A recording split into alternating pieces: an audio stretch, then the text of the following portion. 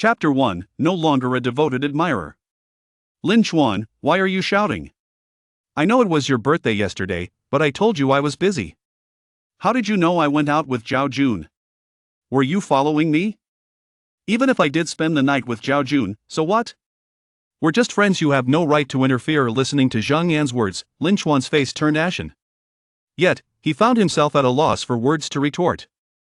Indeed, he had always been the one to dote on her, bringing her brown sugar water during her menstrual cycle, caring for her when she was sick and skipped classes, rushing to bring her an umbrella when it rained, and buying gifts to surprise her on her birthday. She accepted everything, yet she never once mentioned wanting to be more than friends.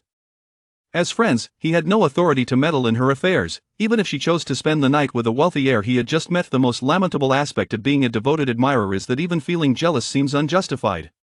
No, a devoted admirer has no right to be jealous. The moment one chooses to be a devoted admirer, they have already forfeited their dignity. Suddenly, Lin Chuan felt a profound sadness. He had bottled up all his deep-seated feelings, grievances, and questions. At this moment, every additional word would only amplify his sorrow. Taking a deep breath, Lin Chuan stated, "You are right. As friends, I have no right to dictate your life. Oh, but I believe we should cease being friends from now on. If I harbor any feelings for you, I shall consider myself a dog." Zhang Yan frowned. "Lin Chuan, what's wrong with you? We are still friends. Isn't that good enough?" Lin Chuan scoffed. He was the one who had been devoted to her, while she simply enjoyed the attention without any effort on her part. Naturally, she found it agreeable. Now that she was with Zhao Jun, a wealthy heir, she expected him to continue his devotion? How shameless could one be? In that moment, Lin Chuan felt liberated, realizing that the girl he had pursued for 3 years had become utterly unworthy of his affection. Or perhaps she had always been this way. He had merely been blind to it. Now seeing clearly at last, Lin Chuan cast one last glance at Zhang Yan, intending to warn her that Zhao Jun was not a good person, but thought better of it and chose silence, turning to leave.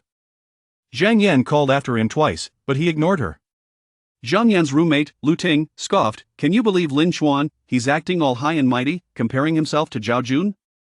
Zhao Jun drives a BMW 7 Series. What does he have to compete with? But he's just throwing a tantrum to grab your attention. I refuse to believe he can actually walk away from you. In a few days, he'll be back, tail between his legs, ready to fawn over you again." Zhang Yan seemed unconcerned, saying, that infuriating Lin Chuan took the milk tea he brought with him. "Forget it, I have plans to shop with Zhao Jun." Lu Ting nodded in agreement. Right, Zhao Jun is far more important. As Lin Chuan strolled along the campus path, the gentle breeze filled him with an inexplicable sense of lightness. It felt as if a heavy shackle had been released, allowing him to recognize that his devotion had been a source of distress to in this splendid university life. There were countless better pursuits than groveling for affection. Why should one debase themselves to such an extent? From this day forth, he vowed never to be a devoted admirer again. Even if it meant remaining single for life, he would refuse to be a dog. Just as he made this resolution, a voice echoed in his mind, "The ultimate admirer system has detected a suitable host and completed the binding." A translucent screen appeared before him. Total admirer currency, 1 trillion. First admirer currency, 1 million. Main task 1, spend the first batch of admirer currency within a day to achieve a 50-point increase in affection from a beauty with a score of 8 or above. Completion reward, 100,000 and a lottery draw. Failure penalty, freezing all remaining admirer currency. Lin Chuan was stunned for a few seconds, then seethed with anger. What the hell? I just decided not to be an admirer, and now you're throwing the ultimate admirer system at me? 1 trillion, which far exceeds the wealth of the world's richest. Why not use it for something worthwhile instead of as a devoted admirer? If I succeed in my endeavors, I might receive a meager reward, but if I fail, all my funds will be frozen.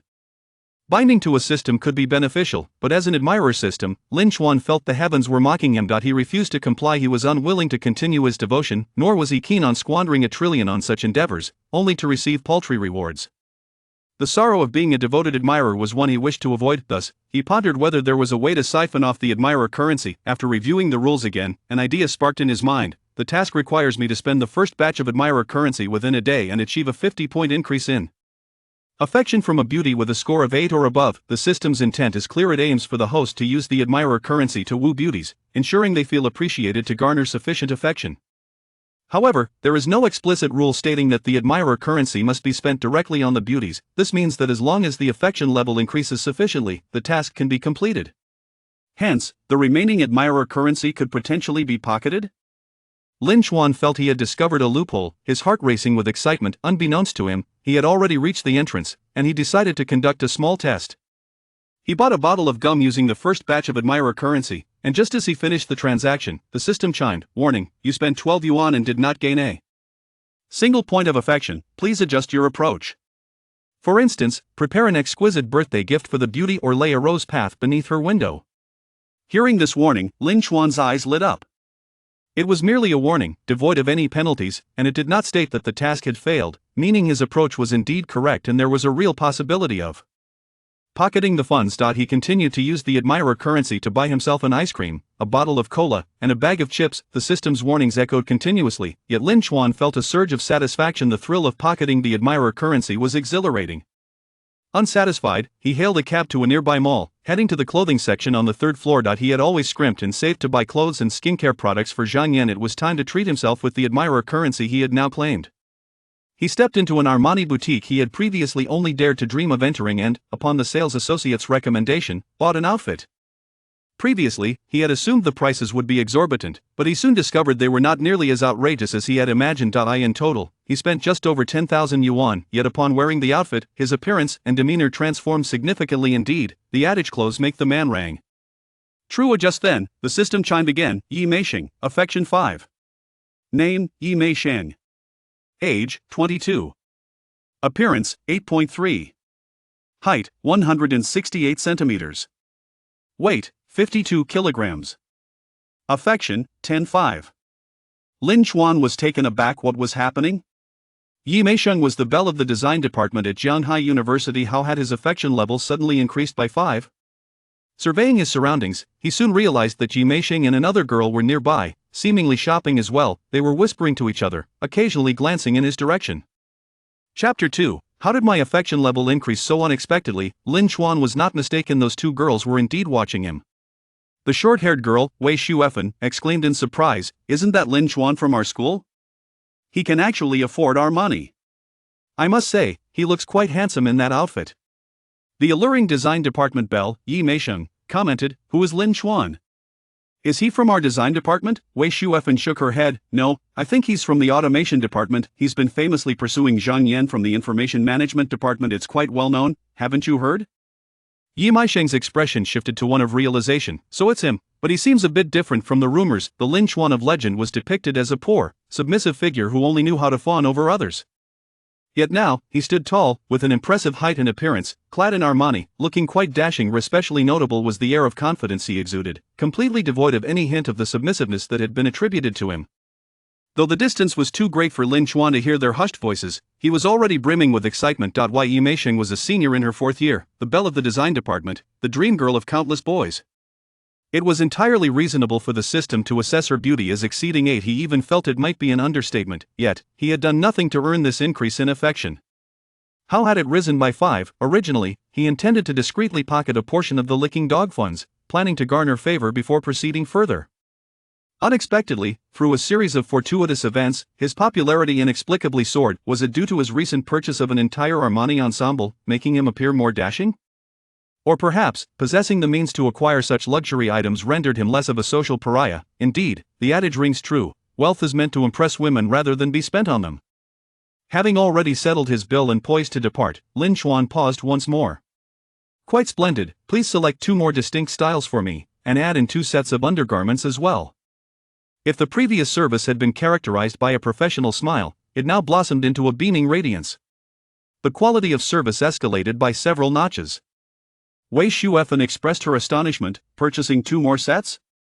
Is he really that affluent? I had heard he came from a humble rural background. Could that information be erroneous?" Yi Meisheng shared her surprise, even feeling a flicker of curiosity towards Lin Chuan, resulting in an increase of her favorability towards him. As Lin Chuan reveled in the system's notification, he felt elated. How splendid! His popularity had risen effortlessly. He recognized the system's loophole, realizing that it wasn't imperative to squander money merely to flatter women. However, he had never anticipated that gaining favor could be so uncomplicated. Remarkably, the incessant alerts from the system had ceased, indicating that even the system deemed his actions as fulfilling a task. This loophole was indeed remarkable. If utilized wisely, he could amass a fortune from the licking dog funds. Could this imply that Yi Meisheng harbors a certain materialistic inclination? I've heard numerous suitors vying for her attention, most of whom are affluent. Yet, this senior adeptly maintains her relationships, keeping a prudent distance, while those suitors continue to advocate for her. Contemplating this, Lin Chuan proceeded to purchase 2 more Armani outfits. As he exited the store, he crossed paths with Yi Meisheng and Wei Shuefen. Their gazes met, and Lin Chuan nodded in acknowledgement, to which they reciprocated. Lin Chuan's demeanor was polite and composed, akin to addressing 2 ordinary seniors. Having resolved to cease his ingratiating behavior, he felt no need to treat any woman as superior. All are human, no one is inherently more refined than another. With this shift in mindset, he exuded newfound confidence.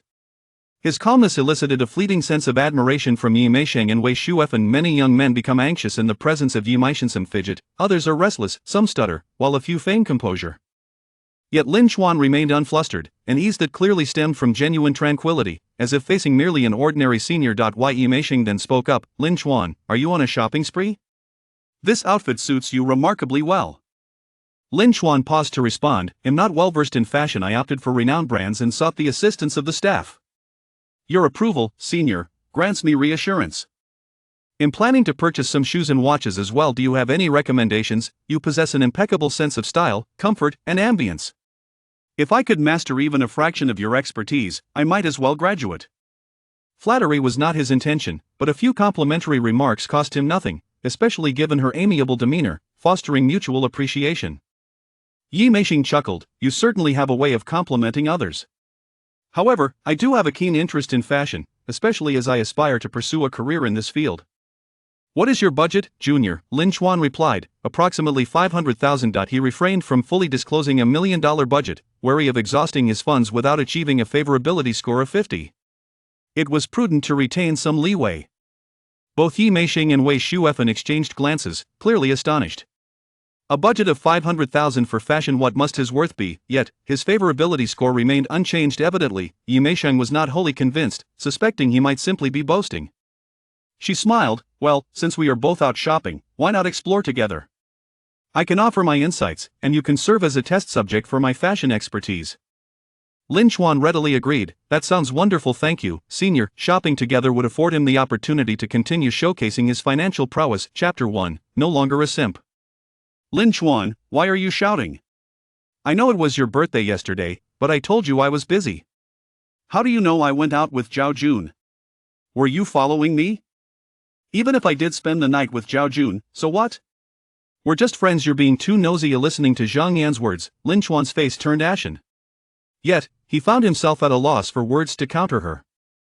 Indeed, he had always been the one to indulge her, buying her brown sugar water during her period, skipping classes to care for her when she was sick, rushing to bring her an umbrella when it rained, and surprising her with gifts on her birthday. She accepted everything, yet she had never once stated that they should be more than friends.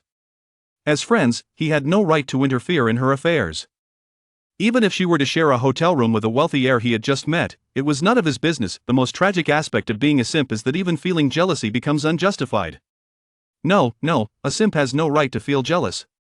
The moment one chooses to be a simp, they forfeit their dignity. Lin Chuan suddenly realized how pathetic he was, stifling all the passionate, dissatisfied, and questioning words he had intended to say. At this moment, every additional word he spoke would only deepen his sorrow. Taking a deep breath, Lin Chuan replied, You're right. As friends, I have no right to meddle in your life. Oh, wait, let's not even be friends anymore. If I ever have even the slightest longing for you, I am but a dog. Zhang Yan frowned. Lin Chuan, what's wrong with you? We're still friends, isn't that good? Lin Chuan scoffed. It was always he who catered to her. She needed only to enjoy the attention. Naturally, she would think it was fine now that she was spending the night with a wealthy heir. She still expected him to remain devoted? How could one be so shameless? In that moment, Lin Chuan felt a weight lift. The girl he had pursued for 3 years had become worthless to him. Or perhaps she had always been this way, and he had simply been blind to it until now. Lin Chuan glanced back at Zhang Yan, intending to warn her that Zhao Jun was not a good person, but after a moment's reflection, he decided against it, choosing instead to remain silent and walk away. Zhang Yan called after him twice, but he ignored her. Zhang Yan's roommate, Lu Ting, scoffed, Can you believe Lin Chuan? He's acting all high and mighty, trying to compare himself to Zhao Jun. That guy drives a BMW 7 Series, while Lin Chuan is just a rural poor kid. What does he think he can compare? But he's just throwing a tantrum to get your attention. I don't believe he can really walk away from you. In a few days, he'll be back, tail between his legs. Zhang Yan seemed unfazed, saying, "That damned Lin Chuan took the milk tea he brought." "Forget it, I'm going shopping with Zhao Jun." Lu Ting nodded in agreement. "Exactly, Zhao Jun is what matters."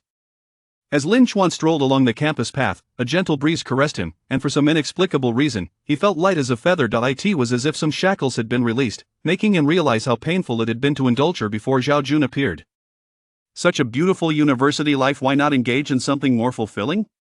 Would it really be the end of the world if he didn't pursue a romance? Why should he continue to grovel? From this moment on, he vowed never to be a simp again. Even if he remained single for life, he would never be a simp. Just as he made this vow, a voice echoed in his mind, "The ultimate simp system has detected a suitable host and completed binding." A translucent screen materialized before him. Total simp funds, 1 quintillion. First simp fund, 1 million. Main task 1, spend the first simp fund within a day and achieve a 50-point favorability boost from a beauty scoring above 8. Completion reward, 100,000 and a lottery draw. Failure penalty, freezing all remaining simp funds. Lin Chuan was stunned for a few seconds before erupting in anger.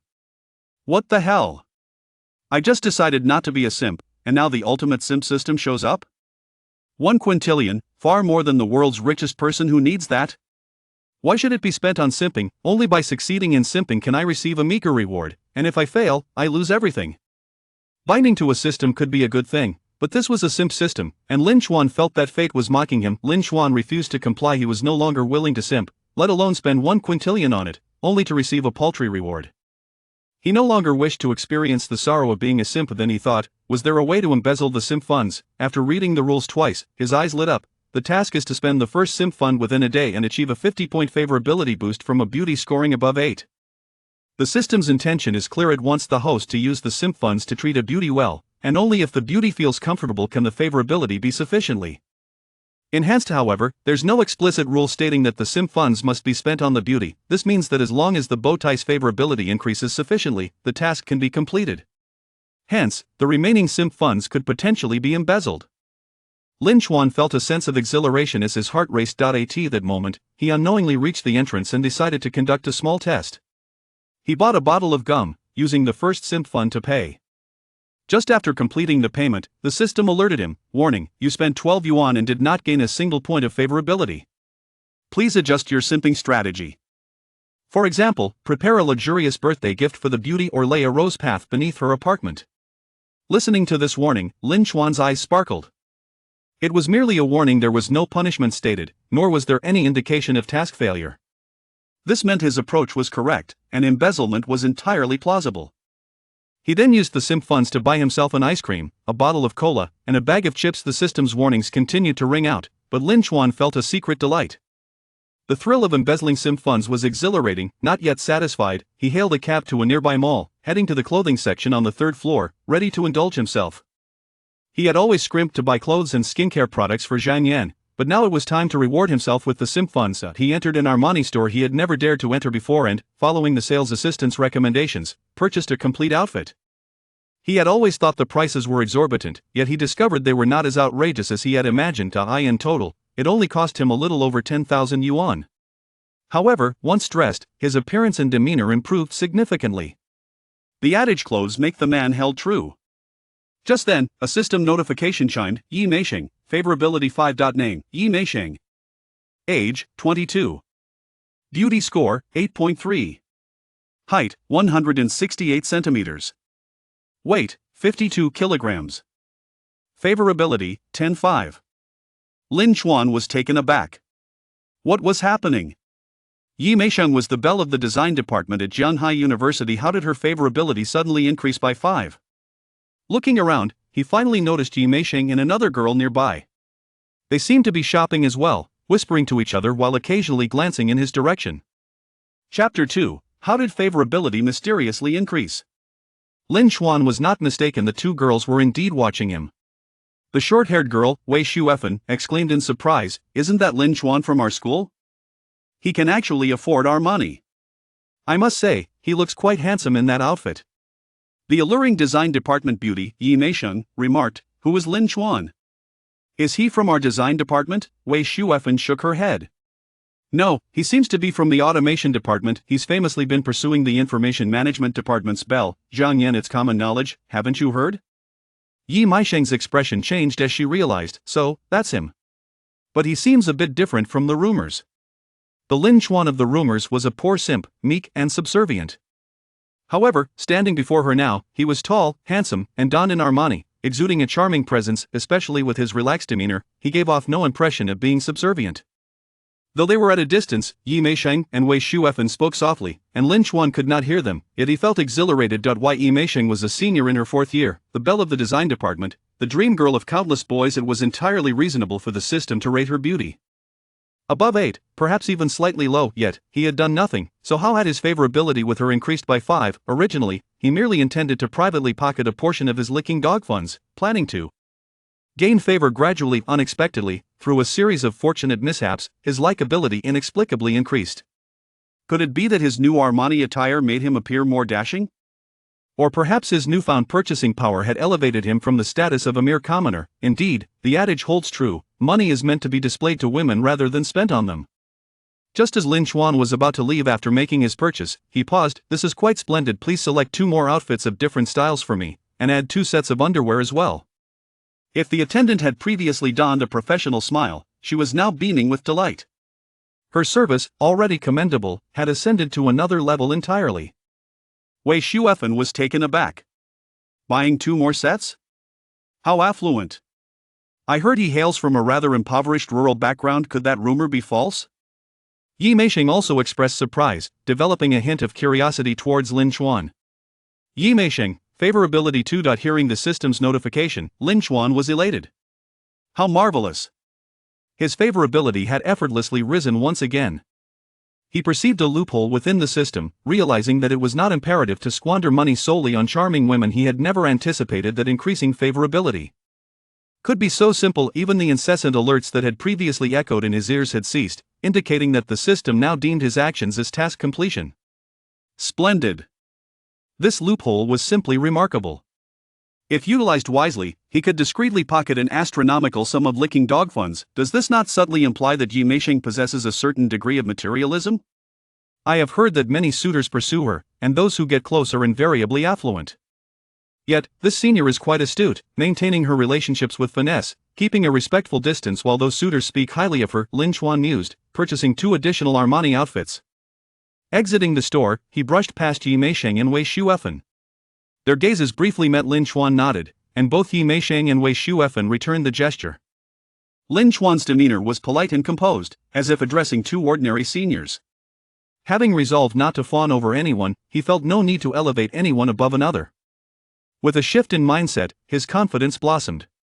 His tranquility elicited a flicker of admiration from Yi Meisheng and Wei Shuefen. Many young men often felt anxious in the presence of Yi Meisheng. Some fumbled, others were restless, some stammered, while others feigned composure. Yet Lin Chuan remained at ease, as if the individual before him was merely an ordinary senior. Yi Meisheng, favorability 3. Suddenly, Yi Meisheng spoke. Lin Chuan, are you on a shopping spree? This outfit suits you quite well. Lin Chuan halted and replied, I am not well versed in fashion, so I opted for renowned brands and sought the assistance of the staff. To receive your approval, senior, puts my mind at ease. I plan to purchase some shoes and watches as well. Do you have any recommendations?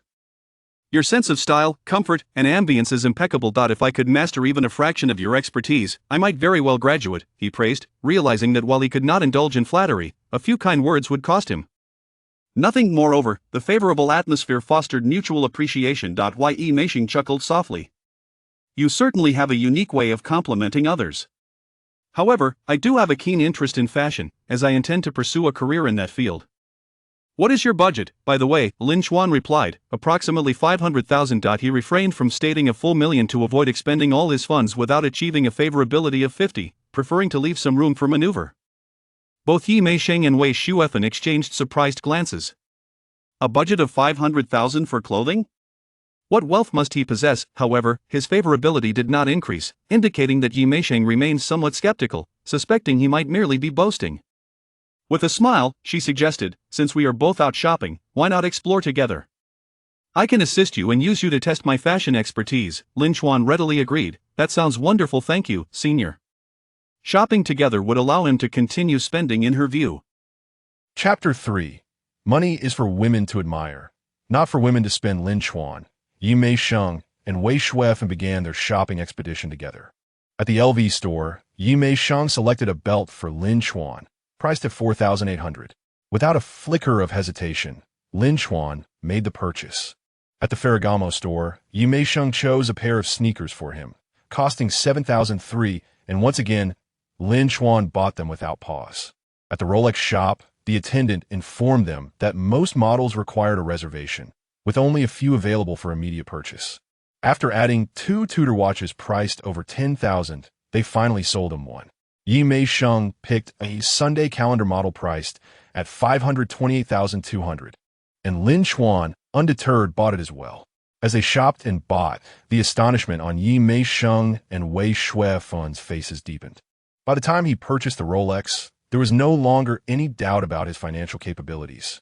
Generally speaking, those who can afford a 500,000 watch possess greater wealth than those who can afford a 500,000 car. After all, people are typically more willing to spend money on cars. Watches are luxury items purchased only when one has significant disposable income. The saying goes, the poor play with cars, the rich play with watches, which encapsulates this notion.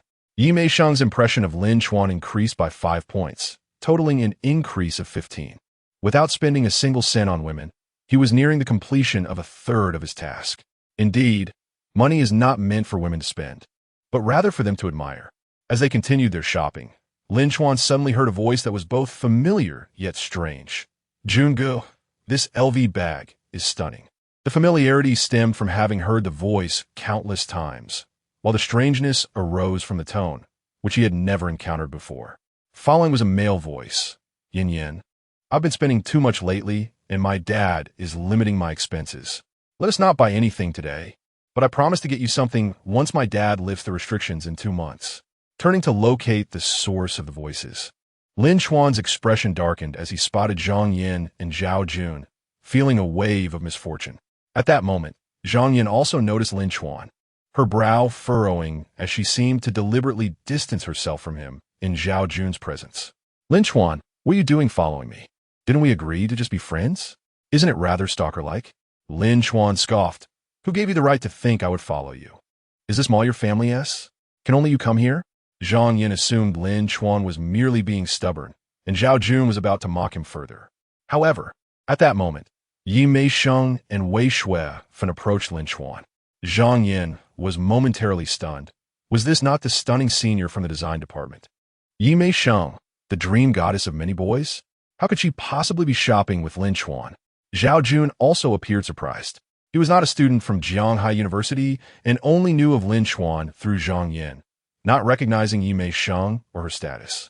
Yet, anyone with eyes could see her beauty and grace, leading to the question, how could this impoverished Lin Chuan be shopping with such a beautiful woman? In a lowered voice, Yi Mei-sheng inquired of Wei Shuefen, is this the Lin Chuan who has pursued Zhang Yin for 3 years? Wei Shuefen confirmed, yes, but it seems Lin Chuan has finally come to his senses and ceased his unfounded adoration. Zhang Yin appeared oblivious to the fact that Lin Chuan was now wealthy. Yi Mei-sheng, perhaps with some unknown intention, gently linked her arm with Lin Chuan's. The gesture, while not overly intimate, conveyed an inexplicable closeness.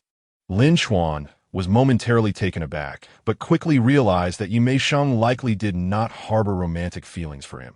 Rather, she seemed to be deliberately showcasing him in front of Zhang Yin. This action brought Lin Chuan a sense of comfort. Let us go, he nodded. There's a hair and beauty salon over there. Would you two seniors like to indulge in some beauty treatments? Today, as a gesture of gratitude for your assistance in styling, I'll cover the costs. Lin Chuan did not intend to continue his role as a sycophant, but refraining from being stingy was not part of that decision. Yi Mei-sheng had helped him with his appearance, and after such a display, a token of appreciation was warranted. Moreover, he could also get a haircut and skincare treatment to improve his complexion. Though Lin Chuan considered himself quite handsome, his lack of skincare had left his face appearing rather unkempt. Previously, he had saved money to spend on Zhang Yin, allowing her beauty to overshadow his own disheveled appearance. Now, he understood that enhancing oneself was far more crucial. All right, we want to be polite about it. Yi Mei-sheng and Wei Shuefen acknowledged Lin Chuan's financial capacity and did not hesitate. As they walked away, Zhang Yin and Zhao Jun were left in stunned silence. Only then did Zhang Yin notice that Lin Chuan had changed his attire to all designer labels, elevating his image and aura significantly. Furthermore, was that a Rolex on his wrist? If Lin Chuan had been accompanied by a middle-aged woman, she might have assumed he was engaged in unsavory activities. But with Yimei Sheng, such a notion was utterly implausible. How could Lin Chuan afford so many luxury items, totaling around 5 to 600,000? Wasn't he the impoverished boy from the countryside? Zhao Jun was also uncertain. Shopping alongside a beauty like Yimei Sheng, spending 5 to 600,000 on attire. Could this truly be a poor person? He had claimed to only have a monthly allowance of 1 or 2,000. Something is off. I need to check this out. Zhang Yin felt an inexplicable pang of anxiety. Although she had always viewed Lin Chuan as a mere fish, she could not bear to see him swimming alongside another woman, especially one who seemed to have transformed into a man of means. Zhang Yin followed closely behind, with Zhao Jun, intrigued, trailing after her. They arrived just in time to see Lin Chuan making a payment at the hair and beauty salon, purchasing a 1,200 yuan skincare package for Yimei Sheng and Wei Shuefan.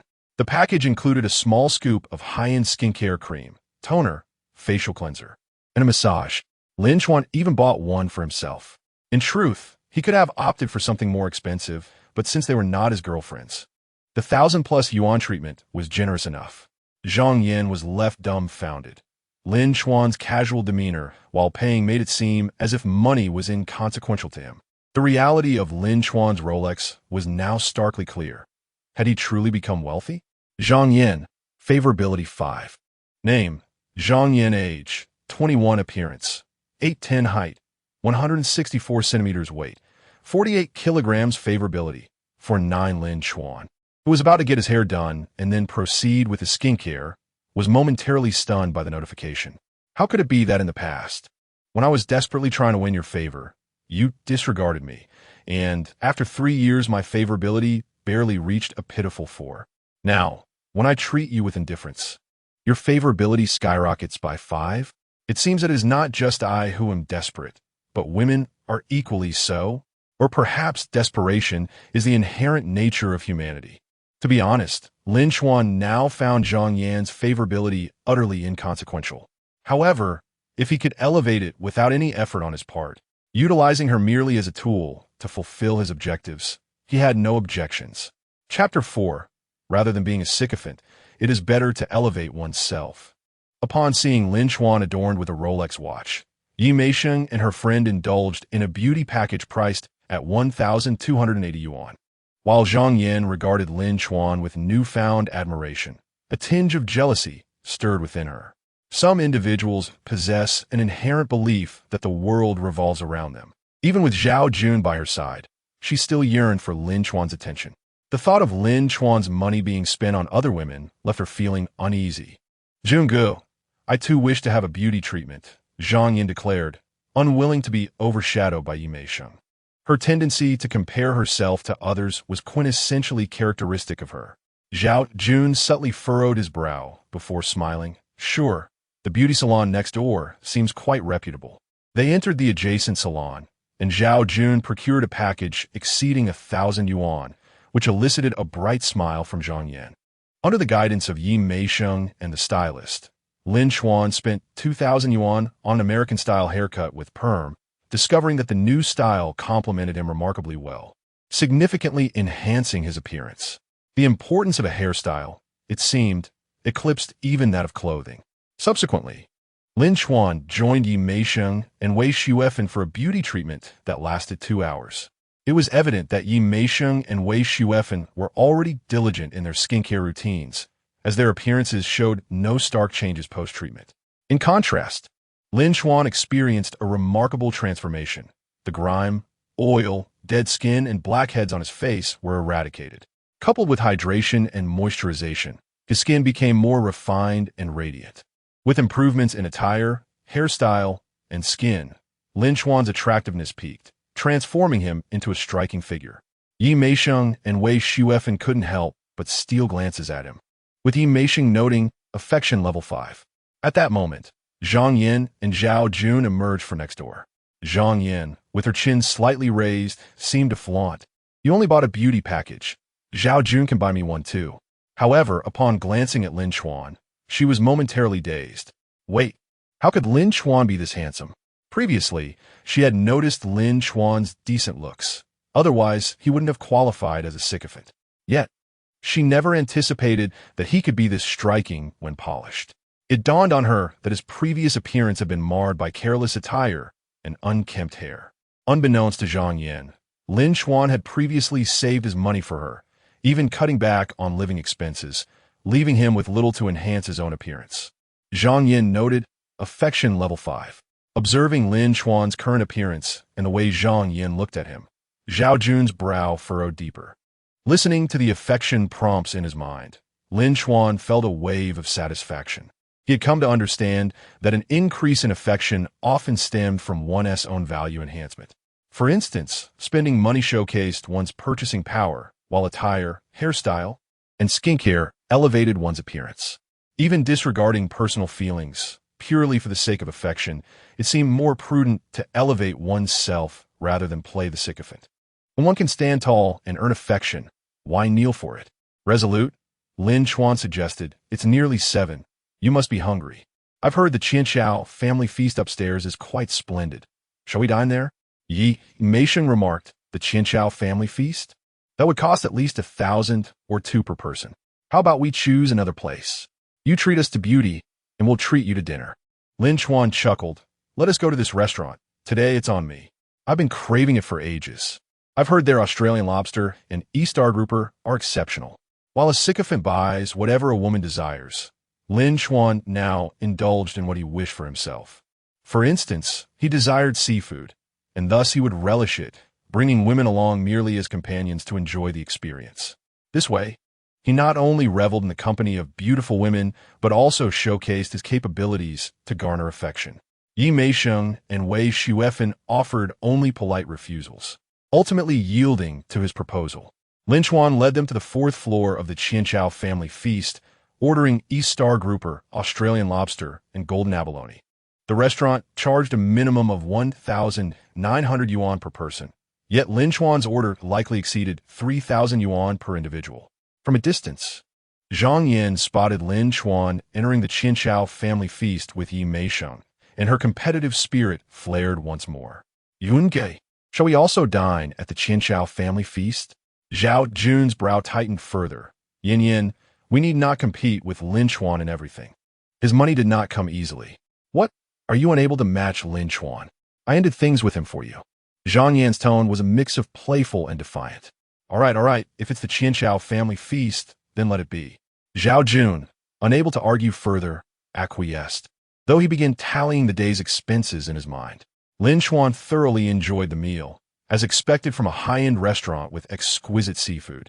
And Yi Meisheng and Wei Xuefen were equally pleased. After the meal, Lin Chuan paid with ease, treating the 10,000 yuan bill as if it were a mere 100. This lavish experience left Yi Meisheng and Wei Xuefen somewhat entranced, with Yi Meisheng noting affection level 5.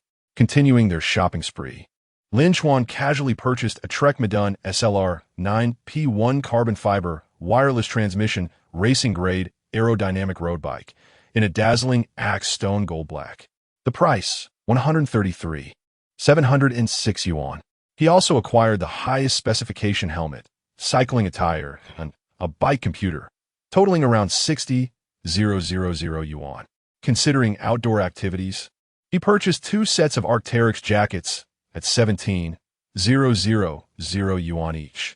Witnessing Lin Chuan's extravagant spending left Yi Meisheng and Wei Xuefen in awe, with Yi Meisheng commenting, affection level 3. Meanwhile, Zhang Yin observed the spectacle from a distance, utterly astonished. If she had previously harbored doubts about Lin Chuan's wealth, those suspicions were now solidified. Zhang Yin noted affection level 5. As she gazed at Lin Chuan, handsome, charming, and affluent, Zhang Yin felt a sudden shift within her. Lin Chuan surpassed Zhao Jun in looks and attentiveness. Her previous concern about his financial status had dissipated. Moreover, since Zhao Jun had entered a relationship with her, he seemed less invested than before. Once generous with gifts, he had now grown hesitant, even refraining from purchasing a bag earlier that day. Lin Chuan, on the other hand, would have undoubtedly bought it if he had the means. Zhang Yin noted, affection level 10. Observing Zhang Yan's gaze fixed on Lin Chuan, Zhao Jun's expression hardened. Yin Yin, it's getting late. Let us head to the private cinema. Zhang Yin replied. Junge, I'm tired today and wish to return to school. What do you mean? After spending all day out, you want to go back alone? Sao Yun Faunil. Zhang Yin was taken aback, not expecting such a response from Zhao Jun, although she indeed had entertained the idea of staying overnight. However, Zhao Jun's tone felt somewhat insulting. Uncertain of Lin Chuan's financial capacity, she didn't want to offend Zhao Jun and could only pacify him. Junge, I'm really exhausted today. Fine, you could go back by yourself, Zhao Jun retorted, turning away without looking back. Zhang Yin stood frozen, taken aback by Zhao Jun's reaction. Accustomed to Lin Chuan's unwavering compliance, she suddenly felt a wave of disappointment. Chapter 5. Lousy is wealthy, but why should I spend on you? While Lin Chuan awaited the assembly of his bicycle, a couple approached. Mei Sheng, Shui Fun. Have you finished shopping? We've just completed our movie. Shall we head back together? Sure, we were just about to leave, replied Yi Mei Sheng and Wei Shui Fun warmly. Then, Yi Mei Sheng turned to Lin Chuan, saying, Junior Lin Chuan, we'll head back first. You should return early as well. Let's add each other on WeChat to stay in touch.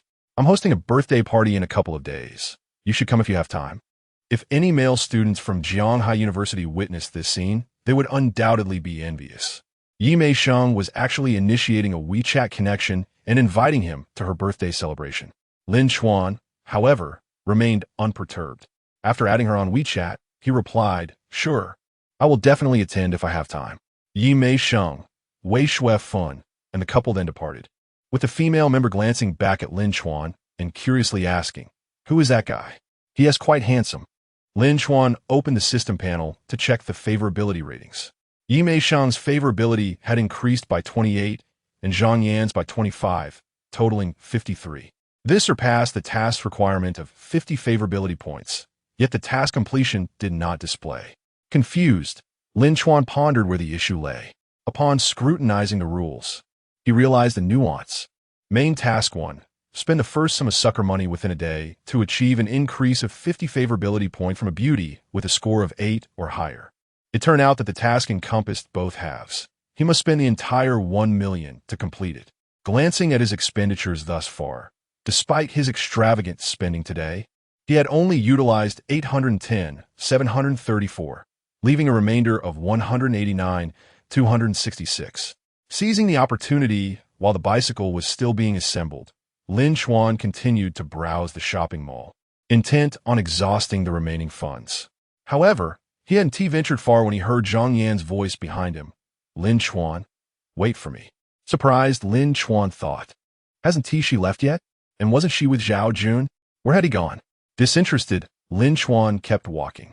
Zhang Yin hurriedly caught up and blocked his path. Lin Chuan, are you upset with me? How come you were shopping with Yi Mei Sheng today? What is your relationship with her? Lin Chuan responded coldly. What business is it of yours? Zhang Yin feigned a hurt expression. Lin Chuan, you've changed. You weren't like this before. Lin Chuan nodded. Indeed, I have changed. I've gained some sense. Zhang Yin continued. I know you were hurt that I chose to accompany Zhao Jun instead of celebrating your birthday. But you've been hiding your wealth from me. Don't you think that is a bit excessive? You've never bought me anything from Gucci, LV, or Prada, and I never complained. I was with Zhao Jun, but you were shopping with Yi Mei Sheng. Today, I even turned down Zhao Jun's invitation to a private cinema for you. Let us both take a step back, forgive each other, and return to how we were, shall we? If you treat me as you used to, I will seriously consider being your girlfriend. Lin Chuan was almost amused by her audacity.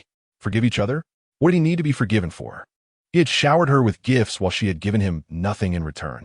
Shouldn't she be grateful instead? Her blatant materialism was spoken with such disarming eloquence. He didn't care why she hadn't gone to the private cinema with Zhao Jun. Moreover, now he was expected to treat her well as before.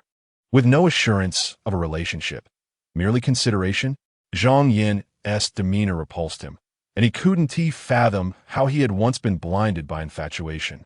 We have no relationship, So there's nothing to forgive, Lin Chuan declared before walking away.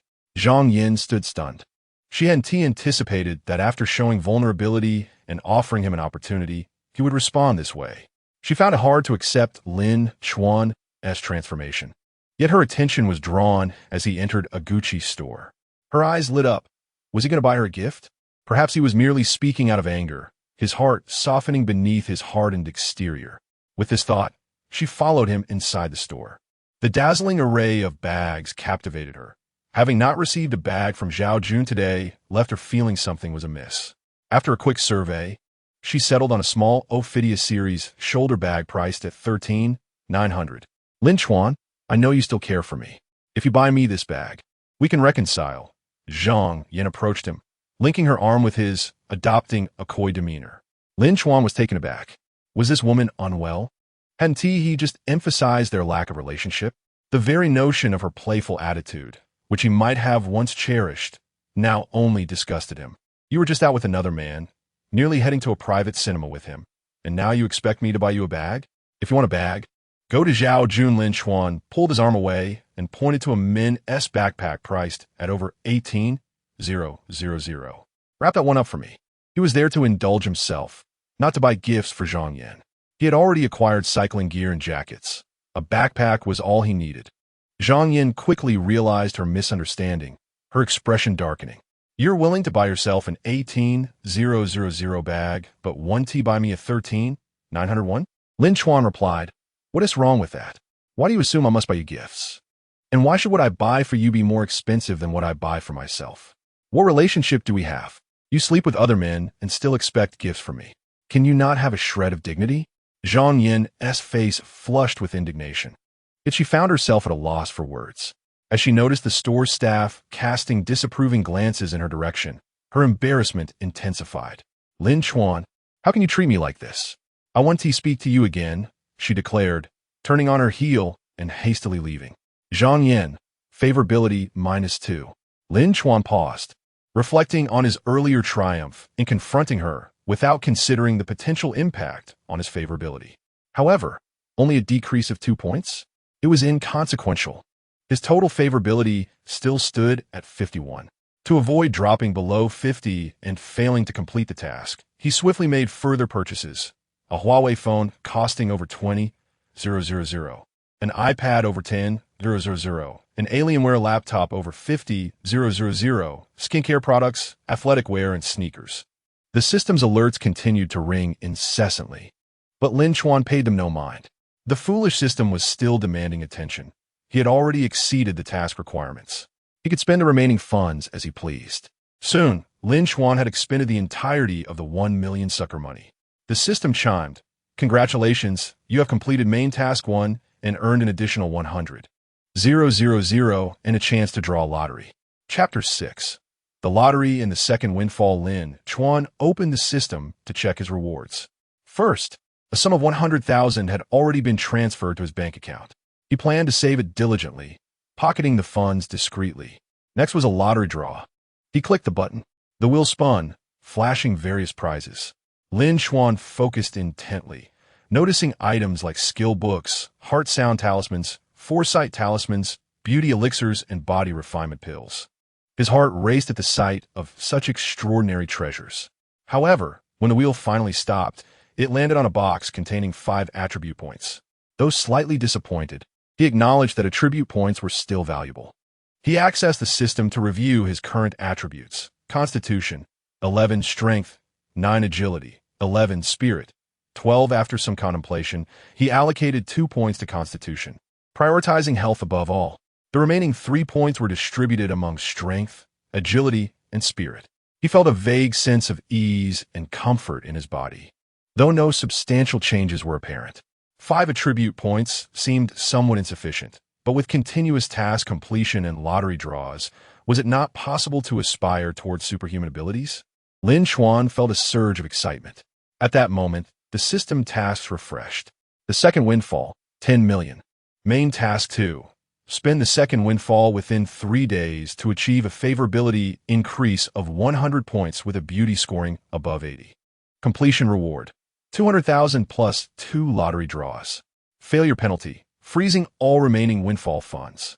Seeing the second windfall of 10 million, Lin Chuan's eyes sparkled. Yet, it was late, and he did not rush to undertake the task. Instead, he bought a substantial amount of barbecue to bring back to the school. Upon entering the dormitory, his 3 roommates were left in utter astonishment. The eldest, Shirley, exclaimed, "What the hell? Third bro, have you struck it rich? Is that Armani you're wearing?" The second, Zhang Yingjia, added, "What s with that hairstyle? You look too flashy. How come I never noticed you were this handsome before?" The fourth, Sun Baorui, chimed in, "You look incredibly dashing. Third bro, I might have to stand aside now." Lin Chuan fabricated a story, claiming his family had received a settlement of several million from a demolition. He refrained from wearing his Rolex, reasoning it would be too extravagant. After all, who buys a $50,000 watch with a mere few million? His 3 roommates were envious, some even questioning how such fortune could befall someone they knew. Zhang Yingjie remarked, "Now that you have money, Zhang Yin will surely see you in a new light." Lin Chuan waved his hand dismissively. "That's all in the past. I won't be chasing after her anymore.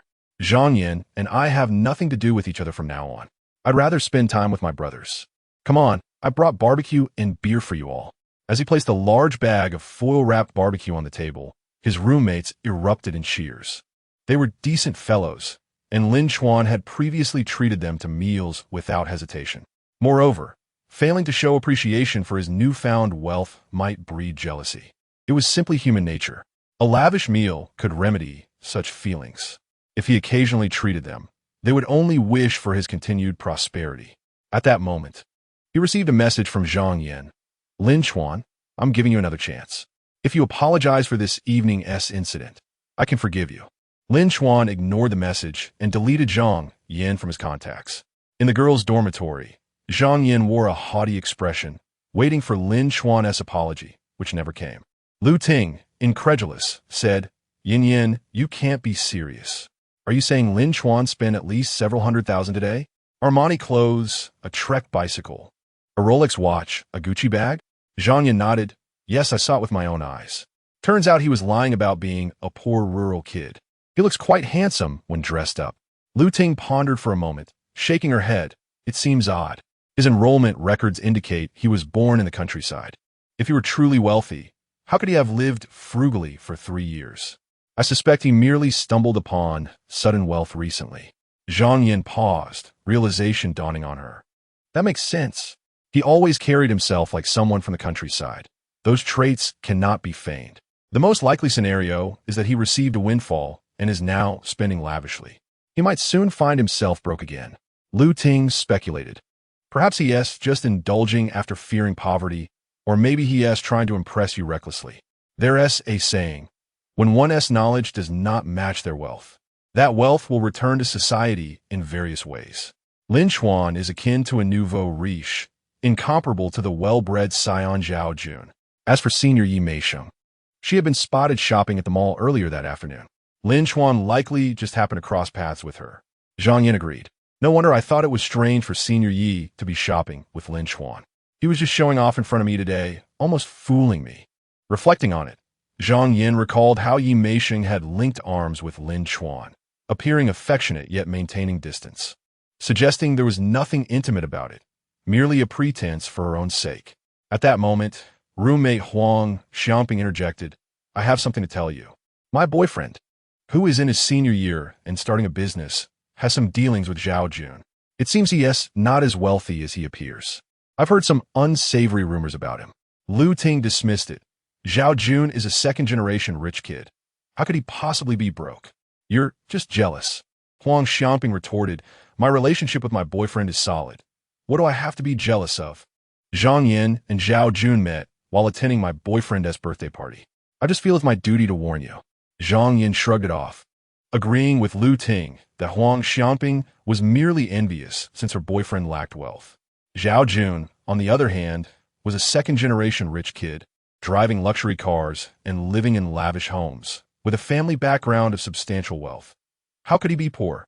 Oh dear, I was supposed to go to the private cinema with Jun today, but didn't. He's certainly not going to be pleased.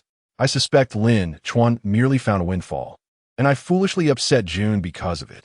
Plus, Lin Chuan gave me the cold shoulder today, Whether it was a ploy or not, I'm still upset. Even if he comes back to beg, I intend to ignore him for a while.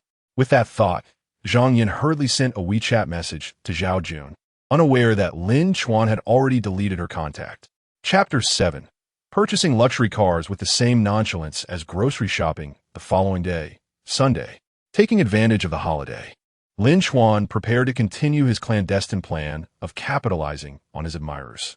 He focused his attention on the 5 prominent beauties of the department.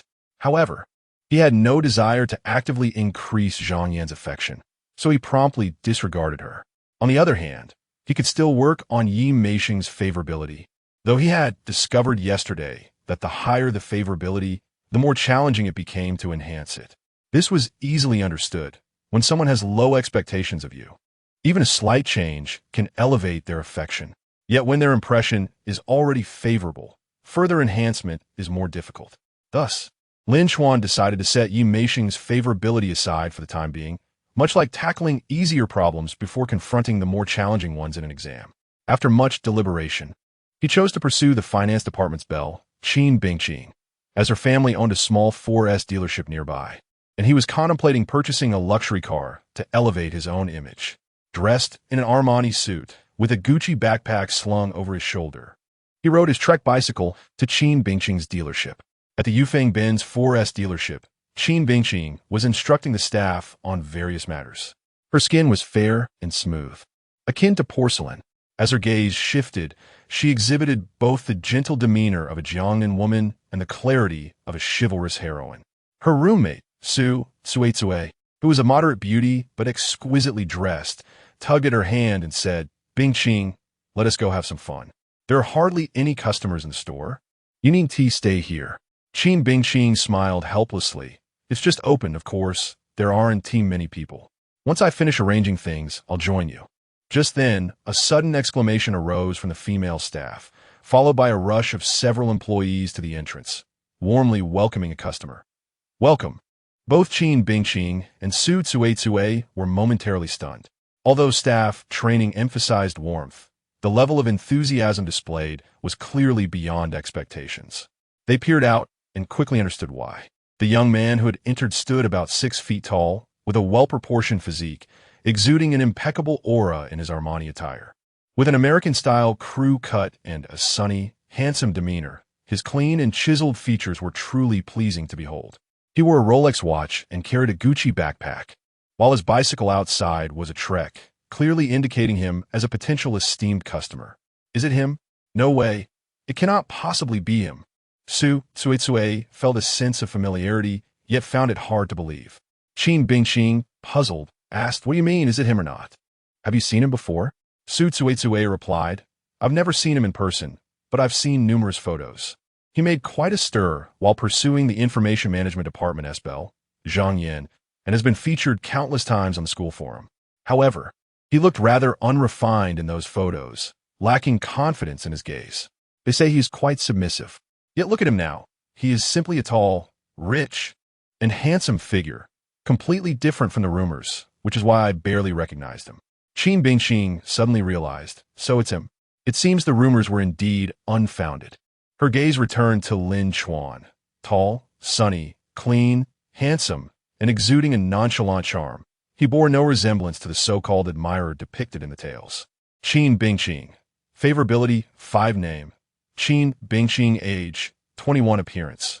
8'5" height, 170 centimeters weight, 56 kilograms favorability, 0.5 upon hearing the system notification in his mind. Lin Chuan felt quite satisfied. Indeed, using money to enhance and package oneself was the most effective method to gain favor. Embezzling funds from admirers was undoubtedly the wisest choice of his life. Qin Bingqing approached and inquired, "Lin Chuan, what car are you interested in purchasing?" With the dealership's heiress addressing him as classmate, the other female staff members felt it inappropriate to interrupt further and reluctantly withdrew, though their glances frequently returned to Lin Chuan. Lin Chuan surveyed the surroundings, stating, "Which car has a grand appearance and is suitable for off-road driving?" Qin Bingqing asked, "What is your budget?" Lin Chuan replied, "I don't have a specific budget. I'm just looking for a vehicle with excellent performance and powerful capabilities." Qin Bingqing felt a spark of interest and suggested, I recommend the latest 2025 Mercedes-Benz G63. This model boasts a commanding design, formidable off-road capabilities, and powerful performance. The interior is luxurious. While there were previous complaints about seating discomfort, the latest version has addressed all those issues. This is the top-tier model, excelling in every aspect. However, it does come at a hefty price of around $3.7 million.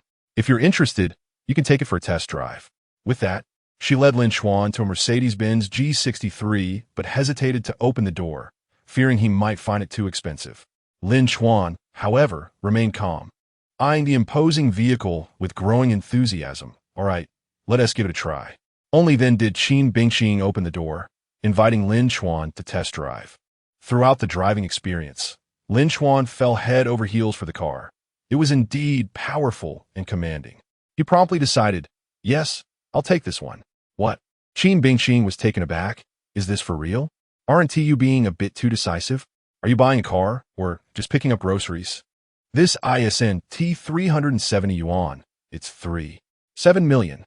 Lin Chuan responded, what are you waiting for? Let us sign the contract. Qin Bingqing was momentarily dazed, scarcely believing her ears. Are you paying in full or financing? The dealership preferred customers to finance, as it allowed them to receive commissions from banks. Typically, financing would yield a lower upfront cost, but with interest, customers ultimately paid more. Those with limited funds might benefit from financing, while those with ample resources generally preferred to pay in full. Lin Chuan, however, saw no reason to consider financing. He was certainly going to pay in full. After all, he was converting the funds embezzled from admirers into his own assets, and financing made no sense. After a brief negotiation, they settled on a full payment of $3.7 million. In less than 10 seconds, Lin Chuan completed the transaction. It was only upon seeing the funds transfer that Qin Bingqing could believe this was not a dream. She couldn't help but reflect on how the rumors were not just incorrect but utterly absurd. If Lin Chuan were truly a destitute man, then there were hardly any students in the school who weren't. It's noteworthy that some individuals, even when capable of affording luxury cars, would hesitate and nitpick various flaws or make numerous demands. Yet, Lin Chuan handled the purchase with the same ease as buying groceries, proving himself to be a true affluent individual. Qin Bingqing, Favorability 5 Chapter 8, a joyride to enhance affection in a brief moment. Lin Chuan astonished the staff at the dealership by purchasing a luxury vehicle worth $3.7 million. The female employees were rendered speechless. Xukui kui, equally flabbergasted, leaned in and whispered, is it really this easy to sell cars? What if I joined your team as a salesperson? The commissions must be a fortune. Qin Bingqing replied with a hint of annoyance. What are you thinking? In reality, it's not that simple, especially with luxury cars. You could tirelessly pitch to 100 clients and still not make a sale. Some may even treat you rudely, making it quite difficult. Meeting someone as straightforward as Lin Chuan is a rarity in my years of experience. Sukwikui remarked, EC. It's evident that Lin Chuan is quite affluent. The rumors of him being a poor loser are utterly absurd. Qin Bingqing added, those rumors have persisted for 3 years without clarification. I suspect no one truly knows of his wealth. Either he has been feigning poverty all along, or he has recently come into a windfall.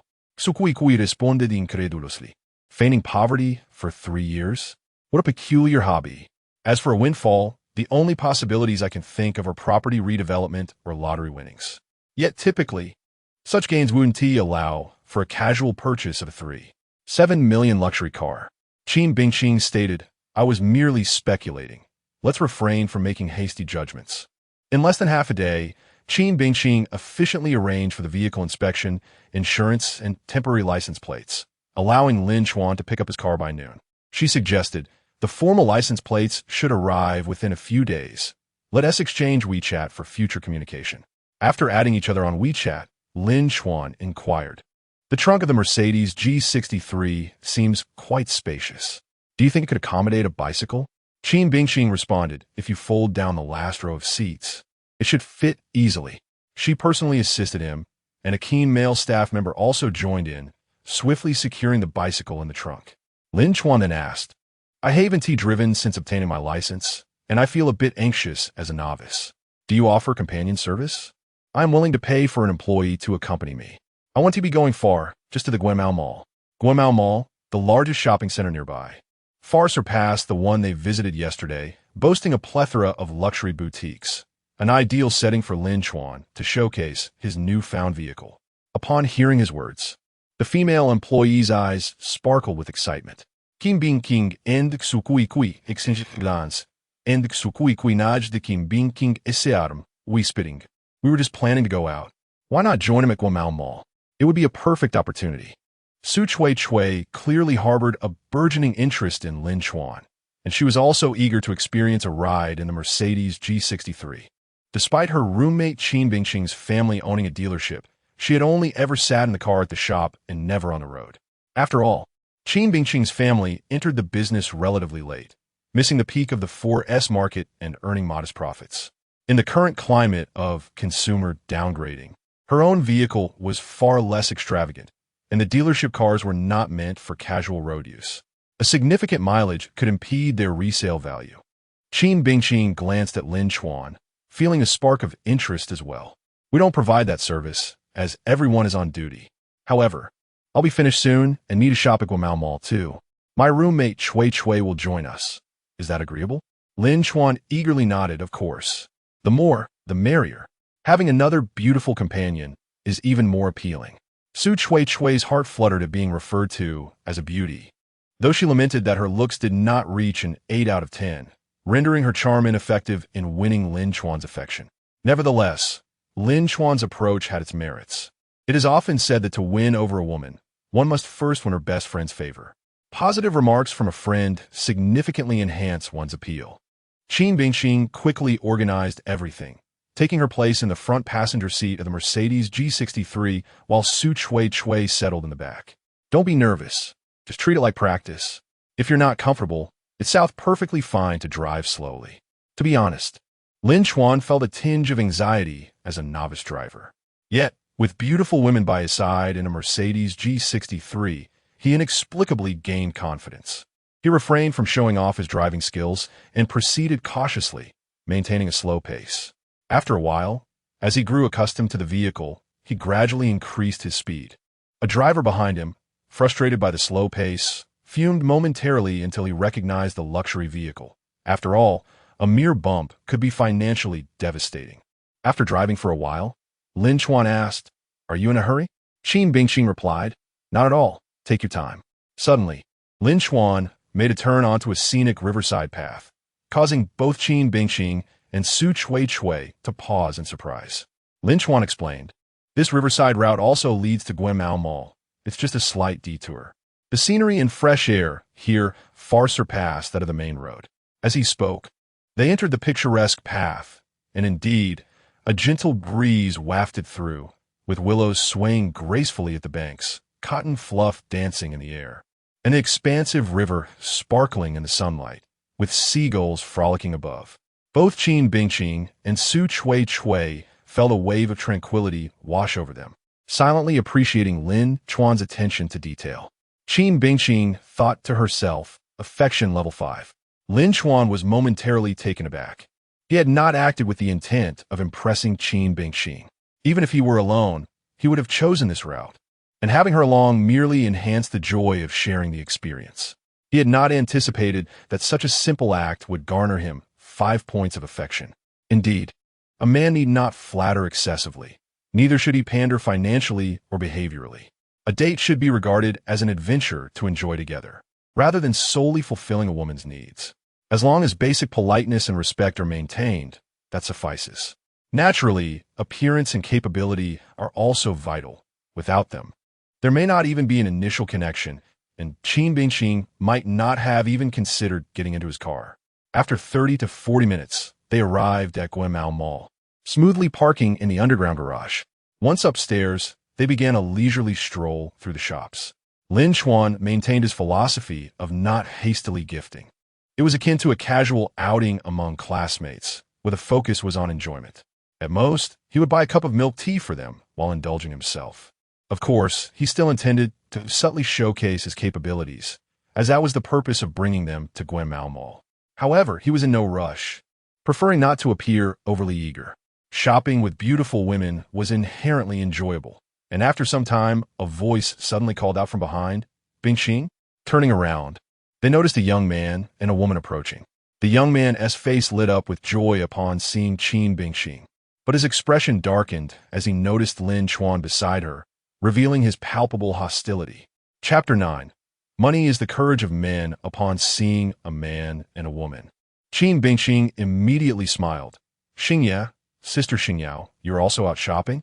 However, she noticed Lu Xingye's hostile and charged gaze directed at Lin Chuan, and she offered Lin Chuan an apologetic expression. To her surprise, Lin Chuan remained calm and unconcerned, even returning her smile with an air of composure, thoughtfulness, and steadiness. Qin Bingxing blinked, pondering how emotionally stable this young man was, and thought affection level 4. Lin Chuan was indeed composed. After all, he had only just met Qin Bingxing and was not inclined to exhibit unnecessary displays of possessiveness. His interactions with her were quite pleasant, and he preferred to bask in her admiration rather than concern himself with anything else. Lu Xingyao noticed her brother Lu Xingye's expression and tugged at his sleeve to draw his attention. "Yes, we're just out to kill some time. Are you both here to shop as well?" "Who is this?" she asked, looking at Lin Chuan, clearly inquiring on behalf of her brother, who had an obvious affection for Qin Bingxing.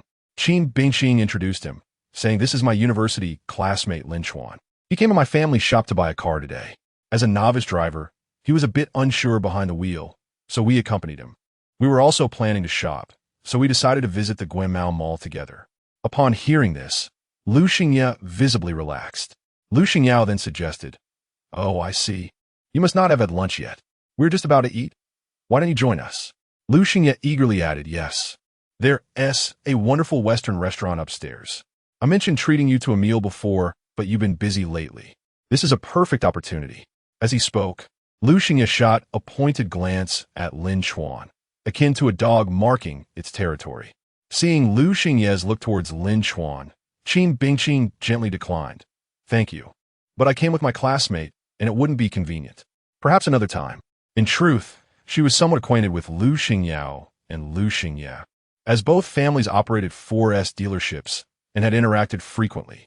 However, she found little common ground with Lu Xingye, who exhibited a strong sense of jealousy and possessiveness, making her feel quite uncomfortable. Now, being with Lin Chuan, Lu Xingye's animosity toward him suggested that attending this meal would mean leaving Lin Chuan behind. Even if Lu Xingye begrudgingly included Lin Chuan, it could lead to an unpleasant atmosphere. Lu Xingye's countenance stiffened at the rejection. Yet, Lu Xingyao quickly discerned Qin Bingxing's unease and interjected, "What's the issue? Of course, we should invite Lin Chuan to join us." "Lin Chuan, please don't feel like an outsider. You are a classmate of Bingxing, which makes you my brother's classmate as well." Lu Xingyao's manner and tone were far more sophisticated than Lu Xingye's, exuding grace while simultaneously bridging the gap between Lu Xingye and Qin Bingxing, as if Lin Chuan were merely an outsider.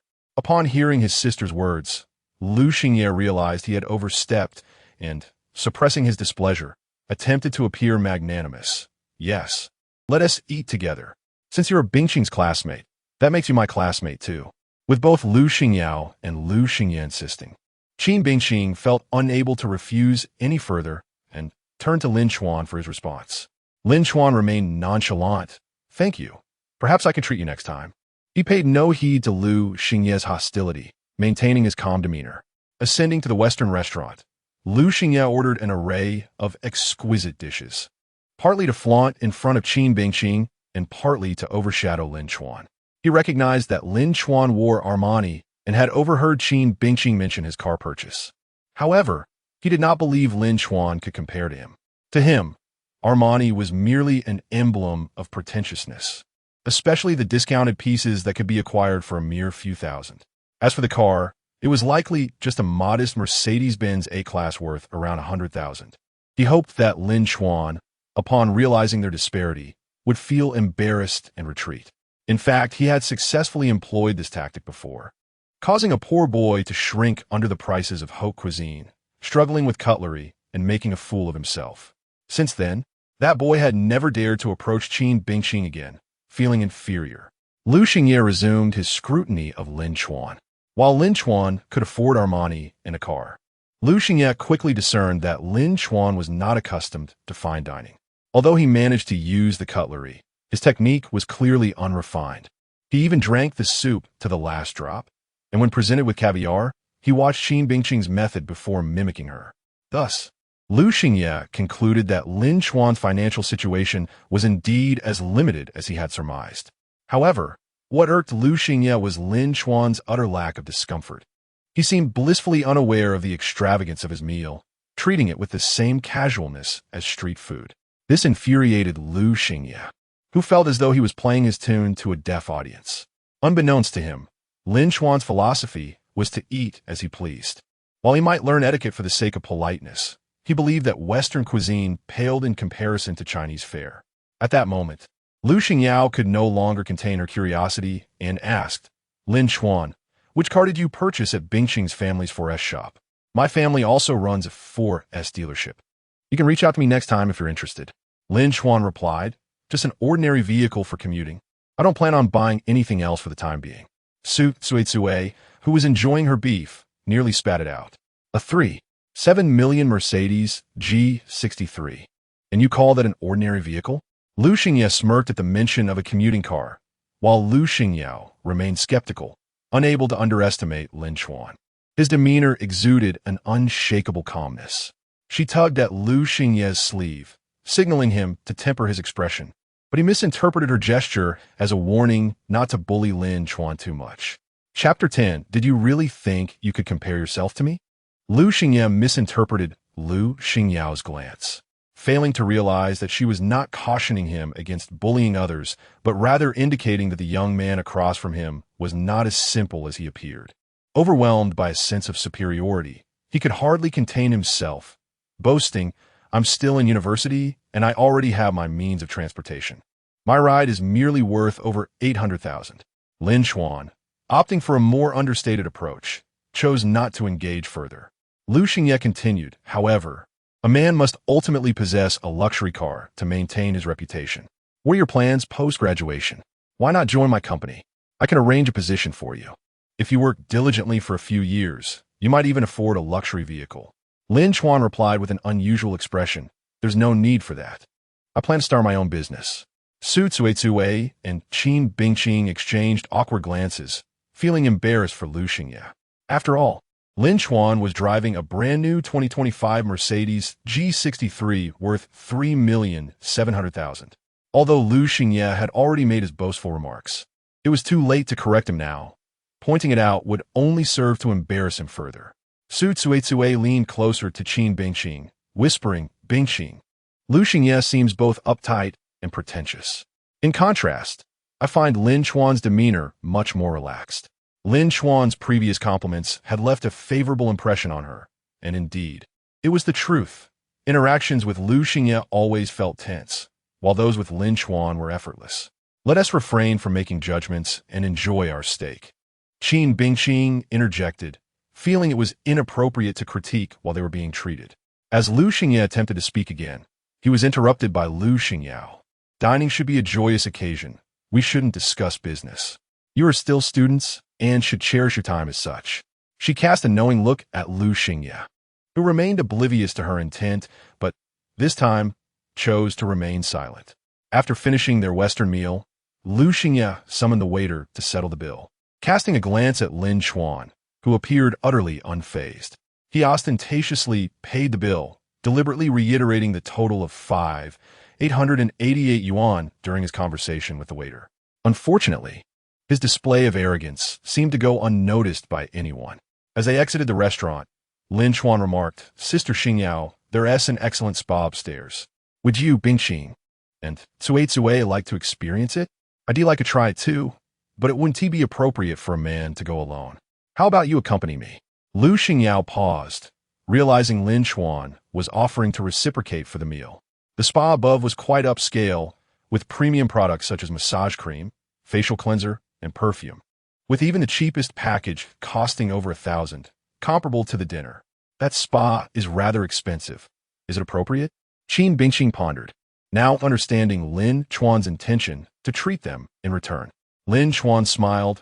It's not overly extravagant. There's nothing wrong with it. If you don't join me, it would feel inappropriate for me to go alone.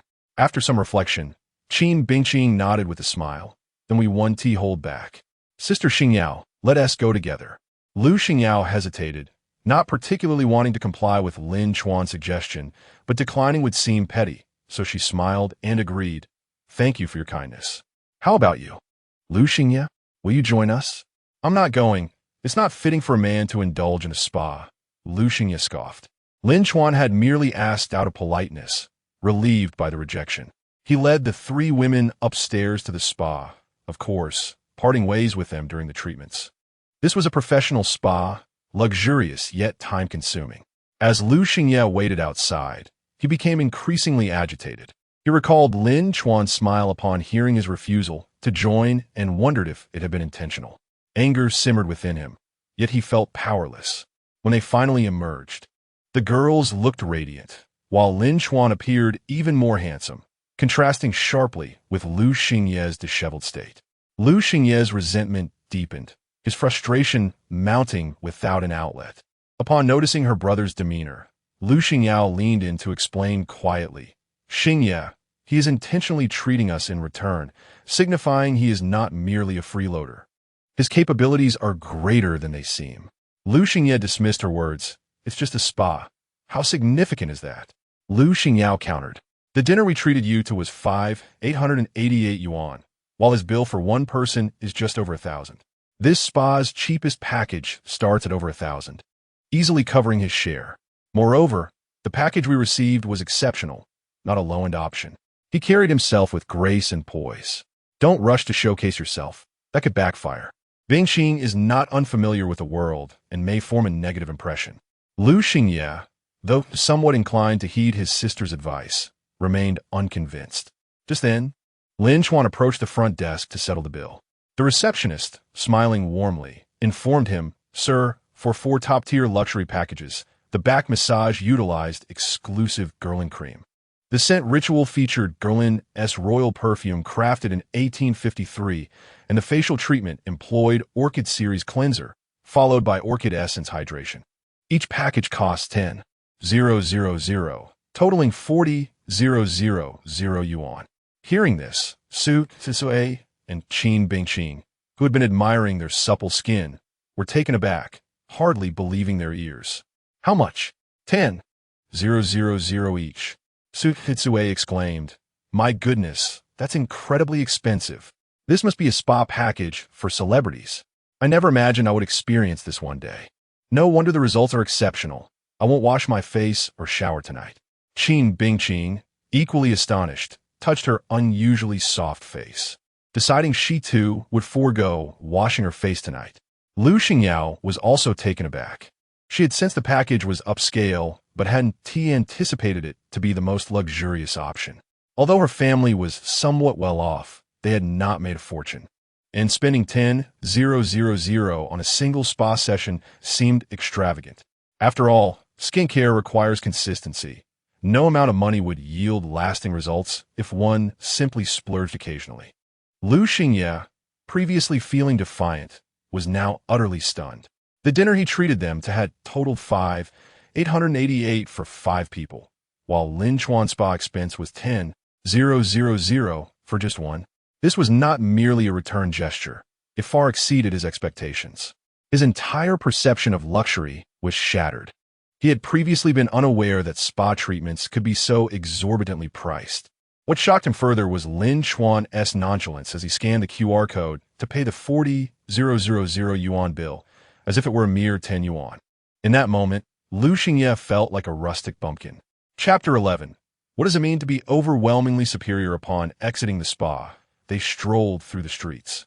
Qin Bingqing, Su Suitsue, and Lu Xingyao were all in high spirits, having experienced an exceptionally luxurious and effective spa treatment. Lin Chuan felt that his skin had also improved, contributing to his cheerful demeanor. For men, skincare holds significant importance. The notion that women are attracted to clean, sunny boys refers to those who are handsome and fair, not merely to someone who has scrubbed themselves clean. The only one feeling discontent was Lu Xingye, who felt overshadowed by Lin Chuan's chosen package. He yearned to see Lin Chuan's discomfort, yet Lin Chuan remained relaxed, as if the 40,000 spent was of no consequence. Lu Xingye sensed he could not let this continue and was eager to reclaim his pride. After wandering for a while, he noticed Qin Bingqing and Su Suizhe admiring a bracelet for quite some time, seemingly taken with it. Suddenly inspired, he stepped forward and purchased it. Bingqing, this bracelet is for you. He anticipated that Qin Bingqing would be delighted, but instead, she appeared embarrassed. It was impossible to say she was entirely unmaterialistic, yet her family was well off, and she had no need for such a gift. Their relationship was not close enough for her to accept a bracelet from Lu Xingye. As the atmosphere grew tense, Lu Xingye's face turned red. Fortunately, Lu Xingyao intervened. Bingqing, this is Xingye's heartfelt gesture. Please accept it. It is not an extravagant gift, and given our family's relationship, there is no need to overthink it. Not wishing to make Lu Xingye uncomfortable, Qin Bingqing accepted the bracelet. Lu Xingye exhaled in relief. Despite the awkwardness, at least she had accepted it. He cast a glance at Lin Chuan, who had not given any gifts, and suddenly felt a sense of superiority. However, he soon realized that the outcome was not as he had envisioned. Qin Bingqing remained warm and friendly with Lin Chuan. While with him, she was merely polite. Lu Xingye felt a pang of envy. Why should it be this way? After some time, they arrived at a Hasselblad camera store. Lin Chuan entered, followed by Qin Bingqing and Su Suizhe. Welcome to Hasselblad, the staff greeted warmly. Lin Chuan, dressed impeccably, did not require the staff's professional demeanor. Any business-minded individual would not display a poor attitude. I'm a novice. Could you please introduce me to your cameras? Lin Chuan said candidly, avoiding any pretense of knowledge. The staff enthusiastically introduced. This is the Hasselblad X2D100C, renowned for its exceptional image quality and advanced technical specifications. One of its core highlights is the 100-megapixel back-illuminated medium format sensor, which provides 16-bit color depth and a dynamic range of 15 stops, ensuring exquisite detail and true-to-life colors. What is the price? Lin Chuan inquired. Depending on the configuration, prices range from 54,900 to 111,299 yuan, the staff replied. Is there a superior model? Or which is your best? Lin Chuan asked.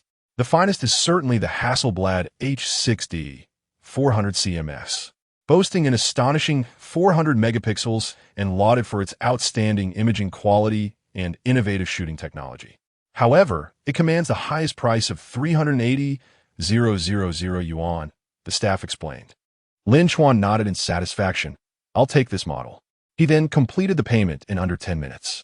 Just like that, a 380,000 yuan camera was purchased. Qin Bingqing and Su Suizhe were momentarily stunned by the scene, but having previously witnessed Lin Chuan casually buying a 7 million yuan Mercedes G63, they had already realized his extraordinary capabilities. They were only surprised that a camera could cost as much as 380,000. Lu Xingye was left speechless.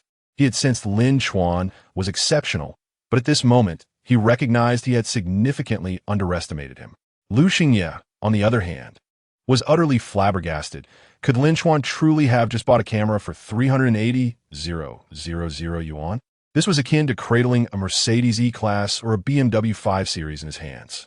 While his family was slightly better off than Qin Bingqing's, he still felt the weight of such an expenditure. His father would surely reprimand him for such a purchase. His own vehicle was worth only a little over 800,000 yuan, meaning that Lin Chuan's camera equated to half the value of his luxury automobile. This realization dawned on him. Lin Chuan's financial prowess likely surpassed his own.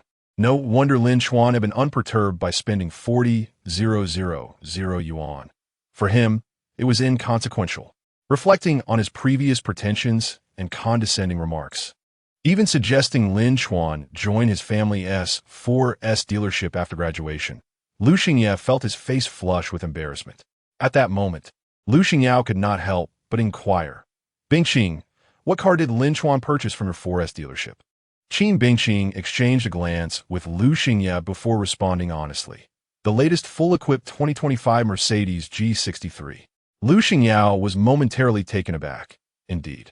Lu Xingye was once again in shock, realizing that the price for the latest full-equipped 2025 Mercedes G63 was approximately 7 million yuan. Is that what you call a mere mode of transportation? Lu Xingye felt more embarrassed than ever, wishing he could disappear into a crack in the ground. He recognized that he had been thoroughly outclassed. While feeling humiliated, he also harbored resentment, believing that Lin Chuan was intentionally making him look foolish. Yet the situation was far from over. Lin Chuan turned and entered a Patek Philippe watch store. Lu Xingye's pupils constricted. There was no way Lin Chuan could have just spent 400,000 yuan and then buy a Patek Philippe watch. Was there? Good afternoon. Welcome to Patek Philippe. The salesperson greeted as Lin Chuan stepped inside. However, when he inquired about the styles, he was informed that all required reservations. Lin Chuan revealed his Rolex watch worth over 500,000 yuan, prompting the salesperson's smile to become slightly less professional, exhibiting a touch more warmth. As Rolex was still overshadowed by Patek Philippe, Lu Xingye, upon seeing the watch on Lin Chuan's wrist, thought to himself, indeed, it is a Rolex, and a high-end one at that. Lu Xingye's pupils contracted again, astonished. After some negotiation, the salesperson finally presented a rose gold Patek Philippe, priced at an astonishing 2,058,000 yuan. Lin Chuan checked the price and confirmed the watch's authenticity before promptly deciding to purchase it, paying the full amount as casually as if he were spending 200 yuan. He removed the Rolex from his wrist, stowed it away, and donned the Patek Philippe watch, instantly exuding an aura of affluence. Qin Bingqing and Su Cuizue were left speechless. This was even more extravagant than purchasing a car worth over 3 million yuan. The age-old adage rang true. The wealthy prefer to spend on cars, while those with more disposable income purchase luxury watches. Lu Xingye was further astonished. It was evident that Lin Chuan was not merely exceptional, but utterly unfathomable. Lu Xingye, meanwhile, was left in a state of shock, as this scene shattered his self-esteem, crushing his previous sense of superiority into pieces. Chapter 12. Utter defeat if the 380,000 yuan Hasselblad camera and the 7 million yuan Mercedes G63 had already surpassed Lu Xingye's financial capabilities, then the 500,000 yuan Rolex and the 2 million yuan Patek Philippe transcended his means by unfathomable levels. At this moment, Lu Xingye found himself at a loss for words, his expression dark and sullen. Lu Xingye, observing her brother's demeanor, let out a sigh, unsure of how to comfort him. Su Cuizue couldn't help but exclaim, my goodness. He purchases a Patek Philippe worth over 2 million as casually as I would buy a trinket from a street vendor. How extravagant! The disparity between people is simply staggering. Qin Bingqing added, I too am taken aback. My father knows a few wealthy individuals, yet even they contemplate their purchases when it comes to watches worth over 1 million. This is the first time I've encountered such nonchalance. Su Cuizue raised her eyebrows playfully, saying, with such striking looks and wealth, you should seize the opportunity. Having a boyfriend like him would be immensely impressive. Lin Chuan's charm had once again proven effective. Qin Bingqing rolled her eyes. You only know how to tease me. If you think so highly of him, why not pursue him yourself? Su Cuizue sighed. I wish I could, but with my ordinary appearance, what chance do I have? I possess enough self-awareness for that. However, if you manage to win him over, I could bask in your glory and hold my head high when we go out together. Qin Bingqing replied, we barely know each other. Let's not speak so fancifully. It would be quite embarrassing if others overheard. Yet, despite her words, Qin Bingqing felt a flutter of attraction. He was of her age, tall and handsome, youthful yet affluent, with a calm and composed demeanor. Unlike Lu Xingye, who reveled in ostentation, he exuded a sense of ease and tranquility, akin to a wealthy scion, spending lavishly merely a part of his daily life. Qin Bingqing thought. Attraction level 7. Unbeknownst to her, Lin Chuan was not merely a wealthy heir, but rather a newly wealthy individual with an entirely different mindset. His current expenditures were a transformation of his previously submissive demeanor into personal wealth. In other words, he was making money. With this mentality, he naturally lacked the brashness of a nouveau riche, displaying a relaxed demeanor akin to that of a gentleman of fortune. Subsequently, Lin Chuan purchased several exquisite garments and bags, but found that Qin Bingqing's attraction level remained stagnant. Thus, he decided to withdraw. It was time to shift his focus. As he often said, it was prudent to set aside challenging problems and first tackle simpler, more rewarding ones. Moreover, when interacting with women, one must sometimes recognize when to gracefully exit during favorable moments. Consequently, Lin Chuan took his leave. To his surprise, without Lin Chuan as a buffer, Qin Bingqing seemed even less inclined to remain with Lu Xingye and promptly suggested that she and Lin Chuan descend together. Once they departed, Lu Xingyao turned to her visibly dejected brother. "You are far too impatient. Initially, you underestimated your opponent and sought to belittle him. I signaled you countless times. Why couldn't you grasp it? From the outset, I sensed he was not as simple as he appeared. Yet, upon witnessing his capabilities, you wore a glum expression. How can you hope to win over Qin Bingqing with such a demeanor?" Lu Xingye expressed his displeasure. "It's not that I lack composure. The boy is simply wealthier. I lost to him in terms of money, and there is nothing more to say. I gifted Bingqing several thousand yuan worth of presents, while he offered nothing. Yet, she treats him far better. I can only conclude that Qin Bingqing is rather materialistic. Perhaps I overestimated her."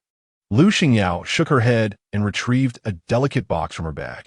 Upon opening it, a necklace came into view, presumably worth several thousand yuan, not inferior to the bracelet he had given. With a sigh, Lu Xingyao remarked, "Bingqing just gifted this to me, likely out of a desire not to owe you anything or to avoid misinterpretation by returning a gift." Lu Xingye was momentarily speechless, unsure of how to respond. This outcome was clearly not what he had anticipated. Lu Xingyao continued, "In my opinion, there are two categories of gifts for women. One is when both individuals share mutual affection, where gifts symbolize deepening feelings. The other is when there is no emotional connection, relying solely on gifts and money to impress. Clearly, you and Bingqing do not fall into the first category. She was reluctant to accept your gift, feeling embarrassed. In the case of the second category, is this small gift sufficient? If she were a gold digger from a modest background who had never encountered the affluent, it might suffice. Yet, even if her family is slightly less wealthy than ours, it is not by much. A few thousand yuan is beneath her notice.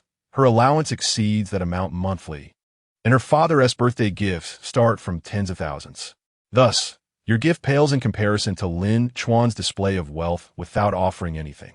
Simply witnessing his capabilities is enough to stir a woman's heart, as she can envision the substantial material foundation that would accompany a relationship with him. If you deem Bingqing materialistic, does anyone in this world truly disregard material wealth? I understand her well. She is relatively reasonable. If you do not meet her standards, she will not see you as a potential partner, but will not look down upon you either. She seeks a strong man, a prince, if you will, handsome and affluent. Both are essential. Moreover, it is not merely about material wealth. One's mindset must be robust. Revealing neediness too early will only portray you as weak, creating awkwardness in your interactions. In contrast, Lin Chuan remains composed. In Bingqing's eyes, he may even be an object of admiration. Lu Xingye found some merit in his sister's words, but was reluctant to concede. As Lin Chuan's name was mentioned, he grew increasingly agitated, losing interest in the conversation. Meanwhile, Qin Bingqing, as they descended, expressed her apologies. "I'm sorry. I didn't anticipate encountering Lu Xingye here, nor did I expect his overt hostility towards you, which led to your unnecessary expenditure on the spa." Lin Chuan feigned realization. "Hostility? So that's it. I thought he was just being overly watchful. I mistook him for a gay man." Qin Bingqing and Su Tsue were caught off guard by his absurd comment before bursting into laughter. Lin Chuan's dismissal of Lu Xingye, lightened by humor, further enhanced his appeal. Handsome, wealthy, and possessing a delightful temperament, Qin Bingqing thought, attraction level 2. As they approached the ground floor, Lin Chuan inquired, "Where are you headed? Allow me to drive you back." Qin Bingqing smiled. "Aren't you busy? Please, attend to your matters. We could take a taxi back to school. By the way, in a couple of days, there's an auto show featuring many luxury cars, including limited editions. My family's dealership will also be participating. Would you be interested in attending? If so, I can reserve a ticket for you. Lin Chuan felt a spark of interest. Of course, I would love to attend. Please reserve a ticket for me. Certainly, Qin Bingqing readily agreed. After a brief moment, their rideshare arrived. Once Qin Bingqing and Su Tue were settled in the vehicle, Lin Chuan returned to the parking garage to retrieve his car. He did not return to school, but rather sought his next target. Chapter 13. What right does he have to cut in line? Lin Chuan's next target was the belle of the dance department at the art college, Ling Wusa. A notable advantage of being the belle is that her status is occasionally updated on the school forum. At Jianghai University, a particularly gossipy group of students keeps an eye on such updates, and Lin Chuan discovered that Ling Wusa was spending the day at the beach. Jianghai University is situated in a coastal city, merely a few kilometers from the shore, allowing Lin Chuan to reach the destination swiftly by car. After parking, he strolled along the picturesque coastline, leisurely scanning the beach for his target. His current mindset was relaxed. Whether or not he found Ling Wusa mattered little. It was a delightful outing nonetheless. However, the belle was indeed a striking presence, and it did not take long for him to spot her. Ling Wusa was basking in the sun with a few friends. The day's gentle sunlight casting a soft glow. Dressed in swimwear, her figure was nothing short of perfection. If Yi Meisheng embodied allure and Qin Bingqing radiated brilliance, then Ling Wusa represented a spirited athletic beauty. She was not the delicate type.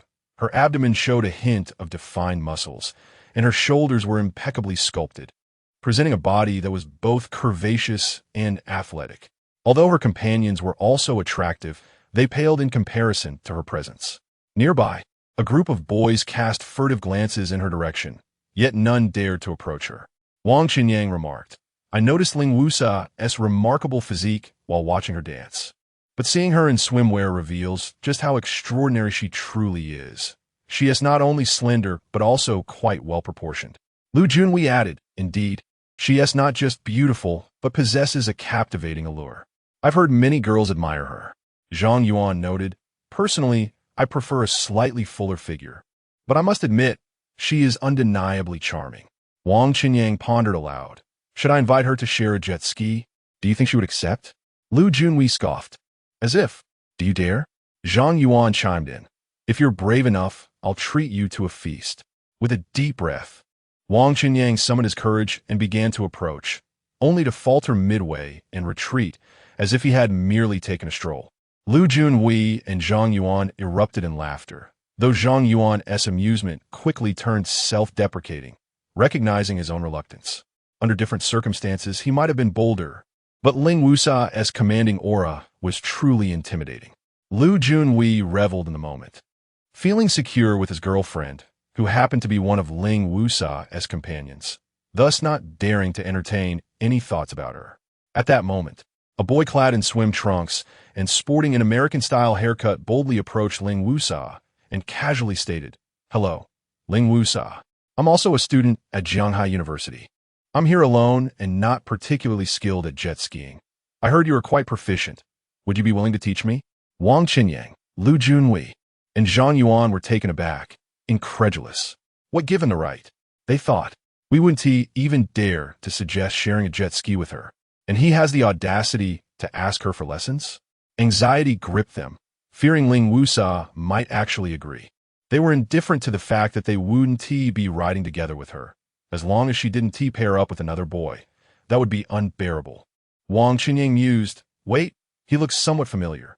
Zhang Yuan replied, "Didn't he mention he's a student at our university? Perhaps we've seen him around." But how shameless to ask Ling Wusa to teach him. Yet, knowing her personality, she would likely turn him down. Despite their reasoning, apprehension lingered. The boy was quite handsome.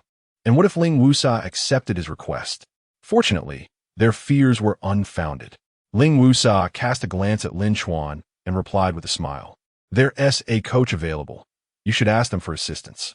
Additionally, many people are waiting to ride jet skis today. We've been in line for quite some time without making progress, so you'll need to book ahead. The girls beside her exchanged amused glances, whispering and giggling at the rare sight of a boy boldly approaching Ling Wusa. Just then, an alert chimed in Lin Chuan's mind. Ling Wusa, favorability 5. Name, Ling Wusa. Age, 21. Attractiveness, 8. 4. Height, 168 centimeters. Weight, 52 kilograms. Favorability towards the protagonist's current identity, 0. 5. Favorability towards the protagonist Lin Chuan's identity, -25. Note, when she learns of your true identity, the two favorability ratings will merge. Lin Chuan paused, bewildered. What was happening? After a moment's contemplation, he deduced that Ling Wusa had likely heard rumors about him being a dog, and thus her favorability toward him had dropped to a dismal -25. However, she did not recognize him at the moment, perceiving him merely as a stranger. Therefore, the favorability was divided into two categories. Only when she realized who he truly was would the ratings unify. Unbothered, Lin Chuan thought that an increase in favorability was a positive sign, indicating that although she had politely declined, she did not harbor any aversion to the encounter. He responded, "Must we book in advance? I noticed the staff seemed approachable. Perhaps a chat could expedite our turn." Intrigued by his confidence, Ling Wusa replied, "If you can secure us priority, I will gladly teach you." Deal. Lin Chuan nodded and made his way toward the jet ski rental area, bypassing the beach vendor and heading directly into a jet ski shop. As he departed, the girls began to chatter. "That boy is quite handsome and remarkably bold." Indeed, I saw Wang Qinyang and Zhang Yuan hesitating to approach Ling Wusa for ages. And in the end, Wang Qinyang even walked away sheepishly.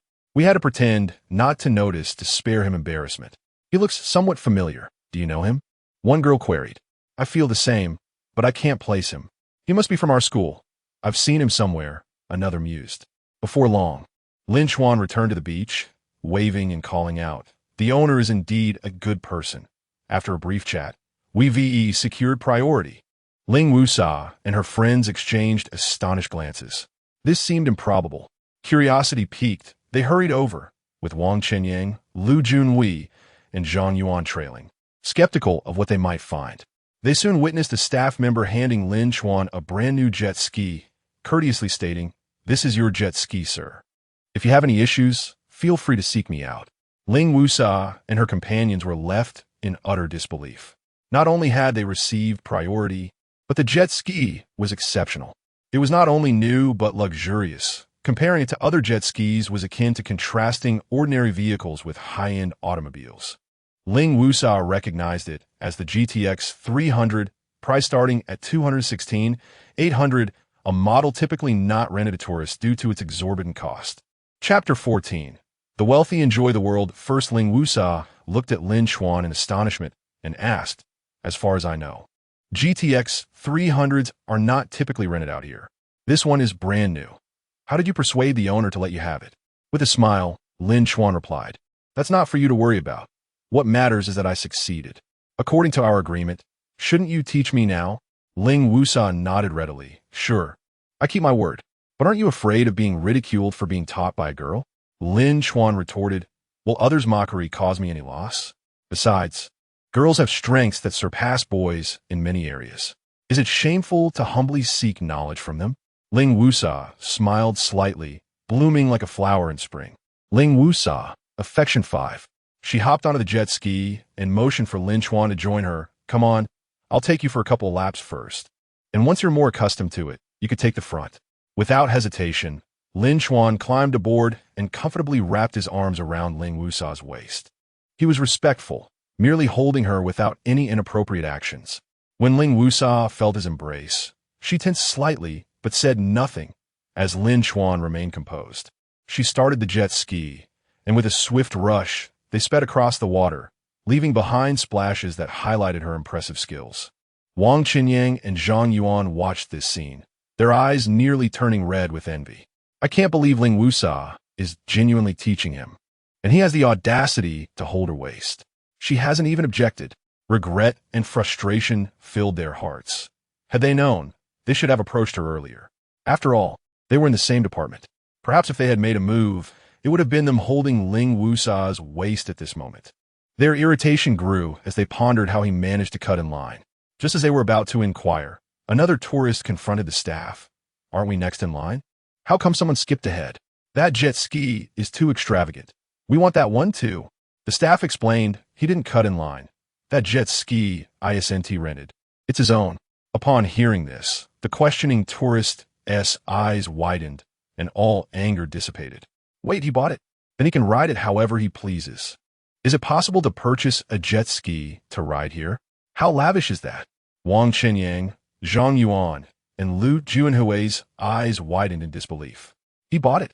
Jet skis cost tens of thousands, even over 100,000. To come here just to buy one? Unable to contain their curiosity, they pulled out their phones to search online. When they discovered the model's price, they were utterly flabbergasted. It was over 210,000. Goodness, he is a wealthy individual.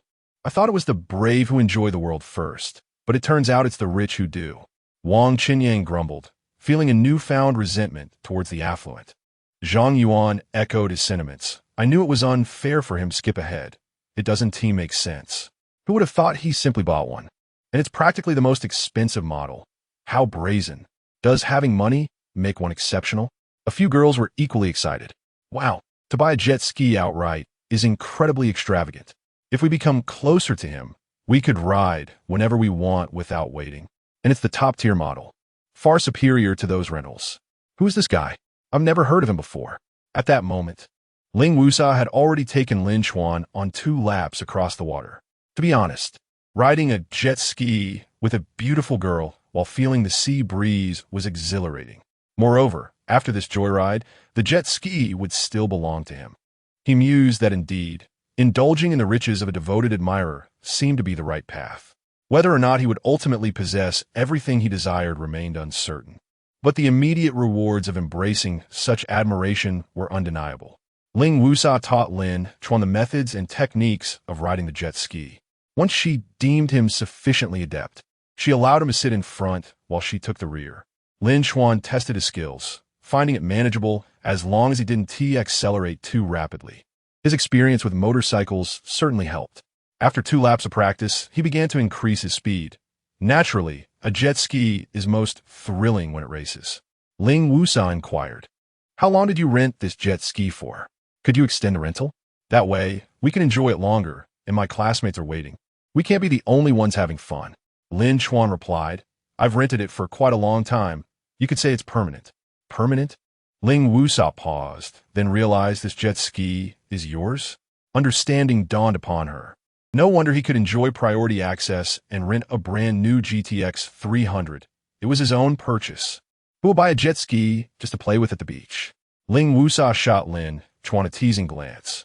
So this is what you mean by a boss being easy to negotiate with. Of course, they'd be accommodating to someone who owns a luxury jet ski. I was led to believe you had some clever way of persuading the owner. Since it's your jet ski, you can ride it as long as you want. Can my roommate have a turn later? Of course, Lin Chuan responded. Your classmates are also my classmates. Once we're done, they can ride it however they please. Ling Wusa, affection 10, handsome, affluent, charming, easygoing, and possessing wealth without the airs of a nouveau riche. This was Ling Wusa's impression of Lin Chuan at that moment. They took turns riding, thoroughly enjoying themselves. Previously, Ling Wusa had only rented jet skis, returning them after short sessions, making this her first time relishing the experience so fully. After enjoying themselves for over an hour, they finally let Ling Wusa's female classmates take their turn. They canceled their earlier reservations since, after all, nothing could compare to the luxury of this jet ski. Of course, they were cautious while riding. As exhilarating as it was, they dared not risk any collisions. After all, it was a jet ski worth over 210,000, and they could not afford any damage. Fortunately, the ocean offered ample space, minimizing the chances of mishaps. After a while, Lin Chuan generously allowed several male classmates, including Wang Qinyang, Zhang Yuan, and Lu Junhui, to enjoy the jet ski as well, taking advantage of a free ride. As they reveled in the experience, they noticed Lin Chuan and Ling Wusa lounging side by side on the beach, basking in the sun and sipping cold juice, laughing and chatting. Wang Qinyang and Zhang Yuan suddenly found the luxurious jet ski less appealing. This guy must be intentionally using the jet ski to distract us. right? But what can we say about someone who can afford a 200,000 jet ski? Chapter 15. Is the sincerity of the wealthy truly the ultimate weapon? After playing for a while, the girls grew weary and returned to the beach to bask in the sun.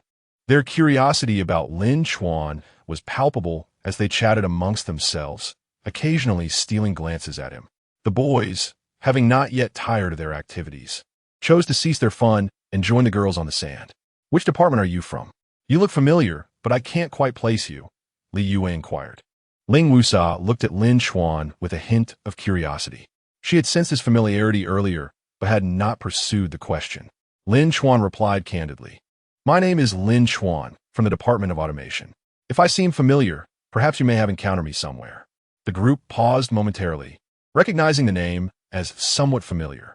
Just then, Wang Qinyang exclaimed, "Lin Chuan, the one who pined after the bell of the Information Management Department, Zhang Yin, for 3 years?" As soon as the words left his mouth, Wang Qinyang realized that it was inappropriate to speak so openly in front of others. Although he felt irked seeing Lin Chuan seated on the same jet ski, with his arm around Ling Wusa's waist, he couldn't deny that Lin Chuan had treated him well by allowing him to ride the jet ski worth over 200,000. The others, upon hearing Wang Qinyang's remark, suddenly understood. So it was him. No wonder he seemed familiar. It was difficult to reconcile his current demeanor with the image of a downtrodden loser that had circulated about him. Even now, upon recognizing him, it was hard to merge the two identities. Ling Wusa's regard for him shifted. Affection level fusion minus 2510. Lin Chuan felt a surge of joy. His affection level had finally fused. Calculating, he realized he had gained a total of 35 points in affection. Yet, upon seeing his current affection level, he felt a bit of loss, as he had reached 20 when regarded as a stranger, and now it had diminished to 10, indicating that his past as a devoted admirer had indeed been a detriment. Nevertheless, he reassured himself, all things considered. A gain of 35 points was more substantial than his previous experiences with Zhang Yin, Yi Meisheng, and Qin Bingxing. It seemed that starting from a low point had its advantages, Lin Chuan mused. Seeing that the others still seemed incredulous about his identity, Lin Chuan boldly declared, "Indeed, I am the Lin Chuan you have heard of, the devoted admirer."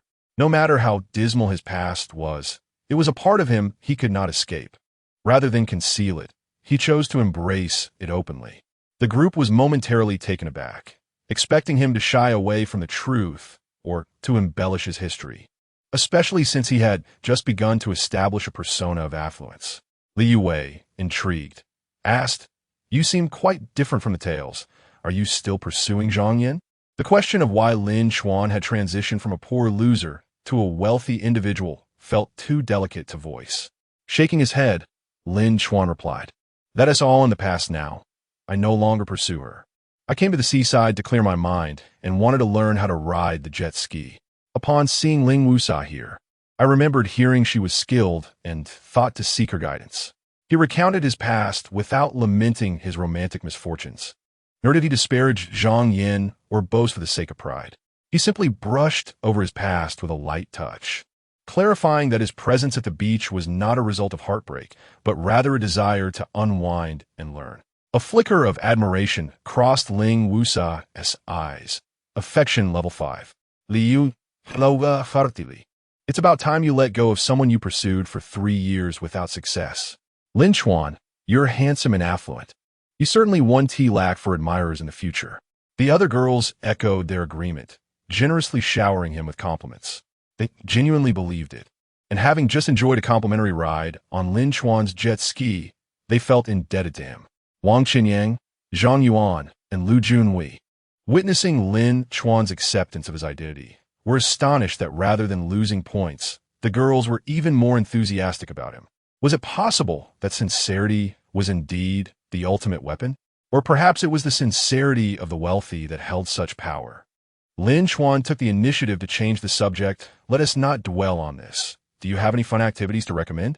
Ling Wusa responded, "I had thought about renting a sailboat, but upon inquiry, it is quite expensive, 2,000 to 3,000 per hour, and they're fully booked, requiring reservations. There are so many wealthy individuals in this world that they've driven prices up." Lin Chuan's eyes lit up at the mention of sailing. Sailing sounds delightful. I'll go ask if we can get priority. As he moved towards the sailboat area, the group felt an eerie sense of DJ Vu Li Yue exclaimed, "Wait. If the sailboats are all booked, they wouldn't give anyone priority. He isn't actually thinking of buying a sailboat, is he? There's a shop here selling them. With money, he could indeed purchase one." Ling Wusan noted, "That sailboat shop is quite famous. They even have imported vessels. However, the prices for sailboats are far beyond those of jet skis. Unless it's a small single-person sailboat, most start at hundreds of thousands." Given that he had just learned to operate a jet ski, it seemed unlikely he would pilot a single-person sailboat. Buying a sailboat worth hundreds of thousands for leisure seemed unreasonable. Li Yue remarked, "It is unreasonable, but purchasing a 20,000 jet ski for leisure is also unreasonable." They all felt that buying a sailboat for leisure was absurd. Yet having witnessed Lin Chuan's recent extravagant behavior, they genuinely worried he might act similarly again. Thus, with a sense of unease, they followed him to the sailboat shop. Upon arrival, they overheard the owner explaining, "This Hans 458 was reserved by a client. The deposit has been paid, and it was imported from abroad. All installation and adjustments are complete, but the client suddenly backed out due to business issues. It is practically brand new and has never been used. I can show you the paperwork. If you're interested, it's yours for 2 million, and I can apply the deposit towards the tax. So you only need to pay 30% of the tax." Lin Chuan responded, "It looks good. Let me check the paperwork. If everything is in order, I'll take this one." The other's jaws nearly hit the ground. He truly intended to buy the sailboat. Not just any sailboat, but a $2 million one, with additional tariffs and taxes reaching up to 37%. Even with the owner reducing it to 30%, that still amounted to 60,000. In total, that was 260,000. One would expect anyone visiting the seaside to rent a sailboat, not purchase an extravagant 14.4 meter by 4.38 meter luxury Han sailboat. Ling Wusao exclaimed, "We're just talking. There is no need to buy such an expensive sailboat for a bit of fun." Lin Chuan replied, "It's not just for a bit of fun. I plan to use it often. Owning one is better than renting. I've heard good things about this model. Ordering one would take months." After inspecting the paperwork and confirming everything was in order, Lin Chuan paid without hesitation, as if purchasing a bottle of mineral water. Ling Wuza, Li Yubei, Bang Shenyang, Zhang Yuan, and Lu Junhui were left utterly stunned. Is this how the wealthy spend their money? Chapter 16. Emotional stability after Lin Chuan completed the payment. The luxurious Hans 458 yacht, valued at 2 million, soon became his possession. "Get aboard. What are you all waiting for?" Lin Chuan called out from the deck, beckoning to Ling Wusai and the others. At that moment, Ling Wusai and the others were still in a daze, as if caught in a dream. As they leapt onto the gangplank, the Hans 458 was astonishingly opulent, akin to the yachts depicted in films. Having fantasized countless times about one day sailing on such a magnificent vessel, the realization of that dream struck him suddenly. Ling Wusai surveyed the yacht, her eyes sparkling with excitement. She was fond of sports, particularly outdoor activities, and thus had a penchant for off-road vehicles, yachts, cruise ships, and sailboats. The idea of a sailboat capable of circumnavigating the globe was irresistible to her. "Do you know how to sail a monohull, Ling Wusai?" Lin Chuan inquired after everyone had boarded, scratching his head. The Hans 458 was indeed a monohull sailboat, somewhat akin to an off-road vehicle. Yet it posed a greater challenge and was far more extreme. Most sailing aficionados preferred monohulls, as they were the original design before the advent of catamarans, which were created for ease of operation and comfort by architects. Faced with this monohull, Lin Chuan found himself at a loss. Having only a superficial understanding and no practical experience, Ling Wusai, absorbed in her admiration of the sailboat, could not help but roll her eyes at his admission. "You bought it without knowing how to sail?" "I may not know how to sail, but you do, right? Besides, I can learn later," Lin Chuan replied. Ling Wusai was both eager and hesitant. "I have sailed a monohull before, but it was a small one. I've never operated one this scale, and technically, a sailing license is required." Lin Chuan reassured her, "It's all based on the same principles. We can simply take it slow. The wind isn't too strong today, so there's no need to be overly anxious. As for the sailing license, Who is going to care while we're just having fun by the seaside? Finally, unable to contain her excitement, Ling Wusai took the helm, first using the engine to navigate to a more open area of water, then adjusting the direction to face the wind, hoisting the mainsail and a headsail. Lin Chuan assisted her throughout, both to soothe her nerves and to learn himself. To his surprise, the operation was not overly complicated. Most functions were automated, and raising the sails was largely a matter of pressing buttons. Once the sails were raised and the wind filled them, the yacht glided forward without consuming any fuel or electricity. Li Yuwei, Wang Qinyang, Zhang Yuan, Lu Junwei, and others couldn't help but cheer with joy.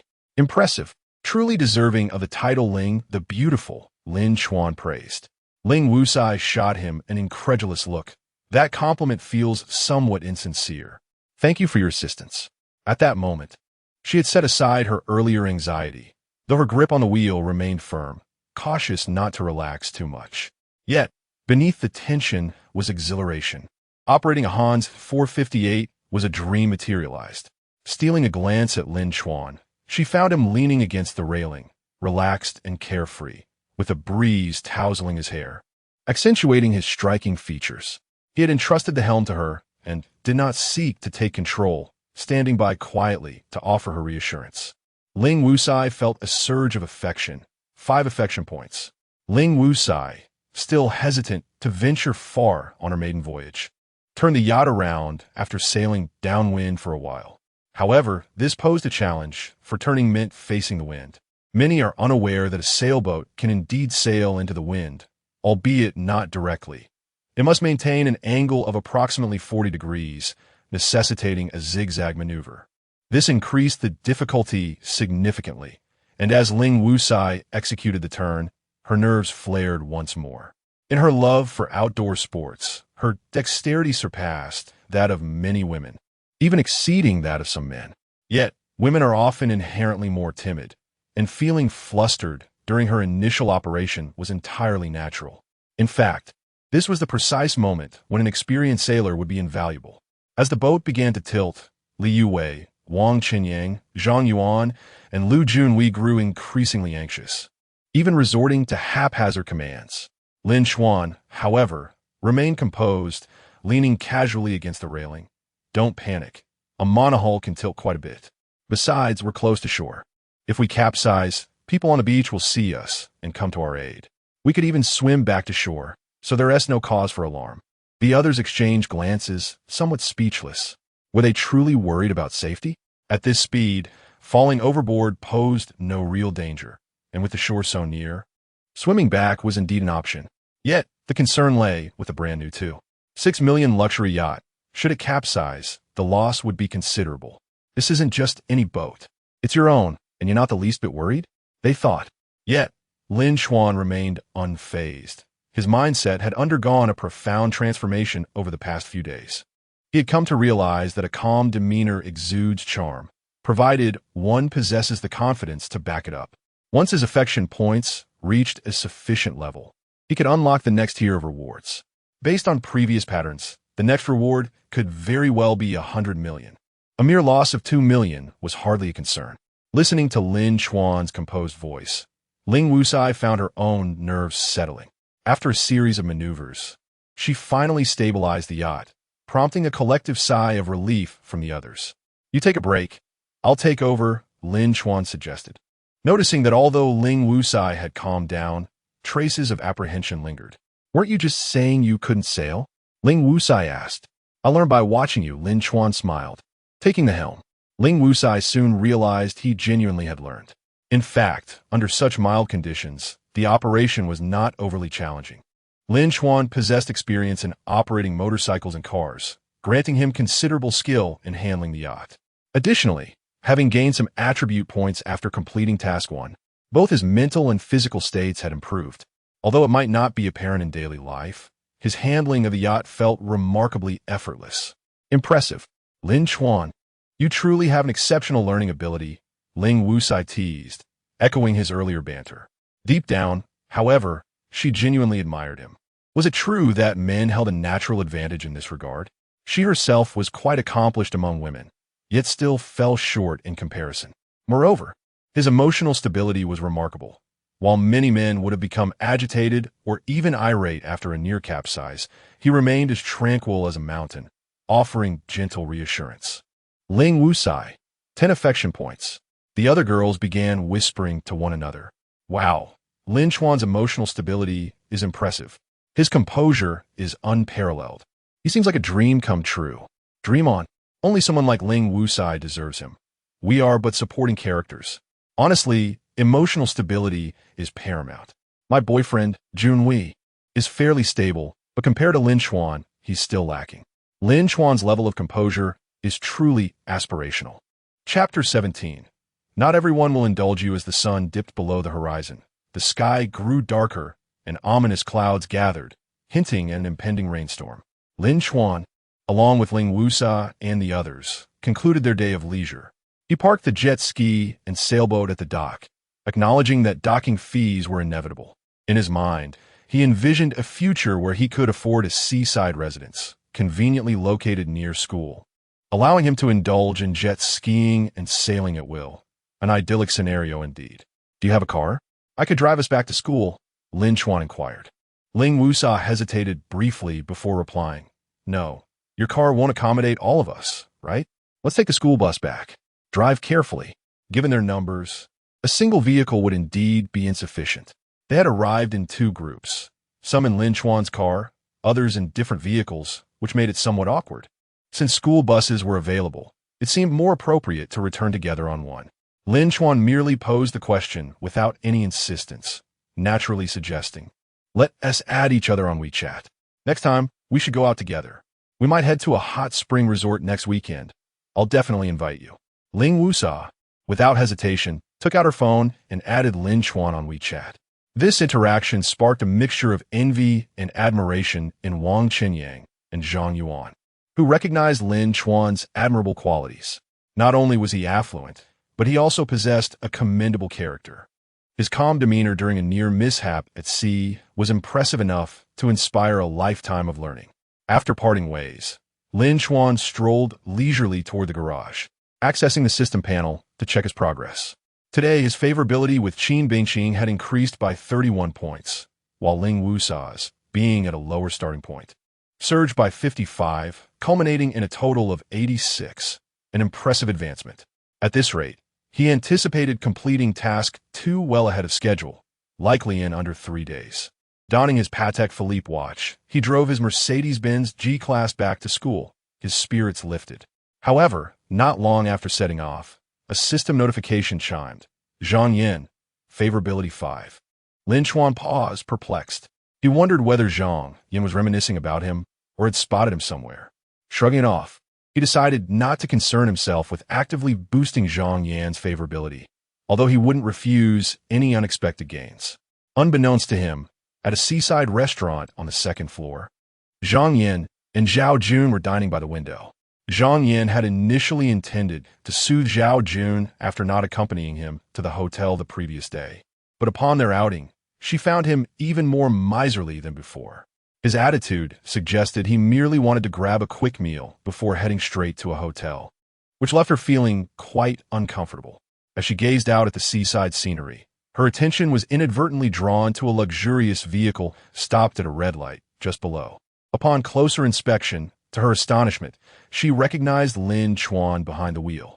The vehicle was indeed a Mercedes-Benz G-Class, and glancing at Lin Chuan's wrist, she noted that the watch he wore was not the Rolex from yesterday, but rather the legendary Patek Philippe.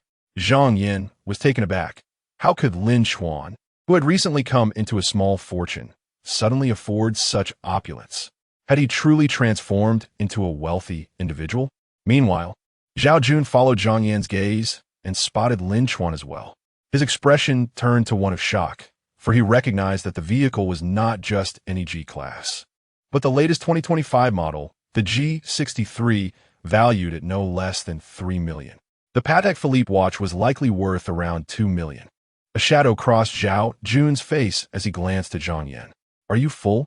If so, let us leave, he said, wiping his mouth. Where to? Zhang Yan asked, somewhat distracted. Zhao Jun, oblivious to her preoccupation and driven by his own desires, replied, to the hotel. Where else?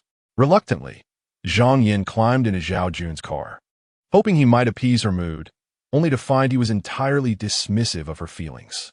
Frustrated, Zhang Yin pulled out her phone to search online, discovering that Zhao Jun's BMW was worth only around 700,000 to 800,000, while Lin Chuan's G-Class was valued at over $1 million. This revelation suggested that Lin Chuan's vehicle was indeed in a superior league. Memories of her roommate Huang Xiangping's words surfaced, hinting that Zhao Jun was not as wealthy as he appeared.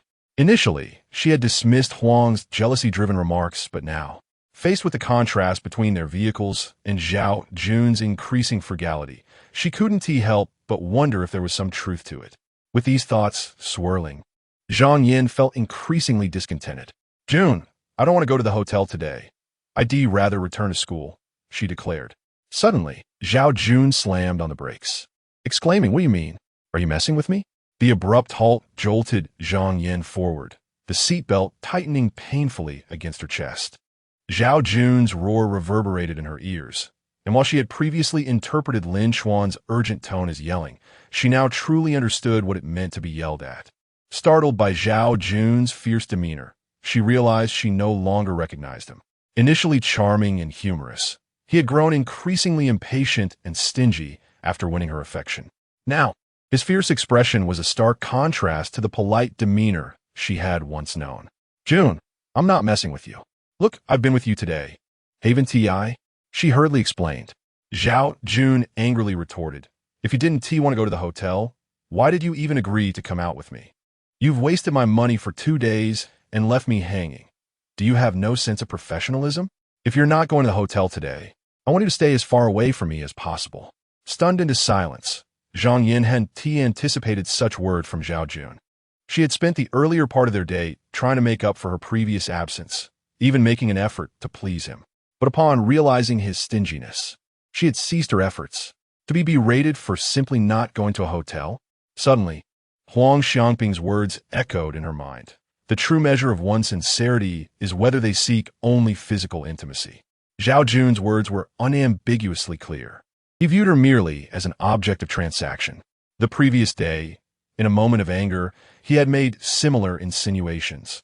Yet she had rationalized his behavior as mere frustration. Now, it was evident that this was indeed his genuine perspective. "Zhao Jun, you've gone too far. How can you say that? Am I just a commodity to you?" Zhang Yin's chest heaved with indignation as tears streamed down her face. Chapter 18. Zhang Yan's regret. Zhang Yin felt a tumult of emotions, anger and grievance, as she wiped away her tears, exclaiming, "Zhao Jun, you scoundrel. Let us break up. Fine. Let us part ways. I've had my fill. After all, what is college life but a fleeting experience? It pales in comparison to nightclub girls," he retorted dismissively. "Why are you still in my car? Get out. Do you expect me to give you a ride back to school after a breakup?" Cao Yun scoffed.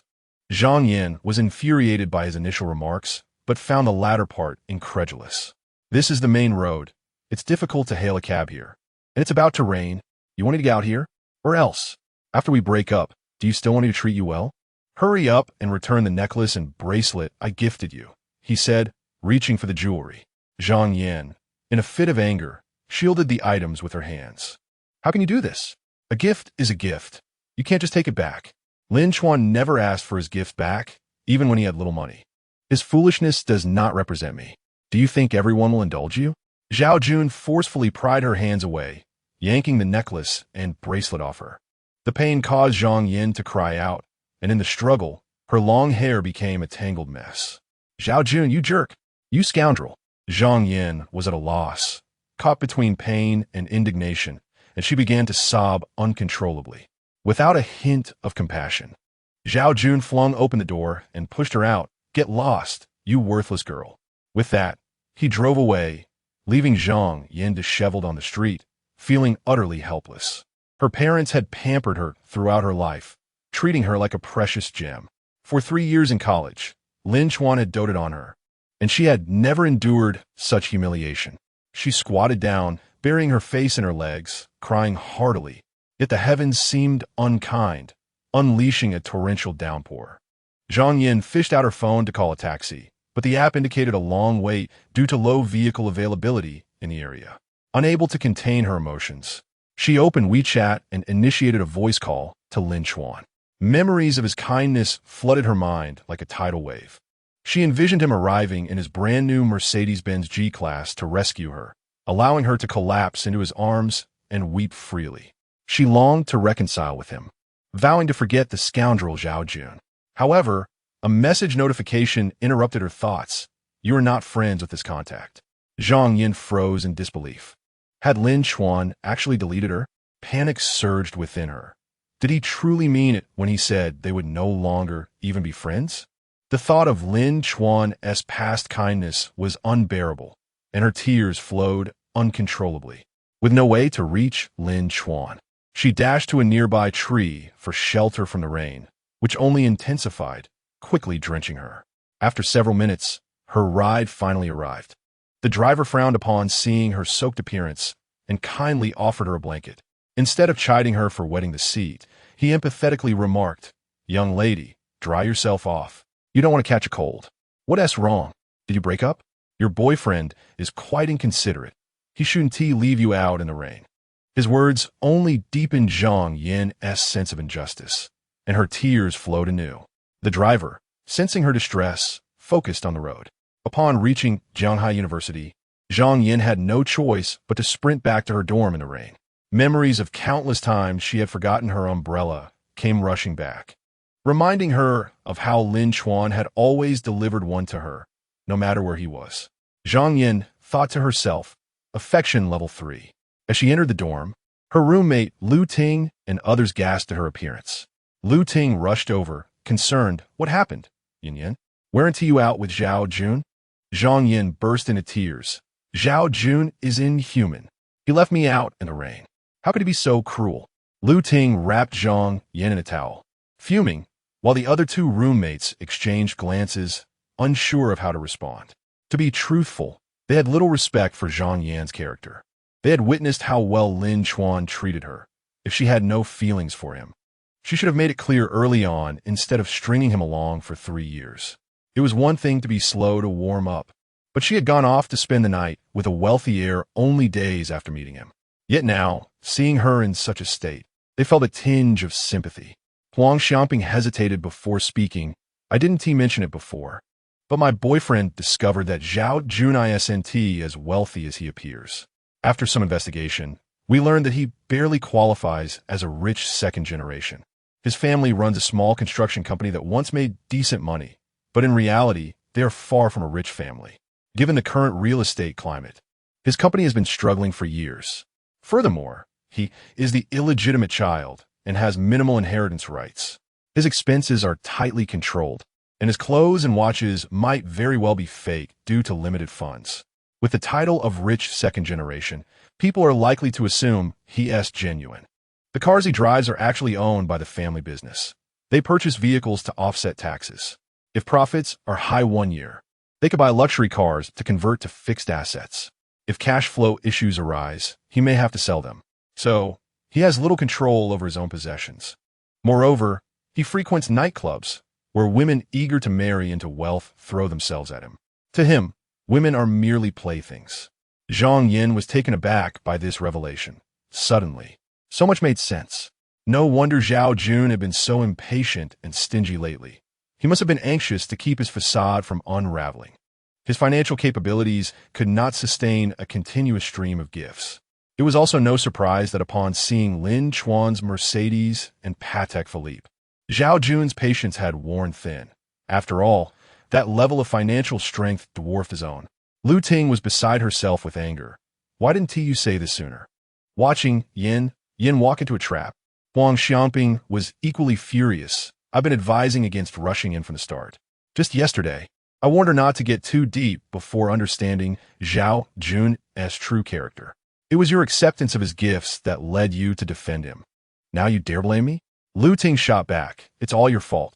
It's your boyfriend who introduced Zhao Jun to Yin Yin. Huang Xiaoping could no longer hold her temper. Don't twist the truth.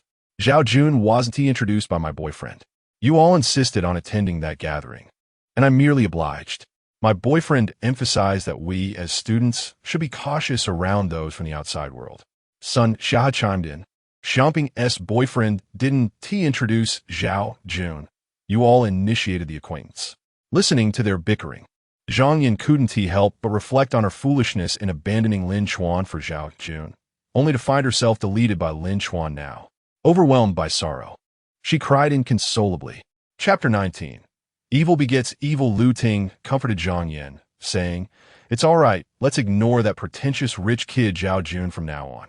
Fortunately, Lin Chuan unexpectedly came into a bit of fortune. Sometimes misfortunes turn out to be blessings. Just as Zhang Yin was about to mention Lin Chuan's deletion of her contact, her WeChat notification chimed.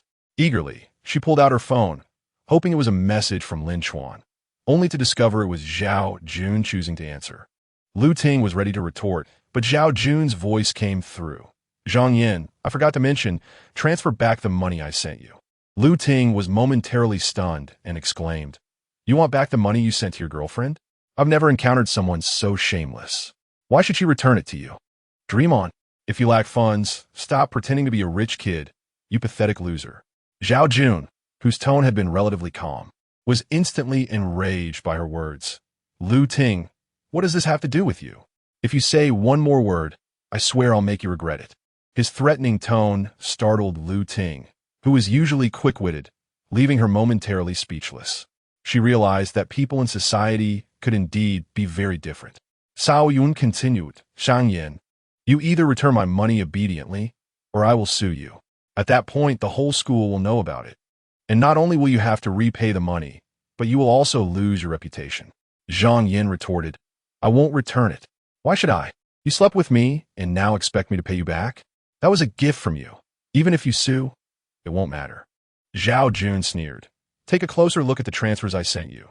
There are no romantic amounts like 520 or 1,314. Only sums like 100, 1,000, and 2,000. Who said that was a gift? That was a loan. If I sue, I will win without a doubt." Zhang Yin hesitated and checked the transfer records, realizing that indeed, all of Zhao Jun's transactions were whole numbers. Zhao Jun concluded, "I've said my piece. Return the money promptly, and it will be better for everyone. I don't even want to take this to court." After hanging up, Zhang Yin found it hard to accept. In her view, it was unreasonable for a man to demand a refund for money transferred. Lu Ting reassured her, "Don't let him intimidate you. This was his gift to you, and there is no obligation to return it." Huang Xiaoping, however, gently reminded, if it were amounts like 520 or 1314, it wouldn't need to be returned. But if there are not these special numbers, and the notes don't say "I love you" or "Happy Birthday," then it's uncertain. If deemed a loan, you might indeed have to repay it. Zhang Yin scrutinized the notes and found there were no affectionate messages, only vague statements like "This is the money you wanted." At the time, she had simply been pleased to receive the transfers and hadn't considered the implications, unaware of the trap that had been laid. Her face turned pale as the realization struck her. Zhao Jun had planned to reclaim the money all along. She had foolishly believed she was on the path to prosperity. After calculating the total amount from Zhao Jun's transfers, which exceeded 30,000, she felt a wave of panic. Coming from a modest background, this was no insignificant sum. Most of it had been spent on skincare, clothing, and manicures, leaving her unable to repay it now. At that moment, she remembered Lin Chuan and pulled up the records of the red envelopes and transfers he had sent, all featuring special numbers like 520 and 1314. The notes were filled with loving messages. "Happy birthday, a little joy today. May your life be filled with love. Let's cherish this moment together on Qixi Festival." Recalling the thoughtful gestures Lin Chuan had made for her on every holiday, finding the most beautiful spots to witness the sunrise, writing heartfelt letters, folding paper cranes, planning romantic trips, and cycling by the seaside, Zhang Yin realized who her true love was. Tears streamed down her face once more. Zhang Yin's affection level increased by 9. Lu Ting turned to Sun Xiaohua and asked, "Xiaohua, don't you know someone in the law department? Could you ask them if Zhao Jun's transfers must be returned?" Although Sun Xiaohua had her reservations about them, she agreed to inquire. "Senior, I have a question. My roommate received transfers from her boyfriend, and after they broke up." Sun Xiaohua recounted the situation to the law student, who seemed incredulous after hearing it. "I can understand if there are no notes, but if it says this is the money you wanted, How is that a gift between partners? I've seen people keep things vague in relationships, but this level of calculation is unprecedented. What kind of judgment does your friend have if she can't see through this? Sun Xiaohua hesitated to comment, but asked, so, does she have to return the money? If it goes to court, can she win? The law student replied, she definitely has to return it. She would be unlikely to win in court. Since the amounts are not special, there's a risk of losing, especially with that note saying this is the money you wanted. Recognizing his true nature sooner rather than later is beneficial. After all, it was his money that she must return. Just avoid associating with such a person, where she will end up losing both money and herself. Sun Xiaohua replied, she has already been intimate with him multiple times. She has already lost both. The law student was left speechless, realizing how foolish it was. If she had been subtly deceived, it would be one thing. But to leave such blatant evidence of trickery and still fall for it was truly unfortunate. It seemed this young woman had been overly sheltered. After clarifying the situation, Sun Xiaohua reluctantly stated, the senior said that winning in court is highly unlikely, and that money must be repaid. Zhang Yin cried out, what should I do? I've already spent it all. Lu Ting hurried to comfort her. Don't cry, Yin Yin. Just return the money to Zhao Jun, and you still have Lin Chuan. He should have enough to help you out. Though we don't know how much he made, surely 3,000 for a Rolex is a trivial matter for him. Huang Xianping could no longer hold back. Isn't it a bit shameless to ask Lin Chuan for that money? Before Lu Ting could respond, Zhang Yin burst into tears. Lin Chuan deleted me. He's ignoring me now. Lu Ting was taken aback. The obedient Lin Chuan had actually deleted her? How could that be? Embracing Zhang Yin, Lu Ting reassured her. He must be upset. He'll add you back later. He loves you so much. If you show a little vulnerability, he will undoubtedly return to you. Zhang Yin's cries grew louder. I have shown vulnerability. I sent him so many messages, but he ignored me. Huang Xianping and Sun Xiaohua exchanged glances, shocked that the once compliant Lin Chuan had genuinely cut ties with her. The boy who loved her deeply had finally been pushed away by her actions. If Zhang Yin had been wronged by Zhao Jun, they might have felt some sympathy. However, hearing that Zhang Yin had been discarded by Lin Chuan left them with none. They could only think that she had brought this upon herself. Chapter 20. Forgotten to remove you. You fool! Upon witnessing Zhang Yan's sorrowful tears, Lu Ting seethed with indignation. How could Lin Chuan be so heartless? He once vowed to care for you forever, yet now that you are in distress, he does not even step forward to assist. She accessed Lin Chuan's WeChat and noted that he had not deleted her. It seems he hasn't removed me. I shall inquire. Consequently, Lu Ting messaged Lin Chuan. I need to discuss something with you. Yin has broken up with Zhao Jun, and now Zhao Jun is demanding the return of over 30,000 yuan. Yin is financially strained. Could you possibly cover this amount for her? After this ordeal, Yin will surely see your worth and become your girlfriend. After a brief pause, Lin Chuan replied, what does that have to do with me? Am I to be a fool for someone else's hotel escapades? Lu Ting retorted, you cannot view it that way. 30,000 yuan is merely a trifling matter for you now. After this incident, Yin will undoubtedly cherish you even more. In a sense, it could be a blessing leading to a loving relationship between you two. She added, how could you have deleted Yin? She is heartbroken over this. Lin Chuan responded, if 30,000 yuan is trivial, then let her sort it out herself. Let me reiterate, I have no connection with Zhang Yin any longer. In the future, do not involve me in such trivial matters. I should have only deleted Zhang Yin. Forgetting to remove you, the fool, was an oversight. How can you speak like that? Do you possess no decorum? Just because you have a little money, you begin to act superior, Lu Ting thought, but her message could not be sent as it indicated she was no longer on friendly terms with him. Frustrated, she exclaimed, he has removed me too. How could he do this? 30,000 yuan is nothing to him. He has money now, yet has become so stingy. Nearby, Huang Xianping and Sun Xiaohua exchanged eye rolls upon hearing this. Even if he is wealthy, why should he give you 30,000? However, Lin Chuan seemed to have finally come to his senses. The old Lin Chuan would have readily handed over the money. Zhang Yin began to sob anew. How could he do this? He was never like this before.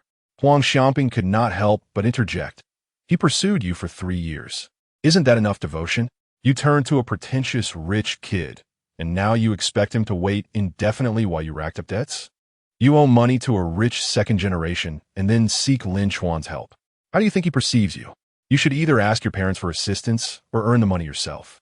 Perhaps then you might regain some dignity, and Lin Chuan might regard you more favorably. Zhang Yin replied, I know I was wrong, but can I change? Now that he is single, being with me would fulfill the wish he harbored for 3 years. 30,000 yuan is merely a pittance to him. If he helps me, I will treat him well. Lu Ting chimed in. Exactly, he can afford a Rolex. 30,000 is nothing to him. He was too poor before for Yin Yin to notice him, but now that he has some wealth, if he treats Yin Yin well, she will surely become his girlfriend. Huang Xiaoping felt utterly disconnected from their conversation, finding Zhang Yin and Lu Ting's perspectives utterly absurd, and chose to remain silent. At that moment, Zhang Yin sighed. A Rolex is yesterday's news. Today I saw him driving a Mercedes-Benz G-Class, and he wore a Patek Philippe watch. What?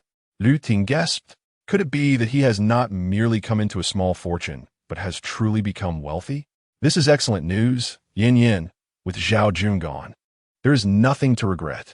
The Mercedes G-Class is far superior to Zhao Jun's vehicle, and a Patek Philippe watch is even more extravagant. They say a Patek Philippe is the Rolls-Royce of the watch world. Which model of the Patek Philippe was he wearing, and how much was it? I'm no expert, so I can't say for certain, Zhang Yin replied as she took out her phone to search. First, she looked up the Mercedes G-Class and quickly found the G500, the model everyone refers to as the G-Class. However, after comparing the regular, special, and collectible editions, none seemed to match. Scrolling further down, she stumbled upon the latest 2025 G63 model, and upon closer inspection, it was indeed the one Lin Chuan was driving. As Zhang Yin continued, her gaze fell on the price, and she was left dumbfounded. Although prices may vary based on location and configuration, it would at least be over 3 million yuan. She realized she had significantly underestimated his wealth. Lu Ting exclaimed in shock. Over 3 million? My heavens! That's not just better than Zhao Jun's car. It's several tiers above. Zhang Yin, equally incredulous, took a moment to regain her composure. She began searching for the watch.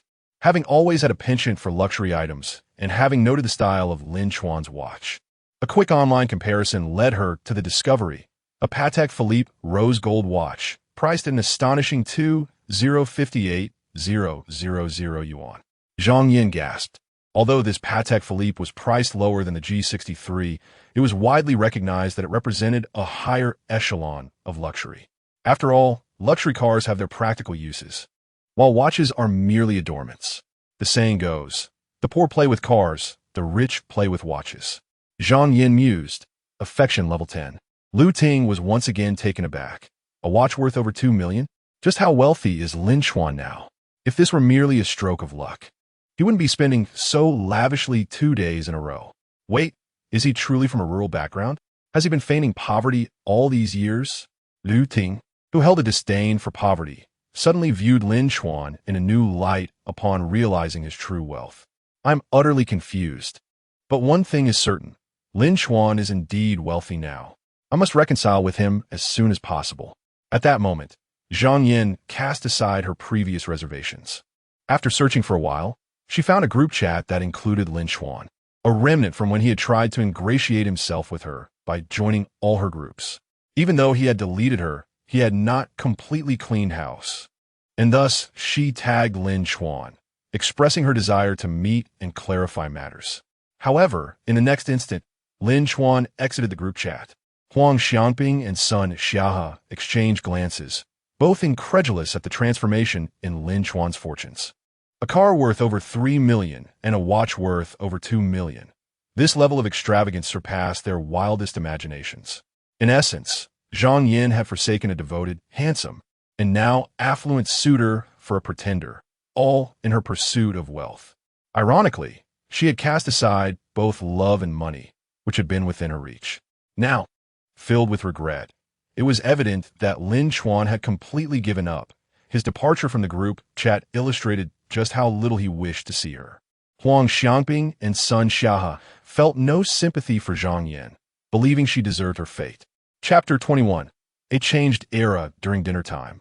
Lin Chuan accompanied his roommates to to the cafeteria. He did not disdain the dining hall simply because he had acquired a little wealth. He believed there were two types of wealthy individuals: those who look down upon the less fortunate, and those who can coexist with them. He had always harbored a particular disdain for the former. Thus, he resolved that even if he were to secretly indulge in abundant flattery funds, he would aspire to be the latter type of affluent person. Within the school, he refrained from wearing extravagant watches, as such ostentation could create a distance between him and his classmates. As Shirley stood in line fiddling with his phone, he couldn't help but comment upon noticing a group message. "Old 3, Zhang Yin is looking for you in the group." Why have he not only failed to respond, but even left the group? After pursuing Zhang Yin for several years, it seemed his efforts were finally bearing fruit. Why? At this crucial moment, was he resorting to a strategy of feigned indifference? Zhang Yingjie and Sun Baowei looked at Lin Chuan in confusion. Lin Chuan replied, "Did I not say that from this day forth I have no connection with her?"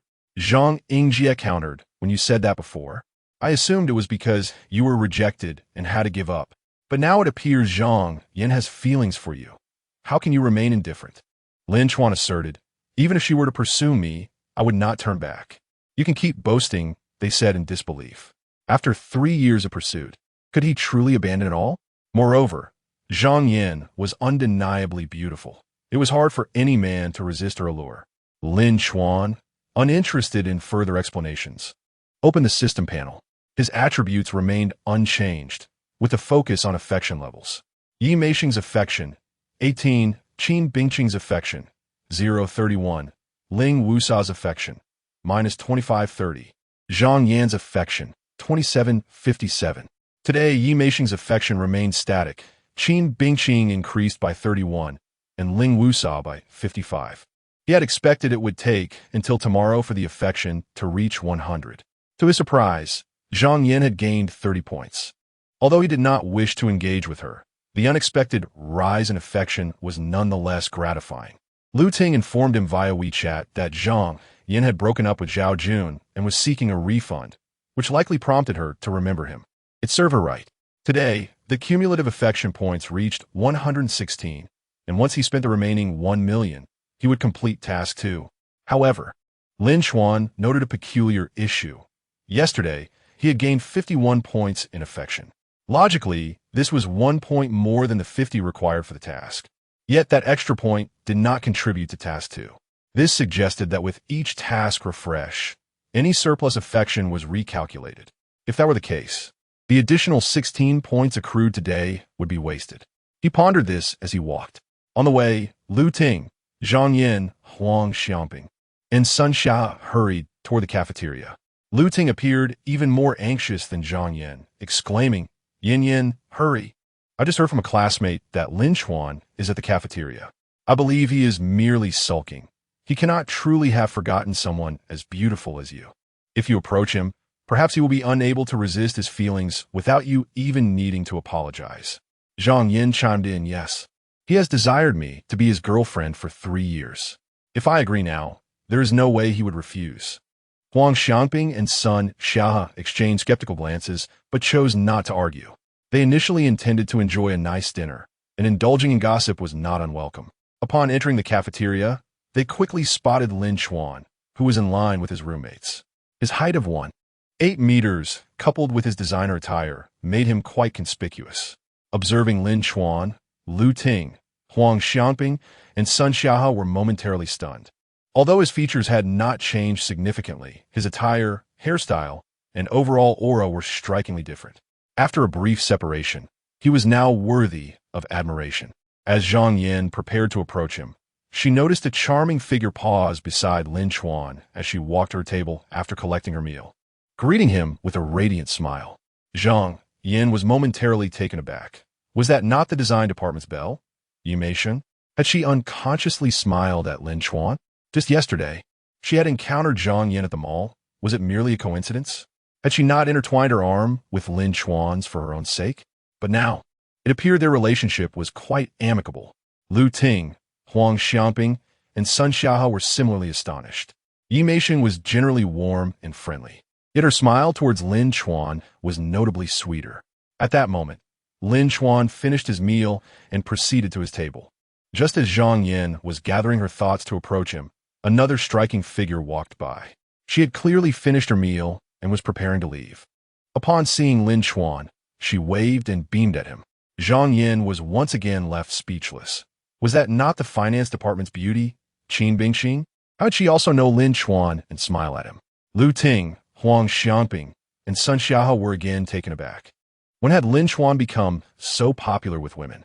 But the astonishing scene did not end there. As Lin Chuan had just taken his seat, a cool and charismatic girl from a nearby table waved at him. Upon catching his eye, she returned his smile. The other girls at that table also waved at Lin Chuan. Zhang Yin, Lu Ting, Huang Xiangping, and Sun Xiao were now utterly dumbfounded. Was that not the dance department's diva, Ling Wusa? How could such an impressive girl also know Lin Chuan? Huang Xiangping exclaimed in disbelief. What is happening?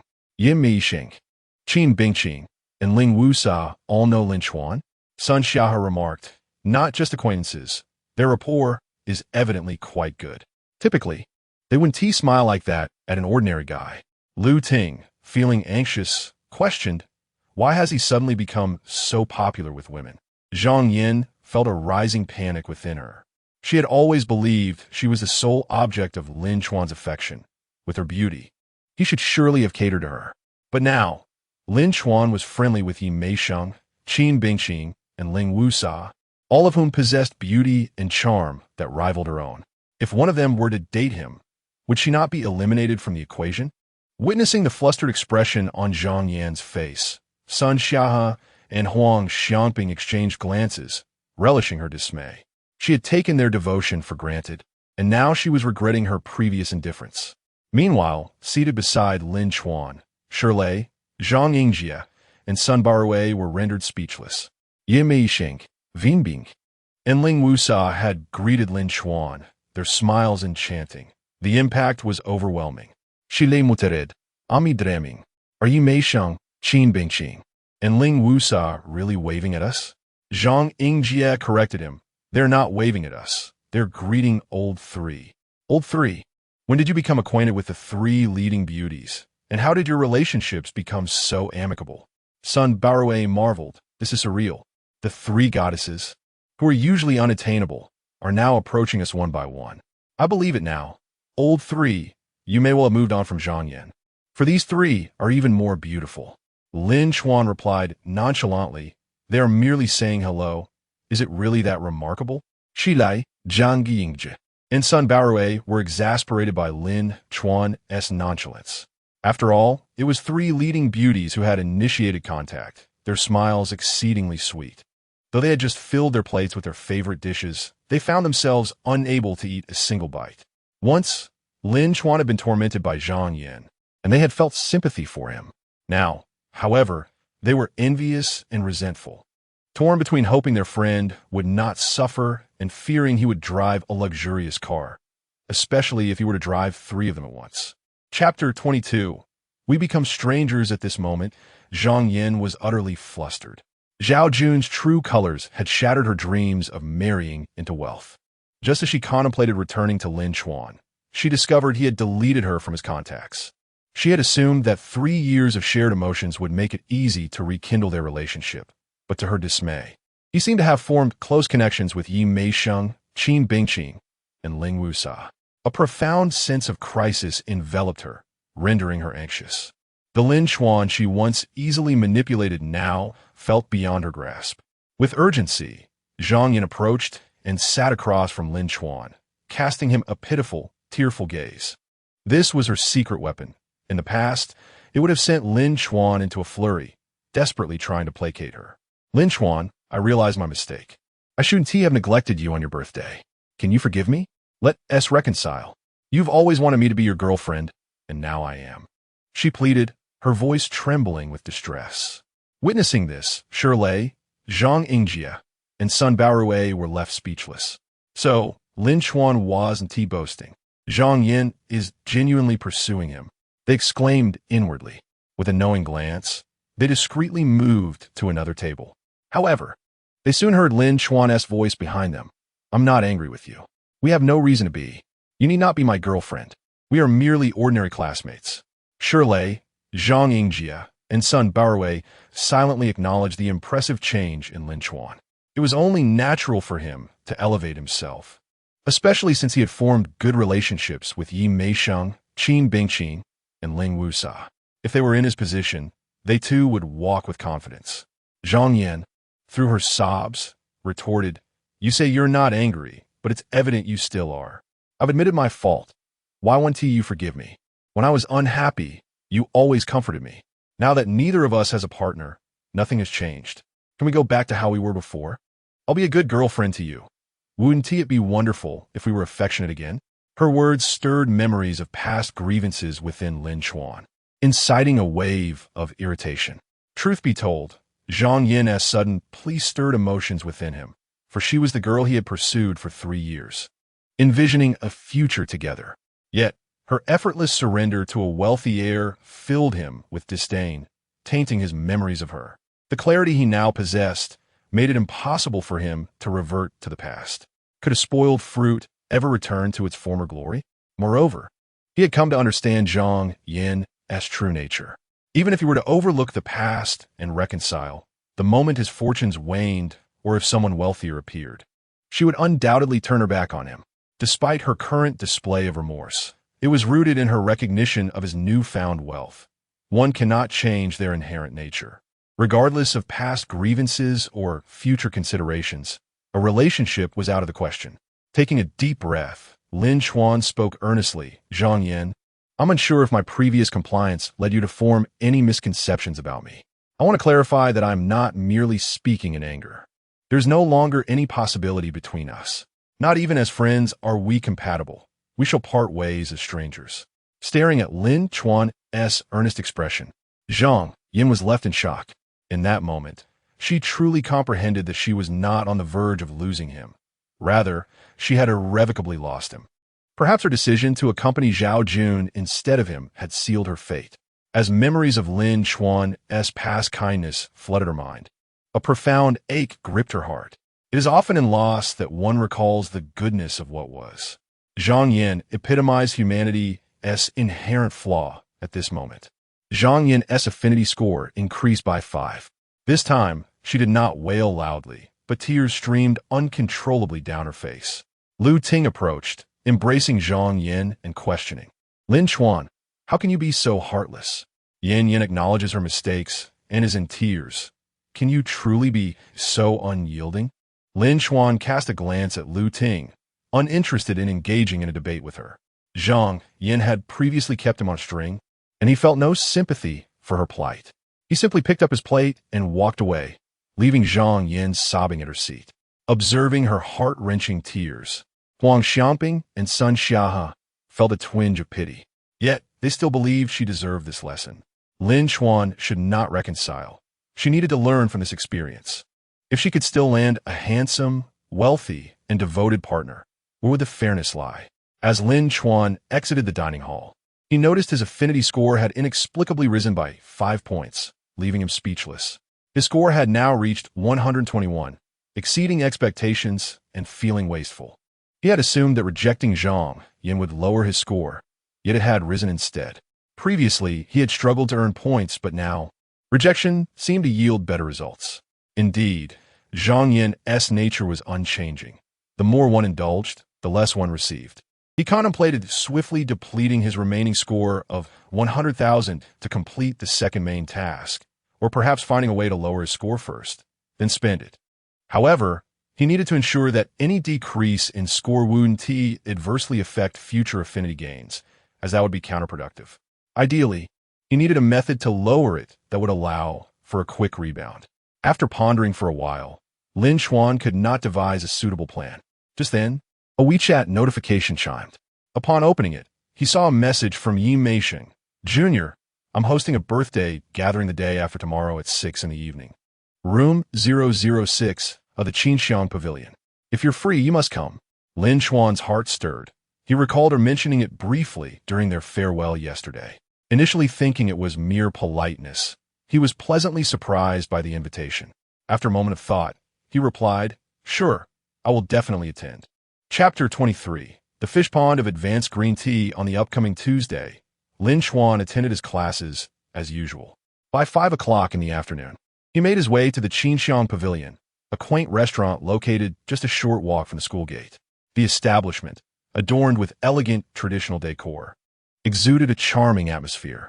As he entered, a server greeted him with warmth and led him to room 006. Upon entering the room, Lin Chuan was greeted by walls festooned with balloons, fresh flowers adorning the windows, and the cheerful phrase "Happy Birthday" prominently displayed. Clearly, this room had been transformed for a thematic celebration. As he stepped in, the lively chatter of classmates turned towards him.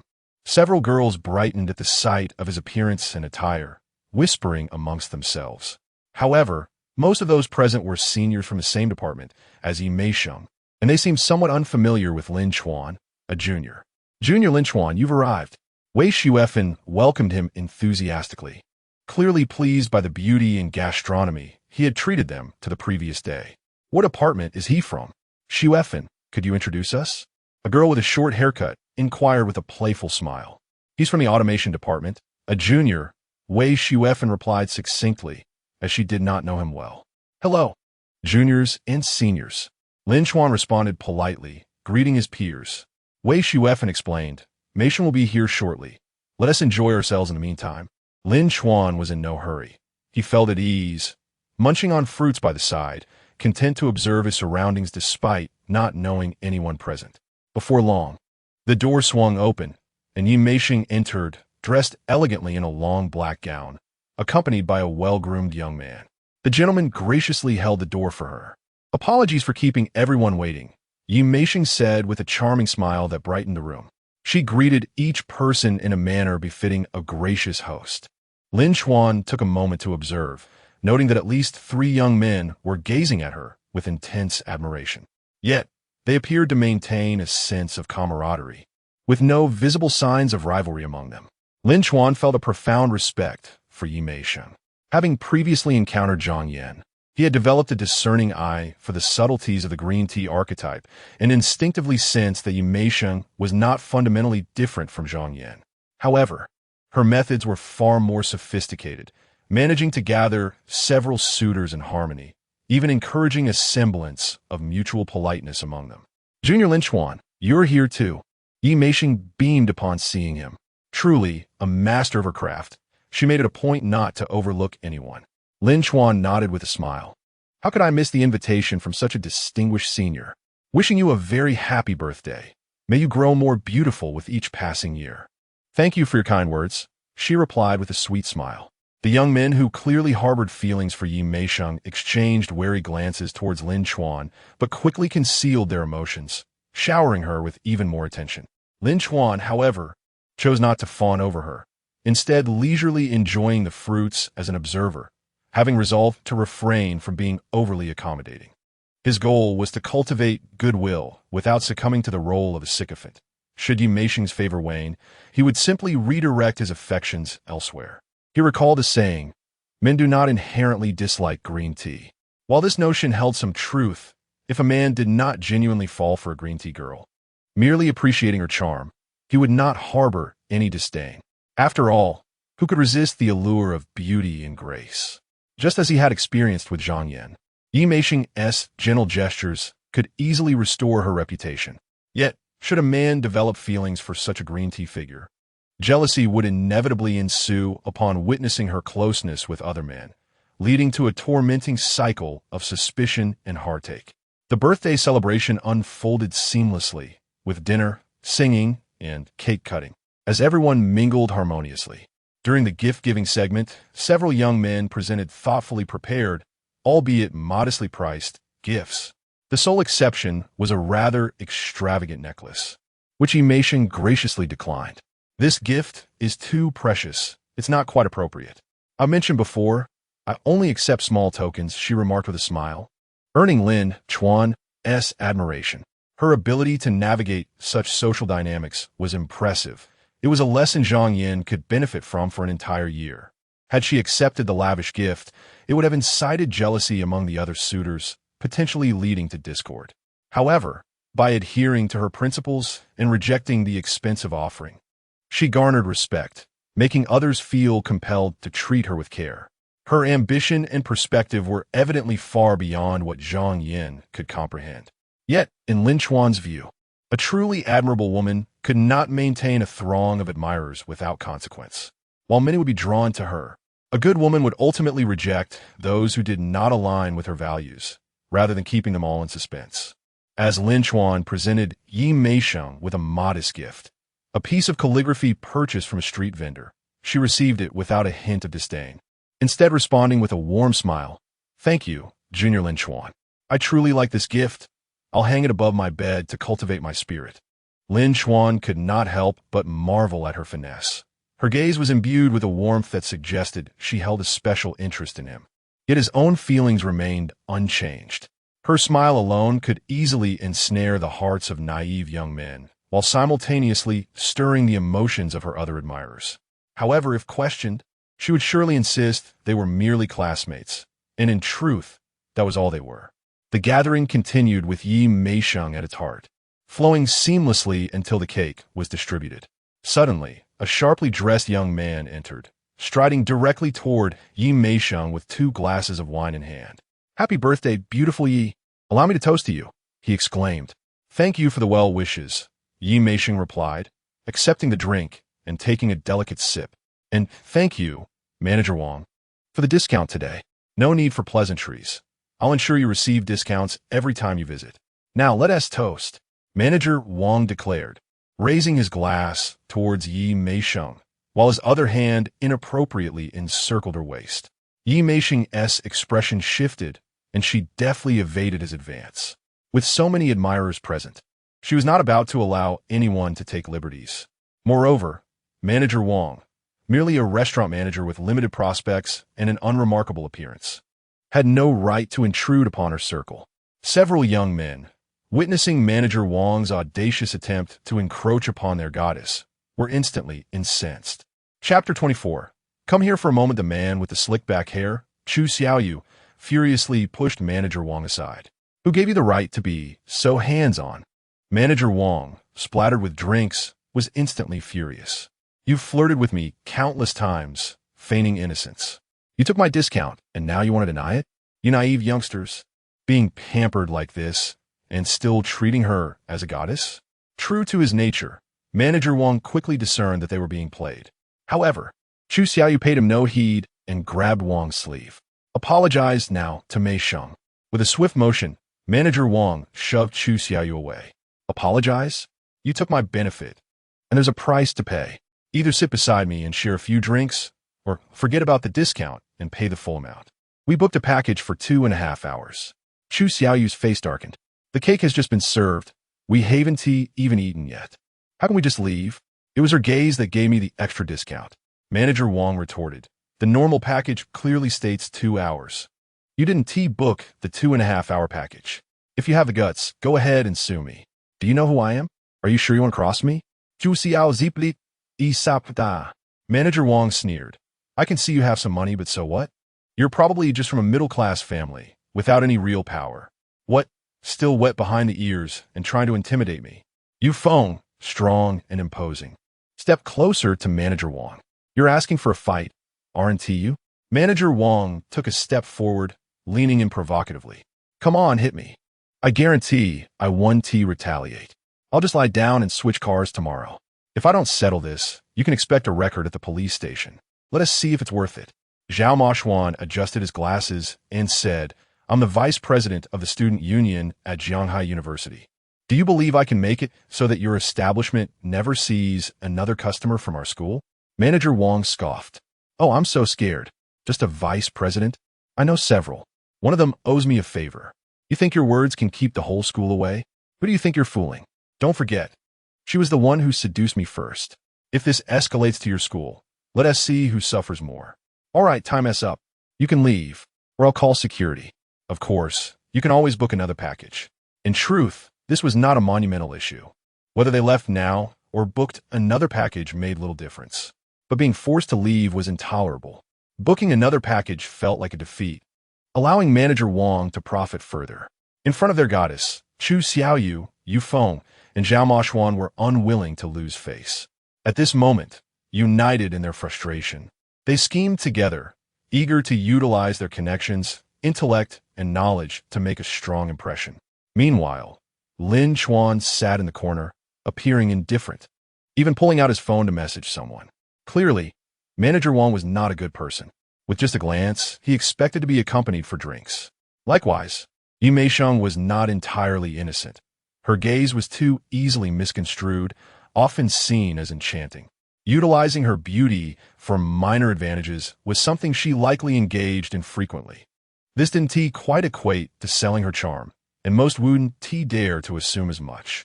However, she did not anticipate Manager Wang would be so calculative. To Lin Chuan, this was akin to dogs biting dogs. With Chu Xiaoyu, Yu Feng, and Zhao Maoxuan vying for her attention, he saw no reason to join the fray. Getting involved for Yi Meixing's sake seemed both messy and unwarranted. This was, however, an excellent opportunity to discreetly accumulate goodwill. Lin Chuan was preparing something on his phone. Yi Meixing felt a sense of relief seeing Chu Xiaoyu, Yu Feng, and Zhao Maoxuan standing up for her. Yet, she felt a tinge of disappointment at their limited capabilities. Casting a glance at Lin Chuan, she found him engrossed in his phone, seemingly detached from the situation, which caused her to frown. It dawned on her that she had overestimated him. In times of trouble, he seemed unable to rise to the occasion. Yi Meixeng, affection level -10. Lin Chuan was momentarily taken aback, surprised at the sudden drop. It seemed that she was now questioning her own judgment, making it easier for him to regain her favor later.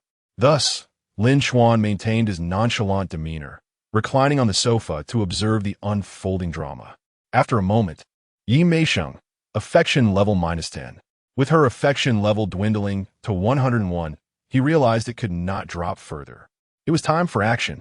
His first task was to swiftly deplete the remaining 1 million. He had already selected his purchases. All that remained was to complete the online payment, which he did with haste. Throughout this spending spree, the system's warning alerts chimed incessantly, prompting Lin Chuan to internally chastise the foolish system for its lack of understanding. Not only had he completed the second main task, but the remaining funds were his to spend as desired. Moreover, this expenditure would also prepare him for the third main task. Once the final million was spent, the system notification sounded. Congratulations, you have completed the second main task, earning 200,000 and 2 lottery chances. With pressing matters at hand, Lin Chuan chose to delay the lottery. Such frivolities were best reserved for a moment of leisure. At that moment, the system refreshed its tasks. Third batch of fondness funds, 100 million main task 3. Spend the third batch of fondness funds within 7 days to gain a 200-point affection boost from beauties rated above 8. Completion reward, 300,000 and 3 lottery chances. Failure penalty, freeze all remaining fondness funds. As anticipated, the third phase indeed involved a staggering sum of 100 million. It was time to initiate the plan to discreetly capitalize on the fondness funds. Lin Chuan, contemplating his strategy, suddenly beckoned Manager Wang over. His tone was calm, yet commanding. Come here for a moment. Wearing long sleeves, he had previously concealed his Patek Philippe watch. It was not an intentional concealment, merely a matter of discretion. He believed frequently flaunting one's wealth was rather gauche. A brief reveal sufficed when necessary. As Manager Wang heard Lin Chuan's call, he prepared to retort, but upon catching sight of the expensive watch on Lin Chuan's wrist, worth over 2 million, he gasped in shock. Observing Lin Chuan's composed demeanor and attire, he felt a twinge of apprehension. He realized Lin Chuan was not someone to underestimate. Unlike the likes of Chu Xiaoyu, who seemed merely middle class, someone wearing a watch worth over 2 million commanded a different kind of respect. Manager Wang, wary of the potential ramifications, quickly composed himself and approached with a somewhat obsequious smile. I didn't notice you earlier. My apologies for my oversight. Allow me to pour myself a drink in penance. Sir, how may I assist you? The other students turned in astonishment at the exchange, and Yi Meixing's beautiful eyes also shifted to Lin Chuan. Chapter 25.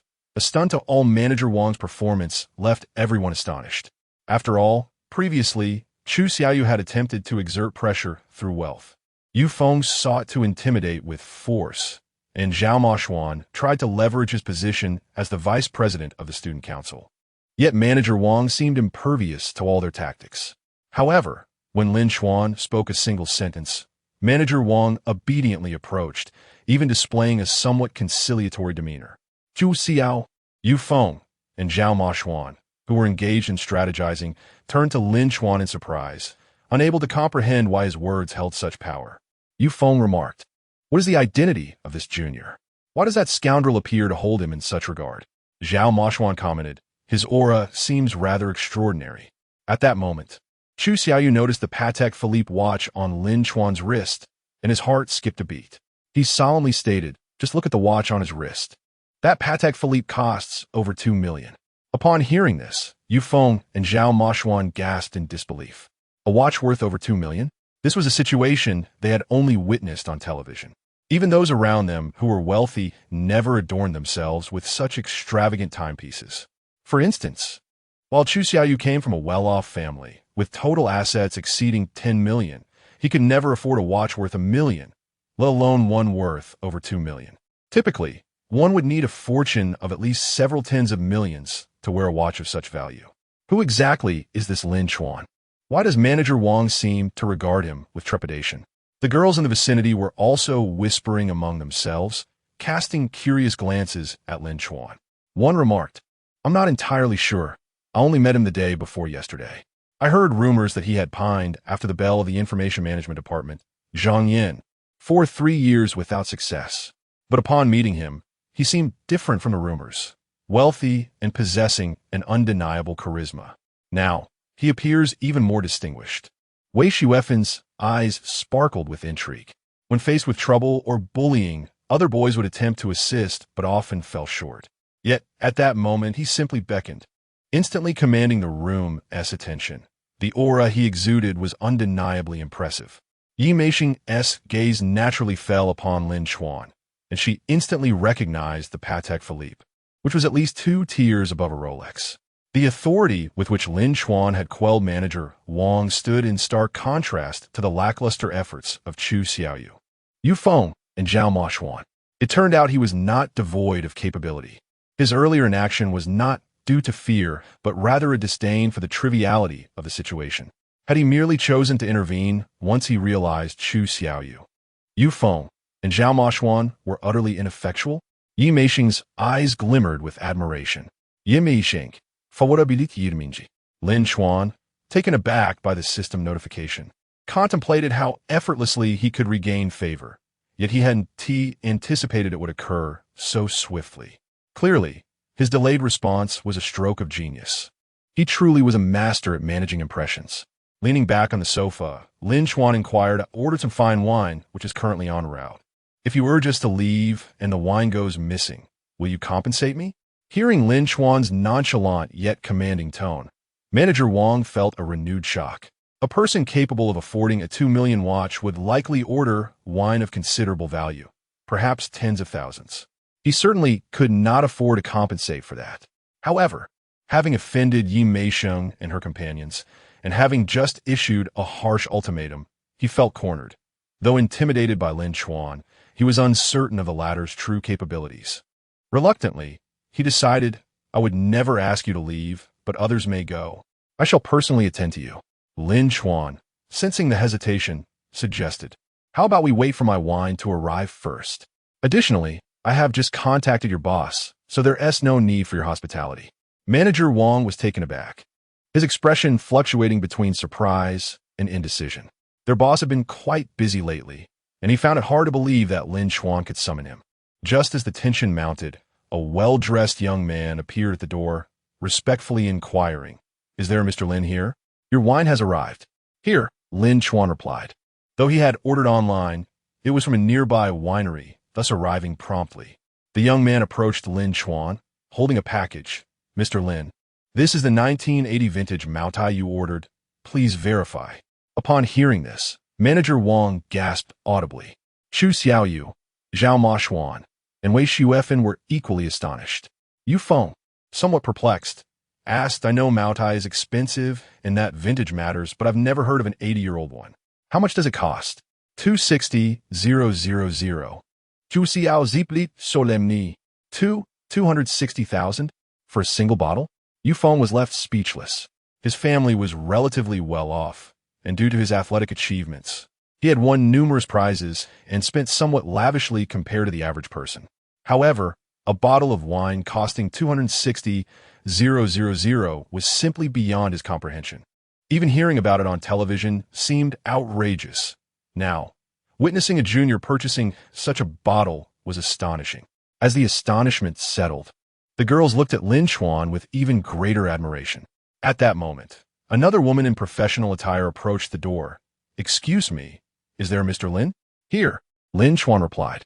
The professional woman approached and respectfully stated, "Hello, Mr. Lin. This is your ordered Romanicani." Once again, Manager Wang, Chu Xiaoyu, and the others gasped in disbelief. Yufeng felt like a rustic, yet he couldn't restrain his curiosity, asking, "I believe I've heard of Romanicani. How much does it cost per bottle?" 280,000. Chu Xiao Zipli. Yufeng was left dumbfounded, and after some time, he could only utter two words, "No way."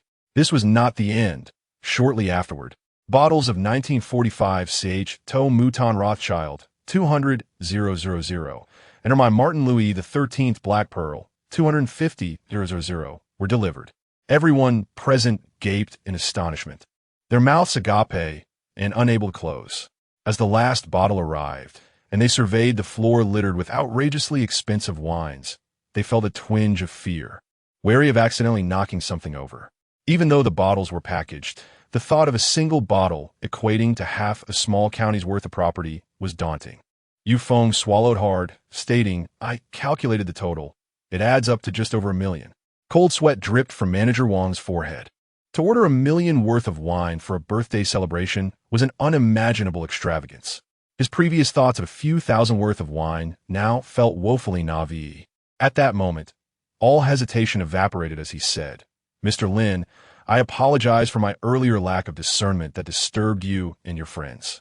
Please, do not hold it against me. Stay as long as you wish, and I will not intrude. Should you require anything, do not hesitate to ask." Seeing Manager Wang's demeanor, all the students felt a wave of satisfaction. Chu Xiaoyu, Yufeng, and Zhao Moxuan, while finding solace in the situation, realized they had lost. Yi Meisheng gazed at Lin Chuan, her admiration intensifying, her gentle gaze seemingly capable of melting him. Yi Meisheng, Favorability 10. Chapter 26. The vast disparity among individuals. Lin Chuan gazed at Manager Wang, a faint smile gracing his lips. Aren't you going to see us off? Mr. Lin, you jest. I have not sought to usher you away at any point. However, I must apologize for my earlier offense towards your classmates, Manager Wang replied, displaying a keen awareness as he approached Yi Meisheng, Chu Xiaoyu, Yufeng, Zhao Moxuan, and the others. He bowed slightly and stated, "Dear classmates, I sincerely apologize for my earlier rudeness." Observing this, Yi Meisheng, Chu Xiaoyu, Yufeng, and Zhao Moxuan felt a surge of satisfaction. Chu Xiao Zima, there is no need to apologize to us. It's primarily an apology owed to Meisheng. As for treating others with disdain, it is best to avoid such behavior in the future, lest karma catch up with you. Indeed, you speak wisely, Manager Wang thought to himself, cursing internally. If it weren't for this wealthy gentleman, who would bother with you? And yet, you still put on airs before me. Nonetheless, his face betrayed none of these sentiments, and he turned to Yi Meisheng once more, offering another apology. Classmate, I failed to recognize your worth earlier. I hope you can overlook my transgressions. The promised discounts still stand. Yi Meisheng merely nodded coldly, not even sparing a glance from Manager Wang, her gaze firmly fixed on Lin Chuan. Noticing that the group seemed disinclined to pursue the matter further, Manager Wang returned to Lin Chuan to offer his apologies once again, then discreetly retreated, tail between his legs. Junior, just how wealthy are you? Spending over $1 million on wine seems rather extravagant, Wei Shuefen inquired, echoing the thoughts of everyone present. Perhaps I am not as affluent as you imagine. I have exhausted my savings, Lin Chuan chuckled. This statement was not entirely false, as he had indeed depleted his remaining funds from a second round of extravagant spending. However, a third influx of funds had just arrived, 100 million. Junior, you truly have a knack for jesting. Surely this is merely your pocket money? The group remained unconvinced. as it was hard to believe anyone would deplete their savings on wine. Observing his nonchalant demeanor, they suspected he was spending nothing more than casual funds. "Thank you. Had it not been for you, we might have had to leave in disgrace." Yi Meisheng approached him, her smile enchanting. "Not at all. I did nothing remarkable," Lin Chuan replied. Yi Meisheng turned to Chu Xiaoyu, Yu Feng, and Zhao Maxuan, saying, "I also wish to thank you for standing up for me earlier." They all insisted it was unnecessary, feeling unworthy of her gratitude, as it was clear to all that Lin Chuan was the true savior of the moment. "Feel free to select any wine you desire. Let us open a couple of bottles," Lin Chuan proposed, as he intended to spend lavishly, both to exhaust his million and to showcase his wealth. Now that he had put on a display of affluence, treating them to a bottle or two was entirely feasible. The remainder could be set aside. Although he was not particularly fond of drinking, having the wine on display served its purpose. Is it truly appropriate? The group hesitated, eager to taste the legendary wine, but feeling somewhat embarrassed by its expense. No one dared to initiate the opening of the bottles. After some contemplation, Lin Chuan decided to uncork 2 bottles of red wine. Given the predominance of female company, it seemed a more fitting choice.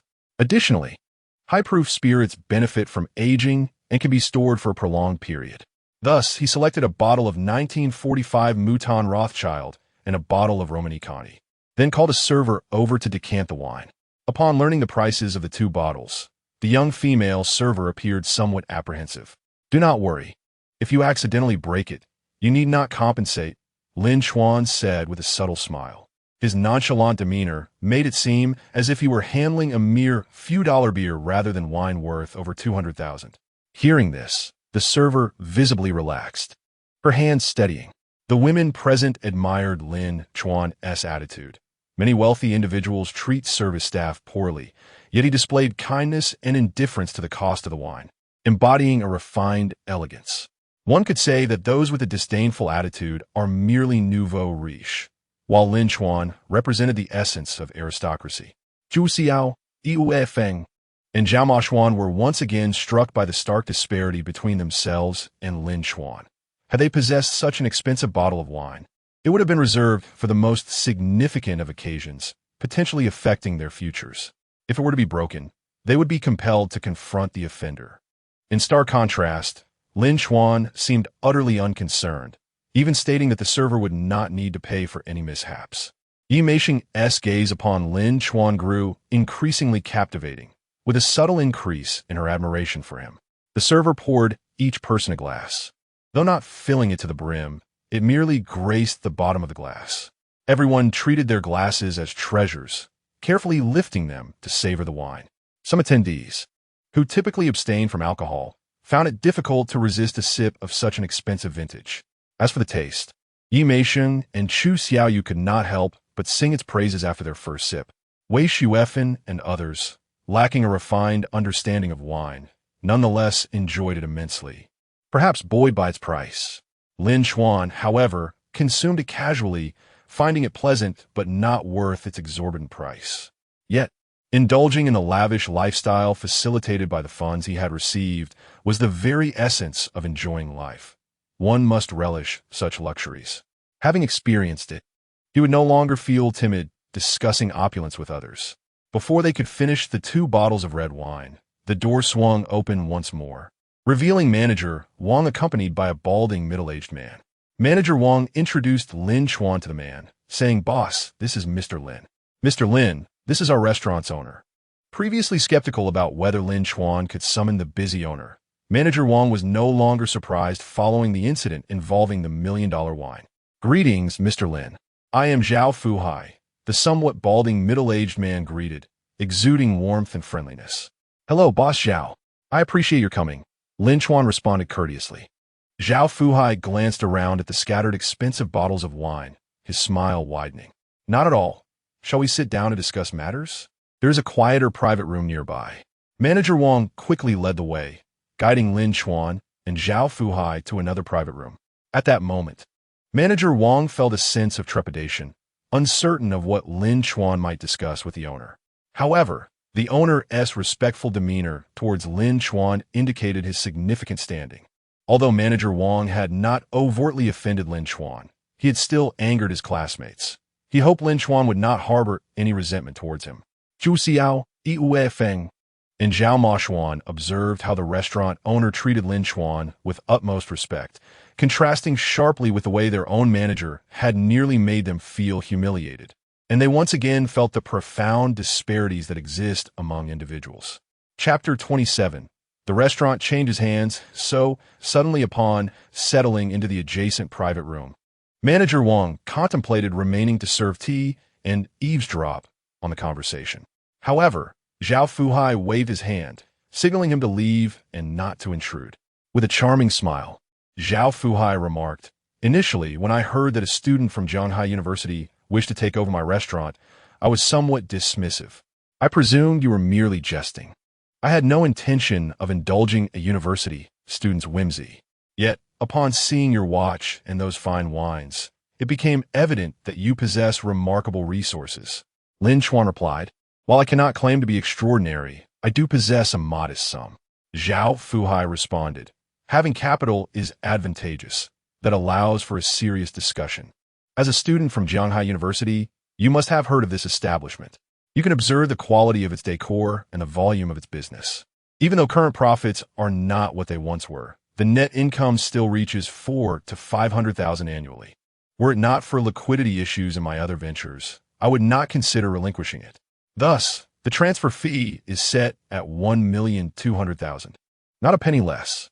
This is a corner property, undoubtedly the prime location in this community, which accounts for its rental price being 20% higher than neighboring businesses, 500,000 a year."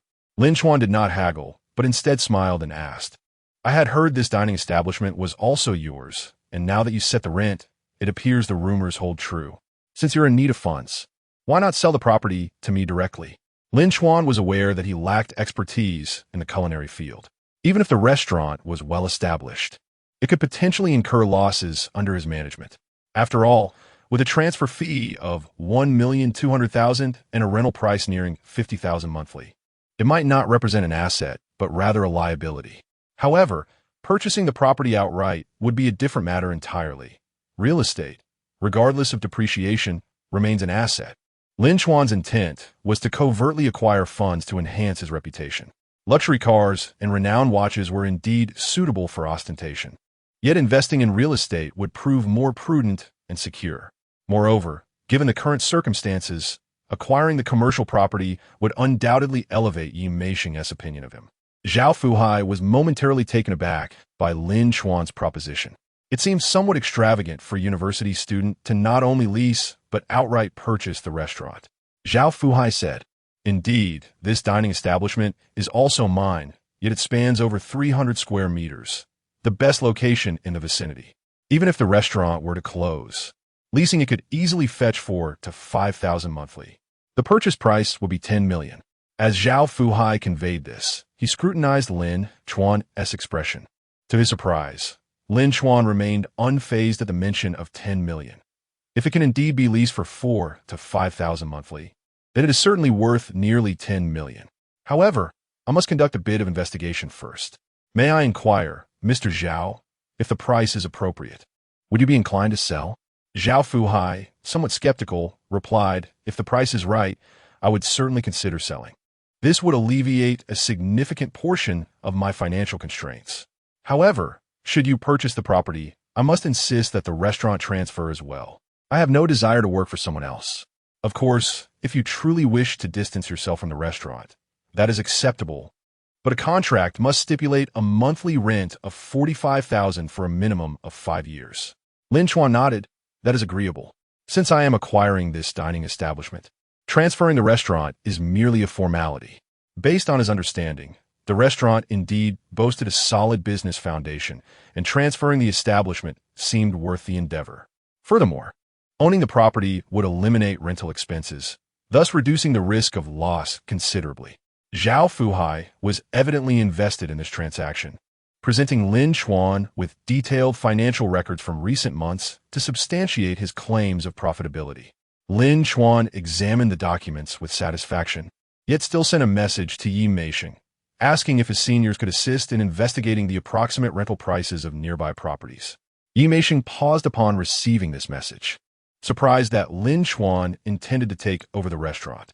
Her eyes brightened as she relayed Lin Chuan's request to her classmates. The group was instantly astounded. Incredible! It appears Lin Chuan intends to acquire the restaurant. The atmosphere was filled with excitement as students exclaimed their admiration for Lin Chuan. Impressive. No wonder he is willing to spend $1 million on wine. Acquiring this restaurant must be a trivial matter for him. One student from the External Relations Department, who had previously collaborated with nearby establishments, volunteered, "I can inquire about the rental prices as I have maintained contact." Another from a student council, experienced in managing student delivery services, offered to ask around as well. Is it really necessary to complicate matters? I can simply visit and ask directly. I possess sufficient social skills. This restaurant is indeed delightful and should not be squandered by that manager Wang. If Lin Chuan secures it, he can promptly dismiss him. The 2 bottles of fine wine, worth over 20,000 each, had a tremendous impact, compelling those who had shared in the experience to assist Lin Chuan. Even Chu Xiaoyu, Yu Feng, and Zhao Moshuan joined in, pooling their connections and social skills. Soon, a comprehensive overview of nearby rental prices was compiled and sent to Lin Chuan's phone. They even provided a rough assessment of the Qinxiang Pavilion, estimating its rental value at a minimum of 45,000, with possibilities of reaching 50,000 or more. Thus, a selling price of 10 million, based on a standard 5% return rate, seemed entirely reasonable. While initial offers are typically inflated, Zhao Fuhai's asking price appeared quite fair, perhaps indicative of his genuine need for funds. With this newfound assurance, Lin Chuan swiftly completed the contract signing and funds transfer in a remarkably short time. Upon seeing the 1,120,000 directly deposited, Zhao Fuhai was momentarily stunned. It is worth noting that even those with assets exceeding 100 million often lack such liquidity. Achieving this level of cash flow is not something that could be arranged overnight. Yet, this young man seemed to treat the transaction with the nonchalance of purchasing groceries. Reflecting on this, Zhao Fuhai's demeanor softened further. He then gathered those not occupied and succinctly declared, "I have transferred ownership of this restaurant to Lin Chuan. From this day forth, he shall be your employer."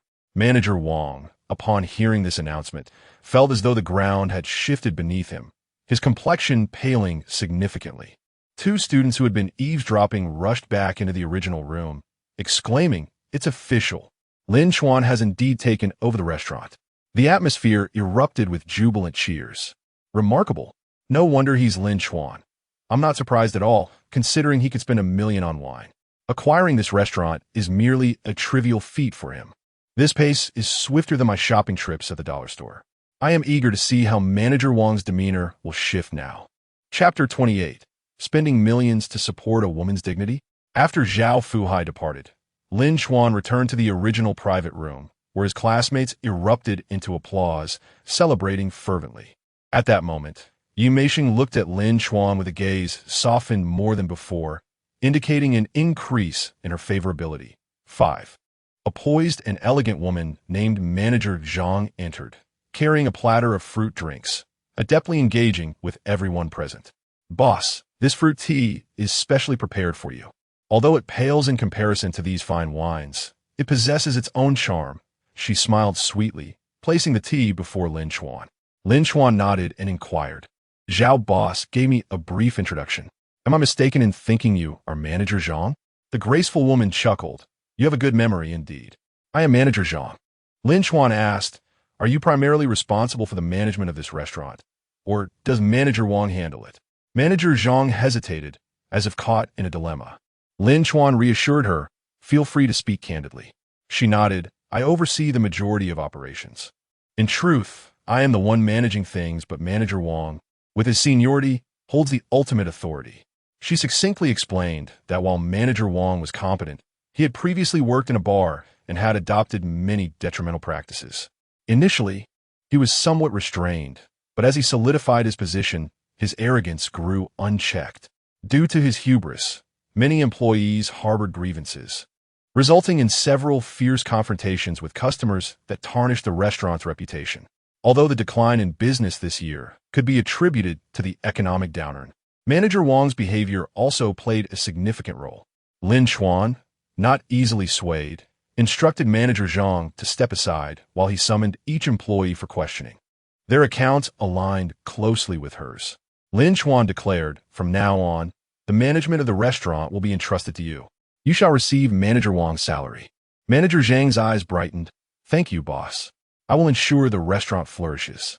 At that moment, Manager Wang entered, frowning upon seeing Manager Zhang. "Manager Zhang, please step out. I will report to the boss." However, Manager Zhang remained steadfast. Manager Wang snapped, "Did you not hear me? I am here to speak with the boss." Lin Chuan interjected, "Manager Wang, what an impressive display of authority you have." Manager Wang's expression shifted, and he approached with newfound respect. "Boss, I simply worry she might not understand the situation. I am the one managing the restaurant, and I know it best." Lin Chuan retorted, "Yet I have heard that the restaurant's reputation has suffered due to your conflicts with customers. There is no need for you to make excuses. It is futile. While you have been relatively courteous to me, your demeanor toward my classmates has been far from friendly. Your arrogant management style appears to be a recurring issue. With such conduct, who would dare dine here? Given your initial civility, I shall refrain from taking further action, but you are to leave." Manager Wang's face darkened as he bowed deeply, pleading, "Boss, I acknowledge my mistakes. If you could overlook this and consider my capabilities, I promise to reform and elevate the restaurant's performance. I have been here the longest, and this establishment has flourished under my guidance. Manager Zhang is new and cannot manage effectively. I am unaware of the rental fee Zhao boss has set, but this prime restaurant location must be costly. Mismanagement could lead to significant losses." Lin Chuan promptly produced the property deed and contract from his bag, slamming them onto the table. "I have purchased this establishment outright. Hence, there is no rent. Therefore, the notion of incurring losses is virtually non-existent. Furthermore, I have faith that Manager Zhang will prove more effective than you." Manager Wang gasped, realizing the magnitude of the situation. This restaurant was worth no less than 10 million. Manager Zhang, too, was taken aback, though pleased, as it indicated the new boss's formidable financial standing, alleviating concerns about salary delays. The classmates present were left speechless, having assumed Lin Chuan was merely transferring ownership of the restaurant, only to discover he had outright bought the premises, with the value of the establishment exceeding 10 million. They pondered the depths of his wealth. Yi Meixing's eyes sparkled even more, her charm intensified as her favorability surged. 15. Lin Chuan, momentarily stunned by the system's notification, realized that as time progressed, increasing favorability became more challenging. Could it be that she believed his expenditure of 10 million was solely to defend her honor? Seeing Lin Chuan's resolute stance, Manager Wang found himself at a loss for words. Fearing further confrontation might provoke Lin Chuan's ire, he bowed and exited submissively. Regret gnawed at him for having acted arrogantly in front of Lin Chuan's classmates. Yet, he failed to recognize that his arrogance was not a one-time occurrence. It was merely a coincidence that he had crossed paths with Lin Chuan this time. Once Manager Wang left, a profound silence enveloped the room until, after several moments, everyone regained their composure. Wei Shuefen incredulously picked up the contract and property deed, confirming not only the transfer of the restaurant, but also the purchase of the premises. The total value was an astonishing 11.2 million. Wei Shuefen marveled, a transaction exceeding 10 million, something I've only witnessed on television or in the news. Yet here it unfolds before us. Other classmates gathered around, initially believing Lin Chuan was merely transferring ownership, only to be astounded by the reality of the situation.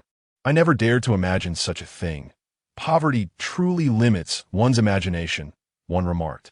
No wonder Lin Chuan primarily asked US to investigate nearby rental prices rather than the restaurant's business performance. After all, purchasing a property hinges on rental income potential. Zhu Xiao, Yu Feng, and Zhao Maxuan regarded the contract and property deed, feeling the stark disparity between individuals. Yu Feng sighed. The waves of the Yangtze River push the former waves to the shore, while the former waves perish on the beach. Zhu Xiaoyu added, there is no comparison. Zhao Moxuan's expression darkened as he lowered his voice. Have you considered this is not merely about acquiring a 10 million level restaurant? If one were engaged in such business, possessing wealth would not seem so outrageous. However, Lin Xuan is not here to conduct business. It is evident he is merely acting out of indignation towards Manager Wang on behalf of Mei Sheng. The notion of spending 10 million simply to defend a woman's dignity is staggering. Yu Feng and Chu Xiaoyu suddenly grasped the gravity of the situation, gasping in astonishment. After a prolonged silence, Yu Feng uttered a single word, damn. However, they were mistaken in their assumptions. Lin Xuan's primary motive was to indulge in the spoils of flattery. Now, both the restaurant and the property had become his assets. Chapter 29. Yi Meisheng personally feeds cake if previously Chu Xiaoyu, Yu Feng, and Zhao Moxuan had sensed the disparities among individuals. Now, they felt that they were on an entirely different level compared to Lin Xuan. In his quest to defend Yi Meisheng's honor, he had recklessly spent millions, a display of extravagance that left them in awe. Just how formidable was his wealth? Yu Feng sighed. For now, we can only hope that Mei Sheng hasn't considered this possibility. If she hasn't, there might still be a chance. Chu Xiaoyu glanced at Yi Meisheng and shook his head. You all know how intelligent Mei Sheng is. Such a notion is simply implausible. Just look at how she gazes at Lin Xuan. It's evident she has already contemplated this. He mused. Having wealth is truly impressive. If I were a girl and a man spent millions for my sake, I would likely be utterly captivated. Zhao Moxuan, maintaining a serious demeanor, remarked. There remains one opportunity. Lin Xuan is impatient. Having spent over 10 million for a woman's honor, he may be eager for a return on his investment. When people become anxious, they tend to err, revealing themselves as quite unsightly. Upon hearing this, Yu Feng and Chu Xiaoyu's eyes lit up. This line of reasoning was indeed quite rational. Had it been them spending millions for a woman, they would certainly desire immediate results. Otherwise, the loss would be painfully regrettable. Yet, as they turned to observe Lin Xuan, they were taken aback. He appeared nonchalant, casually conversing with Wei Xuefen and others, seemingly indifferent to the 10 million he had just spent, as if he had merely parted with 1,000. At that moment, a sweet female server approached Lin Xuan, inquiring, Boss, how should we handle these 2 bottles of wine? This server was the one who had previously poured wine for Lin Xuan. Having been charmed by his dismissive remark about not needing to compensate for a broken bottle. Now, with Lin Xuan unexpectedly becoming the new owner, her delight knew no bounds. She pondered how to manage the remaining 2 bottles of wine, each valued at over 20,000. Lin Xuan turned to his classmates, asking, Are you all still drinking? The others quickly shook their heads, not daring to indulge further. They had already consumed 2 bottles and felt it might shorten their lifespans. Lin Xuan declared, I noticed a wine rack in the hall. Let's place them there. I will purchase an additional 1 million worth of wine to add to it. These fine wines shall serve as one of our restaurant's attractions. If no one orders them, they can remain as decoration. If someone hosts distinguished guests, we can sell them. Occasionally, I might also bring friends along. The servers were momentarily stunned. Wine valued at 30,000 a bottle, simply placed on the restaurant's rack? Moreover, he planned to buy another 1 million worth of wine? With admiration on their faces, the servers obediently arranged the 2 bottles on the rack as instructed. They couldn't help but think their new boss was not only handsome, but also affluent and decisive. Truly exceptional. He was even more admirable than the so-called celebrities. With such wealth, concerns about timely salary payments were unwarranted. Witnessing this scene, Lin Xuan's classmates were astonished. Weren't you just extravagant with over 10 million? Shouldn't you be more frugal? Chu Xiaoyu, Yu Feng, and Zhao Moxuan were left speechless, feeling as if they were the jesters in this situation. They had misjudged Lin Xuan, assuming he would be eager for returns. To their surprise, he regarded the 10 million with indifference, turning around to purchase another 1 million in wine merely to fill the rack. Though their previous conversation had been hushed, they now felt an acute embarrassment, wishing they could vanish into the earth. At that moment, Yi Meisheng whispered something to a female server, who soon returned with a slice of cake. It was evident that this piece had been cut from a larger cake, which Yi Meisheng had thoughtfully stored away in the refrigerator. Her meticulousness was apparent. With graceful strides, Yi Meisheng approached Lin Xuan, her smile radiant as she presented the cake. While you were engaged in business, we already had some cake. This slice is reserved especially for you. Witnessing this, Chu Xiaoyu, Yu Feng, and Zhao Maoxuan felt a twinge of jealousy, yet they were powerless to change the situation. Thank you. Lin Chuan accepted the cake and took a few bites before setting it aside, while continuing his conversation with the others. This is a birthday cake I specifically saved for you.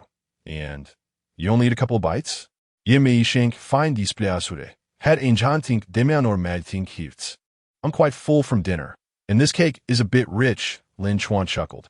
Just a small piece. How could it be too rich? Yimei replied, lifting the cake plate and offering a spoonful to Lin Chuan's lips for another taste. Being fed by such a beauty was utterly irresistible. Lin Chuan smiled and opened his mouth as Mei Xing fed him the cake. Wei Xuefan and the other girls erupted in playful cheers. They felt no discomfort. After all, Lin Chuan had just spent lavishly for Mei Xing. Feeding him a few bites of cake seemed entirely appropriate. In fact, if they were in her position, they might even feel inclined to offer themselves in gratitude. Such a generous and charming young man was undoubtedly a catch. However, Chu Xiaoyu, Yu Feng, and Zhao Maoxuan were utterly dismayed by this sight. Mei Xing was always one to maintain boundaries, never overly affectionate in front of others. Yet this time, she had made an exception. Did she not realize that this would make them uncomfortable? Certainly, she did. She was sacrificing their feelings for Lin Chuan, as they possessed little value in comparison to him now. Fortunately, after feeding him a couple more bites, she ceased her attentions. A few bites could convey warmth, but excessive feeding might come across as excessive. Nevertheless, the image of Mei Xing feeding Lin Chuan had etched itself deeply in their minds, leaving them utterly unsettled. They could hardly focus on the conversations around them. Lin Chuan glanced at the trio, understanding their feelings all too well as someone who had once been in their shoes. However, he felt no sympathy for them, as he had received none in the past. Those who pined after others deserved no pity. He knew well that people could not be taught through mere words. One lesson was enough. They could only overcome their feelings through heartache, and in the long run, this might even serve their best interests. Chapter 30. The rising tide of the fish pond rankings and the second lottery. It was past 9 in the evening when the gathering finally drew to a close. Lin Chuan had just wrapped up at the restaurant, having stayed behind to relay a few final instructions to Manager Zhang and others. He felt a sense of relief. The management model of the restaurant was quite mature, and Manager Zhang proved to be highly capable, handling everything with ease. It seemed he had little to do other than collect payments and distribute salaries. As he exited the restaurant, he noticed Mei Xing, Wei Xuefan, and others still waiting. Since the school was nearby, they decided to walk back together. Along the way, Mei Xing walked alongside Lin Chuan, engaging in cheerful conversation, which only deepened the discomfort felt by Chu Xiaoyu, Yu Feng, and Zhao Maoxuan. Despite their unease, they couldn't tear their eyes away. They were particularly anxious about Lin Chuan and Mei Xing progressing further in their relationship. Yet they were equally afraid of the possibility that they might become a couple without their knowledge. The lament of unrequited affection lay heavy upon them. Fortunately, they soon arrived at the school. The dormitories of different departments were situated at various locations, and Lin Chuan bid a simple farewell to Mei Xing before parting ways. Chu Xiaoyu, Yu Feng, and Zhao Maoxuan could accompany Mei Xing and Wei Xuefan for a short distance, but their spirits were dampened, and they exchanged not a single word with her, trailing behind. After walking for a while, Mei Xing slowed her pace and fell in beside the three, asking, "What is the matter? You all seem rather preoccupied." The trio fell silent for a moment before Yu Feng could no longer contain himself, saying, "We feel rather useless today and are embarrassed to face you. As seniors, we should be better than a junior like Lin Chuan." Mei Xing smiled gently and replied, "What are you thinking? I saw how hard you all worked to help me today." Of course, Lin Chuan did assist greatly, even spending $1 million. So it is only right that I treat him to a few bites of cake as a token of gratitude. Yu Feng's eyes brightened. "So, what do you think of Lin Chuan?" Mei Xing responded, "I've only just met Lin Chuan. Perhaps he still harbors feelings for that Zhang Yan. If you keep overthinking, I might just get upset." Upon hearing this, Chu Xiaoyu, Yu Feng, and Zhao Maoxuan's faces brightened once more, and their steps became noticeably lighter on the way back. Once they returned to the dormitory, Yi Meisheng received messages from the three. Chu Xiaoyu wrote, "Sorry, Meisheng, I shouldn't have overthought things today, and I've lost my composure. As a senior, I should have properly expressed my gratitude to Lin Chuan." Yu Feng simply said, "Good night, Meisheng." Zhao Maoxuan added, "Meisheng, I know I shouldn't overthink, but seeing you feed Lin Chuan today really upset me. Could you refrain from doing such things in the future? I know I have no right to make requests, but Yu Meisheng closed their chat without responding and opened Lin Chuan's chat window. "Thank you so much, Lin Chuan. If it weren't for you, I would have been bullied." She followed it with a cute emoji. Next, Yu Meisheng opened a memo containing a ranking list, assigning scores beside each name. She moved Chu Xiaoyu, Yu Feng, and Zhao Maoxuan, who were originally in the middle, to the bottom of the list. Lin Chuan, who had initially been ranked lower, was elevated to third, then reconsidered and placed in second, with a commendable score of 85. If anyone were to stumble upon this list and analyze it, they would discern that it constituted Yi Meisheng's fish pond rankings, featuring those boys with whom she had developed closer ties. Little did these young men know that she was secretly ranking them behind their backs. After returning to his dormitory and finishing his shower, Lin Chuan lay on his bed, eagerly opening the system panel. The second main quest was completed, yet he had yet to draw from the lottery twice. Rubbing his hands together, he clicked the lottery button. The wheel spun rapidly before gradually slowing down, passing over prizes such as skill books and heart tokens. Ultimately, it came to a halt on the largest attribute points category, awarding him 5 attribute points. Just like last time, attribute points seemed to be a standard reward, and Lin Chuan felt quite pleased. Although the number was modest, it would enhance his physical capabilities, an invaluable asset that money could not buy. If these points were tradable, wealthy individuals with health issues would undoubtedly pay a premium for them.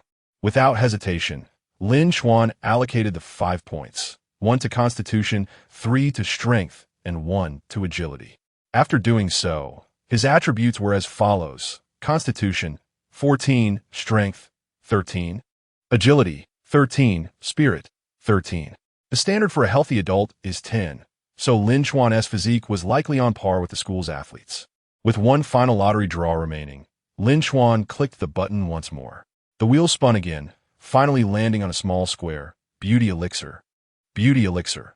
Consuming this will eliminate skin toxins, melanin, aging keratin, and excess oil, revitalizing the skin to restore its infant-like flawlessness. It will also diminish dark circles, improve drooping eyelids, and combat skin laxity, rendering facial features and muscle tone perfect. Recommendation: such a remarkable elixir, when gifted to a beautiful woman, is sure to elevate her fondness for you. Upon reading its effects, Lin Chuan's heart raced with excitement. This elixir was extraordinary, essentially a painless aesthetic treatment with fundamental improvements and no side effects. However, he felt somewhat exasperated upon seeing the recommendation. True to its nature as the ultimate serval system, it suggested that he use rewards earned from completing tasks to win over beautiful women. Would Lin Chuan heed this advice? Certainly not. With only one beauty elixir in his possession, he could give it to only one woman to enhance her affection. Moreover, there was a risk that once she became more beautiful, she might feel elevated and seek to marry into a true affluent family, possibly looking down on him. However, if he consumed it himself, it would raise his appeal and charm, benefits that no one could take away from him. He had already validated that a man's skin and looks are equally significant. What women refer to as clean often translates to handsome. Without a moment's hesitation, Lin Chuan opened his mouth and swallowed the beauty elixir. However, he realized that its effects would not manifest immediately. At this moment, he checked his WeChat and discovered 3 messages. One was from Yi Meisheng, to which he responded briefly. Another was from Zhang Yan, who had added him as a friend. With a verification message: Lin Chuan, please respond. At least accept my friend request, okay?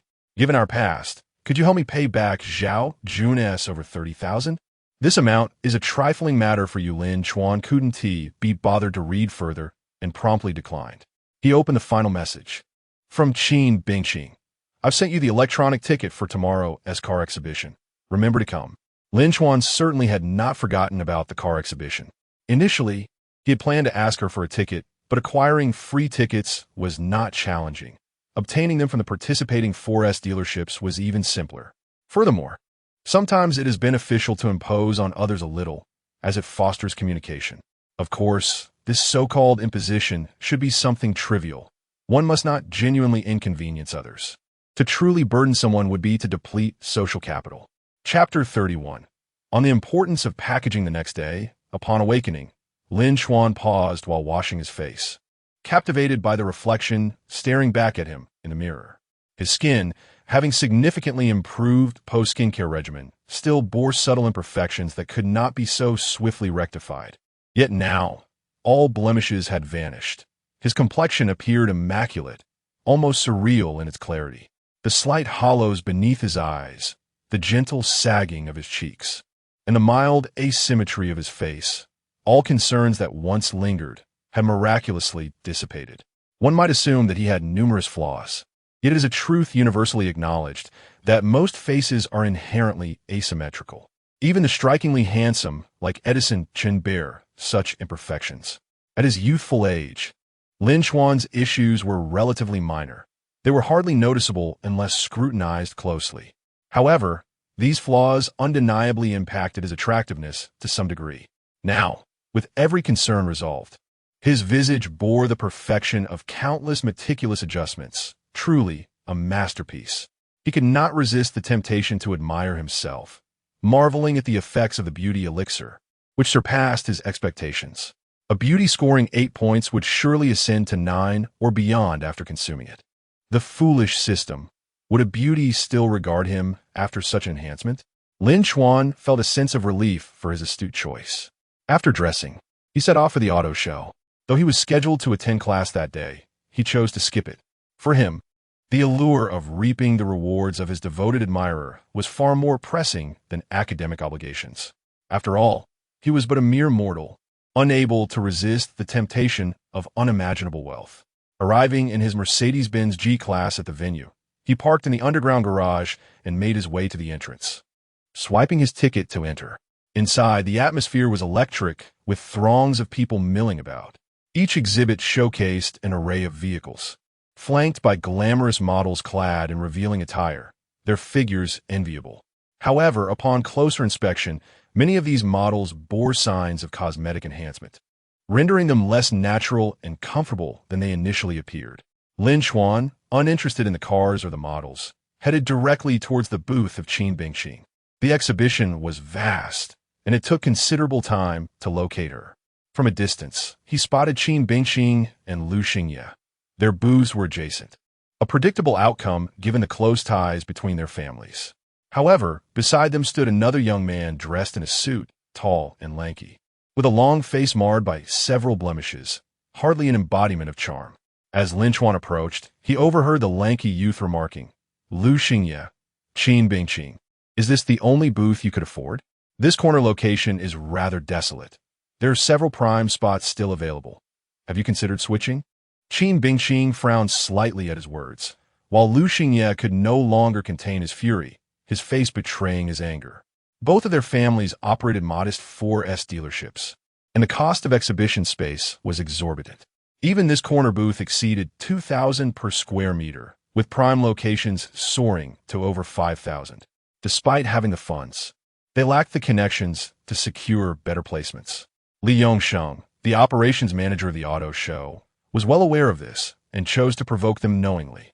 Once a novice reliant on their goodwill, he had transformed into a figure of authority, now brimming with arrogance. His eyes swept over Qin Bingqing's face and figure, a glimmer of greed flashing within him. "With just a word from me, I could elevate the status of Miss Qin's booth 2 tiers higher." A flicker of revulsion crossed Qin Bingqing's features, but she merely replied coldly, "No need." "What do you mean by that?"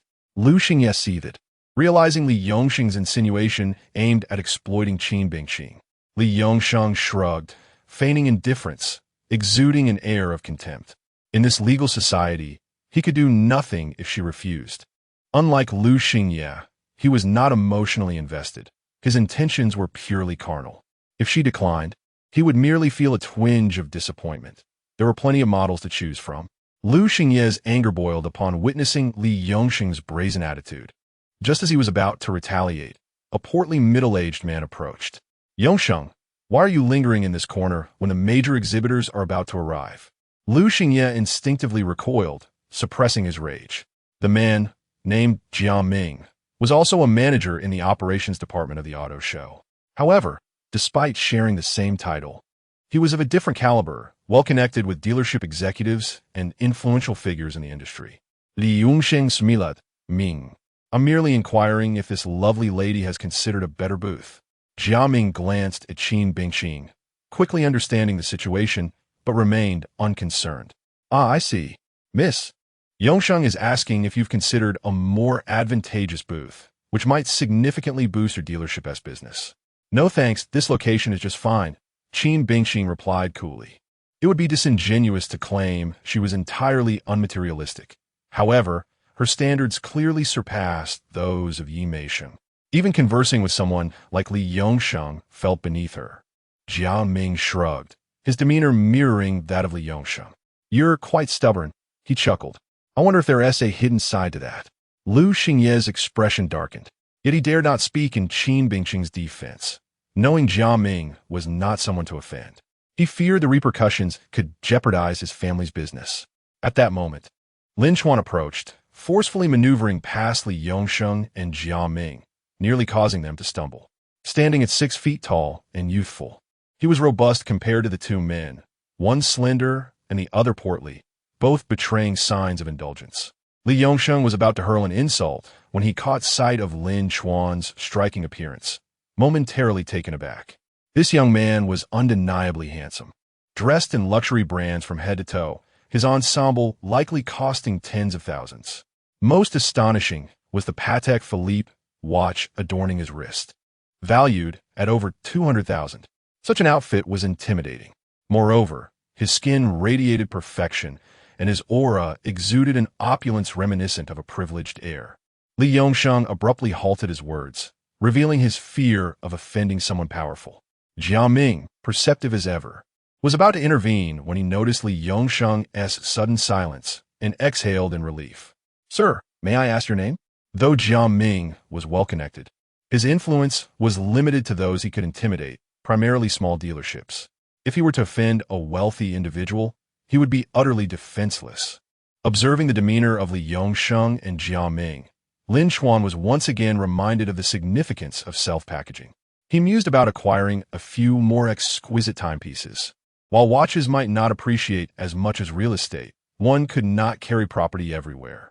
Besides, the finest watches held their value remarkably well, with some even retaining their worth in the second-hand market. Disregarding Jia Ming and Li Yongsheng, Lin Chuan turned to Qin Bingqing and smiled. They say models are beautiful, yet upon entering, I find none who could rival you even by a fraction. Upon witnessing Lin Chuan's arrival, which effortlessly subdued two lecherous individuals while he subtly praised his own appearance, Qin Bingqing couldn't help but chuckle. Oh please, that merely indicates you've been ogling models all along. There's one over there dressed quite scantily. I presume you feasted your eyes on her? With a 5 increase in favorability, Qin Bingqing, however, found herself momentarily entranced by Lin Chuan's visage. Previously, she had deemed him handsome, yet in just 2 days of absence, he had seemingly transformed into an even more striking figure.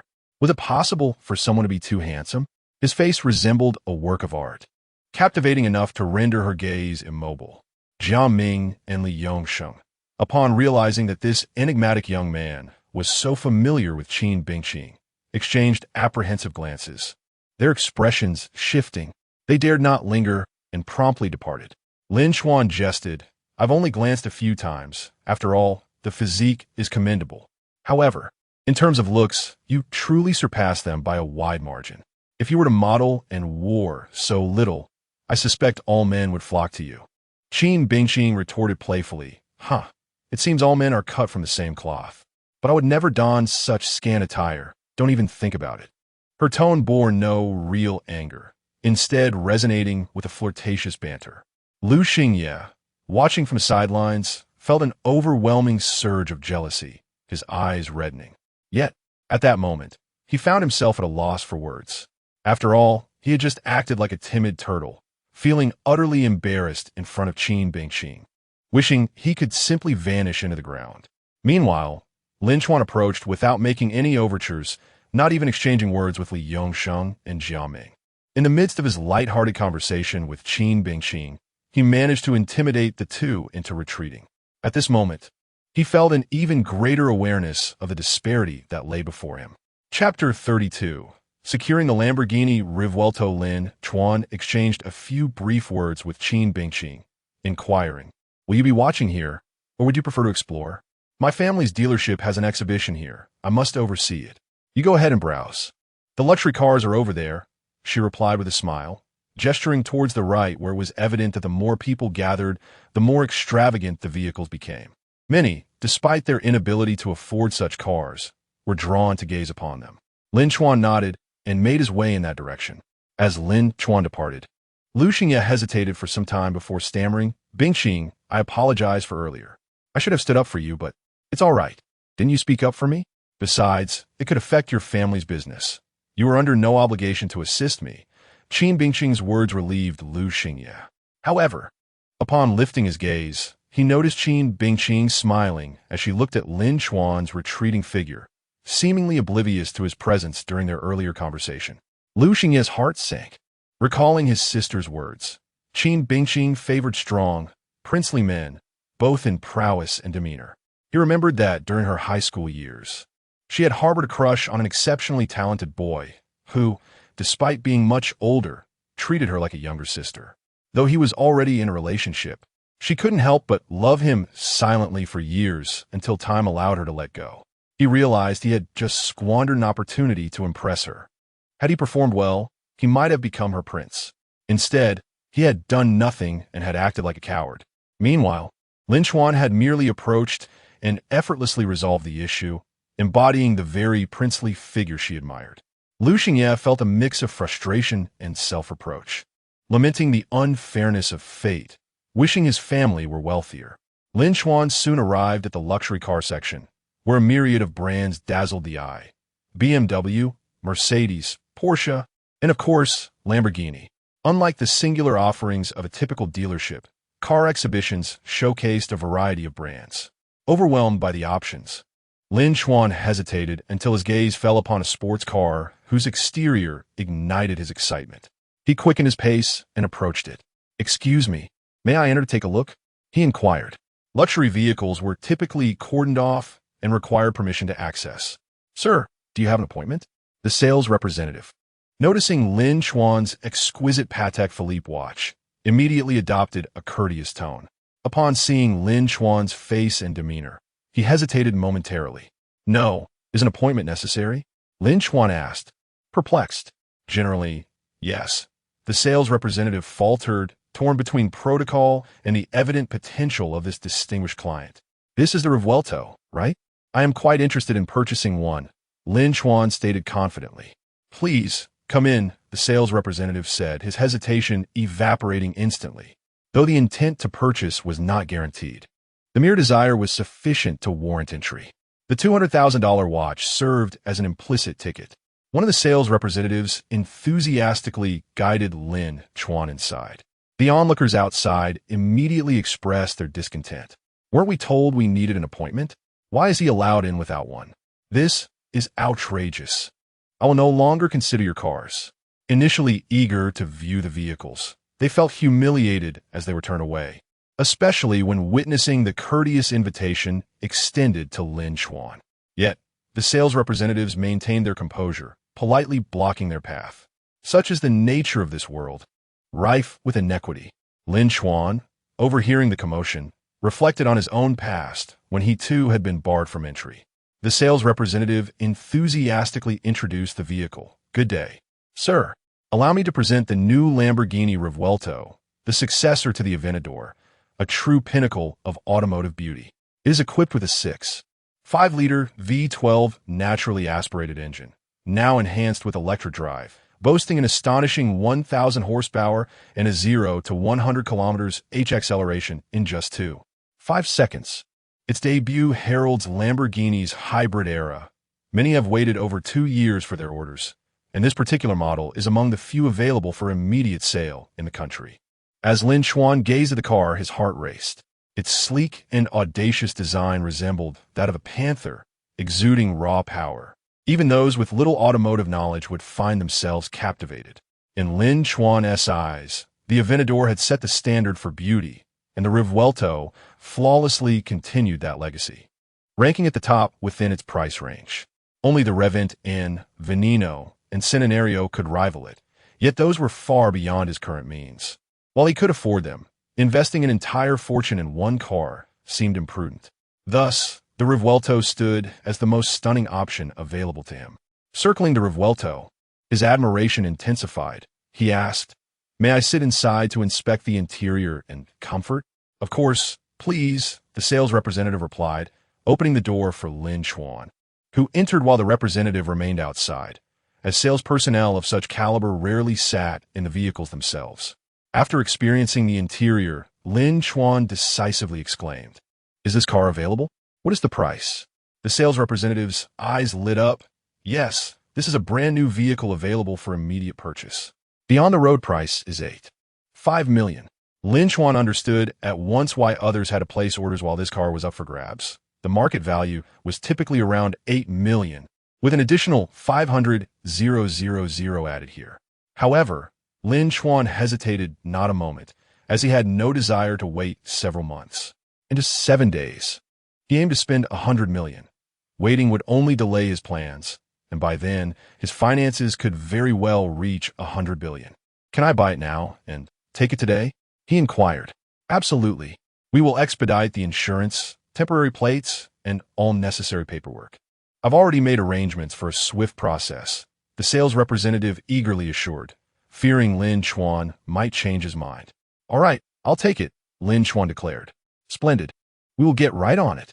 The sales representative was nearly elated, while the other two sales representatives stood in shock, regretting not having personally attended to Lin Chuan earlier. The crowd gathered nearby, witnessing the unfolding situation, was equally astonished. "Wait, this young man just bought the Lamborghini Rivuelto? Incredible. That's an $5 million luxury car. And he made the purchase as casually as one might buy an ice cream. This car is astonishingly beautiful, but I could never even dream of affording one. After working 3 lifetimes, I still wouldn't be able to buy it. Yet he just took a mere 10 minutes to make a purchase. I take more time choosing beef at the market." Earlier, when the sales representatives had refused him entry, he was upset. Now he felt entirely humbled. "In my next life, I want to be born into wealth." News spread swiftly, and soon more people flocked to witness the spectacle. Even at a car exhibition, the opportunity to purchase a luxury vehicle nearing $1 million was a rarity, and the Lamborghini Rivuelto represented the ultimate dream for countless enthusiasts. Upon hearing of its sale, many were eager to come and see it for themselves. At that moment, a voice echoed in Lin Chuan's mind. Su Yuding, favorability 10. Name, Su Yuding. Age, 23. Attractiveness, 8'2" height, 171 centimeters weight, 56 kilograms. Favorability, 0-10. Lin Chuan was momentarily taken aback, wondering who this person could be. Scanning the bustling crowd, it was nearly impossible to identify Su Yuding amidst the throngs of people. Given her height of 171 centimeters, she was likely a model, but which one remained a mystery. This was the first time Lin Chuan found himself in such an awkward predicament. His favorability had increased, yet he had no idea who had caused it. Regardless, he thought, as long as his favorability was on the rise, that was what truly mattered. There must be more than one model present with a score above 8. With that in mind, he decided to embrace the moment. While the paperwork for the Lamborghini Rivuelto was still being processed, Lin Chuan made his way towards the Rolls-Royce exhibit. Chapter 33. Which young master arrives? Lin Chuan approached the Rolls-Royce exhibition booth, and the front desk sales representative greeted him with great enthusiasm. "Mr. Lin, please come in." There was no need for an appointment or further words. The sales staff treated him like an esteemed guest, their reverence palpable. The news of Lin Chuan purchasing a Lamborghini Rivuelto spread rapidly among the spectators, and it circulated even more swiftly within the sales teams. After all, this was not merely gossip, it pertained to sales performance. With Lin Chuan's presence, who could afford to be anything but courteous. The crowd around began to murmur. Who is he? Why are the salespeople so polite? He just bought a Lamborghini Revuelto for nearly 10 million. No way, he looks so young. I'm in my 30s, and even spending 500,000 makes me wince. Yet here he is in his 20s purchasing a car worth tens of millions. Life is so unfair. It's evident that effort can never compare to luck in birth.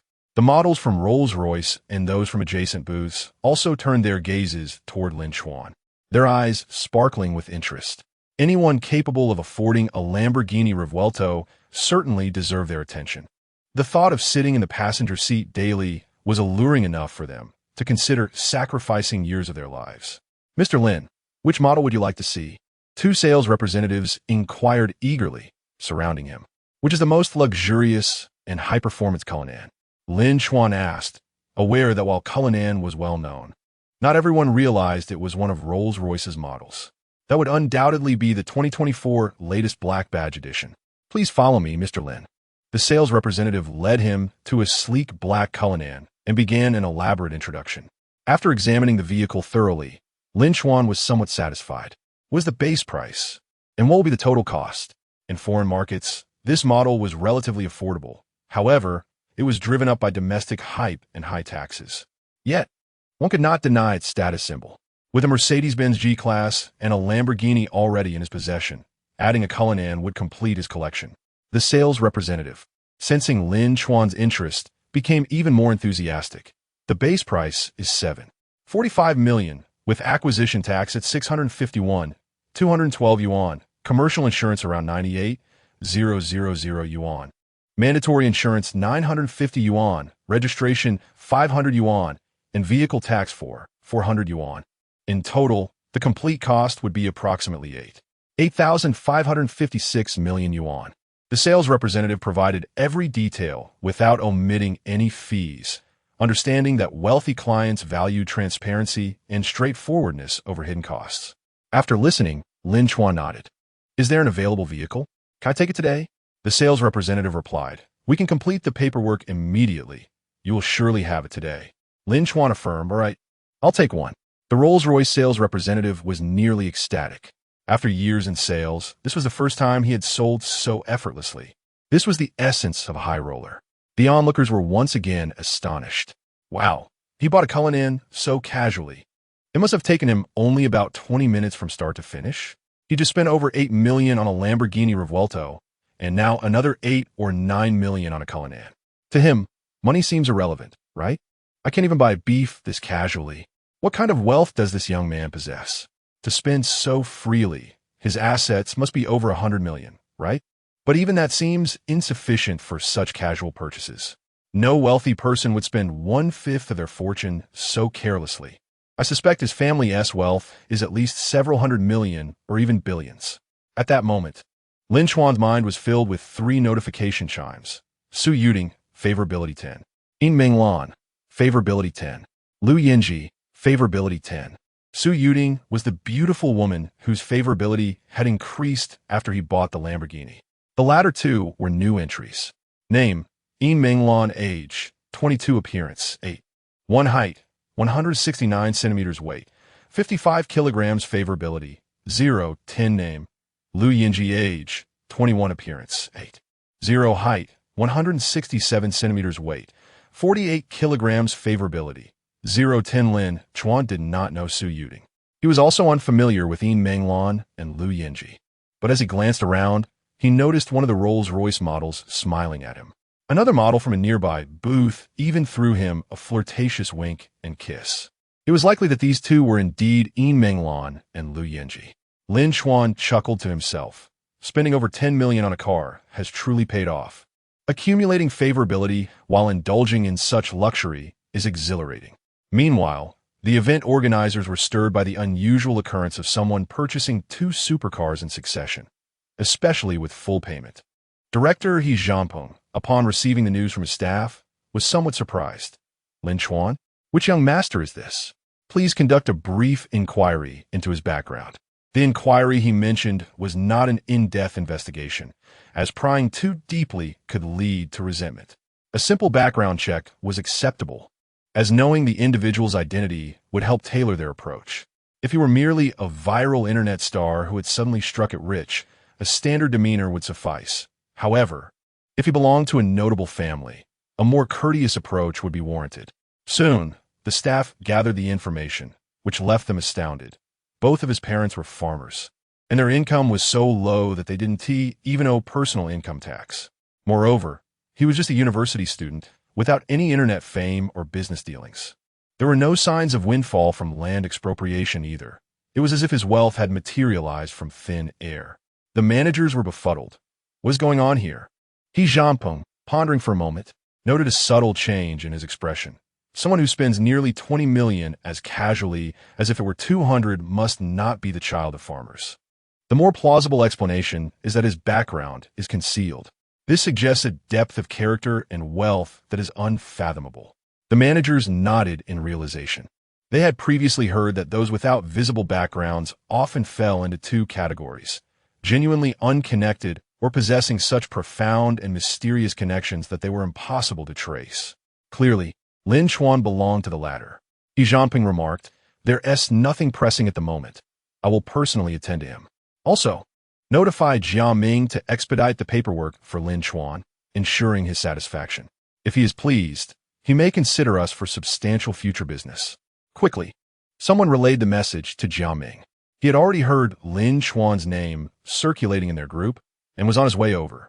His extensive network stemmed from his understanding of whom to impress. Receiving the director's directive only confirmed his suspicions that Lin Chuan was indeed extraordinary. Thus, he hurried with his team toward the Rolls-Royce exhibition area. Chapter 34. Come over and apologize. Jia Ming hastened to the Rolls-Royce exhibition area, and his gaze was immediately drawn to Lin Chuan, who was surrounded by admirers like a celestial body. He felt as though he had been struck by a heavy blow, remaining in a daze for a full 3 seconds before managing to regain his composure. It was he, the very individual who had casually purchased a Lamborghini Revuelto and a Rolls-Royce Cullinan. Previously, when they had crossed paths briefly, Jia Ming had inferred from Lin Chuan's attire and demeanor that he possessed formidable capabilities. Yet, he had not anticipated them to be of such an extraordinary caliber. A chill of trepidation washed over him. He had been fortunate to appear respectful, for otherwise he might have unwittingly stepped on a landmine. At that moment, he noticed the person engaged in laughter with Lin Chuan. Upon closer inspection, his eyes nearly bulged in disbelief. Was that not Director He Jianpeng? The fact that he was personally attending to Lin Chuan was astonishing. It was well known that He Jianpeng held more than just a directorial position. He was a significant figure within the industry association, with investments in various automotive enterprises and operators, his assets potentially exceeding 100 million. His extensive connections afforded him considerable influence and status. Given his stature, it was reasonable to conclude that, even if someone could afford 2 luxury vehicles worth tens of millions, a man of his obligations would not personally attend to them. The only explanation was that this young man was not merely capable of purchasing luxury cars. His background must be substantial. Cold sweat began to bead on Jia Ming's forehead. Although he had seemingly not offended Lin Chuan, he feared he might have inadvertently slighted a woman he knew. Would he hold a grudge against him for that? However, upon further reflection, it was not his fault. The one who had truly offended that woman was Li Yongsheng. In haste, he dialed a WeChat call to Li Yongsheng, urgently instructing him to come to the Rolls-Royce booth. "What is the matter, Mingge? What happened?" Li Yongsheng asked, puzzled but sensing Jia Ming's urgency. "Just hurry over, otherwise I can't save you," Jia Ming commanded, his tone laced with desperation. After hanging up, he approached He Jianpeng, who waved him over. "Jia Ming, come here. Quickly urge Mr. Lin to finalize his paperwork." "Director, I've already arranged for everything. The procedure should be completed shortly," Jia Ming replied, then turned to Lin Chuan with a respectful demeanor. "I happened to encounter Mr. Lin earlier and had a feeling he was extraordinary. It seems my judgment has once again proven to be astute." He tactfully omitted any mention of Qin Bingqing, attempting to gloss over the matter, as it primarily concerned Li Yongsheng, and he had always maintained politeness towards Lin Chuan. With He Jianpeng present, it was unwise to disclose that he had indirectly offended this young gentleman. Naturally, He remained vigilant for any sign of anger from Lin Chuan, ready to adapt accordingly. Yet, Lin Chuan's expression remained calm, revealing nothing of his thoughts. He Zhangping chuckled, remarking, "So you two have met before. It seems my arrangements were somewhat superfluous." "Not at all. Thank you, Director." Lin Chuan smiled. To be honest, he found it curious that the director was being so courteous over merely purchasing 2 vehicles. Nevertheless, given the situation, he graciously accepted the courtesy. Not far away, Yin Minglan and Lu Yin'er observed the scene, and while they may not have fully grasped the significance of the director's personal attention, they understood that such a man commanded respect. Yin Minglan thought, favorability 5. Liu Yan tucht, favorability 5. At that moment, Li Yongsheng rushed over. Despite Jia Ming's vague communication, he discerned the urgency in his tone. If Jia Ming was flustered, how could he remain calm? Upon arriving, he spotted Lin Chuan and froze momentarily, then noticed that Director He Zhangpeng was indeed attending to him. Seeing Jia Ming signaling him, Li Yongsheng, seasoned by years in the industry, quickly pieced everything together in less than a second, beads of cold sweat visibly forming on his forehead. At that moment, he regretted provoking Qin Bingqing immensely. With so many models present, many of whom lacked connections, it would have been easy to charm one with a little money and a touch of authority. Yet, instead of pursuing a model, he had chosen to provoke the wealthy scion's woman. Li Yongsheng hurried forward. With the director present, he could not admit to having indirectly offended Lin Chuan. So he assumed the role of a sycophant, offering Lin Chuan water, tissues, and holding doors open, hoping to alleviate any potential displeasure. Although Lin Chuan had merely bumped into him without uttering a word of reproach, even a fraction of a complaint could pose a risk.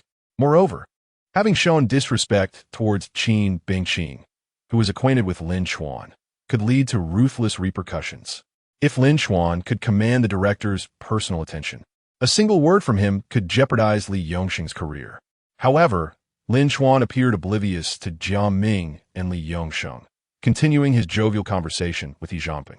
As the director, He Zhangping had numerous responsibilities, and after attending to Lin Chuan, he excused himself. Once He Zhangping departed, Li Yongsheng immediately bowed deeply before Lin Chuan. "Mr. Lin, I was unaware that Miss Qin was your friend. I inadvertently offended you earlier. I humbly ask for your forgiveness." Jia Ming stepped forward to apologize as well, saying, "I too contributed to the wrongdoing. My actions were inappropriate." In doing so, he deftly distanced himself, suggesting that he was merely an accomplice, while the true instigator was Li Yongsheng. Lin Chuan regarded them with a measured glance. "The individuals you ought to apologize to are not me." Li Yongsheng quickly understood, nodding earnestly. "Yes, my foremost apology is owed to Miss Qin. I will go to her at once." Jia Ming concurred. "I too spoke out of turn. I will apologize to Miss Qin as well." For them, the prospect of resolving matters through apologies was ideal.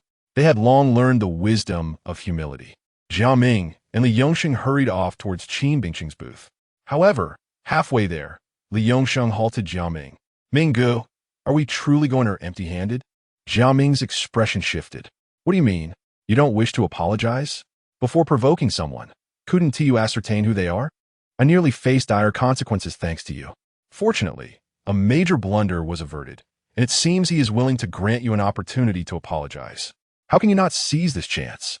Li Yongsheng hastily clarified. No, I would never be so ungrateful. I merely meant that going to apologize without a gesture seems lacking in sincerity. Since there is a good booth available, why don't we secure a better one for Qin Bingqing? Jia Ming's expression softened. "I knew you weren't entirely oblivious to the situation. That is an excellent idea. Such a gesture would indeed demonstrate our sincerity. This is a minor matter we can handle. The director will certainly have no objections. If he wishes to provide a favor for his friend, he inform the director, and leveraging his position for a slight advantage is something the director typically overlooks. However, securing a good booth for Qin Bingqing requires no subterfuge. Since the director personally attended to Lin Chuan, he would undoubtedly wish to cultivate a favorable relationship with him. We simply need to clarify the connection between Lin Chuan and Qin Bingqing." Thus, Jia Ming sent a message to He Zhangping explaining the situation. emphasizing that it was Qin Bingqing who had provided Lin Chuan with his ticket. As expected, He Jianping promptly approved the request and even commended them, believing they had acted wisely. With newfound confidence, Li Yongsheng and Jia Ming hurried to arrange the exhibition space before seeking out Qin Bingqing to apologize. Chapter 35. What is his true identity? Jia Ming and Li Yongsheng hastily approached the booth where Qin Bingqing was situated. Upon seeing them, Qin Bingqing furrowed her brows. Lu Xingye instinctively shrank back at their arrival. Even though he had previously regretted his actions and considered the possibility of being Qin Bingqing's prince, he faltered once more at this critical moment. Such is the nature of humanity. One may envision themselves as courageous, yet their true character often reveals itself when faced with pivotal situations. Upon closer inspection, it became evident that both Jia Ming and Li Yongsheng wore smiles of obsequiousness. Li Yongsheng was the first to speak. "Miss Qin, I sincerely apologize for my earlier disrespectful remarks. I humbly seek your forgiveness. To demonstrate our sincerity, we have upgraded your booth to a central location valued at 5,000 per square meter." Jia Ming chimed in, "Miss Qin, do not be too angry with Li Yongsheng. If you wish to vent, feel free to kick him a couple of times. Of course, if you are concerned about your shoes, I can take care of that for you." As he spoke, Jia Ming delivered 2 firm kicks to Li Yongsheng, who did not utter a word and stoically accepted the punishment. It was clear they had conspired beforehand. This was indeed a genuine act of retribution. For Li Yongsheng, enduring a bit of pain in exchange for peace was a most favorable arrangement. Qin Bingqing and Lu Xingye looked on in astonishment. What was happening? Why were these two, who had previously displayed such arrogance, now groveling? A thought crossed Qin Bingqing's mind. Could this be related to Lin Chuan? Yet, upon reflection, it seemed unlikely. Their previous courteous demeanor towards Lin Chuan had likely been their limit. How could they now be so subservient towards her while offering such a generous booth upgrade? Confused by their behavior, Qin Bingqing remained silent. Seeing her lack of response, Jia Ming and Li Yongsheng grew anxious, fearing she might not forgive them. Li Yongsheng discreetly gestured to Jia Ming, who promptly delivered another 2 kicks to Li Yongsheng. Qin Bingqing frowned. "Enough with the theatrics. I do not understand your intentions." Exchanging glances, Jia Ming and Li Yongsheng realized that Qin Bingqing might still be unaware of who was backing them. Li Yongsheng thought for a moment and said, "Miss Qin, it was Mr. Lin who instructed us to apologize to you. We harbor no ulterior motives, only genuine sincerity. We hope you can forgive us and extend our regards to Mr. Lin." Qin Bingqing was taken aback. Was it truly Lin Chuan? No. How could he possess such influence? Lu Xingye was equally stunned. Was this truly a testament to Lin Chuan's standing? If he had previously felt the stark contrast between himself and Lin Chuan, he now found himself at a loss regarding the magnitude of that disparity. To confirm her suspicions, Qin Bingqing promptly sent a WeChat message to Lin Chuan. "Lin Chuan, did you send Jia Ming and Li Yongsheng to apologize to me?" Lin Chuan quickly replied, "They inexplicably apologized to me, and I told them they ought to be apologizing to you." Qin Bingqing followed up with another question. "They also mentioned upgrading my booth to a central location valued at 5,000 per square meter. Will this cause any trouble if I accept?" Lin Chuan responded, "It should not. They seem quite sincere. I had not recognized their true nature before, but they appear to be decent after all." Qin Bingqing couldn't help but chuckle. Are they decent? It is clearly fear that drives them. Lin Chuan replied with a light-hearted tone, "With my striking appearance, why would they fear me? Perhaps your beauty has touched their hearts and awakened their conscience." Qin Bingqing smirked. "You truly have a thick skin, praising yourself so readily. But what exactly did you do to earn their profound respect?" Lin Chuan replied, "I genuinely do not understand their motivations. Perhaps you should inquire with them?" Casting a glance at Jia Ming and Li Yongsheng, Qin Bingqing decided against questioning them. Lin Chuan would reveal the truth in due time. As Jia Ming and Li Yongsheng observed Qin Bingqing smiling as she chatted with Lin Chuan, they deduced she must be communicating with him and stood quietly by, refraining from interrupting. Once Qin Bingqing concluded her conversation, Li Yongsheng said, "Miss Qin, shall we proceed to the newly arranged booth?" Qin Bingqing nodded, opting to be straightforward with them. Li Yongxing's prior demeanor had been quite distasteful. It was only fair that they demonstrate some form of repentance. Moreover, with Lin Chuan's backing, they seemed genuinely apprehensive, alleviating her concerns about potential retribution. Soon enough, Li Yongxing and Jia Ming assisted in relocating Qin Bingqing's booth to a central position, resulting in a tenfold increase in the number of onlookers. Previously relegated to a corner and subjected to Li Yongxing's insults, she now found herself in one of the prime locations, with Li Yongxing bowing and scraping. This transformation brought immense joy to Qin Bingqing, who became enamored with the advantages her newfound status afforded her. Qin Bingqing, favorability 15. Meanwhile, Lu Xingye watched as Qin Bingqing departed, leaving him alone in the corner booth, feeling a sense of desolation. In that moment, he truly realized how far Qin Bingqing had drifted away from him. The prospect of pursuing her now seemed utterly unattainable. The chasm between him and Lin Chuan was insurmountable, extinguishing any remaining competitive spirit within him. After arranging matters for Qin Bingqing, Li Yongxing and Jia Ming returned to report to Lin Chuan. Upon seeing Lin Chuan nod in satisfaction, they felt a weight lift from their shoulders. At that moment, a middle-aged man with a Mediterranean hairstyle approached, politely addressing Lin Chuan. "Hello, Mr. Lin. My name is Lu Wenhan. I witnessed you casually purchasing 2 luxury cars worth millions just now, and I must say, I am utterly envious. May I inquire if you would be interested in joining our Luxury Car Alliance Club?" The Luxury Car Alliance Club, as its name implies, is an exclusive club for luxury automobile enthusiasts. Typically, such clubs attract affluent individuals who may facilitate business opportunities among themselves. Some even purchase marginally suitable luxury cars merely to gain entry into such circles. Jia Ming, ever attentive, introduced, "This is Mr. Lu, a real estate developer and owner of a Maybach."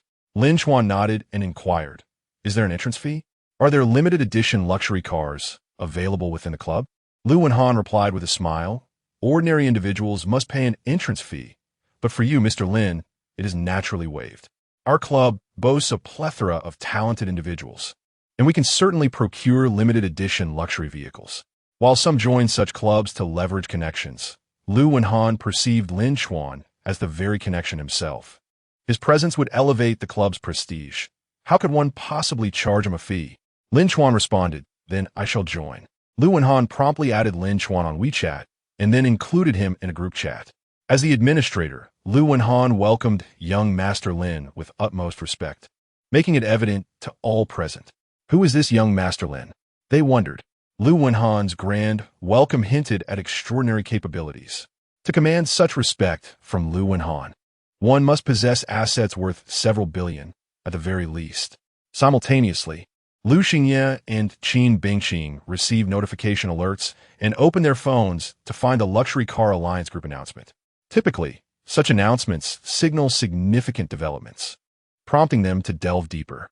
Of course, their entry into the Luxury Car Alliance was not a result of their own merits, but rather their father's extensive connections, coupled with the influence of the 4S dealership, which had painstakingly facilitated their inclusion. In this gathering of titans, they could only occupy the role of minor players. Upon entering the chat, they were taken aback. They had not anticipated Lu Wenhan welcoming Lin Chuan with such deference. What manner of identity did Lu Wenhan possess to extend such courtesy to Lin Chuan? Chapter 36. The pinnacle of life as a luxury car model, both Qin Bingqing and Lu Xingye were momentarily stunned. The attitudes of Jia Ming and Li Yongxing had already left them astonished, but Lu Wenhan's demeanor was beyond their comprehension. After all, Lu Wenhan was the owner of a real estate development company. Although it was not particularly large and often required partnerships for projects, its total assets exceeded 100 million. Amidst the playful banter of the group, Lu Wenhan clarified, "I am not familiar with this young Master Lin's background. Perhaps he could introduce himself." However, it was essential to mention that he had just purchased a Lamborghini Revuelto and a Rolls-Royce Cullinan outright within half an hour. The entire Luxury Car Alliance Club erupted in excitement. The club's threshold was set at luxury vehicles worth over 3 million, with a significant portion of its members possessing cars valued between 3 and 4 million. Therefore, even for this club, purchasing vehicles in the tens of millions was exceedingly extravagant, especially when it involved two vehicles purchased simultaneously. The audacity of spending $2 million in half an hour was truly remarkable. Goodness, what extravagance! The Lamborghini Revuelto is a car I have only dreamed of owning. However, with the recent economic downturn, that dream feels utterly unattainable. Yet, this young Master Lin has bought both a Revuelto and a Cullinan with such boldness. What family does he belong to? Qin Bingqing and Lu Xingye were left in disbelief. Just moments after Lin Chuan had left, he had managed to purchase a Lamborghini Revuelto and a Cullinan with cash. Both vehicles had a combined price nearing $10 million, and he had bought them so casually, no less. At that moment, a group member exclaimed, "I can't believe it. It is indeed the young Master Lin who just bought two luxury cars outright." I witnessed him purchasing the Revuelto and the Cullinan. The audacity of casually spending $20 million is simply astounding. Moreover, director He Jianping personally attended to him, which speaks volumes about his status. I was contemplating whether to strike up a conversation, but it seems that Boss Lu has added him to the group. "Boss Lu, where are you now? I would love to join you." He sent a photo of Lin Chuan sitting in the Lamborghini Revuelto, exuding an aura of coolness and charm. Wow, he's so young. Goodness, he is exceptionally handsome. When Boss Lu referred to him as young Master Lin, I assumed he was in his 20s or 30s. But he appears to be only around 20. He might not even have graduated from university yet. Director, he must hold a significant position to entertain him personally. Qin Bingqing and Lu Xingye exchanged glances, realizing the magnitude of respect shown by Li Yongsheng and Jia Ming. How could they afford to be anything but courteous to a man who had just purchased two luxury vehicles worth tens of millions, with the director himself attending to him? At this moment, Lu Xingye's sense of defeat peaked, completely shattering any remaining courage to compete. Meanwhile, Qin Bingqing's admiration for Lin Chuan intensified, and her curiosity grew. Qin Bingqing's affinity increased by 5 points. In the afternoon, all the paperwork was finally completed, and Lin Chuan made a direct cash purchase for both luxury vehicles. "I drove one car here, and now I've bought two more. Naturally, I cannot drive 3 vehicles alone. Do any of you have a driver available to help me take the 2 cars back?" Lin Chuan inquired, looking at Li Yongsheng. Li Yongsheng replied respectfully, "We typically do not offer a driving service, but we can make an exception for you." He began to communicate via the intercom to find someone. Just then, a female model jogged over and said, "If you need a driver, I can take one of the cars." She was among the more attractive models, standing nearly 7 meters tall with long legs, a charming smile, and a lively personality. Her only apparent flaw was a lack of fullness. Lin Chuan speculated that she might be one of the 3 unfamiliar women he had previously gained favor with. Judging by her height, she was likely Lu Yen'er.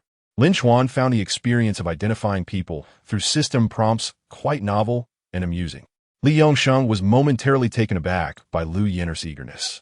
Although he had been involved with models before, they were of a lower tier and he had to pay for their company, whereas Lu Yen'er was undoubtedly of a higher caliber, one he could not have acquired even with financial means or his position.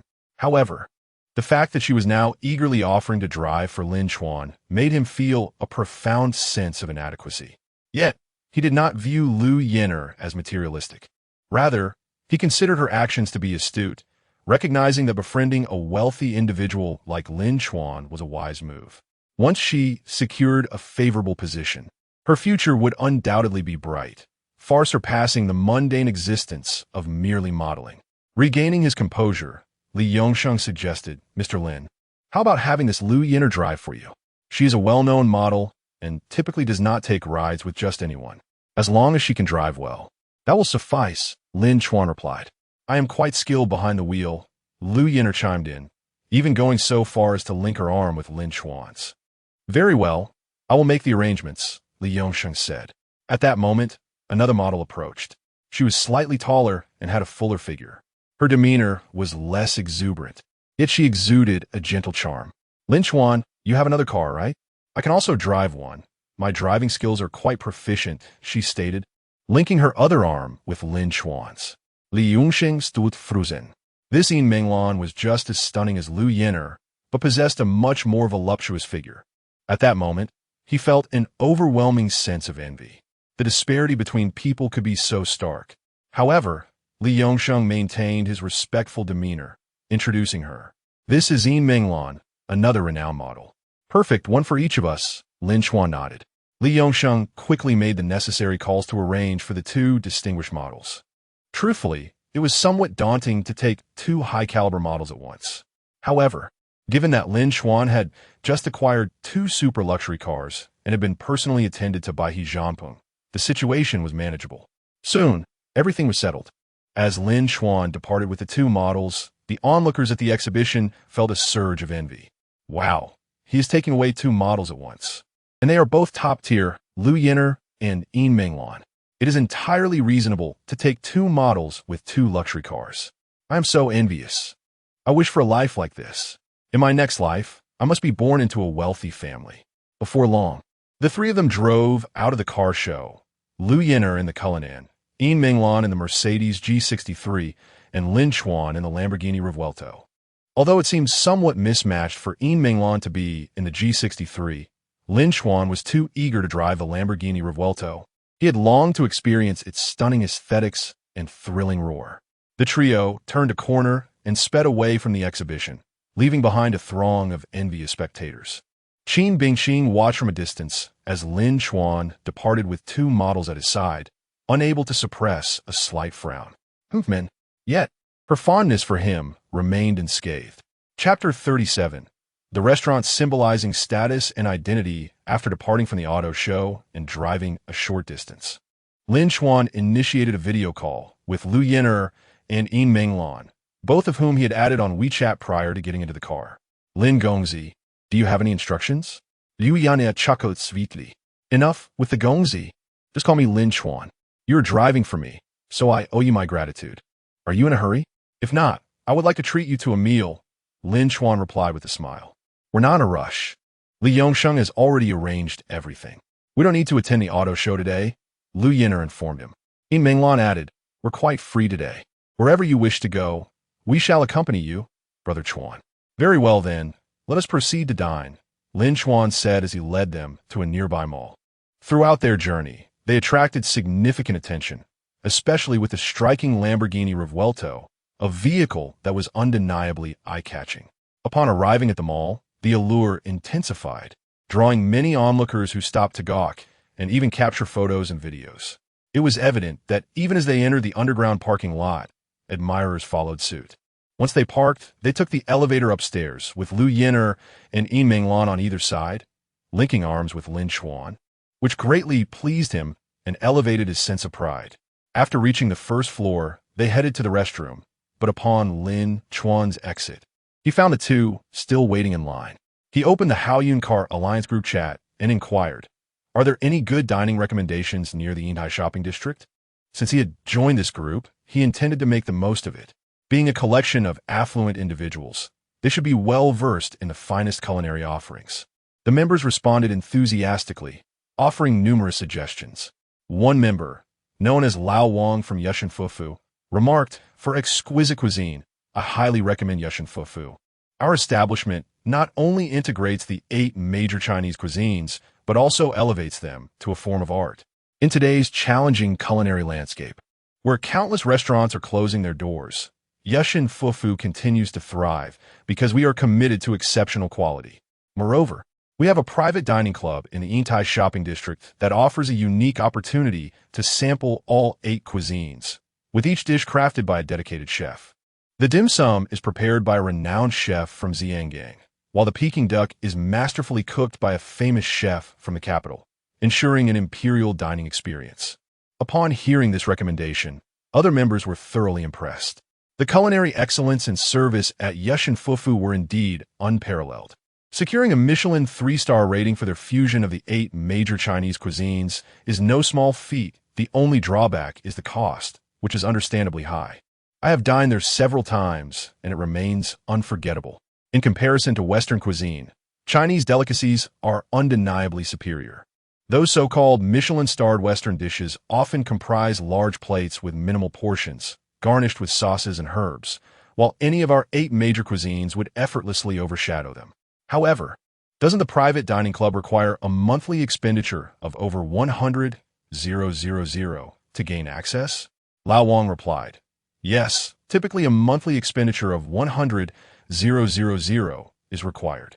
However, exceptions can be made under special circumstances, such as my recommendation, with a one-time prepaid card of 1 million. Upon hearing this, many group members gasped in astonishment. While they considered themselves affluent enough to purchase multi-million-dollar cars, the notion of prepaying $1 million at a restaurant was overwhelming.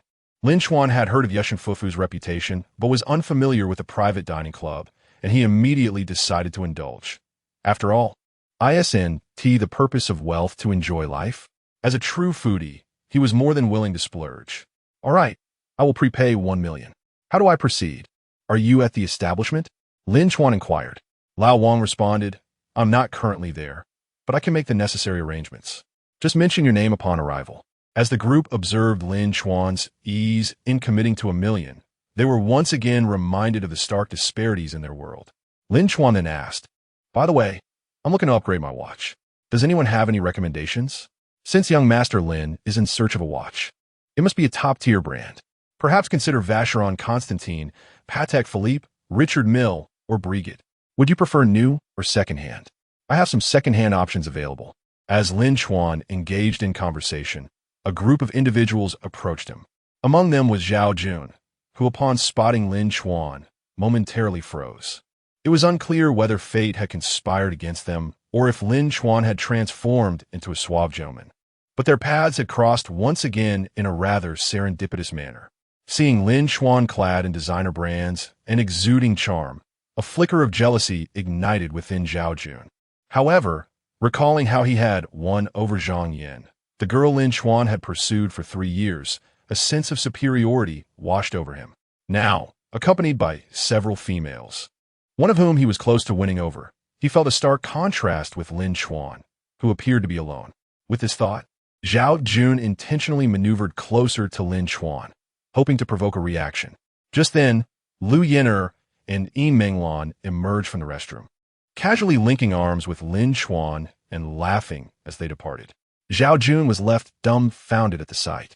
The two women were exceptionally attractive, with enviable figures and alluring attire, moving with an elegance that suggested they were professionally trained models. In an instant, the envy he felt dissipated. Although he no longer coveted Zhang Yin, witnessing Lin Chuan's apparent indifference toward her only deepened his discomfort. As he watched the two women walk away, he glanced at the girl he was pursuing and felt a pang of disappointment. She suddenly seemed rather unremarkable in comparison. With his family's business struggling, his allowance had significantly diminished, making it increasingly difficult to maintain the facade of wealth he once had. Consequently, his standards for dating had lowered, and the girls he pursued were nowhere near the caliber of the two he had just seen. Zhao Jun felt a sense of restless agitation, and, at that moment, the girls around him began to chatter. Wow, that handsome guy is incredibly attractive. Just look at his designer attire. He must be quite wealthy. His style is so clean and sharp. He is exactly my type. But alas, it seems he already has a girlfriend. They don't look like girlfriends, more like car models. Having 2 models accompany him speaks volumes about his status. Such high-caliber models rarely venture out.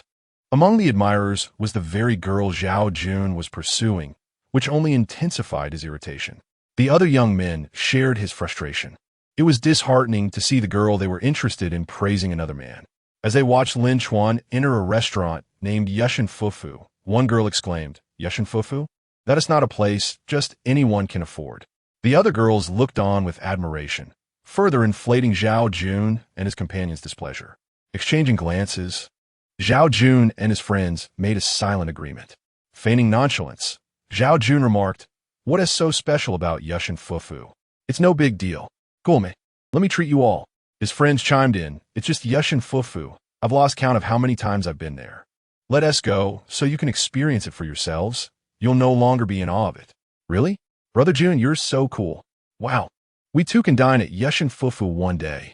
As they considered this, they felt a swell of pride, believing Brother Jun and Brother Chao to be even more dashing than Lin Chuan. Listening to the girl's flattery, Zhao Jun and his group felt a surge of confidence as they approached the restaurant, only to be halted at the entrance by a staff member. Chapter 38. Do not forcibly integrate into circles you do not belong to on the second floor of the Imperial Kitchen, in a luxurious private room. The waiter attended to Lin Chuan, Lu Yin'er, and Yi Minglan as they took their seats to begin ordering, while patrons on the ground floor were constrained to the menu. Those in the exclusive upstairs establishment had the privilege to select freely from the 8 major culinary traditions, including the extravagant Manchuhan Imperial Feast. Lin Chuan, Liu Yan'er, and Yi Minglan opted for dishes such as stir-fried yellow beef, Peking duck, golden ribbon fish fillets, fish maw and yellow croaker soup, home-style pomfret, and scallion braised sea cucumber. The first dish, the golden ribbon fish fillets, arrived, and upon tasting, the trio immediately sang its praises. Lu Yin'er exclaimed, "Wow, this is absolutely delicious." Yi Minglan, though more composed in her demeanor, could not help but remark, "The exterior is crispy while the interior remains tender. The original flavors are preserved impeccably, with just the right amount of moisture and freshness. It is truly exquisite." Lin Chuan also felt a surge of admiration, recognizing that the high price tag was justified. Unlike certain overpriced Western cuisine that often disappoints, every dish served was a culinary masterpiece. The service was impeccable. Each course was accompanied by a change of utensils. And should there be any delay between dishes, complimentary appetizers would promptly appear. A mere cough would elicit immediate service, with warm, damp towels offered for any mess. Old Wong from the Imperial Kitchen had not exaggerated. This was indeed an imperial-level indulgence. Lu Yin'er felt an increase in her favorability by 5 points. Yi Minglan felt the same. Though both had dined with affluent individuals before, this level of luxury was unprecedented. Meanwhile, at the entrance, Zhao Jun and his companions faced a stark contrast to the leisurely enjoyment of their peers. The waiter barred their entry, refusing to let them in. Zhao Jun, feeling humiliated, barked, "What is going on? Does your restaurant not serve guests?" "Apologies. May I ask if you have a reservation?" The waiter replied with a smile. Yet his stance remained firm. Zhao Jun countered, "I don't have a reservation, but did those 3 just now? How can they get in?" The waiter patiently explained, "Our restaurant operates on 2 levels. The first floor accommodates regular patrons requiring reservations, and today, as well as for the next 7 days, we are fully booked. The second floor is a private members-only establishment, serving only those whose monthly expenditure exceeds 100,000 or who have a one-time deposit of 1 million. The 3 you mentioned are indeed esteemed guests of the second floor, hence no reservation was necessary. You may consider becoming a member or reserving for a future visit." Zhao Jun's face flushed with embarrassment. He had boasted earlier, and now he found himself trapped between a rock and a hard place. As Huang Xiaoping, a roommate of Zhang Yan, had noted, he was merely a pretender to the title of a wealthy heir, born of a mistress, lacking any real authority. His monthly allowance was tightly controlled at a mere 20 to 30,000, while he could manage a meal at a regular Imperial Kitchen. The current full bookings necessitated entry to the private members area, an option financially unattainable for him. The thought of leaving in disgrace was unbearable. How could he maintain his facade in front of the ladies? The other young men, similarly born of mistresses, managed to navigate their social circles due to their familial connections. Yet their allowances were still lesser than Zhao Jun's. They too felt a burning discomfort, aware that becoming a member was far from feasible. Neither could they afford the monthly expenditure of 100,000 nor the million for a membership deposit. The girls, witnessing the unfolding of events, felt a tinge of disappointment. One girl even pouted, visibly displeased. It was one thing to be unable to afford such luxury, but it was another to boast about it. Just moments ago, they had claimed to have dined here countless times, yet it now seemed implausible. Otherwise, they would not be ignorant of the establishment's regulations. This led the girls to question whether their claims of wealth were merely fabrications. "Jungo, what should we do?" The group of young men appeared anxious, unwilling to lose face. Zhao Jun, equally reluctant to suffer humiliation, retrieved his phone to contact a friend and family associate. This acquaintance was involved in high-end dining and might possess connections to the Imperial Kitchen's management. Soon, the friend responded with a recommendation. Zhao Jun's eyes lit up as he quickly added the contact, explaining his identity and intentions, hoping to leverage the Zhao family's reputation to secure a membership. However, the manager was unyielding, stating, Young Master Zhao, I regret to inform you that I cannot make an exception.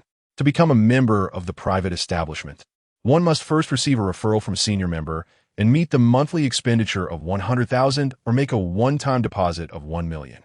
These regulations are non-negotiable. Violation would devalue the status of all members. We have billionaires among our patrons. To bend the rules for you would tarnish their prestige, something neither of us can afford. Old Wang from the Imperial Kitchen had spoken courteously, yet the implication was clear. He was simply unqualified. Zhao Jun, unwilling to accept defeat, attempted to plead, but at that moment, the friend he had contacted earlier confronted him. Speaking harshly, "You thought you could afford a membership at the Imperial Kitchen? I didn't realize you were just bluffing. There are members here who earn billions annually. Even your father might not secure a favor, let alone you. If you're not qualified, do not force your way into circles that do not welcome you, lest you and your family lose face." Zhao Jun's expression darkened further. He had long sensed that many did not regard him as a true heir of the Zhao family. Respect was reserved for the legitimate eldest brother, while he was treated as an illegitimate child. This moment only amplified that sentiment, stirring up painful memories. Rather than salvaging his dignity, he found himself feeling even more humiliated. He could not comprehend why Lin Xuan, who possessed a membership that he could not obtain through family connections, was able to do so. Feigning indifference, Zhao Jun stubbornly retorted, 1 million deposit? Are you trying to fool a fool? Even a Michelin 3-star restaurant would require a fraction of that amount. Do you really think everyone in this world is a fool with too much money? Let us go somewhere else. The other young men, sensing Zhao Jun's desperation, suppressed their embarrassment and echoed, "Exactly a 1 million deposit is utterly unreasonable. Let us go.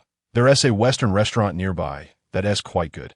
The girls, clear-headed, understood the underlying implications but refrained from directly addressing their inability to afford the meal. They followed the group to the Western restaurant. Yet their perception of the guys had diminished significantly due to their behavior. Not exposing them was a courtesy, but they felt no obligation to provide further emotional support. Chapter 39. Acquiring the Richard Mille Black Knight, Zhao Jun and his companions made a concerted effort to steer clear of any mention of the Imperial Kitchen, hoping to bury the incident in the recesses of their minds. After indulging in a sumptuous Western meal, they decided to take the girls shopping at the mall, where they purchased several gifts costing hundreds to thousands of yuan, which momentarily lifted the spirits of the young ladies. As they meandered through the mall, they stumbled upon a luxury watch boutique. In an attempt to impress, they led the girls into the Richard Mille store. It must be said, the ambience of Richard Mille was undeniably upscale. Upon entering, the girls appeared visibly flustered. The conversations between Zhao Jun and the sales associates were punctuated by laughter and casual references to models like the skull, leaving the girls momentarily in awe. Just as their previous admiration began to wane, a flicker of reverence began to emerge once more. "Can we see the smile and the Blackwater ghost?" one girl inquired. Zhao Jun shook his head and replied nonchalantly, "These precious and rare models are typically not available in stock. What you see here are merely the basic models, and even those are seldom allowed to be tried on. We can only view the catalog and place a reservation based on it. I have reserved one myself, and it should arrive in a few months." Whether he had genuinely made a reservation was known only to him. However, his words ignited a spark of excitement in the girl's eyes. At that moment, the sound of 2 pairs of high heels echoed at the entrance, capturing their attention. It was Lin Chuan, Lu Yin'er, and Yin Minglan who had entered. The girls' expressions brightened at the sight of Lin Chuan, while the young men furrowed their brows in discontent. They soon noticed that Lin Chuan had subtly rolled up his sleeve, revealing a Patek Philippe watch on his wrist. The sales associate's gaze swept over Lin Chuan's wrist, and her smile transformed from a professional courtesy to something genuinely welcoming. "Welcome to Richard Mille." Lin Chuan cut straight to the chase. "Do you have any stock available? Is there a model better than the one I'm wearing?" "Indeed, we do. Allow me to escort you to the VIP room." The sales associate replied with a slight bow, leading Lin Chuan, Lu Yin'er, and Yin Minglan into the exclusive area. The expressions of Zhao Jun and his companions soured immediately. as the disparity in treatment was glaringly reminiscent of their previous experience at the Imperial Kitchen. The girls glanced at Zhao Jun and his friends. Their earlier flicker of admiration extinguished, replaced by disdain and skepticism. It was as if they were silently questioning. Didn't you claim that rare and precious models were out of stock? Didn't you say we could only look at the catalog? How is it that they were invited into the VIP room? In stark contrast, they stood outside, peering at the catalog like unsophisticated bumpkins. In an instant, the girls became acutely aware of their doubts regarding the wealth of Zhao Jun and his companions. Even in their embarrassment, they refrained from questioning the sales associate or leveraging connections. After all, this was Richard Mille, a realm they were not truly worthy of.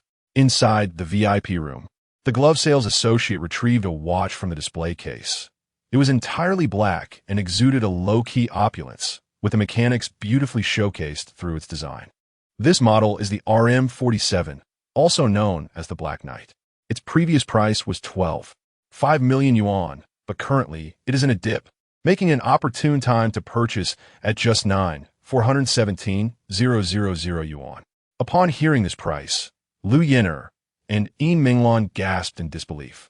A watch on one's wrist costing over 9 million? It even surpassed the price of a Lamborghini Revuelto and a Rolls-Royce Cullinan by 1 million. For them, vehicles nearing the 10 million mark were already extraordinary, but a watch at such an astronomical price was utterly preposterous.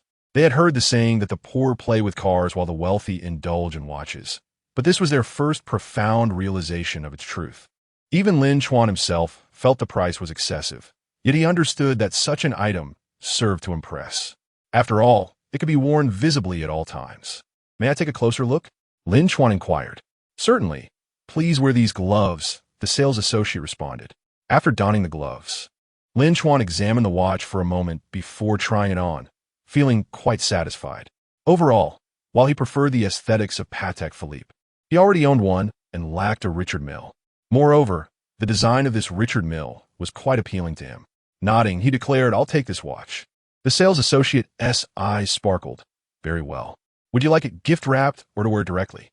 "I'll wear it directly, but please wrap my Patek Philippe," he replied, proceeding to make the payment with an ease that belied the staggering sum of over 9 million yuan. Lu Yin'er and Yin Minglan watched in awe, once again gasping at the spectacle. This was undeniably more extravagant than spending 8 or 9 million on a Lamborghini or a Rolls-Royce.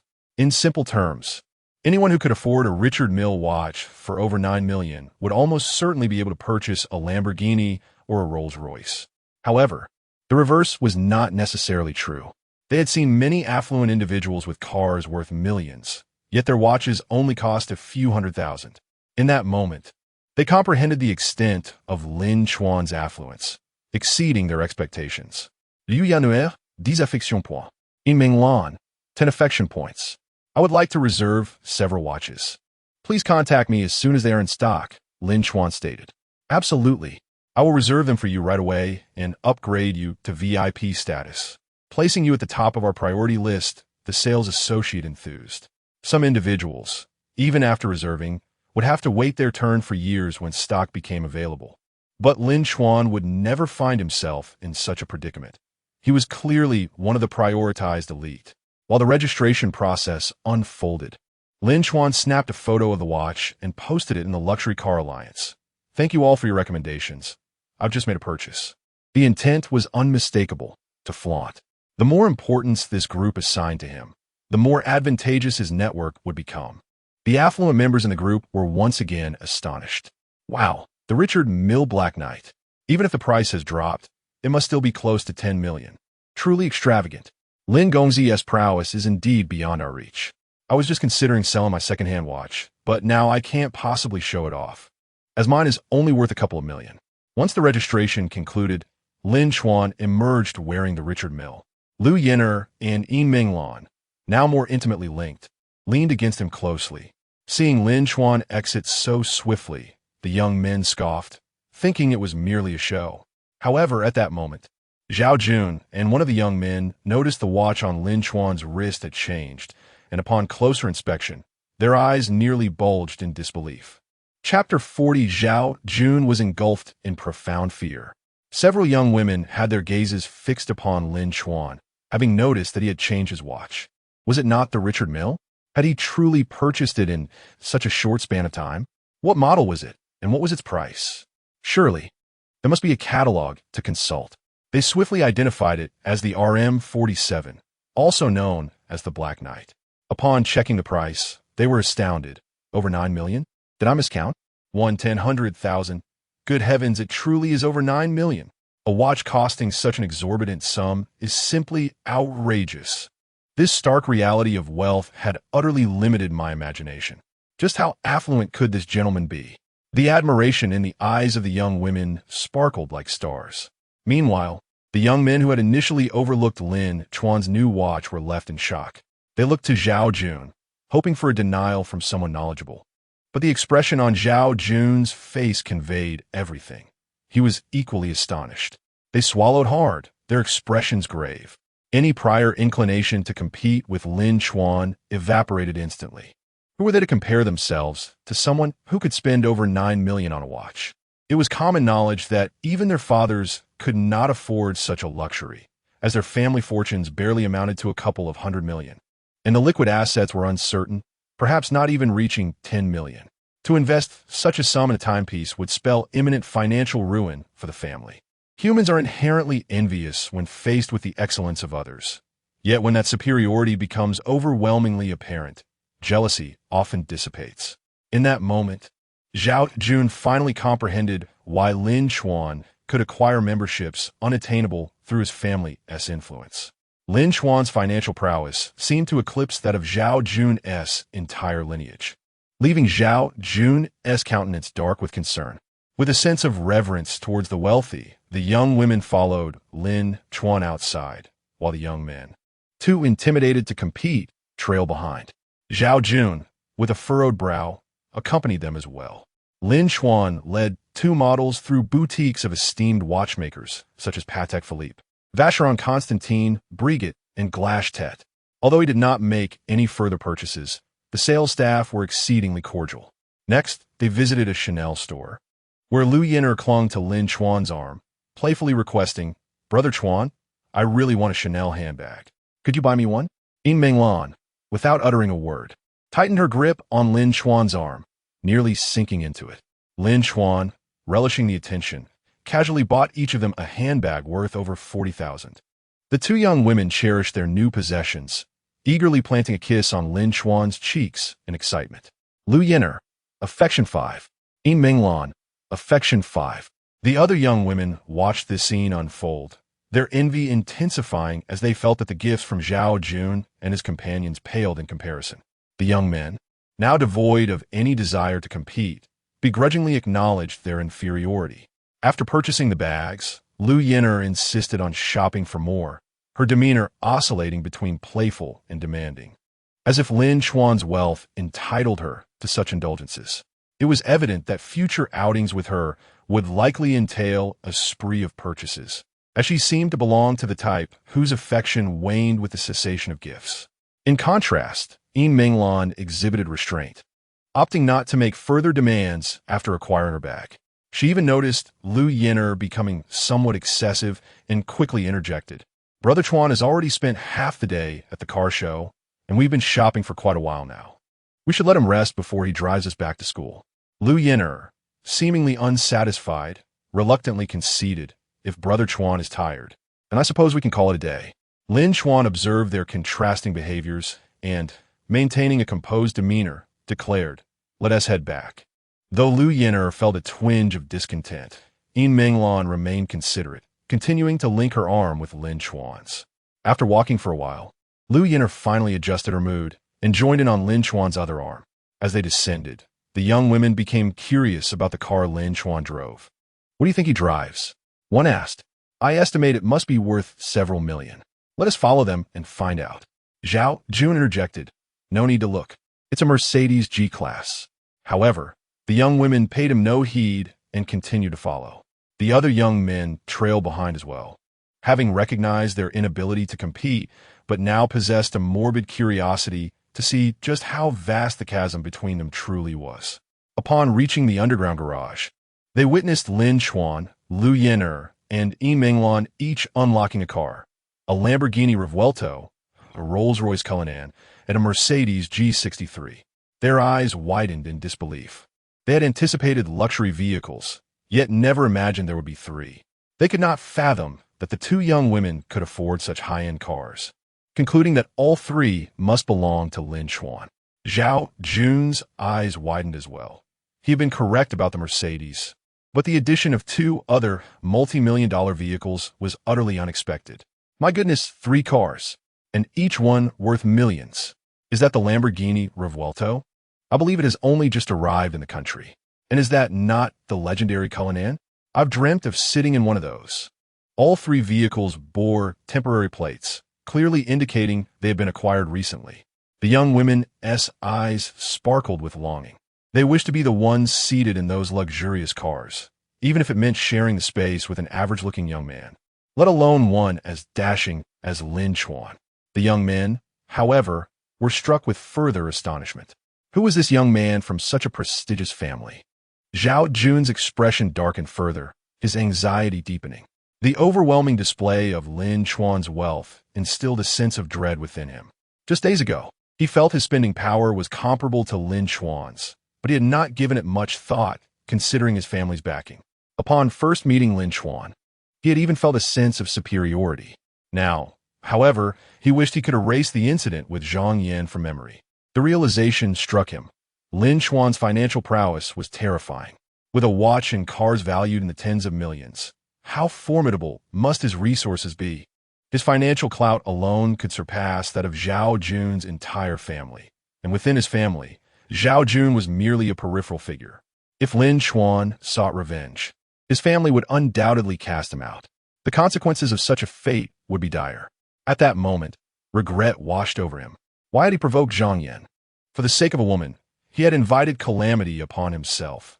Utterly unworthy. Zhang Yan, that foolish girl, was surrounded by the wealthy, yet remained oblivious, even daring to label him a pauper, which he had foolishly accepted at face value. Zhao Jun could only hope that Lin Chuan, now surrounded by beautiful women, had long since forgotten Zhang Yan and would thus spare him from retribution. Chapter 41. Ling Wusa's invitation to the hot spring resort. Lin Chuan, Lu Yin'er, and Yin Minglan drove back to school and parked in a public parking lot at the entrance. Lu Yin'er and Yin Minglan had no choice but to take a taxi home. Lu Yin'er, having received few gifts today and needing to take a taxi, pouted deliberately, seeking Lin Chuan's consolation. However, Lin Chuan pretended not to notice and ushered her into the rideshare. Yin Minglan, more perceptive, cheerfully said before leaving, "Chuan goodbye. Tomorrow I'll be at the auto show again. Come see me if you have time." Lin Chuan smiled and nodded, "Sure, I'll try to make it if I can." After removing his watch, Lin Chuan returned to his dormitory. Not long after he left, a Magotan pulled into the parking lot. After parking, a couple stepped out of the car. Just as they were about to leave, they inadvertently caught sight of a Lamborghini nearby, their eyes widening in astonishment and breath quickening. The girl exclaimed, "Oh my, a Lamborghini?" The boy replied, "Wow, it's the latest Revuelto model. I didn't expect to see it in person this soon after its domestic launch." The girl gasped, "How much does this car cost?" The boy responded, "I think it's around 8 million when fully loaded." The girl inhaled sharply, "Oh my, that's incredibly extravagant. I have to take a picture. Come on, let me help you with that," the boy said, adjusting his angle to take a photo of his girlfriend. Suddenly, the girl noticed another vehicle not far away and exclaimed, "Am I seeing things, or is that the legendary Cullinan?" The boy was equally astonished. "It really is. How come there are 2 supercars at our school gate?" They took photos and posted them on the school forum, quickly causing a stir among the students. Many rushed out to see and take pictures. Upon returning to his dormitory, Lin Chuan found his 3 roommates looking at him with peculiar expressions. She lay remarked, "Where have you been today, third? Zhang Yin came looking for you, insisting you were here. She waited downstairs for half an hour, and all the guys in the building are envious." His roommates had once genuinely sympathized with Lin Chuan, hoping his romantic escapades wouldn't be too disheartening. However, now they were filled with jealousy at his apparent ease. Lin Chuan, unfazed, replied, "I was out having fun. Just ignore her." She had never waited for him downstairs before. So what was the point now? After taking a shower, he lay on his bed and opened the system panel. Yi Meishing's favorability. 1853 Qin Bingqing's favorability. 3156 Ling Wusa's favorability. 30 Zhang Yan's favorability. 62 Su Yueting's favorability. 020 Minglan's favorability. 035 Lu Yiner's favorability. 035 Yi Meishing's favorability had first decreased by 20 before rising again, resulting in a net gain of 55. Qin Bingqing increased by 25, while both Yi Minglan and Lu Yiner rose by 35. The unknown Su Yueting had a gain of 20. Main quest 3 progress 17200. Only 30 favorability points remain to complete task 3. I have already increased the favorability of 4 of the 5 flower goddesses. Should I also work on the last one? Or perhaps I should begin to enhance the favorability of the campus beauty. As Lin Chuan pondered this, he decided to check the forum. Upon opening his phone, he noticed 3 messages. One was a friend request from Zhang Yan, a woman who was particularly bothersome. Despite blocking her, she continued to use numerous alternate accounts to add him. Another message was from Qin Bingqing. So, how was your outing with the 2 models? Lin Chuan thought for a moment and replied, "It was enjoyable, yet not entirely so." Qin Bingqing inquired, "What do you mean?" Lin Chuan responded, "The joy was in their beauty. They were indeed pleasing to the eye, but I must admit, neither could compare to you. You have elevated my standards. So how do you intend to compensate for that?" Qin Bingqing chuckled, "I'll see if I believe your flattery." Though she feigned disbelief, she added, "Favorability too." Lin Chuan chuckled, finding her charmingly contradictory. The final message was from Ling Wusa. "Lin Chuan, the weekend trip to the hot spring resort is happening as we discussed. Are you interested in joining us?" Lin Chuan, initially considering boosting the favorability of the last flower goddess and the campus beauty, brightened at this message. "Sure. Who else will be there? Will it be inconvenient for me to join?" Ling Wusa's favorability could indeed be further enhanced, and a hot spring getaway sounded delightful. The prospect of soaking in the hot springs while boosting favorability was simply perfect. Ling Wusa replied, "My roommate Li Yue and her boyfriend Lu Junwei, whom you met last time, will be there. Another roommate, Chu Mei, and her boyfriend Ma Bin, along with a few other classmates. Since they're all couples, I'll just be the third wheel, so it won't be inconvenient. Plus, if you come, you can ride in your car. I do prefer not to take the car of someone who is a bit pretentious." Lin Chuan responded, "All right, I'll go." Ling Wusa confirmed, "Let us meet at the school gate tomorrow at 5 in the afternoon. Don't be late." On Friday, Lin Chuan attended classes as usual and headed to the school gate after lessons. As he approached, he noticed a crowd gathered at the entrance. Ling Wusa spotted Lin Chuan and waved to him from a distance. She wore loose-fitting pants and a black jacket unzipped, revealing a white tank top underneath. Her flat abdomen was devoid of any excess, and her attractive shoulders and collarbone added to her allure, exuding both elegance and beauty. Lin Chuan quickened his pace toward her. As he drew near, Ling Wusa, Li Yue, and Lu Junwei all paused, momentarily taken aback by Lin Chuan's striking appearance. He seemed to have become even more handsome since their last encounter. Though Ling Wusa valued physique over facial features, she couldn't help but glance at Lin Chuan a few extra times. Others who hadn't seen him before couldn't resist whispering among themselves, "Who is this guy? He is so handsome." Ling Wusa introduced Lin Chuan to her other 2 roommates, Ku Jiamin and Chu Mei, along with her boyfriend Ma Bin. They were polite, but Ma Bin seemed to carry an air of disdain. Lin Chuan, in turn, offered only courteous nods, uninterested in idle conversation. His focus remained solely on Ling Wusa and the hot springs, disregarding everything and everyone else. Just as the introductions concluded, 3 off-road vehicles arrived: a Fangcheng Leopard 5, a Jeep Wrangler, and a Tank 700, drawing the attention of passersby. Even Ling Wusa cast a glance at the impressive vehicles before returning her attention to Lin Chuan. The vehicles halted, each driven by a young man whose demeanor was slightly ostentatious. Ma Bin hurried forward, attempting to ingratiate himself with the driver of the Tank 700, a young man with slick-back hair, saying, "Xiaoge, you're here. These cars are indeed stunning." His expressions toward Lin Chuan contrasted starkly with his current demeanor. Chapter 42, showcasing vehicles before me in response to Ma Bin's flattery. Xiaobo merely nodded nonchalantly, casting his gaze across the gathering.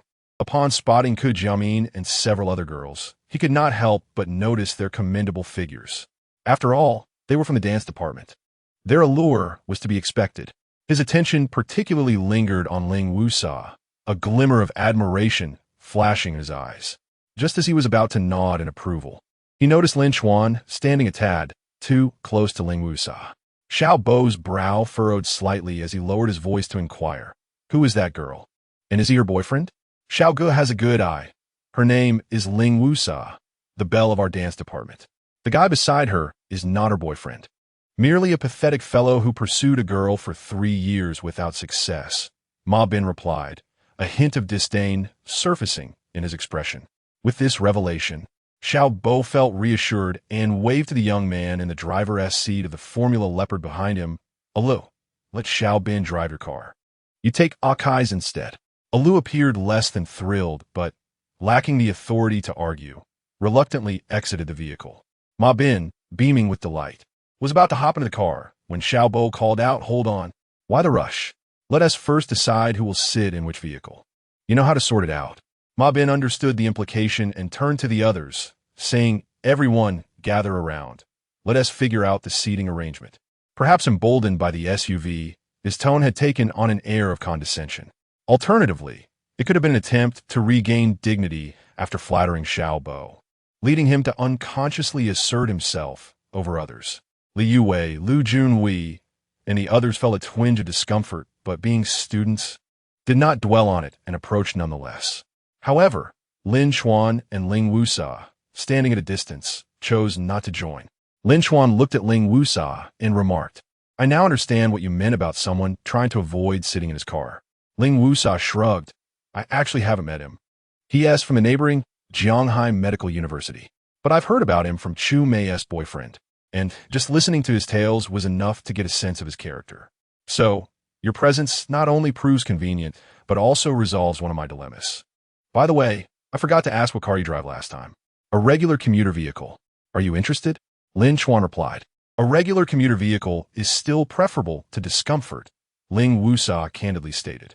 Her personality resembled that of a wild stallion, adventurous and carefree. While she did not disregard material possessions, her appreciation was rooted in enjoyment and freedom. If the prerequisites for these experiences were absent, she would rather forego them altogether. Simply put, her material values were not as mundane as Zhang Yan's. Shifting the conversation, Ling Wusa smiled. "But someone who indulges in jet skis and sailboats by the seaside could hardly be driving a mere ordinary vehicle. What kind of car do you truly have? May I take it for a spin? We've only met twice. Is it appropriate for you to drive my car?" Lin Chuan chuckled. Ling Wusa paused, casting a playful glare at him. "I'm in a legitimate vehicle. What are you thinking?" After their last encounter, she had found Lin Chuan handsome, wealthy, and possessing a stable demeanor. But now she noticed a hint of playful mischief, a stark contrast to the timid persona she had heard about. "Shall we? Where's your car?" Ling Wusa inquired. Lin Chuan did not linger on the car topic, knowing that excessive talk could spoil the intrigue. "Let us go. It's just over in the parking lot." Completely disregarding the gathering, Lin Chuan and Ling Wusa walked toward the parking area. Xiao Bo rested his hand on the window of his luxury vehicle, an Omega Seamaster 300 worth 50,000, ready to flaunt his status as the crowd approached. However, his brow furrowed upon noticing that the most beautiful girl had not joined them. She was walking away with that boy. Ma Bin, perceptive as ever, called out loudly, "What is going on? Xiao Ge wants you all to come over. Do you still wish to ride to the fun?" Chu Mei frowned at this, commenting, "We're all classmates. Let us speak with a bit more respect." At this, Ma Bin reined in his tone, albeit with evident dissatisfaction. Xiao Ge said to come over for the seating arrangement. They're being quite disrespectful. Lin Chuan and Ling Wusa had no intention of engaging with Ma Bin or Xiao Bo. Instead, Ling Wusa addressed Chu Mei, Ku Jimin, Li Yue, and Lu Junwei, stating, "I'll ride with Lin Chuan." Xiao Bo coughed and patted his vehicle, prompting Ma Bin to chime in. "Xiao Ji's car has plenty of room. No need for others. Don't you all want to ride in a luxury vehicle? You may not recognize it, but this is a Tank 700, a top-tier SUV, worth 5 to 600,000. However, His words fell flat as Lin Chuan and Ling Wusa paid him no mind and continued on their way. Li Yue and Lu Junhui exchanged glances before suddenly rushing after them. Lin Chuan, what kind of car do you have? Can you take us along? Neither Xiao Bo nor Ma Bin impressed them, and Lu Junhui sensed the lingering gazes of the other boys on their girlfriends. Of course, come along, Lin Chuan replied. Thus, they all made their way to the nearby parking lot, while Ma Bin and Xiao Bo exchanged glances, their expressions darkening. Chapter 43. Astonishment. Ma Bin was incensed and lamented to his girlfriend, Chu Mei. Look at how they behave. Had I known, I wouldn't have brought them along. Chu Mei, somewhat displeased, retorted, it's your poor attitude that led to this. Wuza was only here for my sake. Yet, acknowledging the situation, she suggested, let them take their own car. Regardless of whose vehicle it is, it amounts to the same. Although she was dissatisfied with her boyfriend's actions, she clearly leaned in his favor. Having heard about Xiao Bo's considerable prowess, she understood that fostering a good relationship with him could potentially influence Ma Bin's future. As Ma Bin's girlfriend, she naturally wished for his prosperity, knowing that his wealth would enhance her own material comfort. Therefore, despite her discomfort, she chose to endure. Xiao Bo scoffed dismissively. What a lack of appreciation. Who finds it amusing to cram into his rickety car? Although Lin Chuan's attire was stylish and branded, it was quite casual today and amounted to merely a few thousand yuan. While that was substantial for an average student, he regarded it with disdain. Moreover, Ma Bin had just mentioned that he had pursued a girl for 3 years without success, indicating that his capabilities were indeed limited. Xiao Bo wondered what Ling Wuza saw in him. It puzzled him. Nevertheless, with a 2-day outing ahead, he anticipated ample opportunities to demonstrate his superiority. At that moment, Ku Jimin approached Xiao Bo, her voice soft and sweet. Xiao Gu, may I sit in the passenger seat? Xiao Bo paused for a moment. Then a look of smug satisfaction crossed his face. Though Ku Jimin was far from matching Ling Wuza in beauty or figure, she could still be considered attractive. Her presence in the passenger seat was certainly a favorable choice. Furthermore, it would serve to irritate Ling Wuza and make her realize who truly had the flair. Of course, that passenger seat is reserved for you, Xiao Bo replied with a grin. Ma Bin and Chu Mei exchanged glances, recognizing that Ku Jimin was eager to ingratiate herself with Xiao Bo. They had no objections, even finding it agreeable. They entered the car, but delayed their departure. Curious to observe Lin Chuan and the others crammed into a dilapidated vehicle, relishing their sense of superiority. Lin Chuan, accompanied by Ling Wuza, Li Yue, and Lu Junhui, strolled into the parking lot. He first stopped in front of a Mercedes-Benz G63 and inquired, would you like to drive this car? The sight of the latest 2025 G63 ignited excitement in Ling Wuza, Li Yue, and Lu Junhui. This vehicle eclipsed Xiao Bo's trio of cars. However, they were not overly surprised, having witnessed Lin Chuan casually purchase a 200,000 yuan speedboat and a 260,000 yuan yacht on their last seaside outing. Haha, this is impressive. Xiao Bo and Ma Bin are so pretentious. We shall show off in this car, Lu Junhui and Li Yue exclaimed with enthusiasm. While it was their own vehicle, riding in it was still exhilarating. Is this what you call an ordinary vehicle? Ling Wuza rolled her eyes, then added, wait a moment. You asked if we wanted to drive this? So, you have more than one? Lin Chuan did not respond. Instead, he produced the keys, and the nearby Rolls-Royce Cullinan emitted a honking sound. Ling Wuza, Li Yue, and Lu Junhui approached to inspect the vehicle, gasping in astonishment upon realizing it was the much-discussed Rolls-Royce Cullinan from the school forum. Ling Wuza stared at Lin Chuan, incredulous. So you're the owner of this Cullinan? In that case, perhaps the G-Class can indeed be considered a mere mode of transport. Li Yue Musha. Perhaps I should have anticipated this. After all, a Cullinan is beyond the means of ordinary individuals. Lu Junhui marveled. 2 cars worth millions, one nearly 10 million. It's clear that poverty has limited my imagination. I cannot wait to see Xiao Bo and Ma Bin's expressions when they see the Cullinan. Without a hint of hesitation, Lu Junhui and Li Yue chose the Cullinan over the G63, acknowledging that while the latter was impressive, it paled in comparison to the former. Ling Wuza, however, felt conflicted. Although the Cullinan was extraordinary, she preferred off-road vehicles. Sensing her indecision, Lin Chuan chuckled. There's no need to be so torn. If they want the Cullinan, let them take it. If you prefer the G63, drive that. We can go together. Is that permissible? Wouldn't that waste too much fuel? Ling Wuza's eyes lit up. Lin Chuan reassured her, no problem. I can cover the fuel costs. But you'll need to drive it back. Ling Wuzan nodded. Of course, that's no issue. Lu Junhui exclaimed excitedly. So, are you saying I can drive the Cullinan? I promise I won't disappoint. My driving skills are top-notch, and I'll be a great chauffeur. Lin Chuan replied, you could drive, as long as you have a license. But don't worry about driving for me. Focus on being a good driver for your girlfriend. I'll take another car. As he spoke, Lin Chuan produced another key. The nearby Lamborghini Revuelto honked twice. When Ling Wuza, Li Yue, and Lu Junhui heard him mention driving another vehicle, they were momentarily stunned, then gaped at the pristine Lamborghini Revuelto. The discussion surrounding it had been even more fervent than those about the Cullinan, given its striking appeal. Are you telling me that not only is the Cullinan yours, but the Lamborghini Revuelto is yours as well? You possess two extraordinary vehicles simultaneously? Normally, the G63 would be considered a luxury car. Yet in the presence of these two, it appeared almost like a mere accessory, truly a vehicle for daily commuting.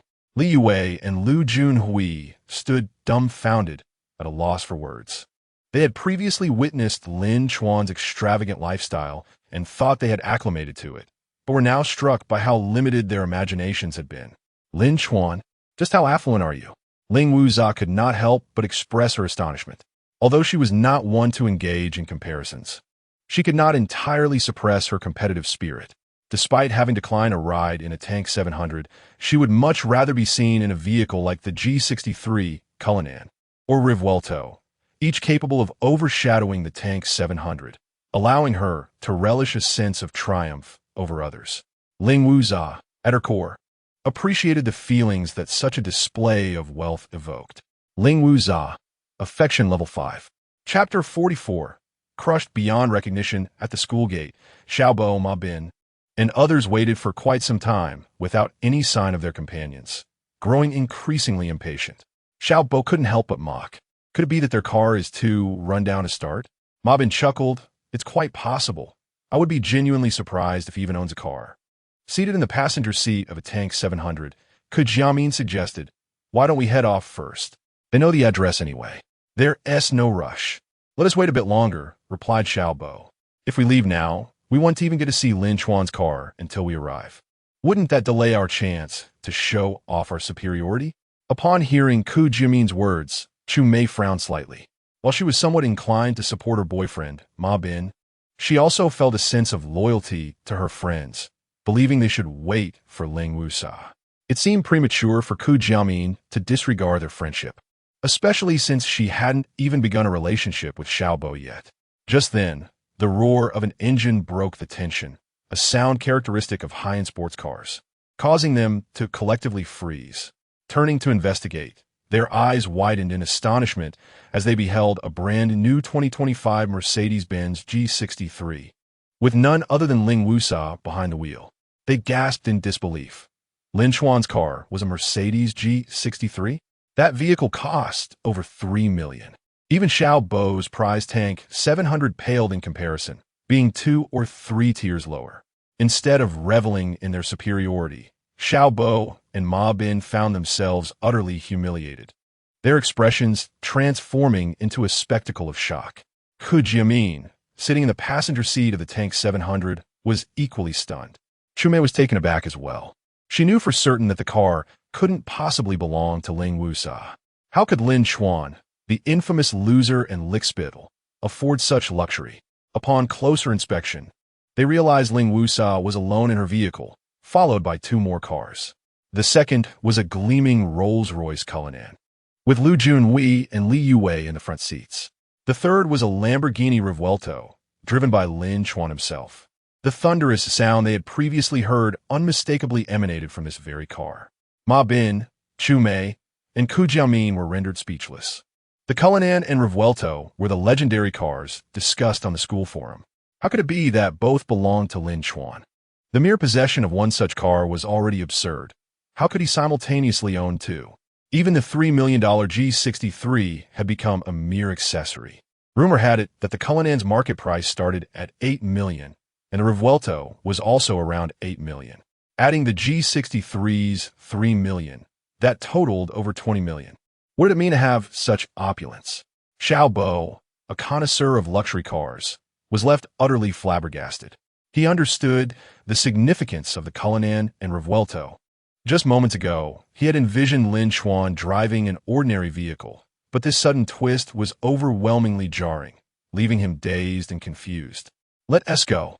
We'll lead the way," Lu Junwei called out, reveling in his triumph as he passed by.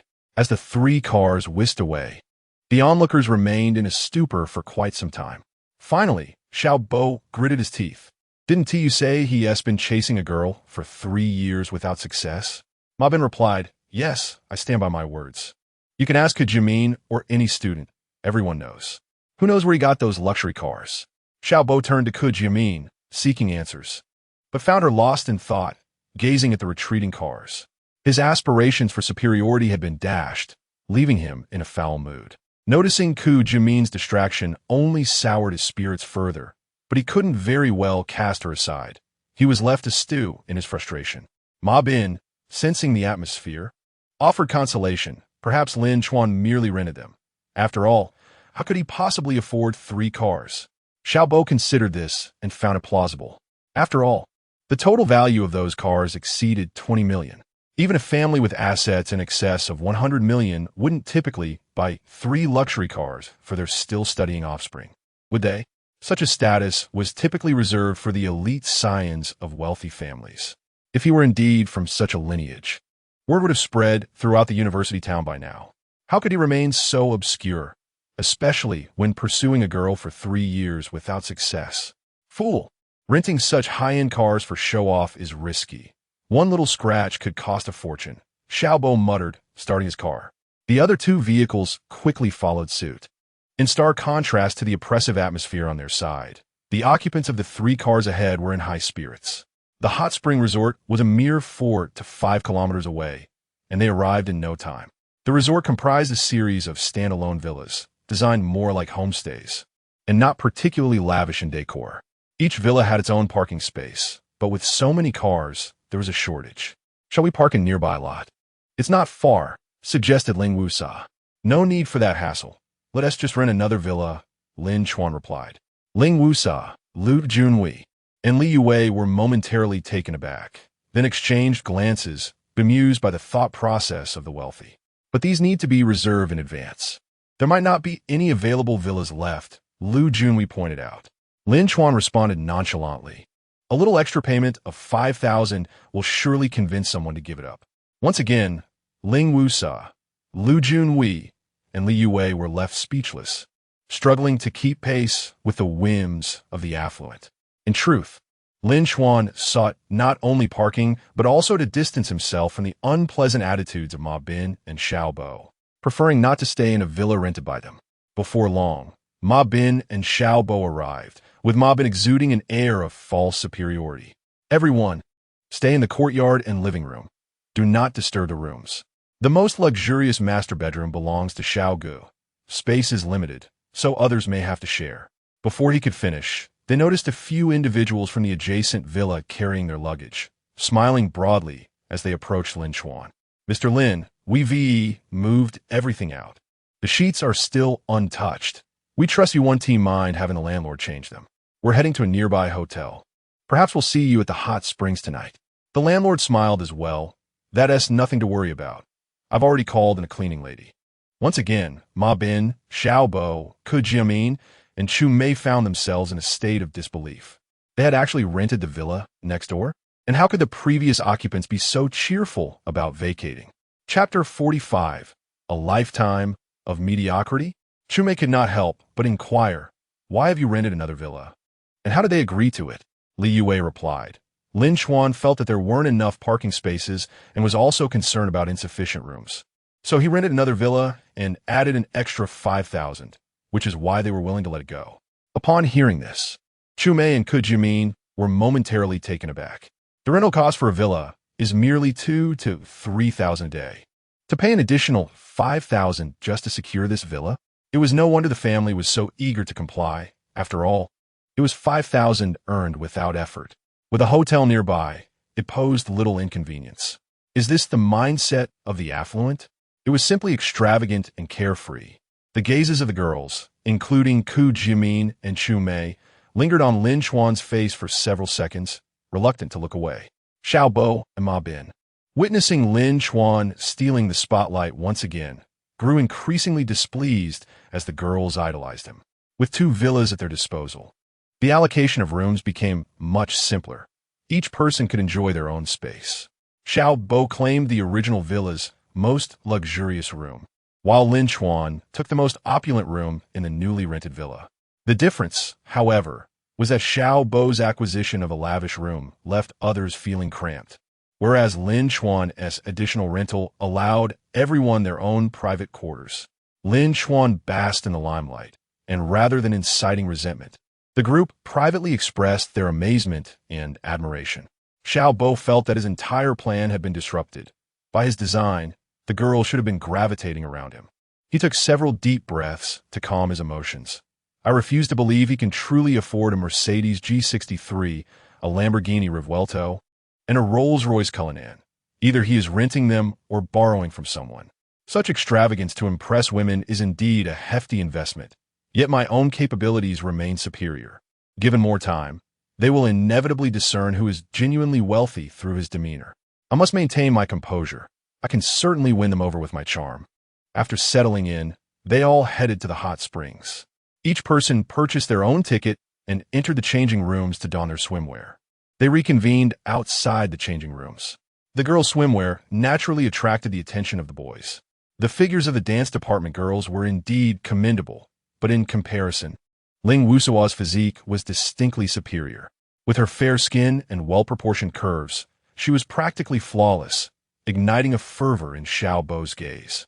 Just as he was about to approach her, he noticed Ling Wusuo walking directly to Lin Chuan's side, assessing his physique up and down, and smiling as she said, "I didn't realize last time how good your figure is." Lin Chuan's physique had always been decent. Though he hadn't exercised much, his slim build was well-proportioned.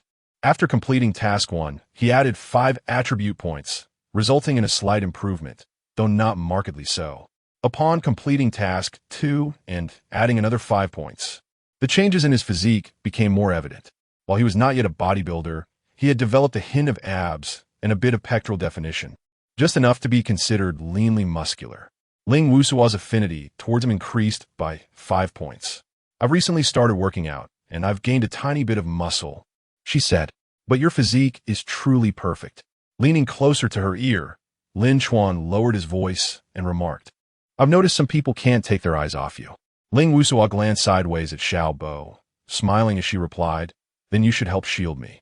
With that, she nestled against Lin Chuan. This action rendered her almost delicate and dependent. The slight contact of their skins sent a flutter through Lin Chuan's heart. Upon witnessing this scene, Xiao Bo's face flushed with jealousy. Ling Wusua was not only being intimate with Lin Chuan, but was also using him as a shield from his gaze, an act he found utterly humiliating. However, Ling Wusua had no ties to him. She neither traveled in his car nor stayed in his villa. He was powerless to intervene and could only simmer in frustration. What troubled him further was that the attention of the backup, Ku Jiamin, seemed to be drifting toward Lin Chuan as well.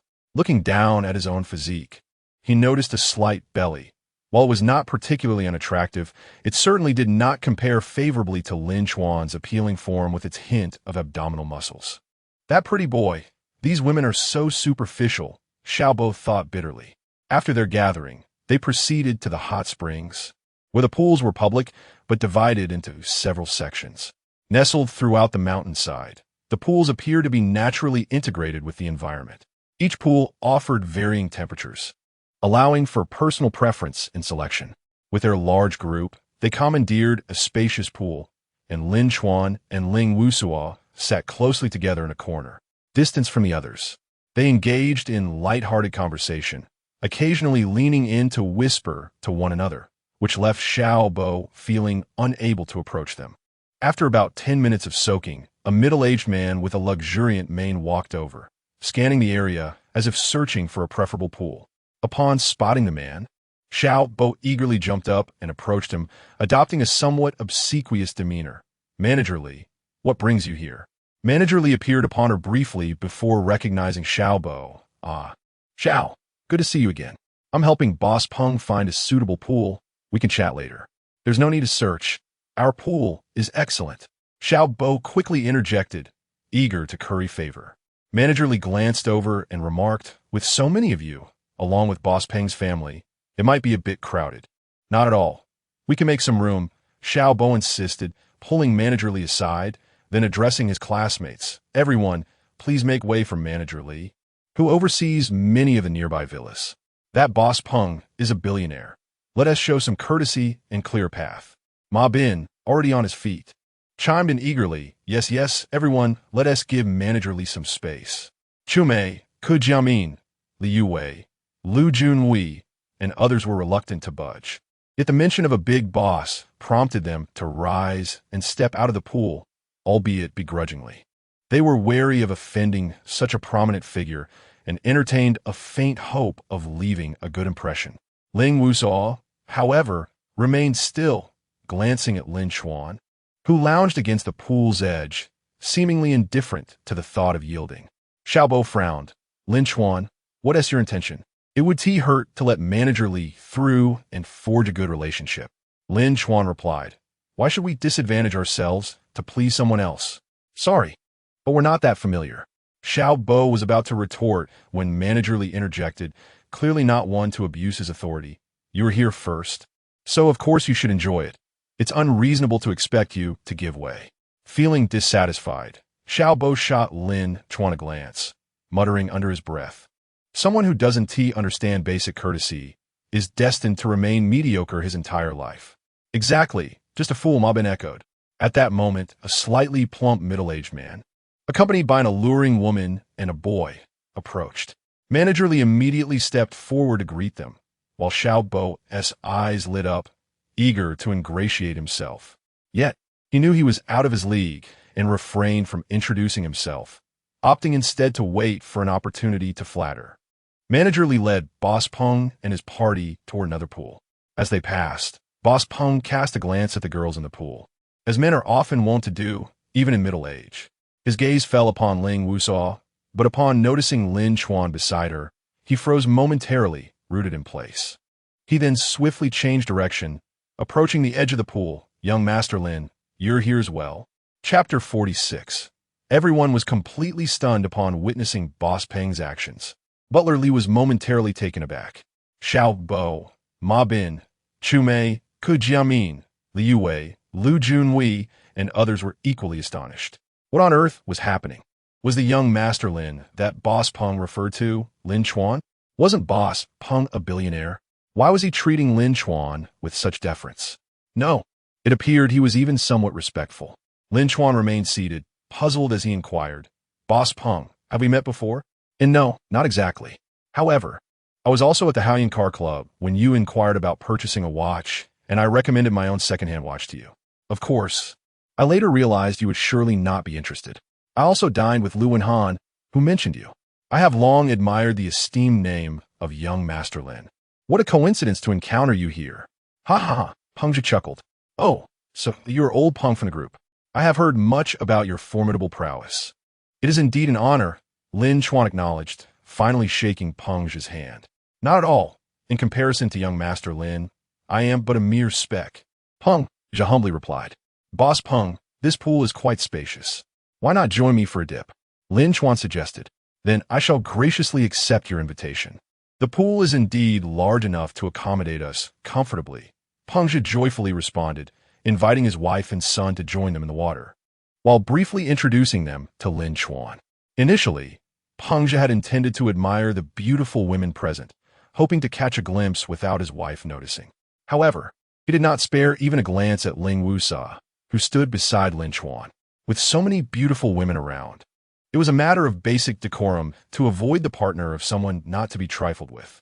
Pengzhi beckoned Butler Li over, introducing him. Butler Li, allow me to present young Master Lin. He is the remarkable individual who purchased the Rolls-Royce Cullinan and Lamborghini Revuelto outright, in just half an hour. Butler Lee was instantly taken aback, responding with utmost respect. "Greetings, young Master Lin. It is a privilege to finally meet you." It became clear to him why Boss Peng showed such reverence. Although Boss Peng's net worth was certainly in the hundreds of millions, a significant portion was tied up in real estate investments, much of it financed through loans. Given the current state of the real estate market, many properties were unsellable, leading to substantial negative equity. Thus, even billionaires often found their liquid assets woefully inadequate. However, young Master Lin had just demonstrated extraordinary financial capability by purchasing 2 luxury vehicles outright in half an hour. Typically, such individuals possess far greater resources than they appear to. The fact that he was merely a student only heightened the intrigue, suggesting that the funds he spent could very well be pocket money from his family. Furthermore, rumors circulated that Lin Chuan had spent another $1 million at the Yushinfu and nearly $10 million on a Richard Mille watch. What an astonishing notion. At this moment, Butler Lee's respect for Lin Chuan intensified, surpassing even that which he had for Boss Peng. Ling Wusa, along with Chu Mei, Ke Jiamin, Li Yuwei, Lu Junwei, and the others gathered at the poolside, were left speechless, exchanging incredulous glances. So, it was indeed true that he had purchased the Cullinan and the Lamborghini Rivuelto outright in just half an hour? That amounted to 20 million, not 2,000. What must his true capabilities be? Ling Wusa regarded Lin Chuan with newfound admiration. She was a wild stallion that could only be tamed by a powerful man. Lin Chuan's displayed status provided her with an ample sense of security. Ling Wusa thought, affection level 10. At this moment, Ke Jiamin's regret and frustration reached a pinnacle. She lamented her initial choice of Xiao Bo, realizing her lack of discernment. It was one thing to be outshone by Ling Wusa in looks and physique, but to have made a poor choice in judgment was even more disheartening. Although Lin Chuan was accompanied by Ling Wusa, they were not yet a couple. And had she chosen Lin Chuan from the start, even the slightest chance would have been 1,000 times better than her current predicament. Xiao Bo and Ma Bin stood frozen, resembling statues, seemingly oblivious to the cool breeze that swept over them despite the weather being relatively mild. The scene before them was simply too shocking. The Cullinan and Lamborghini Rivuelto were indeed Lin Chuan's, and he had paid for them full. Had Lin Chuan himself boasted of such feats, they would have dismissed it as mere bragging. Had anyone else claimed it, they would have suspected he was a hired accomplice. Yet this was Boss Peng speaking, and his attitude was one of profound respect. Butler Lee's demeanor was that of a servant. Therefore, the claim was indubitable. Reflecting on how he had just tried to curry favor with Butler Lee by suggesting Lin Chuan vacate the pool, Xiao Bo felt utterly humiliated. His pride was trampled underfoot, and he could sense the curious gazes of his peers, amplifying his discomfort. He realized that at this moment his pride was irrelevant. Ma Bin was baffled. What is happening? Wasn't it rumored that Lin Chuan had pursued Zhang Yin for 3 years without success, and that he was poor, which is why she rejected him? But now it appears he is anything but poor. He is practically a tycoon. Chu Mei suddenly seemed to grasp something, her expression shifting. Ma Bin, you must apologize to Lin Chuan. Ma Bin was taken aback, his face displaying conflict. Chu Mei had previously thought Ma Bin's attitude was inappropriate, but had tolerated it for the sake of befriending Xiao Bo. Now, however, it was clear that Xiao Bo paled in comparison to Lin Chuan, making his previous stance insignificant. The current issue was that Ma Bin's prior demeanor may have offended Lin Chuan. You were very rude earlier. It is only proper to apologize. I will speak on your behalf to Wusa. Perhaps she will intercede for you, Chu Mei suggested. Understanding the need to adapt to the circumstances, Ma Bin nodded, disregarding Xiao Bo's thoughts, and replied, You're right. I will apologize shortly. As he walked towards the poolside, he began to formulate his words. Just then, a gust of wind swept by, and to his astonishment, Xiao Bo had already bypassed him, kneeling at the pool's edge. Lin Chuan, I was in the wrong. I sincerely apologize for my disrespectful remarks. His tone was earnest, devoid of any attempts at justification. Even the greedy glances he had previously cast at Ling Wusa had vanished. He did not even spare her a sidelong glance. Ma Bin stood in shock at this scene, bewildered by Xiao Bo's rapid concession. Chapter 47. Is a 20 million villa too low class? Ma Bin was momentarily taken aback, but quickly stepped forward, squatting beside Xiao Bo and nearly kneeling. Lin Chuan, I sincerely apologize for my previous rudeness. However, Lin Chuan did not even spare them a glance, treating them as if they were invisible. His sole purpose for visiting the hot spring villa was for the hot springs and Ling Wu Sa. He had previously ignored Ma Bin and Xiao Bo's antics, and continued to do so now. Peng Zhe, noticing the situation, seemed to comprehend the dynamics and chose to disregard Ma Bin and Xiao Bo, resuming his conversation with Lin Chuan. Even Butler Li deliberately ignored Xiao Bo, leaving Ma Bin and Xiao Bo in an exceedingly awkward position, unsure whether to rise or remain squatting. Yet, they dared not voice their grievances, having indeed spoken out of turn earlier. After all, they could not afford to offend Butler Li, let alone Lin Chuan, who was being so courteous. After a prolonged period of squatting, their legs began to numb, while Lin Chuan and Peng Zhe remained engrossed in conversation, seemingly having forgotten their presence.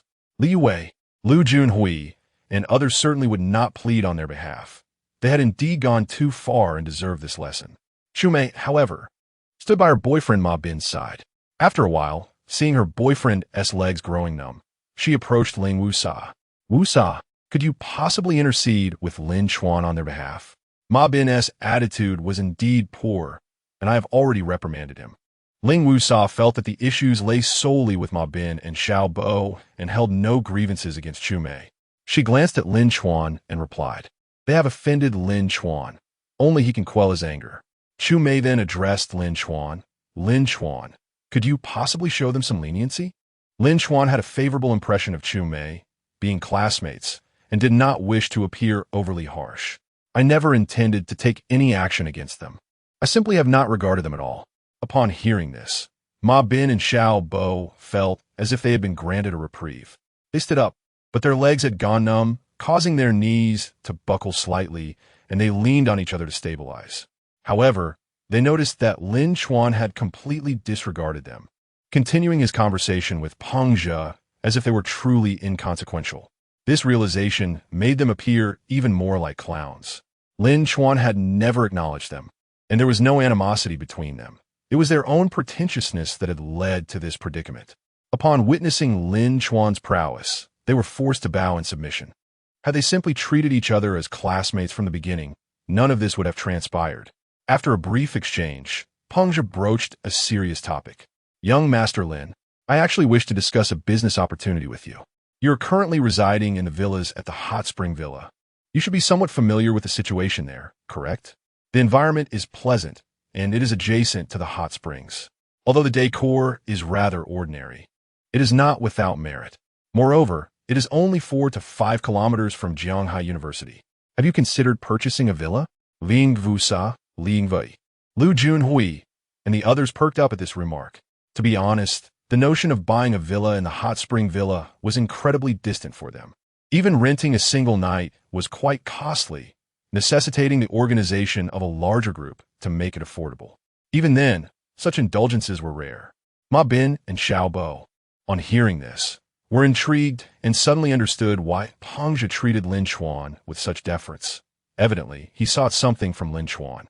It was a stark reminder of the vast chasm between them and Lin Chuan. Lin Chuan, however, promptly declined, stating, I have no interest. Peng Zhe was taken aback, his prepared arguments stifled. Noticing Lin Chuan's apparent disinterest, he refrained from further discussion, not wishing to appear overly sales-oriented. Lin Chuan elaborated. The environment of the Hot Spring Villa is indeed decent, with the proximity to the hot springs being a significant advantage. However, it has developed into a resort with an influx of tourists. Additionally, the decor is quite mediocre. The overall quality is rather low. Ling Wu Sa, Li Yue, Liu Junhui, Kijiamin, and others listened in astonishment. Initially, they thought Lin Chuan's lack of interest was due to financial concerns, as purchasing a villa is no trivial matter. They never anticipated that he would disdain the quality of the Hot Spring Villa, which was, after all, a luxurious estate worth over 20 million. Upon hearing this, Peng Zhe's eyes lit up. What about the luxurious villas at Yunlu Mountain Residence? Would young Master Lin be interested?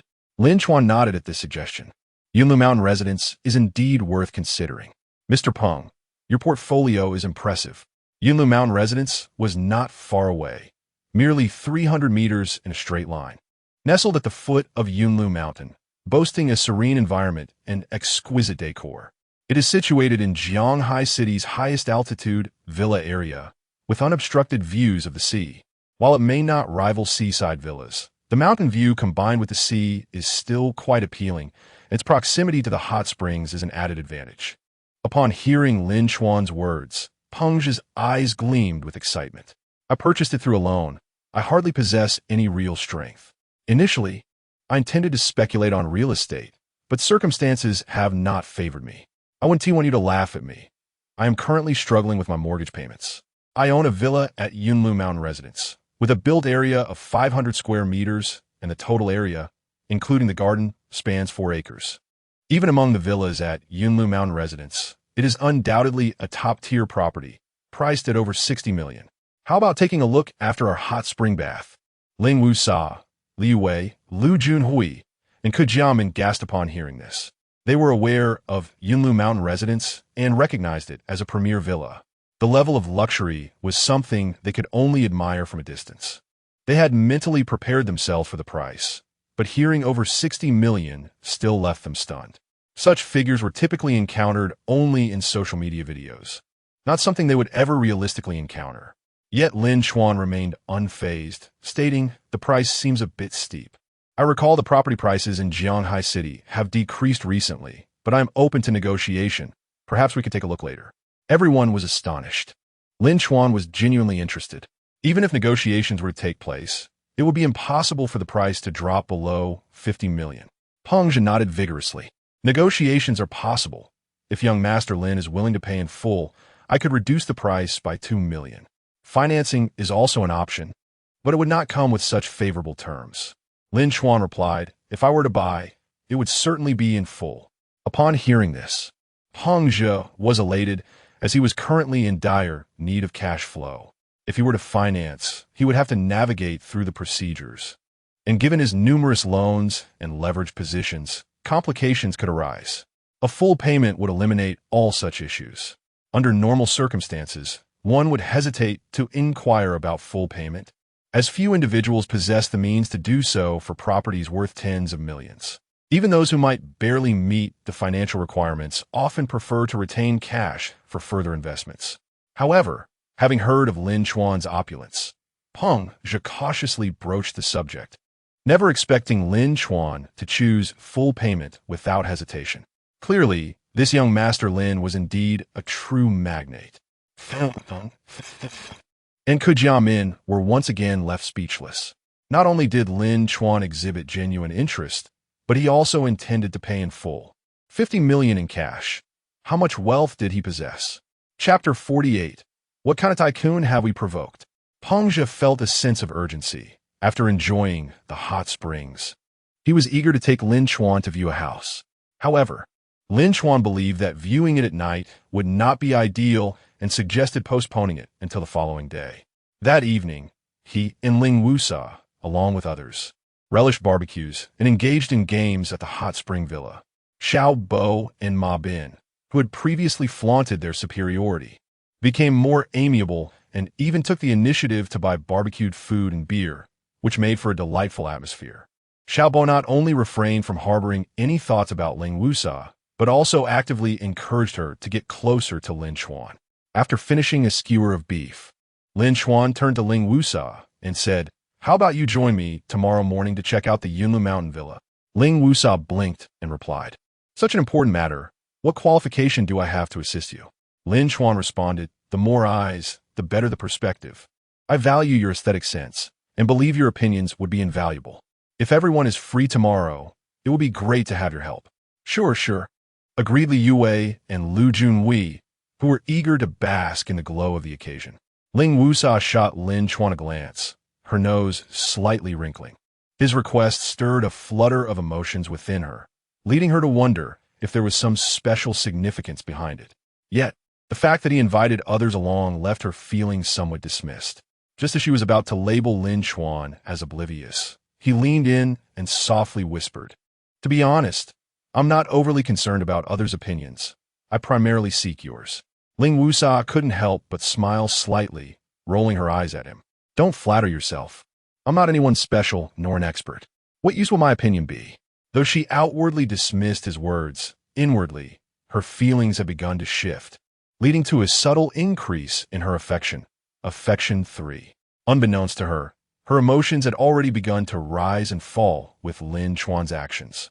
That night, Lin Chuan slept soundly at the hot spring villa. The next morning, he sent a message to Peng Zhe, who promptly replied. Within 3 minutes, he appeared at the villa. Ling Wusa, Liu Wei, Lu Junwei, and others, eager to see the Yunlu Mountain Villa, had risen early to wait. Yifan Kejiamin, Chumei, and Ma Bin, and Xiao Bo wanted to join the excitement. The group set off towards the Yunlu Mountain Villa. Upon entering the villa area, they were immediately struck by the extraordinary landscaping, reminiscent of Scandinavian design and the serene ambience. Arriving at one of the luxurious villas, they opened the door to reveal a spacious and uniquely designed front yard, a pristine private pool, and a magnificent 2-story villa. The sight left everyone momentarily speechless. This was no mere house. It was a princely estate. As they stepped inside, the opulent decor captivated them further. Such a villa had only been seen on television before. Peng Zhe remarked, "Young Master Lin, we have never lived in this villa. The furnishings are entirely new. A considerable sum was spent on the renovation, and we had hoped to profit, but the market took a downturn. My focus now is merely to recover my investment." While Peng Zhe's statement seemed sincere, it could also have been a typical line used in distress sales. So Lin Chuan listened, but remained skeptical. However, his prior research confirmed that the villa prices aligned closely with what Peng Zhe had mentioned. After inspecting the villa inside and out, Lin Chuan felt quite satisfied with the decor, the environment, and the surrounding amenities. When Peng Zhe inquired, "Young Master Lin, what do you think?" Lin Chuan did not respond immediately, but turned to Ling Wusa, asking, "Wusa, what are your thoughts?" Upon hearing this, Peng Zhe nervously glanced at Ling Wusa, realizing Lin Chuan valued her opinion.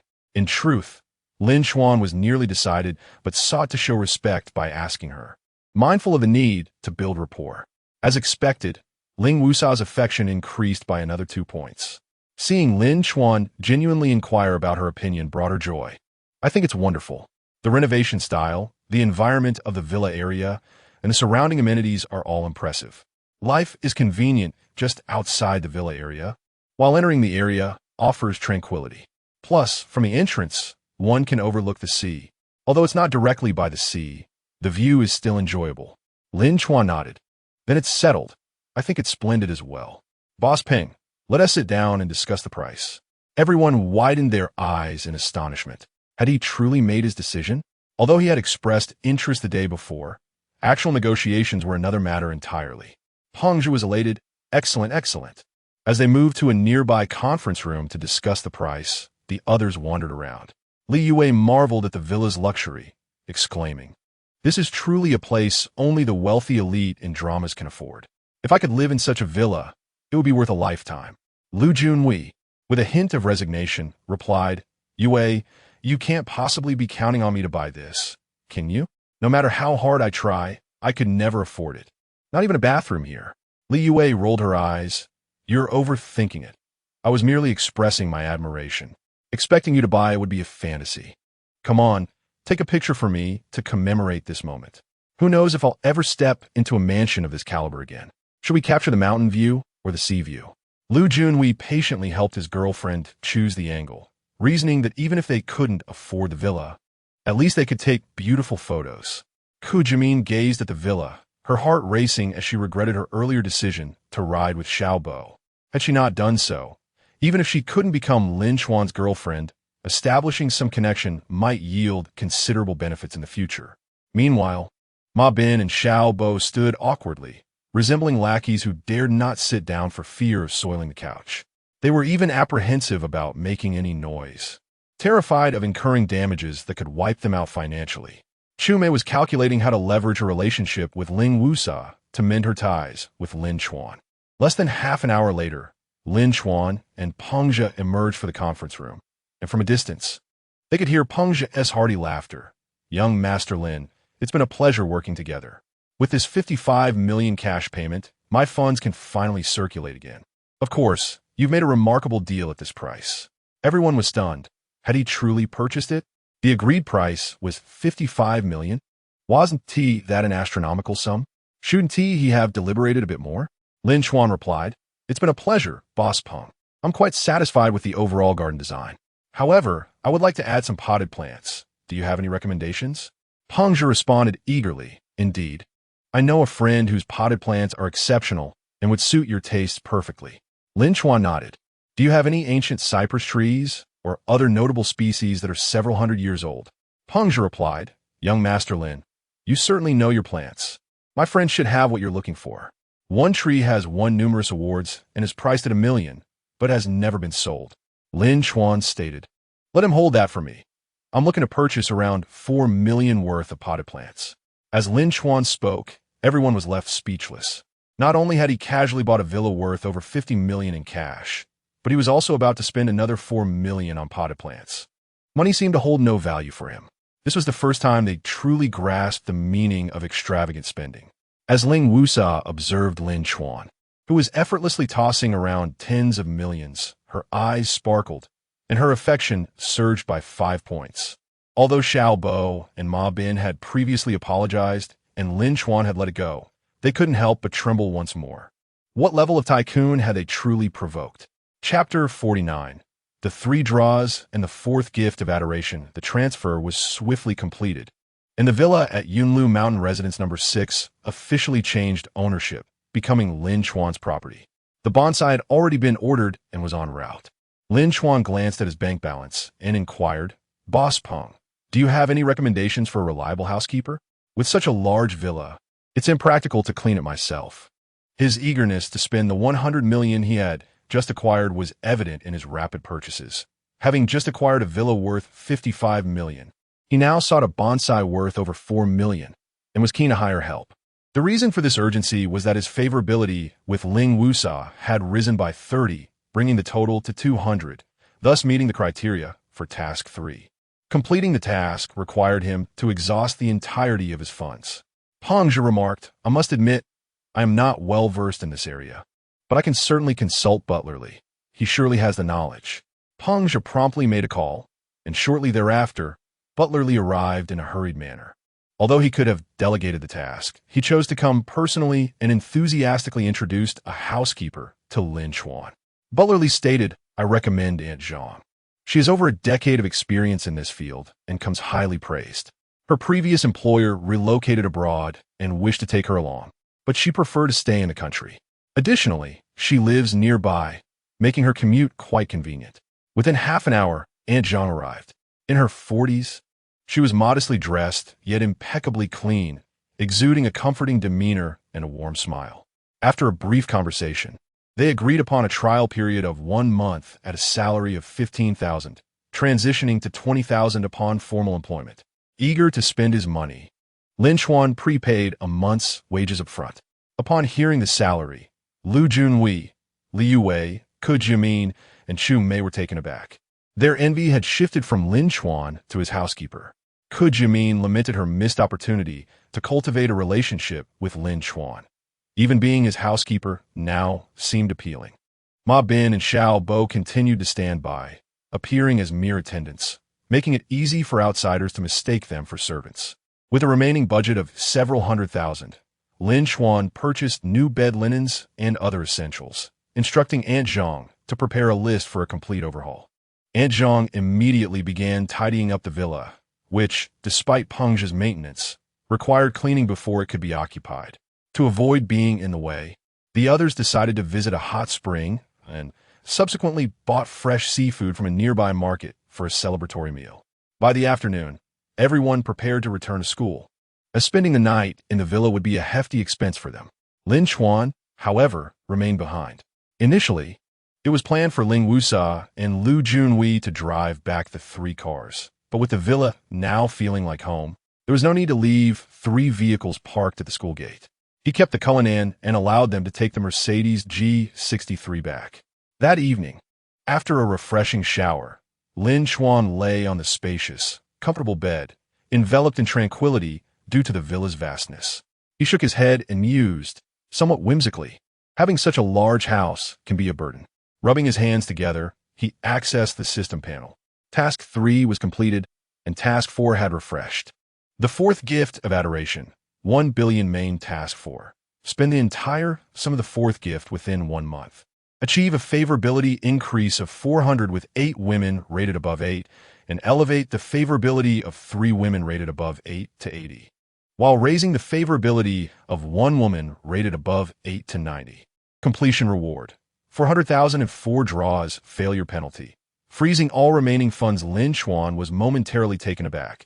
The difficulty of this task had significantly escalated. Not only had the total favorability requirement risen to 400, but there were also additional conditions to be fulfilled. However, with the gift now amounting to 1 billion, he felt confident in overcoming these challenges. He checked the task rewards and noted that 300,000 had already been credited to his account. As usual, he planned to save this reward, opting to use the gift funds for personal expenditures. Looking at his account balance of 600,000, he contemplated transferring it all to his parents, but decided it would be prudent to wait for the right opportunity. This sum needed a reasonable explanation, lest his parents worry about the source of the money and suspect something untoward. Lin Xuan then examined another reward, 3 draws. Clicking the draw button, the wheel spun. When it finally came to a halt, the pointer landed in the largest segment. Yet again, 5 attribute points. After allocating the points, his attributes were as follows: physique, 15 strength, 14 agility, 14 spirit. 15. He clicked for another draw, and this time the pointer landed on a smaller segment. Heart Whisper Talisman. Heart Whisper Talisman. This talisman allows the user to hear a woman's innermost thoughts, thereby better fulfilling her wishes. Suggestion: use it when a woman is upset and her thoughts are elusive. It may yield extraordinary results. Lin Xuan couldn't help but scoff at the system's focus on catering to women. However, possessing the talisman gave him a choice. He need not adhere strictly to the system's suggestions. For example, he had previously consumed the beauty elixir himself. He decided that the Heart Whisper Talisman might prove invaluable at a crucial moment. Continuing with the draws, the wheel stopped again, landing on another small segment, Body Refinement Elixir. The name alone made Lin Xuan's eyes light up. It was evidently a remarkable item. Body Refinement Elixir. Consuming this elixir refines one's physique, purging impurities and achieving a state of physical perfection. Suggestion: gift it to a woman. It can improve slight postural issues, such as rounded shoulders, and alleviate discomforts like back pain or menstrual irregularities. After consumption, the woman will undoubtedly experience a significant increase in favorability towards you. This time, Lin Xuan felt no inclination to critique. Without a moment's hesitation, he consumed the elixir. Compared to the beauty elixir, its effects were immediately apparent. Almost instantaneously, he felt a warm surge in his abdomen, followed by a wave of heat enveloping him. Sweating profusely, he dashed back into the bathroom to rinse off. As he washed, he noticed that the water running off his skin appeared murky. This state persisted for over half an hour before it finally subsided. Feeling invigorated, he collapsed onto the bed, falling asleep almost instantly. The following morning, when Lin Xuan awoke and gazed into the mirror, he was momentarily stunned. Previously, he had been merely lean with decent proportions, bordering on what could be called a thin physique. However, now his muscles were astonishingly well-defined, not in the bulky sense, but rather in a way that made him appear slim in clothes, yet sculpted without them. His chest, abs, deltoids, lats, and leg muscles were all impeccable. It was as though he embodied the pinnacle of natural bodybuilding, each muscle exquisitely detailed, resembling a masterpiece of human aesthetics. Additionally, he seemed to have grown 2 or 3 centimeters taller. Lin Xuan recalled how the body refinement elixir promised to enhance the physique, while the women would achieve a delicate beauty. He surmised that the effects on men might manifest differently, though he had not anticipated such dramatic results. Upon reviewing his attributes, he was even more astonished. Physique, 19 strength, 17 agility, 17 spirit, 15. His total attribute points had surged by 10 overnight. Incredible! This body refinement elixir was far more potent than he had imagined.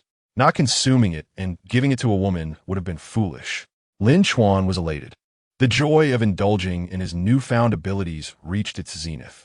Chapter 50. A scene that envied all the boys after completing his morning routine and breakfast. Lin Chuan departed from Villa Number 6 at Yunlu Mountain in his Lamborghini Revuelto, heading back to school. The sensation was exhilarating. At this moment, he donned a fitted outfit that accentuated his physique, boasting broader shoulders and a body that had transitioned from commendable to impeccable. His overall aura had been elevated significantly. Coincidentally, upon returning to campus, he received a message from Ling Wusai. "Are you back at school?" Lin Chuan replied, "Just arrived." Ling Wusai continued, "Shall we have lunch at the cafeteria? I still have your car keys. I was worried about losing them." Lin Chuan responded, "Sure, see you at the cafeteria." During lunch, his 3 roommates joined him at the cafeteria. As they entered, they spotted Ling Wusai waving. "Why did you arrive so late?" "I've already gotten your meal." The surrounding boys' eyes widened in disbelief. Shirley, Zhang Yingjie, and Sun Baorui were left speechless, their gazes directed at Lin Chuan, as if they wished to pierce him with their stares. Shirley exclaimed excitedly, "Wait, third brother, didn't you say last time that it was just a casual greeting? Now Ling Wusai is serving you food? What is the nature of your relationship? When did you two get so close?" Zhang Yingjie expressed his envy. "That is Ling Wusai, the coolest and most charming among the 5 campus beauties. She is actually serving you? The world is ending." Sun Baorui looked at Lin Chuan, "Third brother, have you enrolled in some training program recently? Can you take me along?" Lin Chuan brushed them off. "It's just a meal. Is it really that significant? I want TQ for food with you guys. You can go on your own." He then walked towards Ling Wusai.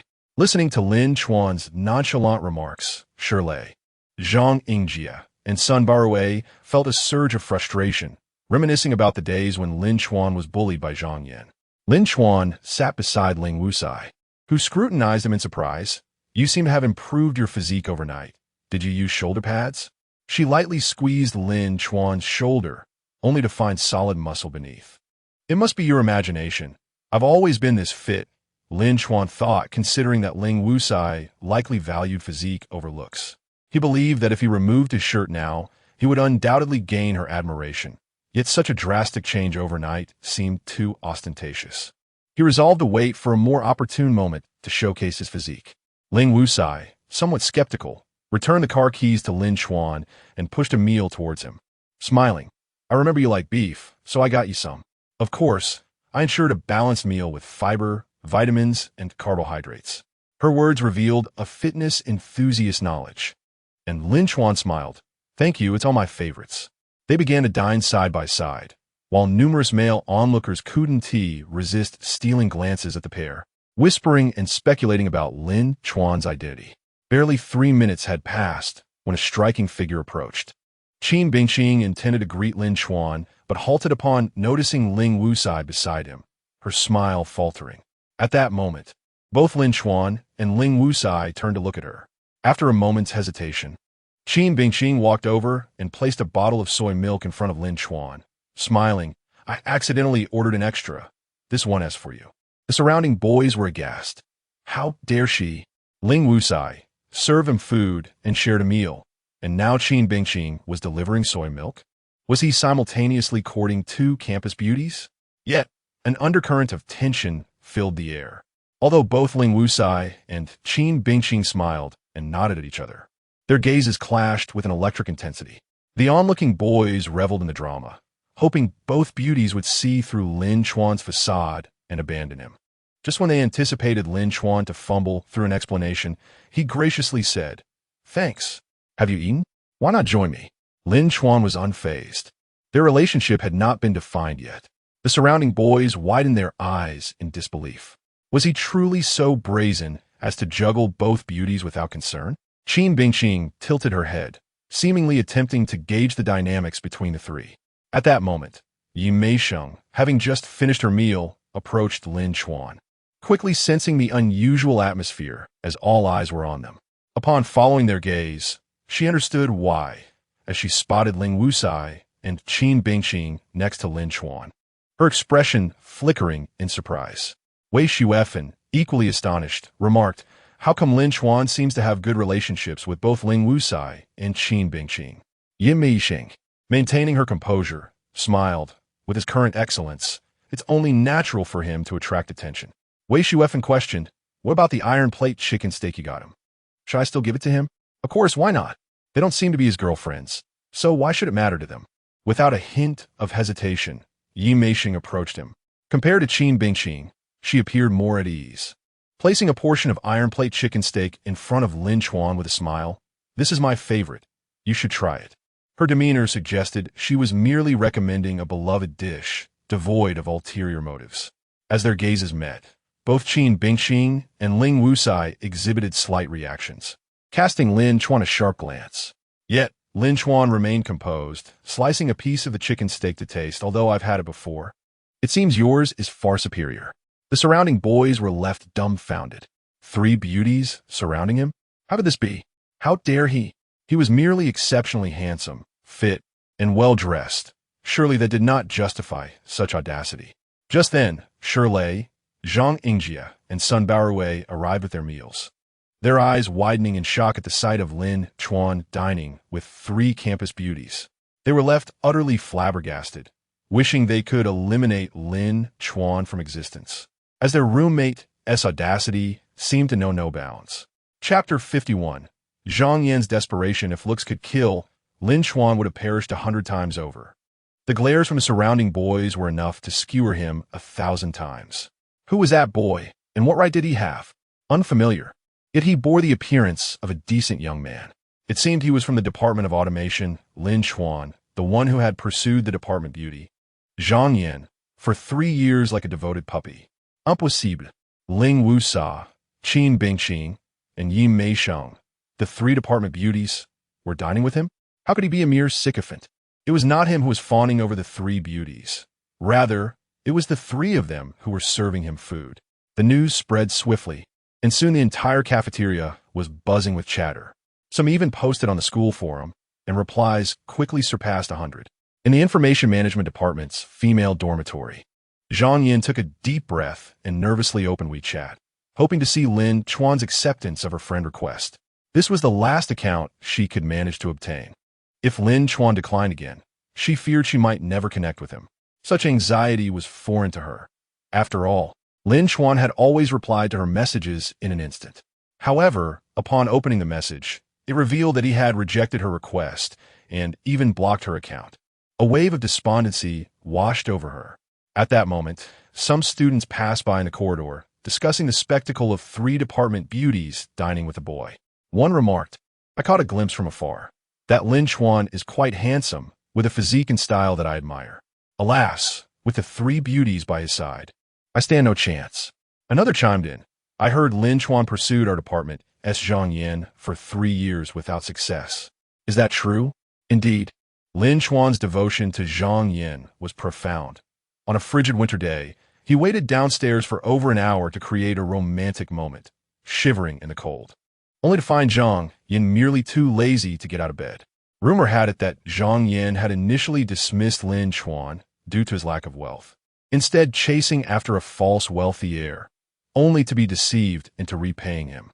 Now that Lin Chuan had transformed into a handsome and affluent young man, she sought him out again, only to find he no longer cared for her.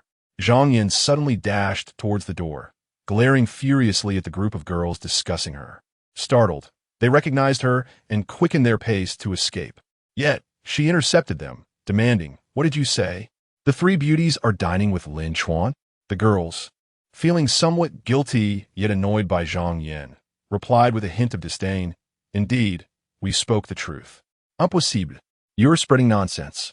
Zhang Yan had seen the 3 beauties greet Lin Chuan, but she was unwilling to accept that they were dining together, as that would imply their relationship had progressed. Did this mean she was truly losing Lin Chuan? One girl opened the school forum and showed Zhang Yan a post. "Someone has already posted. You can check for yourself." Upon seeing the photos in the post, Zhang Yan was momentarily stunned. It was true. The 3 beauties were indeed sharing a table with Lin Chuan. Moreover, she noticed that Lin Chuan had become even more handsome, transforming into a veritable paragon of male beauty. The girls, uninterested in further engagement with Zhang Yan, departed swiftly, leaving her frozen in place, lost in thought for several seconds. Despite Lin Chuan's previous clarity, she still held onto a faint hope. He had once loved her deeply. Perhaps he might still change his mind. Thus, she had been incessantly attempting to connect with him these past few days. Yet, the scene before her shattered her dreams once more. She refused to accept it. Lin Chuan was hers. Now, Lin Chuan was both handsome and affluent.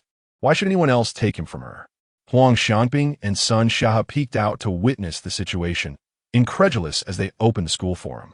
Huang Xianping exclaimed, "It seems Lin Chuan's relationship with the three beauties is far more complex than mere greetings." Sun Xia remarked, "And he has become even more handsome since the last time we saw him." While they harbored no romantic feelings for Lin Chuan, they couldn't help but admire his looks. At that moment, Zhang Yin suddenly sprinted towards the stairs, racing down in haste, leaving Huang Xianping and Sun Xia exchanging bewildered glances. Zhang Yin dashed to the second cafeteria, where memories of the once obedient Lin Chuan, now handsome and wealthy, dining with the three beauties, overwhelmed her. Heartbroken, tears soon blurred her vision. Upon reaching the second cafeteria, her cheeks were already wet with tears, yet she found no sign of Lin Chuan. Where he had once sat, someone else occupied the spot. A kind-hearted student recognized her and informed her, "If you're looking for Lin Chuan, he has already finished and left." Others, oblivious to her identity, whispered among themselves. Once she grasped the situation, Lin Chuan's anger flared anew. Not only are the three beauties dining with him, but now the fourth beauty is crying and searching for him. The news spread further, igniting more ire. Zhang Yin spun around and ran towards the boys' dormitory, calling up to the upper floors. "Lin Chuan, will you forgive me? I realize my mistakes, and I promise to treat you well from now on. Please don't ignore me." Many boys, hearing her plea, leaned over their balconies to catch a glimpse of Zhang Yin, who was crying heart-wrenchingly. Their hearts melted at the sight. Who could be so cruel as to make such a beautiful girl weep? One lamented, "If I had such a stunning girl in my life, I would cherish her dearly, never allowing her to cry. Who is Lin Chuan? He should come out and comfort her." Another boy mused. The name Lin Chuan sounded familiar. Oh, was he not the scoundrel dining with the three beauties at noon? Is he juggling for relationships? Where is he? I'll make him pay. Uninformed individuals chimed in. Lin Chuan pursued Zhang Yan for 3 years, but she never reciprocated. She then followed a wealthy heir, only to be deceived, and now seeks out Lin Chuan again. Perhaps she is feeling anxious seeing him with the three beauties. So that's the case. She brought this upon herself. Yet, seeing her in such distress softened the hearts of a few. What dormitory is Lin Chuan in? Three beauties dining together, and now one is crying for him? I must see what makes him so special. In dormitory 307, Shirlei, Zhang Yingjia, and Sun Baorui peeked down from their balcony. Seeing Zhang Yin sobbing pitifully, they remarked, "Old three, you're truly heartless." Zhang Yingjia added, "She is crying like a rain-soaked pear blossom. I might have softened at her sight." Sun Baorui asked, "Are you really not going down?" Lin Chuan shook his head without a hint of hesitation. Allowing even a flicker of pity would be a disservice to himself. He had devoted 3 years to her. Had she ever shown compassion? No matter how sorrowful she appeared now, if he lost his wealth or if someone richer pursued her, she would undoubtedly abandon him without a second thought. Such a woman was not worth his consideration. Chapter 52. The revelation of Lin Chuan's wealth leaves Zhang Yin. Astounded Zhang Yin stood downstairs for over 20 minutes, yet Lin Chuan remained elusive. It was only then that she realized the torment of waiting for someone below. In the past, she had always made Lin Chuan wait. Just then, Lu Ting rushed over, exclaiming, "Yin Yin, since Lin Chuan doesn't value us, we shan't value him either." There are plenty of wealthy individuals in this world. Zhang Yin, however, found no solace in her friend's words and remained despondent. Indeed, there were many affluent people out there. Recently, rumors circulated about a young man who, in a fit of rage for Yi Meisheng, extravagantly spent millions to acquire the Qinxiang Pavilion. Additionally, a Lamborghini worth over 8 million and a Cullinan, equally valued, were parked at the entrance, presumably belonging to students, as teachers would not flaunt their wealth so openly. These wealthy individuals seemed even more affluent than Lin Chuan. After all, His car was merely worth $3 million. If she could secure the attention of even one of these individuals, losing Lin Chuan would seem trivial. Yet, following the incident with Zhao Jun, she had learned a harsh truth. Not all wealthy people would treat her well. Rather than being affectionate like Lin Chuan, they might take advantage of her and discard her once they were done. Furthermore, the true identities of these affluent individuals remained shrouded in mystery, leaving Zhang Yin with little hope. Lu Ting leaned closer, lowering her voice. Yin Yin, I've managed to contact a senior who attended Yi Meisheng's birthday party. I gifted her something, and she's starting to open up. If I chat with her a bit more, I'm sure she'll reveal the identity of that young man who spent millions. I also found out that the Lamborghini and the Cullinan were taken 2 days ago.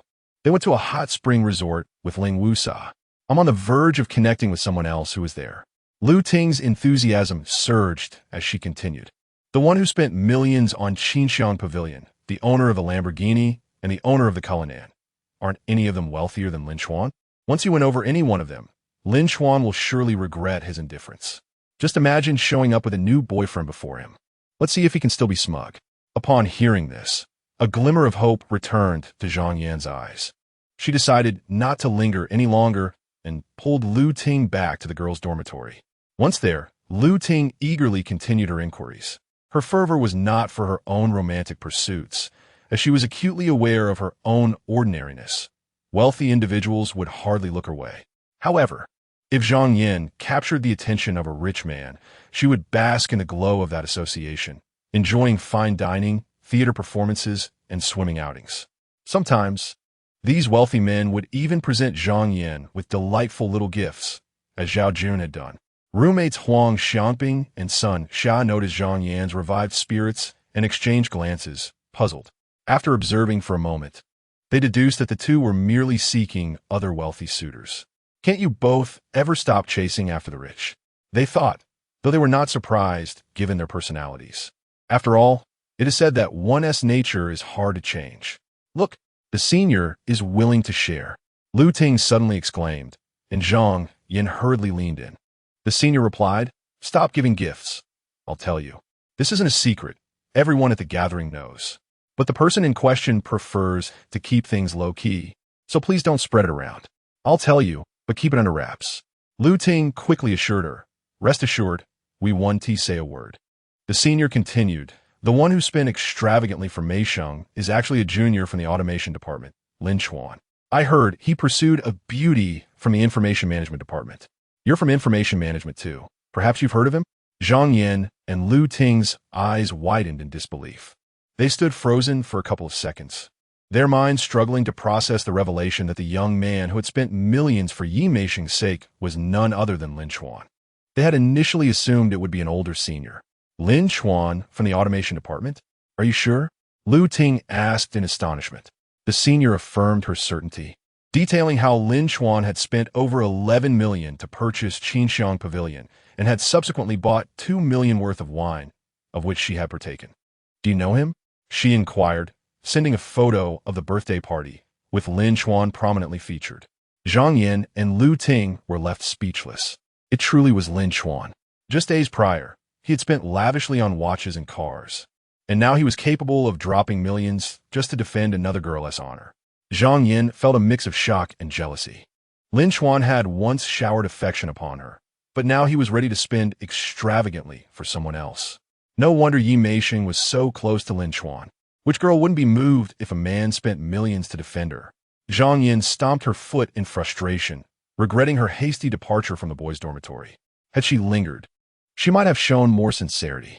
Lu Ting, snapping out of her daze, tried to comfort her. It's all right, Yin Yin. Remember the owners of the Lamborghini and Cullinan.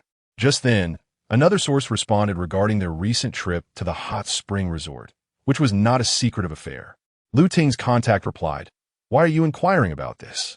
Just curious, Lu Ting replied. Everyone was speculating on the forum, and I wanted to know who owned the cars. Perhaps you could share just one? The contact agreed, but with a caveat, just don't spread it around. He seems quite low-key and doesn't want attention. However, revealing one car owner means revealing all three, because the owners of the Mercedes G63, Lamborghini Revuelto, and Rolls-Royce Cullinan are all the same person. Lin Chuan from the automation department. Just like you too. Honestly, I was shocked when I found out. Someone was trying to show off with a few off-road vehicles. And then Lin Chuan's cars just overshadowed them completely. The student, initially hesitant, became animated as they shared their story. Yet Zhang Yin and Lu Ting were already lost in the implications of Lin Chuan's name. The realization that the owners of the Lamborghini Revuelto and the Rolls-Royce Cullinan were indeed the same person, Lin Chuan, left them in disbelief.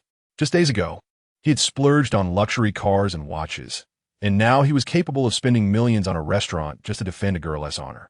How wealthy could he possibly be? In an instant, the several wealthy individuals they had admired coalesced into one super-rich figure. Lu Ting felt overwhelmed, grappling with the notion that Lin Chuan's wealth surpassed anything she could comprehend. Zhang Yin, meanwhile, stomped her foot in frustration, tears welling in her eyes. "It's all your fault. I saw Lin Chuan buy that Rolex, and you insisted he might have just come into some fortune, far less than Zhao Jun. I should have waited for him downstairs to win him back, but you had to suggest finding someone richer." Lu Ting was taken aback, unable to fathom how Zhang Yin could place the blame on her. She felt a sense of injustice, but had no way to counter it. Initially, when they heard Lin Chuan was spending hundreds of thousands daily, they had speculated he might have merely come into a small fortune. But now, it was clear that he was not just well off. He resembled the legendary heirs of affluent families.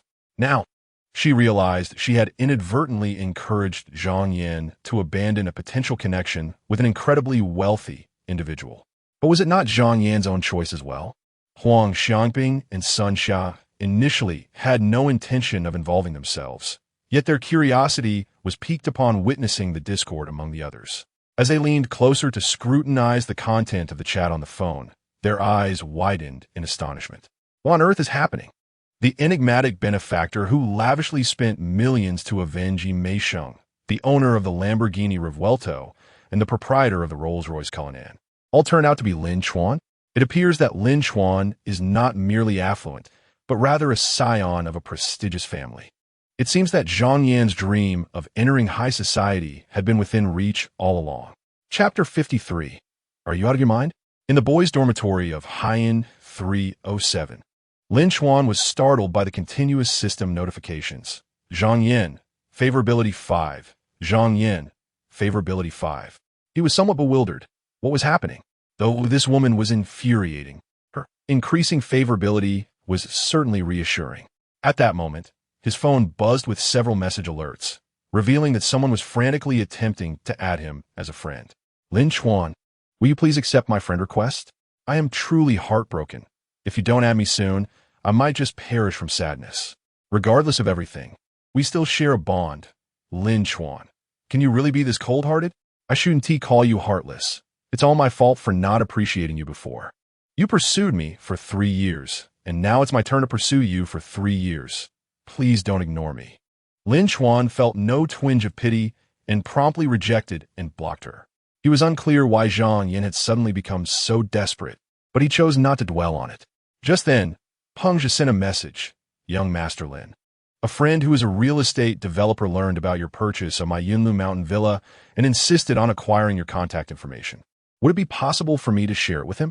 Lin Chuan replied, "Is he seeking to solicit my investment? Is he reliable?" Having just received his 4th substantial windfall of 10 billion, he was in a position to consider real estate development, though he was well aware of the depths of this industry. After a moment of silence, Peng Zhe responded, "The individual is relatively trustworthy, but the investment situation in real estate is far from optimistic. If you can endure the difficulties, there may be substantial profits, but the risks are significant." Lin Chuan pondered for a moment, thinking it wise to add him and learn more. Soon after, a friend request came through, and upon accepting, the individual introduced himself. "Young Master Lin, I hope I am not intruding. My name is Zhang Quanan, and I have long heard of your esteemed reputation." Lin Chuan replied, "Zhang boss, let us skip the formalities. What brings you to me?" Zhang Quanan responded, "Young Master Lin is indeed straightforward. I have a favor to ask of you. I would like to invite you to a meal. You may choose the time and place." Lin Chuan retorted, "Let us skip the meal. Please get to the point." "Very well. I shall be direct. I wish to inquire if you have any interest in real estate investment. I have a remarkable project. Are you familiar with Xingyuan? It is the premier property in the newly developed Chui Ling area, which is currently extremely popular. I have already secured this property. All the necessary procedures are complete, and construction is halfway done. We just need to finish the roof, renovations, and utilities. However, I am currently facing financial constraints, and with some investment, Zhang Quan elaborated, painting the project in a glowing light.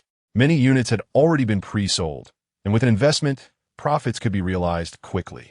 Yet, halfway through, Lin Chuan lost interest. This project was already teetering on the brink of becoming a failed development.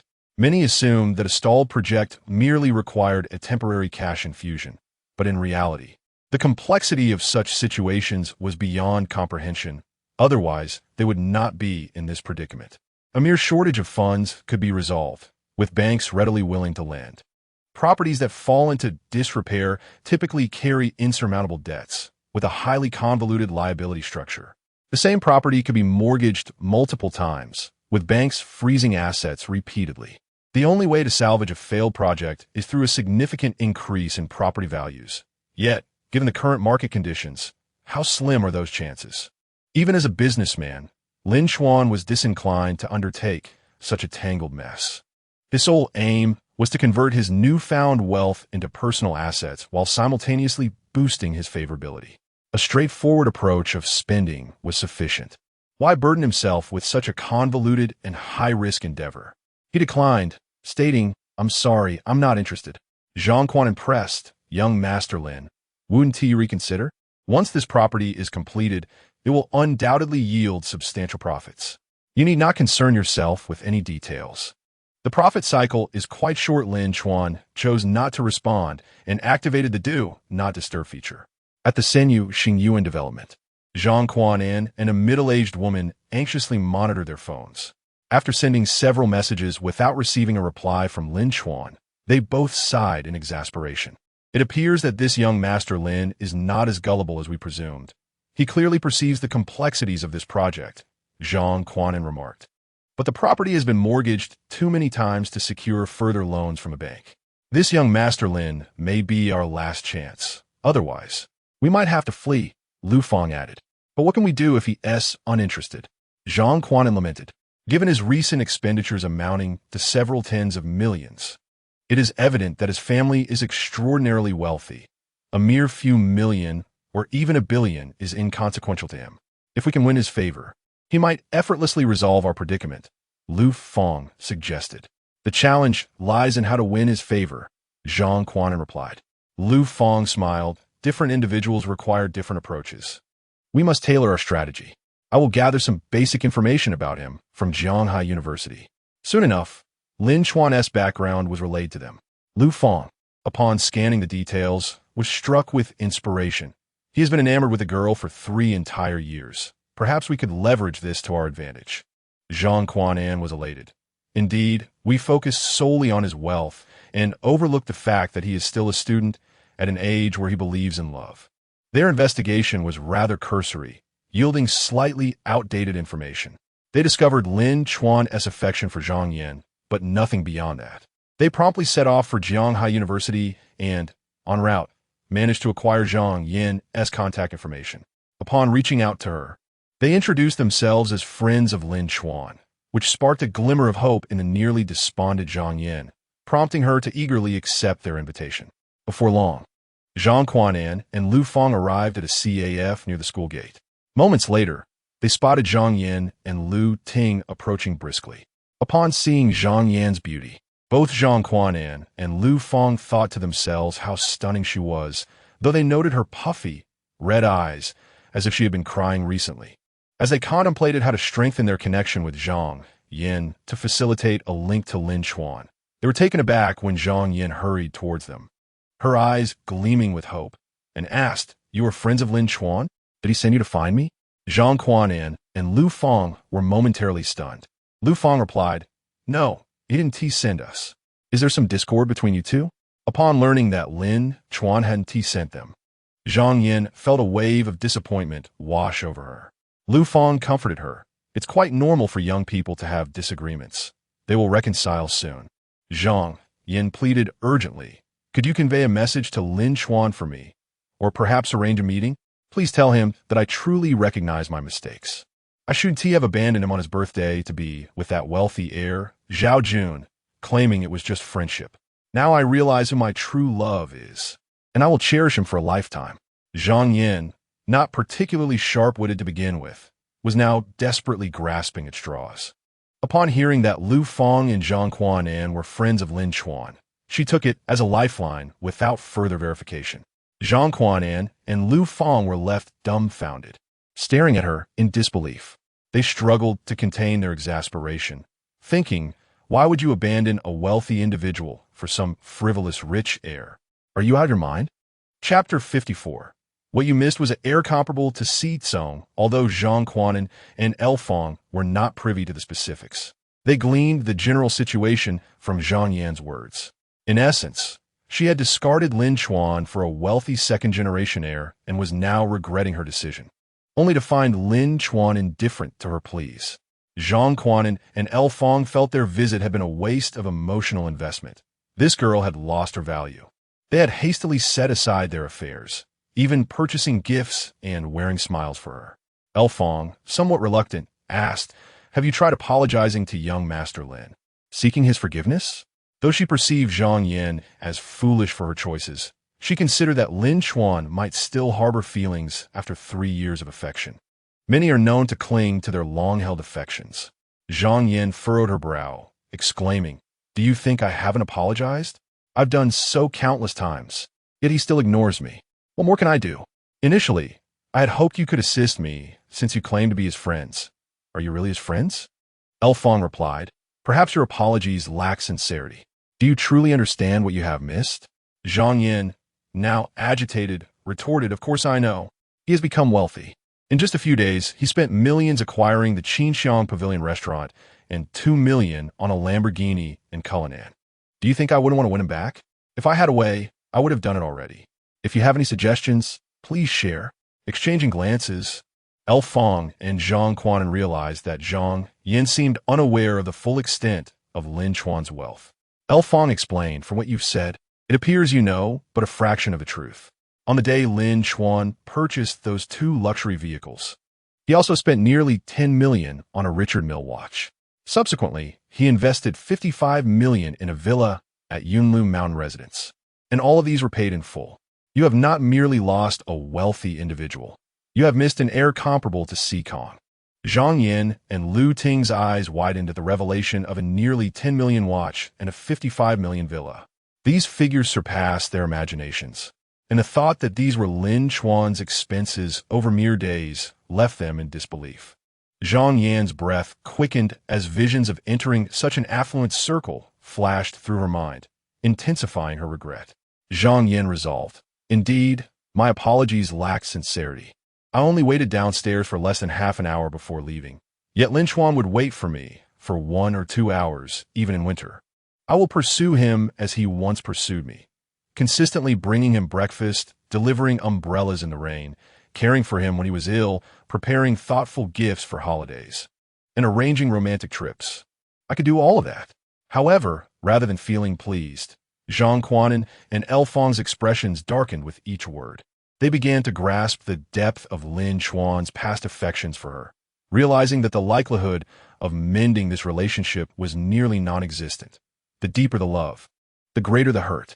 Sighing, Zhang Quanan exchanged glances with El Feng, signaling that it was time to leave. There was no point in wasting more time on Zhang Yan. Yet, El Feng suddenly had a thought and turned to Zhang Yan. I forgot to ask, what is Zhao Jun's background? Could you introduce us? Zhang Quanan immediately smacked his thigh in realization. Brilliant. As expected of El Feng, you've quickly thought of another avenue. Since Zhang Yin initially left Lin Chuan for Zhao Jun, he must possess some capability. Even if Zhang Yin now regrets her decision, Zhao Jun might still be significantly inferior to Lin Chuan. But if he can offer a semblance of competition, it could suffice to resolve her current crisis. However, to their surprise, upon hearing Zhao Jun's name, Zhang Yin fumed. Don't mention that scoundrel. Whose side are you on? Zhang Quanan and El Feng exchanged bewildered glances. What's going on? You Haven T had a falling out with Zhao Jun, have you? El Feng, uninterested in the details, presented an exquisite box to Zhang Yan. Please, help us connect with him. If we can't reach young Master Lin, at least we can contact Zhao Jun. Upon seeing the brand on the elegant box, Zhang Yan was momentarily taken aback, her anger dissipating by half. Lu Ting's eyes lit up, nudging Zhang Yan to accept the gift regardless of the circumstances. This was Van Cleef Arpels, worth thousands, and could help repay some of Zhao Jun's debts. Zhang Yan snatched the box, opening it to reveal a stunning necklace from Van Cleef Arpels. She opened WeChat, disdainfully sending Zhao Jun's contact information. Here, it's him. Elfong quickly added him, asking, what about basic information? What company is his family associated with? Zhang Yan replied, slightly impatient, I'm not sure of the specifics. I've heard it's just a small construction firm. A small construction firm? The surname Zhao? Zhang Quanan and Elfong exchanged astonished looks. As real estate developers, they frequently interacted with construction companies, and they were familiar with those in Jianghai City. They recalled a small construction firm owned by someone with the surname Zhao. However, they instinctively thought it couldn't be that one, considering the Zhao family's relatively weak standing. They had perhaps made some money in the past, but as the market contracted, the Zhao family was struggling and often had to seek assistance from others. How could Zhang Yan have rejected a wealthy heir like Lin Chuan for such a mediocre figure? With this mindset, they compared the information they had gathered with what Zhang Yan provided and were stunned to discover it was indeed the Zhao family. Moreover, this Zhao Jun was not even the eldest son, but rather a child of the third mistress, an illegitimate son. Zhang Quanan and El Fong stared in disbelief, looking at Zhang Yan as if she were a fool. She had forsaken an heir comparable to Si Tsong for a mere illegitimate son of a struggling Zhao family. The contact information they had just obtained from Zhao Jun instantly became worthless, as the Zhao family lacked the power to provide any assistance. They might have helped the Zhao family when they had a good project, but now it was clear they were in no position to aid anyone. For a moment, Zhang Quanan and El Fong found themselves at a loss for words, questioning Zhang Yan's sanity. El Fong, feeling frustrated, believed her time and emotions had been squandered. She snatched back the necklace and hurriedly pulled Zhang Quanan away. Hey, why are you doing this? You can't just take back the necklace after giving me the contact. Zhang Yan and Lu Ting protested, incensed. You keep the contact, we no longer want it. Zhang Quanan and El Fong entered their car, leaving without looking back. Chapter 55. The initial attempt at transforming wealth into power upon hearing the system notification that Zhang Yan's favorability had increased by 5 points. Lin Chuan couldn't help but feel a sense of joy within. The primary quest not only required an overall increase in favorability to reach 400, but also necessitated elevating the favorability of 3 8-point beauties to 80, and 1 beauty above 8 points to 90. Today, Zhang Yan's favorability had surged by 15, reaching 77, leaving her just a step away from 80. Of course, Lin Chuan still did not wish to actively enhance Zhang Yan's favorability. After all, she was aware of her own progress. Suddenly, a knock echoed at the door. In class monitor, Su Qiming entered, saying, Lin Chuan, have you offended someone in the student council? Puzzled, Lin Chuan replied, I shouldn't have, why do you ask? Su Qiming explained, I just received a notice from the student council. A meeting is scheduled for the day after tomorrow to discuss the expulsion of some members who have performed poorly and have unsatisfactory academic results. And you are at the forefront of that list. Although you haven't exhibited any remarkable performance and have missed several classes recently, it shouldn't normally reach the point of expulsion. This meeting seems to be targeting you specifically, hence my inquiry about whether you've offended anyone, likely someone of considerable standing in the council. Lin Chuan stroked his chin thoughtfully. I have always been amicable and discreet. How could I have offended anyone? His 3 roommates rolled their eyes in unison, now that 4 campus beauties were orbiting around him. He called that discretion? Sun Barue suggested. Could it be the suitors of Qin Bingqing, Ling Wusa, or Yi Meisheng? There are numerous admirers among them, many of whom are in the student council. Su Qiming nodded in agreement, tinged with jealousy. Given that, it's very likely. You used to be a sycophant. How did you suddenly turn the tables? And now, you set your sights on 3 or 4 at once. If I weren't familiar with you, I do want to give you a beating. In fact, I still feel that way now. Shirley inquired, Monitor, if someone truly did conspire to remove Lin Chuan, wouldn't that be a personal vendetta? Su Qiming affirmed, it certainly is a vendetta, though they wouldn't openly admit it. I'll inquire on your behalf to see if I can plead your case. Lin Chuan, you should also think of ways to improve your performance. But honestly, it's not the end of the world. The worst that could happen is not being part of the student council anymore. Lin Chuan nodded, thanks, Monitor. I can manage this myself. Whether or not he remained in the student council was inconsequential.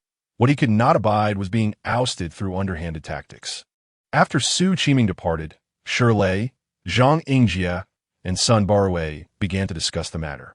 Although they were undeniably envious of Lin Chuan's current situation, they instinctively felt compelled to assist him when faced with adversity. Lin Chuan pondered whether it could be Zhao Maxuan, the student council vice president he had encountered at Yi Meixing's birthday gathering.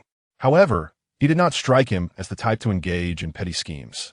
Yet, the identity of the individual seemed less significant than the fact that a mere student council officer could incite discomfort within him.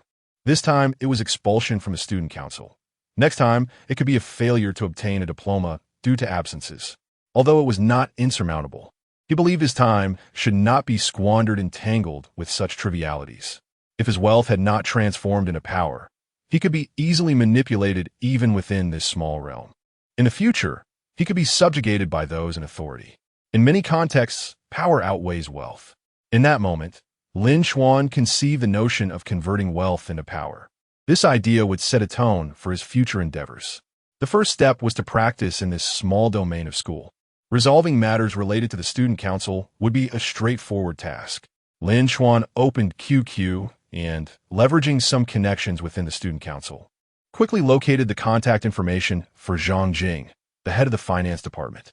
After sending a friend request, it was promptly accepted. Lin Chuan got straight to the point.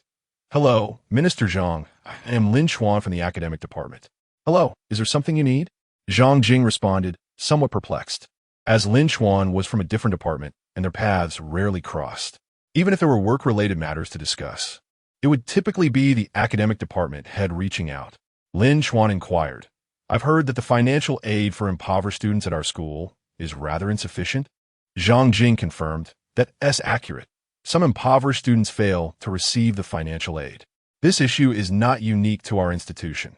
Most schools face similar challenges, as there are only a limited number of allocations, naturally leading to some being filtered out. Speaking of which, it's quite frustrating. Our engineering department's beauty, Jiang Jinwei, I don't know if you've heard of her, comes from a difficult background and should qualify for financial aid.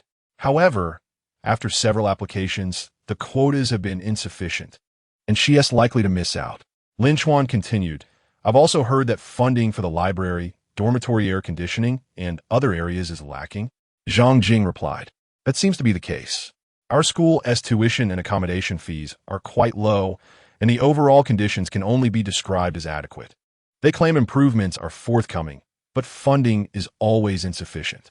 However, these matters fall under the purview of the school as finance office. Our student council's finance department only handles minor issues. Lin Chuan asked, could you assist me in contacting the head of the finance office? I wish to make a donation. Zhang Jing was momentarily taken aback. It was uncommon for students to donate to the school while still enrolled. Such acts were typically reserved for those who had achieved success post-graduation. Zhang Jing replied, how much do you wish to donate? Just let me know. Lin Chuan stated, starting at $1 million, but the exact amount will depend on the situation. I want to ensure that every penny is allocated appropriately.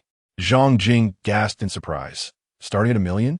That amount is beyond my capacity to handle.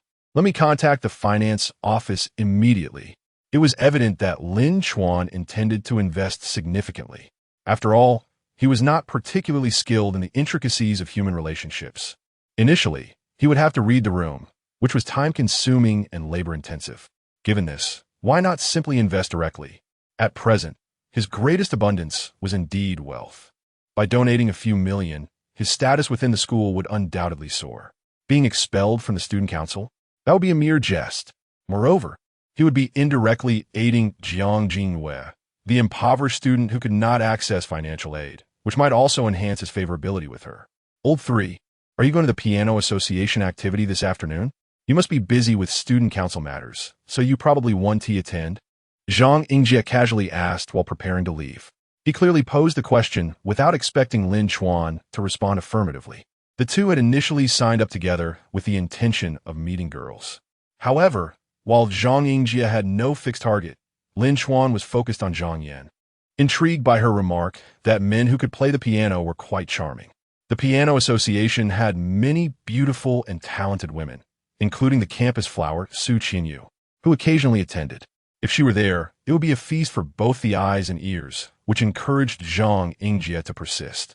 Lin Chuan, however, later realized that Zhang Yin was merely indulging a whim and had little genuine interest in the piano, leading to a loss of motivation and gradual withdrawal from the activity. Thus, Zhang Yingjie presumed Lin Chuan would also skip this event, especially since he was on the verge of expulsion from student council. Yet to his surprise, Lin Chuan sprang out of bed, exclaiming, "Why not? I'll go." The trivial matters of the student council would resolve themselves after the donation. There was no need for concern. Why not take advantage of the Piano Association to also enhance the favorability of the campus beauty? Chapter 56. You dare to imagine having the school beauty as a private tutor as Zhang Yingjie and Lin Chuan walked along the path to the piano room.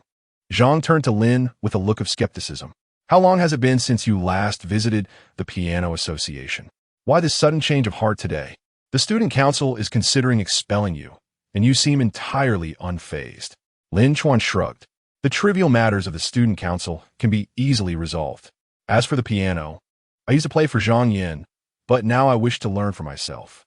It not only adds another skill to my repertoire, but also cultivates my sensibilities. He refrained from mentioning his ulterior motive of attempting to enhance the school beauty's affection. Before long, they arrived at the piano room, which was already bustling with people. Although the Piano Association was typically a niche group, it was now overflowing with attendees due to the presence of the school beauty. Just as they arrived, Lin Chuan noticed a somewhat familiar face. The individual paused momentarily before awkwardly greeting him. Lin Chuan, hello. After a moment of recollection, Lin realized this was someone he had encountered during a seaside outing, whose name he believed was Wang. Hello, old Wang, Lin responded. Wang Qinyang felt a pang of discomfort. How could this guy refer to him as old Wang? Perhaps he had forgotten his name.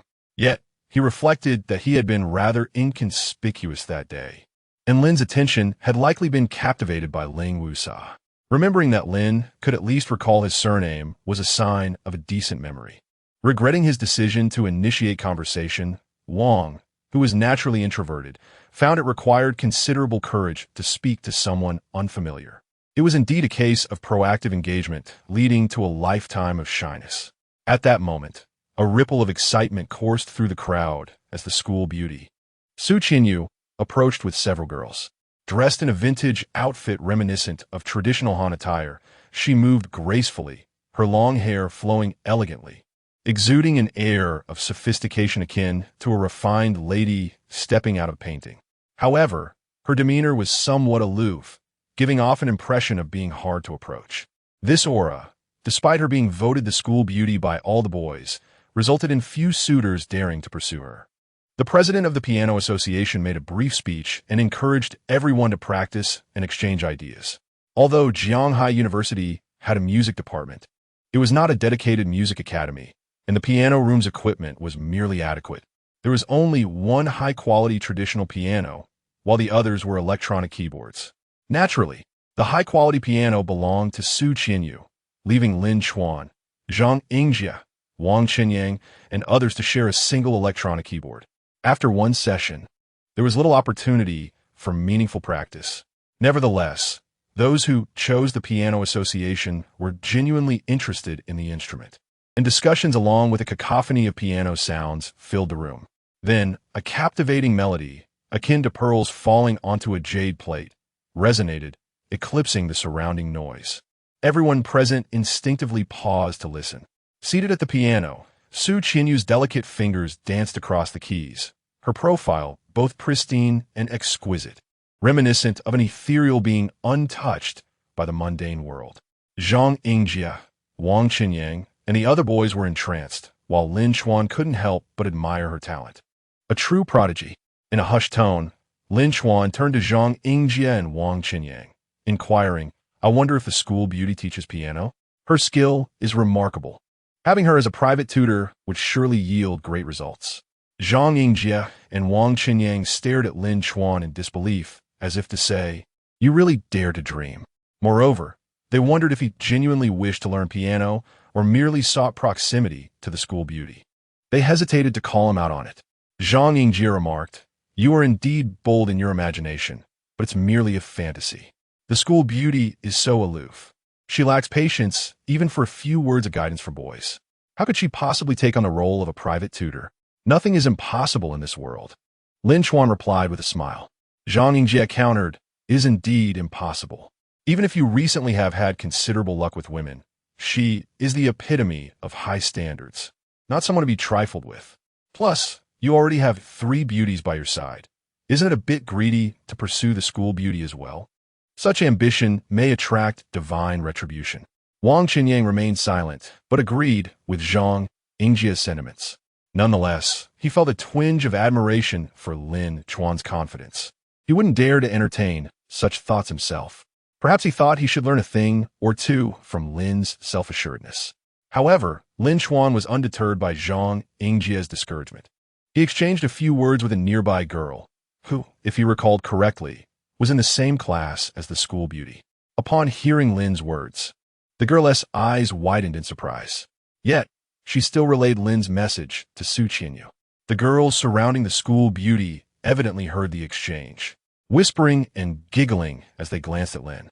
Soon, the girl returned with the message. The school beauty declined. You truly have guts to propose having her as a private tutor. Zhao Yingjie and Wang Qinyang looked at Lin Chuan, their expressions seemingly saying, didn't we tell you? Lin Chuan merely chuckled, unfazed by the rejection. Zhang Yingjie and Wang Qinyang assumed that after this setback, Lin Chuan would surely abandon his pursuit. However, it was only when the piano room's supervisor arrived that Lin seized the opportunity to approach her as she was about to leave. Teacher AI, I would like to discuss something with you. With a smile, Teacher AI replied, what is it, student? Lin Chuan stated, I find the quality of the electronic keyboard lacking and the piano insufficient. I wish to purchase a piano to place in the room. Naturally, he meant it would be a temporary arrangement. He would move it out upon graduation or if he no longer wished to keep it there. Teacher AI hesitated for a moment, but the room is already quite small. Adding another piano would take up considerable space.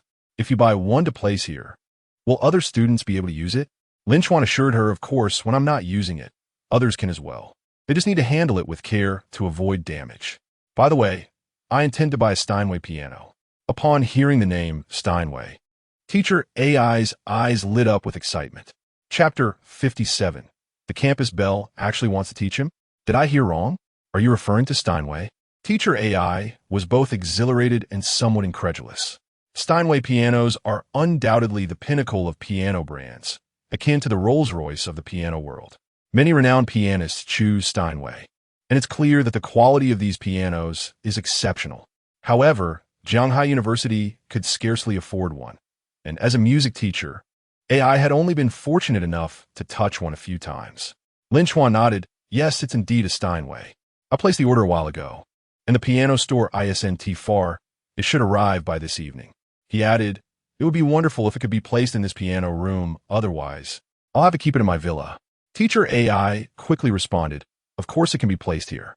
Not only can it be accommodated, but I will also do my utmost to help you take care of it. Lin Chuan replied, all right then, I'll arrange for it to be delivered here. Teacher AI said, I will immediately clear a space for you, and let me know as soon as it arrives. Back in the piano room, Zhang Yingjie asked, what did you tell Teacher AI? She seemed so excited. Lin Chuan chuckled, I suggested that we should get a better piano for our piano room, and she readily agreed. Zhang Yingjie was puzzled, wondering why such a simple agreement warranted such enthusiasm, especially considering the financial implications.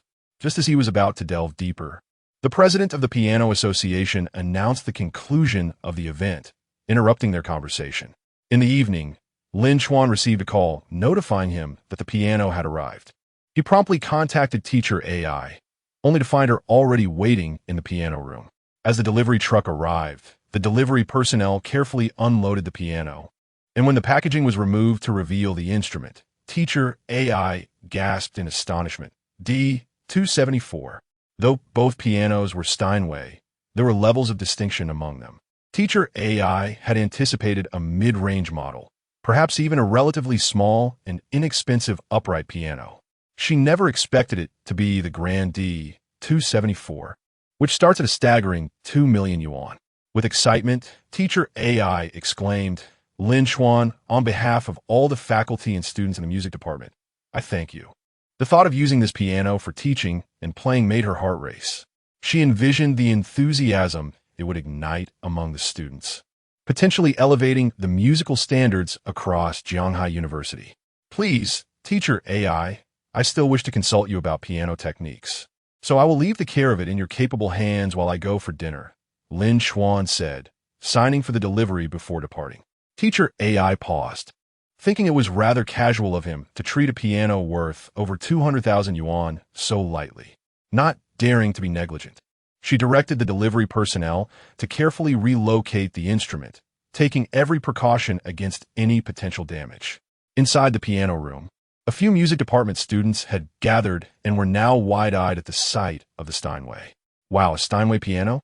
And it's AD274. Teacher AI, is this for us to use?" One student exclaimed. "Goodness, when did our school become so generous?" Another added. The students, previously exhausted from practice, felt a surge of excitement at the prospect of getting to play this exquisite instrument. It was akin to practicing driving in a driving school that offered a Rolls-Royce for lessons. Who wouldn't want to take the opportunity? The news spread rapidly within the music department, drawing numerous students to the piano room, quickly filling it to capacity. Soon after, the campus belle, Su Qinyu, arrived. Upon seeing the Steinway D274, a flicker of excitement crossed her otherwise composed face. However, once the thrill subsided, confusion set in. "Teacher AI, didn't we say the school wouldn't allocate funds for a new piano? How is it possible that we not only received one, but a Steinway D274? The only traditional high-end piano in the room had seen better days and was lacking in sound quality. While average students might not discern the difference, she could. With only one piano and the rest being electronic, the room often felt crowded, prompting her to apply for an additional piano, only be turned down each time due to budget constraints. Now, suddenly, a Steinway D274 appeared, a clear indication of an unexpected financial windfall. Teacher AI smiled warmly. It wasn't the school that approved it. It was Lin Chuan who purchased it himself. Su Qinyu was taken aback. "Lin Chuan? The same boy who consulted me this afternoon?" Other students were equally astonished. Not funded by the school, but personally bought? That's incredibly extravagant. Does that mean we can't use it? Teacher AI reassured them. Lin Chuan said that as long as he's not using it, everyone is welcome to play, provided they take good care of it. Upon hearing this, the music students erupted in cheers, their admiration for the elusive Lin Chuan growing significantly. "Qinyu, why don't you try it out?" Teacher AI suggested. She chose Su Qinyu to play not only because her skill matched her own, but also due to her absolute pitch. Sitting before the piano, Su Qinyu played a simple piece. The tuning was perfect, requiring no adjustments. Teacher AI nodded approvingly, affectionately saying, "Qinyu, from now on, use this piano for your performances." Su Qinyu caressed the instrument, captivated by its beauty. Yet, recalling her earlier refusal to teach Lin Chuan, she felt conflicted. It seemed rather shameless to accept such generosity while denying him the same. However, the allure of the piano was irresistible. Thus, she took out her phone, opened the Piano Association group, and searched for Lin Chuan to add him as a friend. After waiting a moment with no response, she directly tagged him in the group message. "Lin Chuan, I can teach you piano." The message sent ripples through the group, igniting a flurry of reactions. What did I just see? The campus belle is actually willing to teach piano, and she initiated it? Who is this Lin Chuan, and what gave him the right? Earlier, when he had sought her guidance and been turned down, many had thought the matter closed. Now, the tables had turned, and the onlookers felt a sense of envy. As Wang Qinyang strolled along the street, he halted in shock at the group's messages, standing frozen in disbelief. Meanwhile, Zhang Yingjie, dining in the cafeteria, abruptly stopped chewing, wide-eyed. turning to stare at Lin Chuan with a look of utter astonishment. Chapter 58. A man who loves learning more than the campus belle Wang Qinyang stood in the middle of the road for several seconds, unable to comprehend the situation. He found it hard to accept that the campus belle had taken the initiative to teach Lin Chuan. If Ling Wusai was someone he wished to keep at arm's length, then Su Qinyu was even more sacred and untouchable. Lin Chuan had already crossed the line with Ling Wusai. The thought of him getting closer to the campus belle felt more painful than death. Moreover, hadn't the campus belle already rejected him? How could she now willingly offer to teach him the piano? Wang Qinyang decided to investigate, as he was a member of the Piano Association, making it relatively easy to gather information. Upon discovering the truth, he was left speechless. Astanwe de 274, worth over 2 million. This guy was willing to buy an extravagant piano just to have the campus belle teach him. However, upon further reflection, it seemed unsurprising coming from Lin Chuan. After all, he had previously done something similar. That day at the beach, he had bought a motorcycle worth over 200,000 just to have Ling Wusai teach him how to ride it. Subsequently, he purchased a sailboat for 260,000 to enjoy sailing. It appeared that Lin Chuan was simply employing the same tactics again, though Wang Qinyang had not anticipated this level of extravagance initially. If he had indeed purchased a Steinway D274, then it made sense for the campus belle to teach Lin Chuan. This particular piano was something that no piano enthusiast could refuse, and the campus belle was no exception. Damn it, does having money truly allow one to act without restraint? Here I'm trying to learn from him, but it seems the real lesson is about wealth. But can one really learn that? At this moment, Wang Qinyang felt a tinge of envy towards the wealthy. In the second cafeteria, Zhang Yingjie glared at Lin Chuan. Old 3, what on earth have you done? Didn't the campus belle reject you? How is she now willingly teaching you the piano? He could hardly accept it. The four main beauties were all gravitating towards Lin Chuan, and the campus belle, who was once considered untouchable, appeared to be within his reach. Shirley and Sun Barway, who were not part of the Piano Association, had not seen the information circulating in their group. Hearing Zhang Yingjie's words, their eyes widened in disbelief. How could Lin Chuan have any connection with the campus belle? Lin Chuan chuckled and replied, I haven't done anything. Perhaps it's just because I'm handsome. In the past, Zhang Yingjie would have scoffed at such a remark, even if Lin Chuan were indeed handsome. He could never tolerate such blatant narcissism. However, now he found himself wondering if it could indeed be due to Lin Chuan's looks. Otherwise, it was quite difficult to explain. Lin Chuan accepted Su Qinyu's friend request and exchanged a few pleasantries.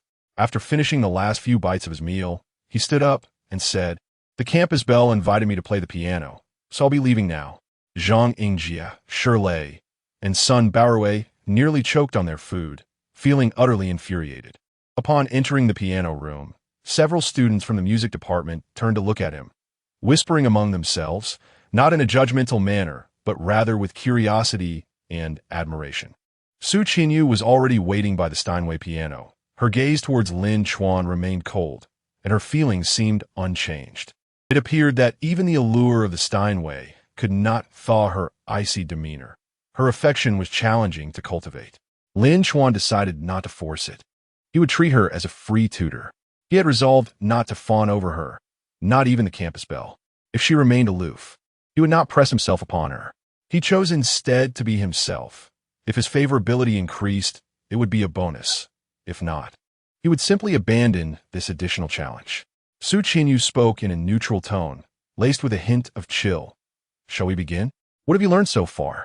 Lin Chuan replied, I had no prior experience with the piano before joining the association, and I've only been a member for a short while, so I've merely acquainted myself with the black and white keys. If I remember correctly, there are a total of 88 keys, right? So Yan Yu frowned slightly, clearly taken aback by Lin Chuan's poor foundation.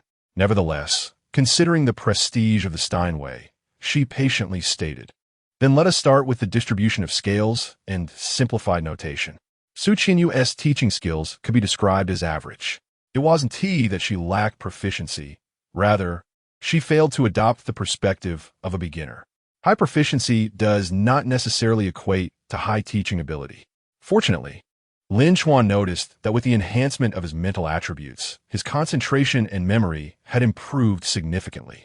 The increase in agility made his fingers more nimble. Moreover, with a calm mindset, he regarded Su Qinyu merely as a tutor and immersed himself in his studies, quickly entering the flow of learning. As Su Qinyu taught, her expression gradually shifted to one of surprise. To be honest, she had previously suspected that Lin Chuan's efforts were solely aimed at getting closer to her.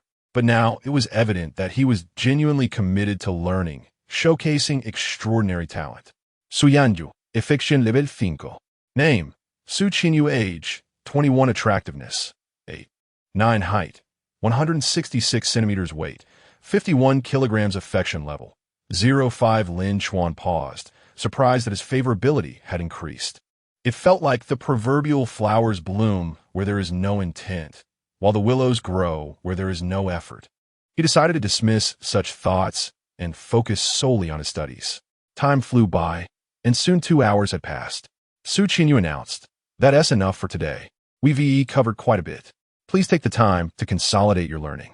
Thank you for your guidance. I will seek your counsel again next time." Lin Chuan expressed his gratitude before standing up and leaving. Su Qinyu watched him go, momentarily taken aback. It was the first time a male peer of her age had treated her with such indifference. However, her character did not lean towards overthinking. She began practicing the piano. Having already taught Lin Chuan, she no longer felt any psychological burden while using the Steinway. As she played, a faint smile unconsciously appeared on her face. Other music department students had been observing discreetly and noted Lin Chuan's serious demeanor throughout the lesson. He showed no signs of awkwardness and made no attempts to take advantage of Su Qinyu, such as initiating any physical contact during the teaching process. Even after the lesson ended, he did not engage in idle chatter with Su Qinyu and left without a backward glance, as if she were merely a tutor. They were somewhat astonished. Could it be that he was genuinely focused on learning the piano? The following morning, with no classes scheduled, Lin Chuan returned to the piano room for another 2-hour session, as he had the day before. He continued to study with remarkable diligence, his progress nothing short of astonishing. After finishing, a classmate of Su Qinyu approached him. "Lin Chuan, would you like to join us for lunch in the 3rd cafeteria? You probably haven't been there much, but we have some delicious dishes." The girl's invitation stemmed from her admiration for Lin Chuan's purchase of the Steinway and her intention to facilitate a connection between him and Su Qinyu. However, Lin Chuan shook his head with a smile, saying, "Last time, my roommate helped me with my meal. I promised him I would get him roast duck from the 2nd cafeteria for lunch, so I'll pass today. Perhaps next time." With that, Lin Chuan walked away. The girls exchanged glances, taken aback. It seemed that Lin Chuan was not merely trying to get close to Su Qinyu, but was genuinely focused on learning the piano. Moreover, his rapid progress was nothing short of remarkable, akin to a prodigy alongside Su Qinyu. While he might lack absolute pitch, his memory and finger dexterity were on par. His unwavering concentration, even under Su Qinyu's instruction, made him all the more attractive. Su Qinyu observed Lin Chuan's retreating figure, her eyes betraying a hint of admiration. She realized that she may have misjudged him at first. Su Yanyu, affection level 5. The other male students in the music department noted this scene with increasing astonishment. He had actually turned down a chance to dine with the campus belle. Could it be that there truly exists a man whose love for learning surpasses his affection for the campus beauty? Is this what they refer to as a Sigma male? Chapter 59. Reception by the school leaders. Just as Lin Chuan exited the piano room, he received a call from Zhang Jing. "Lin Chuan, where are you now? I managed to contact the finance office, but why haven't you answered Teacher Zhou's call?" Lin Chuan recalled having just dismissed an unfamiliar call and replied, "I was practicing the piano. I generally do not answer calls from strangers." It did not surprise Lin Chuan that Zhang Jing had just managed to reach the finance department. It is well known that the heads of various university departments hold positions at the division level. A senior accountant in the finance office typically possesses a senior professional title, and even an assistant accountant usually holds a junior title, firmly establishing their status as civil servants. In contrast, the student council is merely an informal assembly. Even the student council president must maintain a respectful demeanor towards an assistant accountant. although Zhang Jing serves as the head of the student council's finance department. Her standing in the finance office is akin to that of an intern with little to no influence. In a state of urgency, Zhang Jing insisted. That was not a stranger. It was Teacher Zhou. You need to call back immediately. Recognizing the identity of the caller, Lin Chuan, out of courtesy, returned the call, which was promptly answered. Teacher Zhou spoke with great politeness. Lin Chuan, were you studying earlier? I hope my call did not disturb you. Had Zhang Jing heard this tone, she would have been astonished. While Teacher Zhou is not particularly stern, even when addressing the student council president, he maintains a superior demeanor. If Teacher Zhou had called the student council president and received no response, he might have opted to leave the president waiting, even if he was not angry. Yet, despite Lin Chuan having declined Teacher Zhou's call, the latter still expressed concern about interrupting Lin Chuan's studies. Being a teacher, Lin Chuan held great respect for him. Not at all. I apologize for not realizing it was you, Teacher Zhou. Teacher Zhou chuckled. No worries. As long as I didn't disturb your studies. I heard from Zhang Jing that you wish to make a donation. Where are you currently? I can meet you to discuss the donation details. Lin Chuan replied, I'm on my way. Are you in the office building? I can come over. Teacher Zhou confirmed yes. Please come to the office building. Upon arriving at the office building, Lin Chuan found Teacher Zhou and Zhang Jing waiting downstairs. Zhang Jing was somewhat taken aback. She had not anticipated that Teacher Zhou would personally come to greet them, despite her position as the head of the student council's finance department. She had not fully shed her student mindset. The thought that a person with a senior title and a teacher would come to welcome a student felt utterly absurd. Lin Chuan was merely a student. This seemed an excessive display of deference. She failed to comprehend that wealth commands respect, even within the confines of academia. Lin Chuan, you truly are a striking individual. Teacher Zhou, as a teacher, could not bow excessively to a student, yet he complimented Lin Chuan like an elder. Lin Chuan humbly replied, You flatter me, Teacher Zhou. I believe it is you who embodies dignity and integrity. I have heard many female students speak highly of you, and now that I see you in person, I must say the praise is well-deserved. Teacher Zhou laughed heartily. Let us refrain from mutual flattery. Cool. Let us discuss in the reception room. The two engaged in light-hearted conversation as they made their way to the reception room, leaving Zhang Jing in a state of astonishment. Although Teacher Zhou did not grovel, there was an unmistakable sense of something amiss. He did not seem to be meeting a student, but rather a leader's offspring. There was an air of politeness that suggested he was an elder, yet he treated Lin Chuan with remarkable courtesy. Moreover, Zhang Jing noticed that Teacher Zhou was leading Lin Chuan not to the office, but rather to the reception room. Upon entering the reception room, Zhang Jing was further astonished to see Teacher Zhou personally preparing tea, a task typically reserved for assistants or work-study students. Teacher Zhou appeared entirely unperturbed by this, smiling as he addressed Lin Chuan. First, I would like to express my gratitude for your support of the school and your kindness towards underprivileged students. Zhang Jing mentioned you wanted to understand the school situation before deciding on a specific donation amount. So, I have prepared an overview of the school's financial situation. He handed Lin Chuan a document.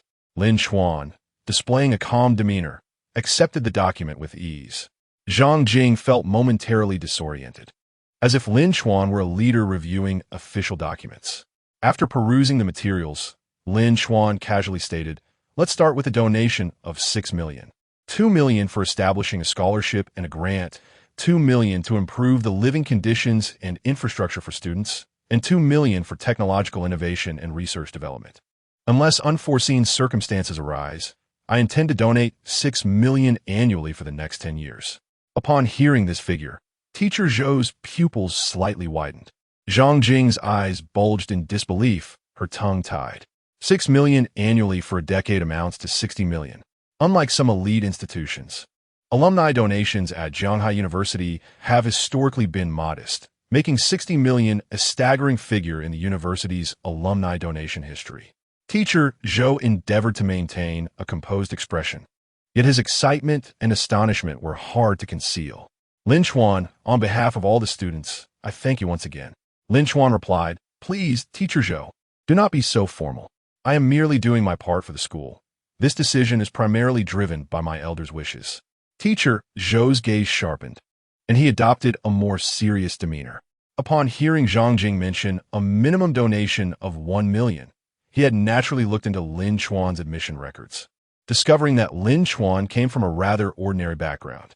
However, he did not dismiss this, as he soon found evidence of Lin Chuan's recent expenditures that suggested a lifestyle far beyond that of an average family, indicative of an affluent background hidden beneath the surface. Lin Chuan's elder must surely be an exceptional individual. Please hold on a moment, Lin Chuan. I will fetch the director immediately. Zhang Jing, please entertain Lin Chuan. Teacher Zhou instructed, refraining from inquiring about Lin Chuan's elder's identity, aware that probing would be impolite. He hurriedly exited, and within 5 minutes, Teacher Zhou returned to the reception room, accompanied by a group of individuals that left Zhang Jing gasping in astonishment. Among them were the head of the budget management section, the deputy director of the finance office, and the director of the finance office. The finance director, Shun Zhang, personally approached Lin Chuan, extending his hand with a hearty laugh. Lin Chuan, on behalf of Zhanghai University, I would like to express my gratitude to your esteemed parents. Zhang Jing's mind buzzed, rendering her incapable of coherent thought. The finance director was a genuine administrative head, and for him to initiate the handshake was a significant gesture. Before she could regain her composure, the door swung open again, revealing the dean of the School of Information. I heard that one of our students is donating 60 million. Why was I not informed of such an important matter? Lin Chuan was a student of the automation department, which fell under the School of Information. However, the dean had never met Lin Chuan. With so many students, it was impossible for him to know everyone. Yet at that moment, his protective demeanor suggested he wished to regard Lin Chuan as a cherished protégé. Moments later, the vice president arrived, also displaying a cordial attitude, greeting Lin Chuan's elders upon arrival. Zhang Jing, of course, had already stood up. There was no way she could remain seated, and even Teacher Zhou was standing. Yet, despite being in the corner, she felt as if she could scarcely breathe. Chapter 60. Swiftly remove his name from the expulsion list after a brief exchange of pleasantries. We delved into the heart of the matter. The vice principal expressed his intention to hold a commendation ceremony for Lin Chuan, even suggesting the possibility of organizing a gala. However, Lin Chuan politely declined. While such a ceremony would undoubtedly elevate his reputation and garner admiration from the female students, he feared that the lofty image it would create would become a burden. The weight of such notoriety, especially in the face of ambiguous relationships with numerous beauties, would invite scathing criticism. The higher one is lifted, the steeper the fall. Thus, Lin Chuan preferred to maintain a low profile, opting for simplicity. His identity and status recognized by the school leadership sufficed. Nevertheless, the vice principal proceeded to organize a modest donation signing ceremony. As the initial contribution amounted to a staggering 6 million, projected to reach 60 million over 10 years. This was not a trivial matter and warranted careful consideration to avoid leaving any incriminating evidence in the future. Lin Chuan, accompanied by the vice principal and the head of the finance department, made their way to the conference room, exchanging laughter and camaraderie. Meanwhile, Teacher Zhou and Zhang trailed behind, rendered inconspicuous. Upon reaching the conference room, Lin Chuan was seated beside the vice principal, placing him on equal footing with the authority figure. A few work-study students, including Ku Jiamin, were tasked with serving tea. Ku Jiamin, facing a multitude of school leaders for the first time, felt her hands tremble with anxiety. Recalling the advice from a senior in the student council, she approached the vice principal first to pour tea. At that moment, she caught sight of Lin Chuan, and it felt as though lightning struck her. She was utterly bewildered. How was it possible for Lin Chuan to be seated alongside the vice principal? Student, why are you dawdling? The vice principal gently tapped the table, rousing Ku Jiamin from her stupor. Struggling to suppress her astonishment, she served tea to both the vice principal and Lin Chuan. Inside, her emotions churned wildly. She recalled her decision to ride with Xiao Bo during their recent hot spring vacation and regretted it profoundly upon learning of Lin Chuan's true capabilities. The current scene shattered her previous understanding, revealing the vast depths of Lin Chuan's potential. Filled with regret, she wished to slap herself.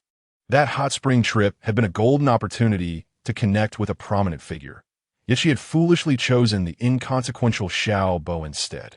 The donation signing ceremony proceeded smoothly and amicably, culminating in Lin Chuan receiving a certificate of honor. Once the ceremony concluded, the dean of the School of Information approached Lin Chuan with a warm smile, saying, "Lin Chuan, should you encounter any academic or personal issues in the future, feel free to reach out to me." The courteous gesture was met with Lin Chuan's respectful reply, "Of course, I look forward to your guidance, Dean." Director Shun of the Finance Department added, "You are always welcome to visit our department and oversee the implementation of the donations." Lin Chuan expressed his utmost confidence in Shun's capabilities, opting to address him as teacher to foster a sense of intimacy and strengthen their rapport.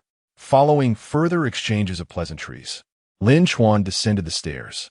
Along the way, faculty members greeted him warmly.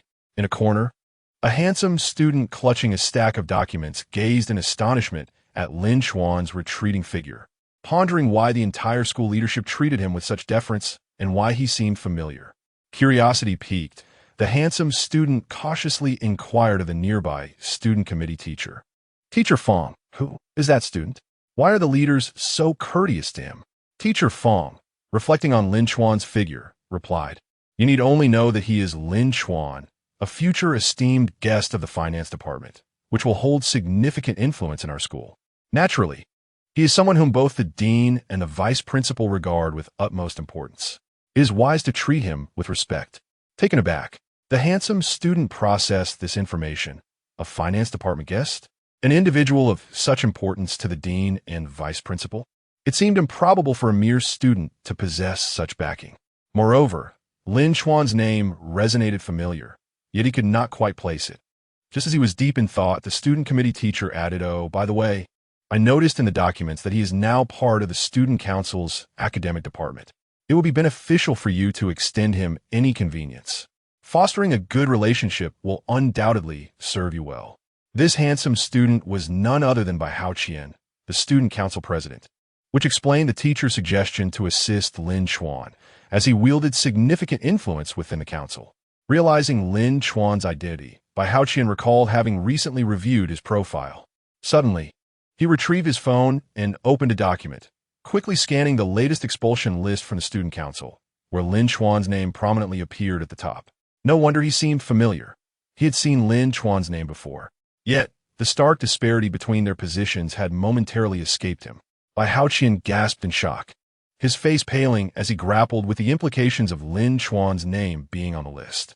Initially, he had thought the expulsion unwarranted, but he had not pondered deeply at the time, assuming there must have been valid reasons for the proposal. However, the gravity of the situation dawned on him. Despite being the student council president, he wielded no real power, as even minor decisions required approval. He had to show deference to the ordinary committee teacher beside him, let alone the committee secretary or the influential figures of the finance department, dean, and vice principal, those who were Lin Chuan's peers in status. The audacity of the student council to expel someone of Lin Chuan's standing was nothing short of reckless. Bai Haoqian barely had time to investigate who had initiated Lin Chuan's expulsion. He urgently dialed a number, and as soon as it connected, he spoke fervently, "Meng Ping, has the expulsion meeting commenced? Everything is prepared. We're just waiting for you." Meng Ping began, but Bai Haoqian interrupted. "Hurry, halt the proceedings. Immediately remove Lin Chuan's name from the expulsion list, and find out who is behind this." Meng Ping was taken aback by Haoqian's near-shouting tone. "Who is this Lin Chuan that has you so? Don't ask questions. Just do as I say," Bai Haoqian insisted. "If we delay, neither of us will retain our positions as president and vice president of the student council." Chapter 61. Do you really want to endanger us? Meng Ping hung up the phone, still somewhat dazed. Although the situation remained unclear, he could discern the urgency and fear in Bai Haoqian's voice. Bai Haoqian had always been composed. It was the first time in many years that Meng Ping witnessed him in such a state of panic. He even uttered that if they were a moment late, the president and vice presidents of the student council would be out of a job. Meng Ping realized that the issue might be rather grave. He hastily entered the conference room and deleted Lin Chuan's name from the expulsion list on the PowerPoint presentation. The other two vice presidents, Chen Yu and Zhao Maxuan, approached in confusion. Why are you so flustered? What is going on? Chen Yu inquired. The meeting hasn't even started. Why did you delete Lin Chuan's name? Meng Ping replied, I'm not fully aware of the specifics, but according to the president, we may be in serious trouble. Do you know who proposed Lin Chuan's expulsion? Chen Yu shook his head, not knowing. After all, there were several names on the expulsion list, and he couldn't be bothered to inquire about each one. What background does this Lin Chuan have? Chen Yu queried. Meng Ping shook his head. It's complicated. Let us wait for the president to arrive before discussing. Zhao Moshuan remained silent. He certainly remembered Lin Chuan, especially since the scene of Yi Meisheng feeding him occasionally replayed in his mind. Thus, when he first saw Lin Chuan's name on the expulsion list, a sense of schadenfreude washed over him. However, he quickly regained his composure and refrained from meddling. Feeling that such actions were beneath him and realizing that the student council wielded no real power against someone wealthy. Before long, Bai Haoqian arrived, drenched in sweat and panting, clearly having rushed over. Did you remove Lin Chuan's name from the expulsion list? He asked urgently, still catching his breath. Yes, we did. What's the situation? Chen Yu pressed. Bai Haoqian took several deep breaths and said gravely, I just visited the office building to report to the Youth League Committee. You won't believe what I saw. I encountered the committee secretary, the vice president, the dean of the School of Information, the head of the finance office, and other leaders, all treating Lin Chuan with utmost respect. The committee teachers could only stand in the corner. When I inquired, one of the teachers hinted that Lin Chuan is someone esteemed by the vice president and the dean, a VIP of the finance office. I don't know his exact identity, but do you grasp the significance of this? Meng Ping and Chen Yu gasped in shock, rendered speechless. A mere ordinary committee teacher was already their superior, let alone the committee secretary, dean, finance head, and vice president. These were ranks far above them. And it wasn't just one, but a group of them, the weight of which was second only to the principal. The realization struck them hard. Someone of such stature was nearly discussed for expulsion. Cold sweat broke out on their foreheads as they comprehended the gravity of the situation. To put it bluntly, it seemed that with a single word from Lin Chuan, all of them, including the president and the vice presidents, would be ousted. The entire student council could be overturned. Zhao Moshuan's jaw dropped in astonishment. Having interacted with Lin Chuan once, he knew of his wealth and understood that he was not someone to be trifled with. However, he never imagined Lin Chuan held such a high status, commanding respect from the finance head, dean, and vice president. Who exactly was this person? Meng Ping nervously said. What should we do? Although we managed to rectify the situation by deleting Lin Chuan's name, the news may have already spread, and he might be aware of this incident. Bai Haoqian declared, apologies are inevitable, but the immediate priority is to find out who proposed Lin Chuan's expulsion. I'll investigate right away. Chen Yu nodded vigorously. With the president and the 3 vice presidents investigating together, their efficiency was astonishing.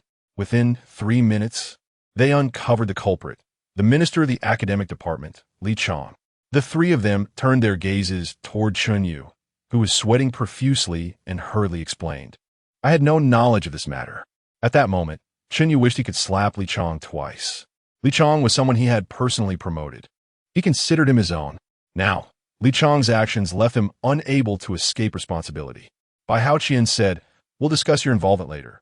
First, summon Li Chong here. If this isn't handled properly, we may face expulsion ourselves, but you certainly won't escape blame. Without hesitation, Chen Yu quickly called Li Chong. Li Qiang, Kung Fu Sha. Rushed over. Bai Haoqian immediately berated him. Li Chong, do you really want to jeopardize us? Li Chong was bewildered. It was the first time he had seen Bai Haoqian lose his composure, leaving him a loss for words. Shen Yugoslavia, Skulda, Li Qiang. Why did you propose Lin Chuan's expulsion? While he hasn't distinguished himself in the student council, he hasn't committed any transgressions either. Skipping class is one thing, but it's not severe enough to warrant expulsion. Li Chong was taken aback. Was this about Lin Chuan? He couldn't comprehend why Lin Chuan would provoke such a strong reaction from the president and the 3 vice presidents. Yet, at that moment, he couldn't reveal the truth. He had acted out of jealousy upon hearing that Ling Wusa had dined with Lin Chuan. As a mere minor player in the academic department, he felt entitled to nothing. It was personal vendetta but he couldn't voice it. Seeing Li Chang's lack of remorse, Chen Yu, frustrated, recounted what Bai Haoqian had witnessed in the office building. After hearing this, Li Chang was left dumbfounded. A student receiving such courteous treatment from the entire school's leadership? Was this a fantasy? Let us go apologize to Junior Lin Chuan. Bai Haoqian, Chen Yu, and Zhao Maoxuan wasted no time dragging him along to find Lin Chuan. However, Lin Chuan's phone was unreachable, so they called his class monitor, Su Qiming. Su Qiming, surprised to receive Bai Haoqian's call, listened as the latter implored him to plead for Lin Chuan. Senior, I know Lin Chuan well. He is quite reliable. There's no way he should be expelled. Bai Haoqian interrupted, we are well aware of that. We have always believed in Lin Chuan's integrity and reliability, which is precisely why we found it strange that his name was on the expulsion list. Upon investigation, we discovered that it was an abuse of power from the academic department's minister, Li Chang, and we intend to bring him along to apologize to Lin Chuan. Meng Ping added, we were negligent earlier and released the list without clarifying the situation. Thankfully, we acted quickly and avoided a major error. Chen Yu stated, we have already issued a clarification, but a face-to-face apology is essential to demonstrate sincerity. On the other end of the line, Su Qiming was left speechless. The president and vice presidents were treating him with such respect. What was going on? Bai Haoqian's earlier assertion that they had always considered Lin Chuan to be reliable was met with disbelief. If they had truly held such sentiments, Lin Chuan's name would never have appeared on the expulsion list. These statements seemed like mere excuses. What mattered was their demeanor, which suggested they were indeed intimidated by Lin Chuan. Chapter 62. The favorability of the first beauty, scoring 9 points in the main teaching building. Su Qiming approached the back row of the classroom, where he found Lin Chuan engrossed in his studies. He took a seat beside him and inquired, Lin Chuan, do you know who wishes to expel you from the student union? Lin Chuan responded candidly, I do not know, nor do I care. Su Qiming regarded Lin Chuan with a newfound sense of respect, realizing he needed to re-evaluate this classmate. He believed Lin Chuan's assertion of ignorance was genuine, as Bai Haoqian had just mentioned that the matter was newly uncovered. This indicated that Lin Chuan was utterly indifferent to who sought his removal. Instead, he seemed to instill fear within the entire student union, prompting the vice president and president to assist in identifying the culprit. Reflecting on their previous conversation, Su Qiming recalled Lin Chuan's calm assurance that he would handle the situation. Initially, he thought it was mere self-soothing, but now became evident that Lin Chuan regarded the issue as trivial. Su Qiming refrained from probing further into Lin Chuan's actions and stated, the one who wishes to expel you is Li Chang, the head of your study department. I even pleaded on his behalf. He continued, Bai Haoqian is currently bringing Li Chang over to apologize to you. Upon hearing this, Lin Chuan remained unfazed. Since the moment he decided to make a donation, the student union had become a trivial matter. He felt a sense of satisfaction, as his initial foray into the conversion of wealth into influence had gone remarkably well. Now, he had a voice among the school's leadership. Of course, he understood that as a student, the leaders held a degree of care and natural advantage towards him. But he recognized that the complexities of the real world would be far greater. Nevertheless, the principle remained the same. The essence of money is power, and the essence of power is the ability to control others or avoid being controlled. Merely possessing wealth could render one a pawn of the powerful. It is understanding the interplay of wealth and power that ensures one's success. After a brief moment, Bai Haoqian, Chen Yu, and Zhao Maoxuan arrived, escorting Li Chang, who had now come to his senses. Upon meeting Lin Chuan, he immediately bowed at a 90-degree angle, sincerely apologizing. However, Lin Chuan ignored him and turned to Su Qiming, asking, class monitor, are you interested in becoming the head of the study department? Su Qiming was momentarily taken aback, while Li Chang's expression changed dramatically. He attempted to speak, but Chen Yu silenced him with a stern look. Bai Haoqian remarked, Qiming was originally part of the student union, and his capabilities are commendable. His qualifications are sufficient for the role of head of the study department. Chen Yu concurred. Li Chang has abused his power out of personal vendetta and is unfit to remain in his position. Qiming is an apt replacement. Li Chang realized that Chen Yu had effectively abandoned him. Considering Lin Chuan's capabilities, resistance appeared futile. No matter the turmoil within the student union, Lin Chuan could, with a single word, reach the upper echelons of leadership. Su Qiming was not an obstinate individual. He nodded and said, "In that case, I shall humbly accept the position." Bai Haoqian hesitated before suggesting, "Lin Chuan, would you like to change your position to that of secretary, publicity officer, vice president, or even president? Just say the word, and I will resign from the president's role immediately." His offer was not a mere test, but a heartfelt proposal. The loss of the student union presidency, whether voluntary or forced, held different implications for him. As a senior, stepping down a bit early could be framed as a graceful exit. Lin Chuan waved his hand, expressing disinterest in student union positions. "I prefer to remain in the study department. It allows me to continue collaborating with the class monitor." Bai Haoqian recognized Lin Chuan's lack of interest and nodded. "Very well. Feel free to reach out if you need anything. You still have classes, so we shall not disturb you." As they descended the stairs, Bai Haoqian, Chun Yu, and Zhao Maoxuan let out a long sigh of relief. They were grateful that Lin Chuan did not press the matter further, or they would have faced consequences.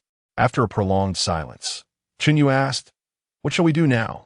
Should we still hold the expulsion meeting?" Bai Haoqian replied, "No, let this matter subside. We should focus on organizing the structure and enforcing discipline." Chun Yu nodded. "Then I shall leave it to you. I will submit the application for Su Qiming to replace Li Chong as the head of the study department. This exemplifies why the student union lacks real power. Even if they agree on a replacement, it must be approved by the Youth League Committee. However, typically, there are no issues, as the committee does not interfere excessively." After Chun Yu completed the paperwork, he proceeded to the office building. As he reached the ground floor, he encountered two female students exiting. One was Zhang Jing, the head of the finance department, while the other wore a simple, faded cloth dress and shoes that, while clean, bore the marks of time. Her long black hair was casually tied back, with a few stray strands falling gracefully around her fair neck. She adorned no unnecessary embellishments. However, her simplicity did little to conceal her natural beauty. Her brows akin to distant mountains, eyes sparkling like stars, a delicate nose, cherry-like lips, and skin as pure as snow. In an era filled with makeup, jewelry, tattoos, and manicures, she appeared refreshingly untainted, as if untouched by the modern world's corruption. Jiang Jinwei, upon seeing this girl, Chun Yu's face lit up with a smile. "Jinwei, are you here to apply for the Poverty Assistance Scholarship? Did I not tell you to leave this matter to me? I will certainly persuade the Youth League Committee." "Thank you, but it is unnecessary." Jiang Jinwei instinctively took a step back, politely nodding. "This matter has already been resolved, so you need not trouble yourself, Vice President." Zhang Jing smiled and pulled Jiang Jinwei away. Chun Yu, perplexed, thought, has this matter been resolved so suddenly? With questions lingering in his mind, he entered the Youth League Committee office. After submitting the application for Su Qiming to replace Li Chong as head of the study department, he inquired, "Teacher Shun, has Jiang Jinyue's Poverty Assistance Scholarship been approved? Did you not mention there were not enough slots?" Teacher Shun replied, "It has been approved, thanks to Lin Chuan." "Oh, what?" Shin Yu was taken aback. How could it be that Lin Chuan was the one who approved it? The scholarship applications are managed by different departments in various schools. At Jianghai University, they are approved by the Youth League Committee before being reported to the Education Bureau. After tirelessly advocating for days with no success, now it was simply stated that Lin Chuan approved it. How could a mere student have such authority? Chun Yu's mind was in disarray, struggling to comprehend the situation while also feeling a twinge of caution. Could Lin Chuan have taken an interest in Jiang Jinwei? Li Chong is the one who provoked you. Why would you pursue Jiang Wusai? I have not wronged you, so why dig into my affairs? Of course, the notion of his affairs was merely a figment of his imagination. At that moment, Zhang Jing was walking alongside Jiang Jinwei, quietly mocking him. This Chun Yu, if he genuinely intended to help, it would be one thing, and regardless of whether he could assist, gratitude would be due. However, his intentions are clearly insincere. He seeks only to gain from you. With every small gesture, he aims to take advantage. To think he can manipulate you over a mere scholarship is sheer folly. He knows not the hardships you have endured or the temptations you have resisted. Moreover, I heard that he initially sought to eliminate you, only to later support you upon seeing your beauty. Jiang Jinyue clearly did not wish to discuss the matter further, asking, "How did you manage to secure the application? You weren't wronged, were you?" Zhang Jing waved her hand dismissively. "Of course not. How could I possibly be wronged?" The approval process was swift. Jiang Jinyue fixed her gaze on Zhang Jing, expressing her disbelief. Zhang Jing felt a twinge of guilt under her scrutiny, saying, "All right, I shall tell you the truth. This matter largely relied on one student. He donated 6 million, 2 million of which was allocated for scholarships. Your scholarship was personally approved by him." Jiang Jinyue blinked in surprise, her expression revealing her astonishment at this unexpected turn of events. "Who is he?" "Lin Chuan, from the Department of Automation." Zhang Jing pulled out a recently taken photo, depicting Lin Chuan engaging in lively conversation with various school leaders, exuding charisma and composure. Jiang Jinyue gazed intently at the boy in the center of the photograph, as if she were determined to etch his visage into her memory. At that moment, an electronic notification resonated in Lin Chuan's mind. Jiang Jinyue, affection level 30. Name, Jiang Jinyue. Age, 20 years. Beauty score, 9. 1 height, 166 centimeters. Weight, 52 kilograms. Affection level, 030. Upon hearing this sound, Lin Chuan was momentarily taken aback. He had anticipated that his donation might enhance Jiang Jinyue's affection towards him, particularly given her inability to secure a scholarship. However, he was astounded to discover that her affection had surged by a remarkable 30 points, and he was even more surprised to learn that her beauty score exceeded 9. The campus belle, Su Qinyu, boasted a beauty score of merely 8.9, while Jiang Jinyue, as a departmental beauty, achieved a score of 9.1. How could such ratings be determined? Having never encountered Jiang Jinyue in person, he found it impossible to judge. However, it appeared that the scoring on the forum might be rather subjective, which was not unusual, as the quality of photographs, whether they were well taken or retouched, had a significant impact on the evaluations. Chapter 63. Do you realize who you are provoking? Lin Chuan deactivated the system panel, a smirk unconsciously forming at the corners of his mouth. He found himself increasingly satisfied with the outcome of his recent donation. Although he had pledged 60 million over 10 years, he had only contributed 6 million thus far. The result was that he could now walk through the school with an air of confidence, enjoying a status and reputation that had markedly improved. To his surprise, he also discovered that Jiang Jinyue's beauty was rated above 9, which significantly boosted his favorability towards her by 30 points. He began to ponder how he might discreetly pocket the remaining 992 million from the 4th installment of his adoration fund. Lost in thought as he finished his class, Lin Chuan stepped out of the main building when a male student approached him, a somewhat sleazy smile plastered across his face. "Lin Chuan, may I have a moment of your time?" Lin Chuan glanced at him dismissively. "Is there something you need?"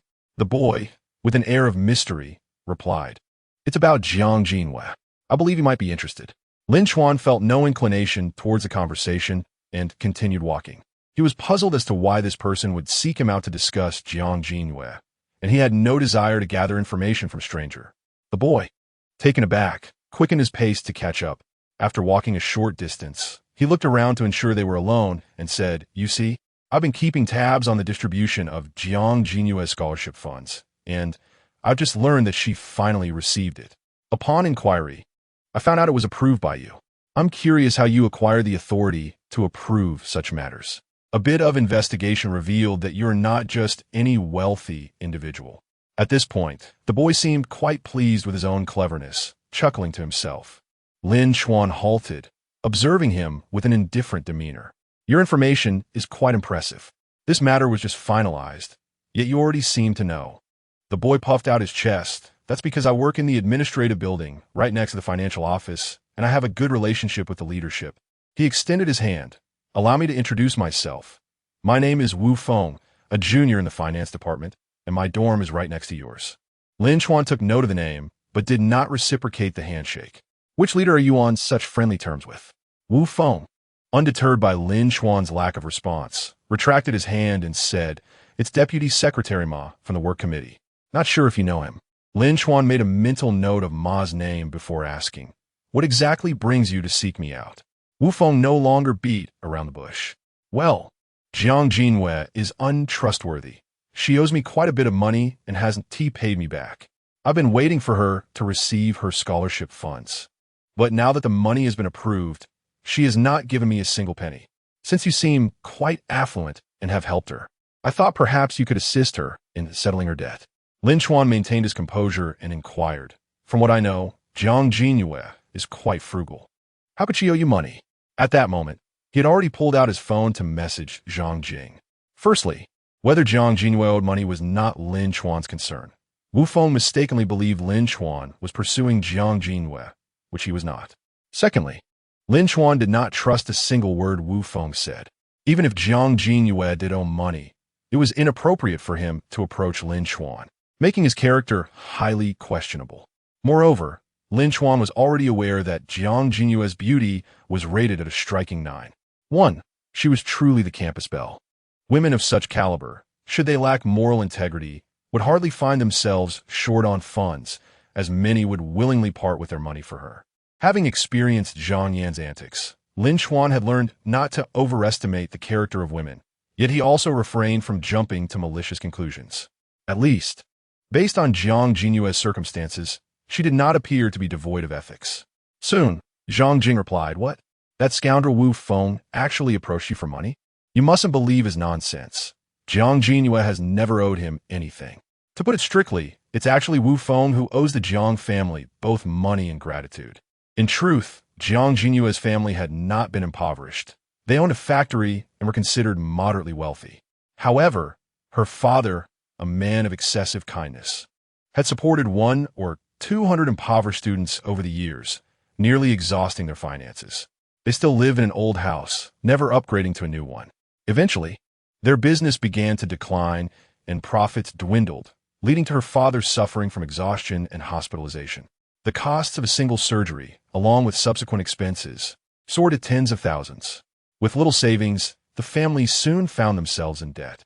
Those once aided by her family, now working with decent salaries, turned out to be ungrateful, with some even demanding money despite knowing her father was hospitalized. They would claim that her family had promised to support them until college. But when the funding ceased after high school, they accused them of being untrustworthy. Wu Feng was one of those beneficiaries supported from elementary school through college. Knowing the Jiang family was in financial trouble, he still persisted in pressuring Jiang Jinyue for money. Lin Chuan furrowed his brow. How could someone be so shameless? He had thought Zhang Yan and Lu Ting were already devoid of dignity, but he was astonished to find someone even more audacious. Lin Chuan lifted his gaze to Wu Feng and remarked, "I've heard that it was Jiang Jinyue's family who funded your education." Wu Feng was momentarily taken aback, clearly not expecting Lin Chuan to uncover the truth so swiftly. Yet, he remained shameless, forcing a smile. "That's true, but they promised to support me through college and stopped funding after my first year. For the past 2 years, I've been relying on part-time jobs." Lin Chuan received confirmation and felt at ease. He promptly messaged the vice president and the secretary of the Youth League. "It seems our school's office lacks a certain rigor. Someone has carelessly leaked information." He also forwarded the recording of Wu Feng's earlier remarks. Yes, he had recorded it. Although, in truth, he could have done without the recording. He now held considerable influence, and a single word from him would attract attention, making this matter easily investigable. At that moment, Wu Feng continued, smirking, "So, about the money Jiang Jinyue owes me. Could you possibly assist her in repaying it? After all, that amount is hardly a concern for you. Otherwise, you might not want the news of your simultaneous pursuits of 3 campus beauties, including Jiang Jinyue, to come to light.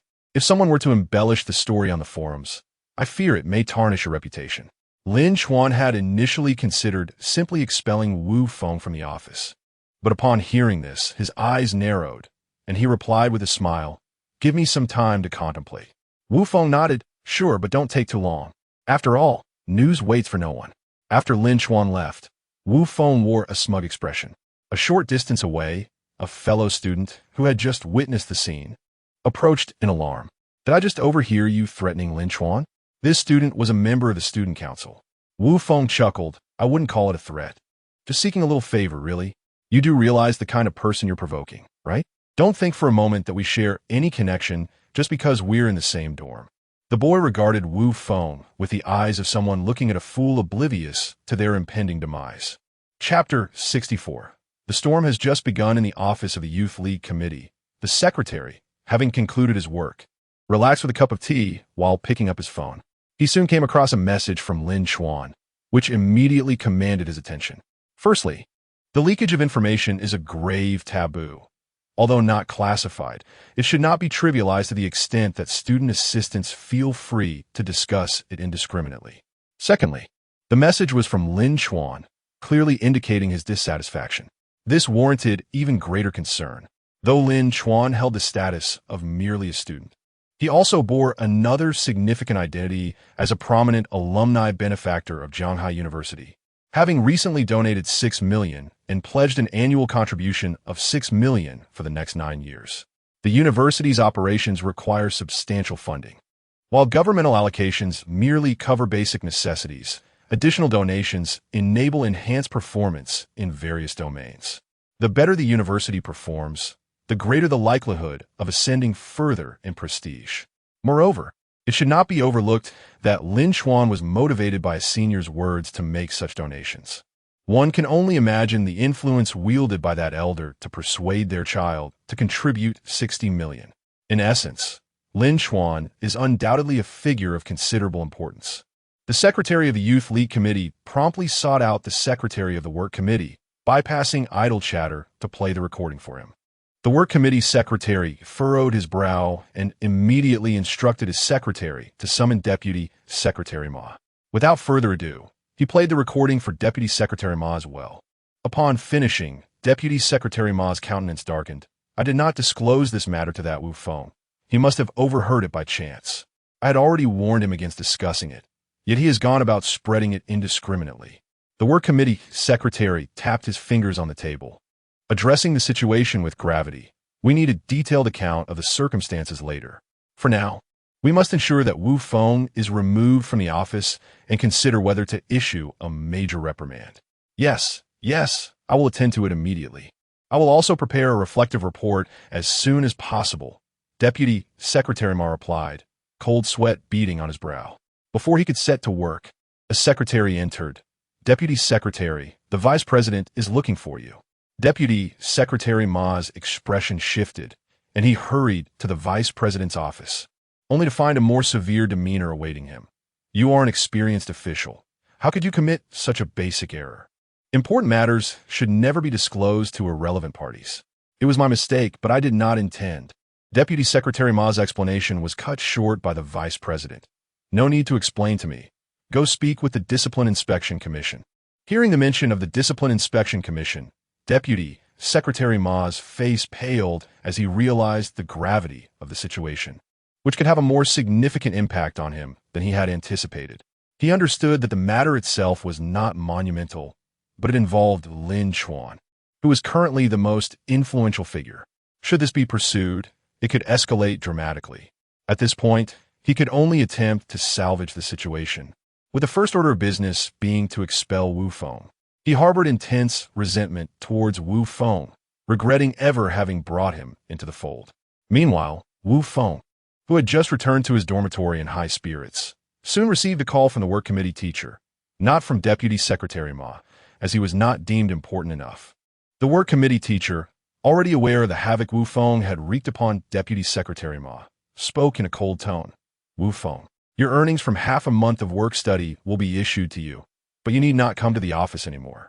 Additionally, prepare a reflective report. Your indiscretion in leaking information could lead to a reprimand.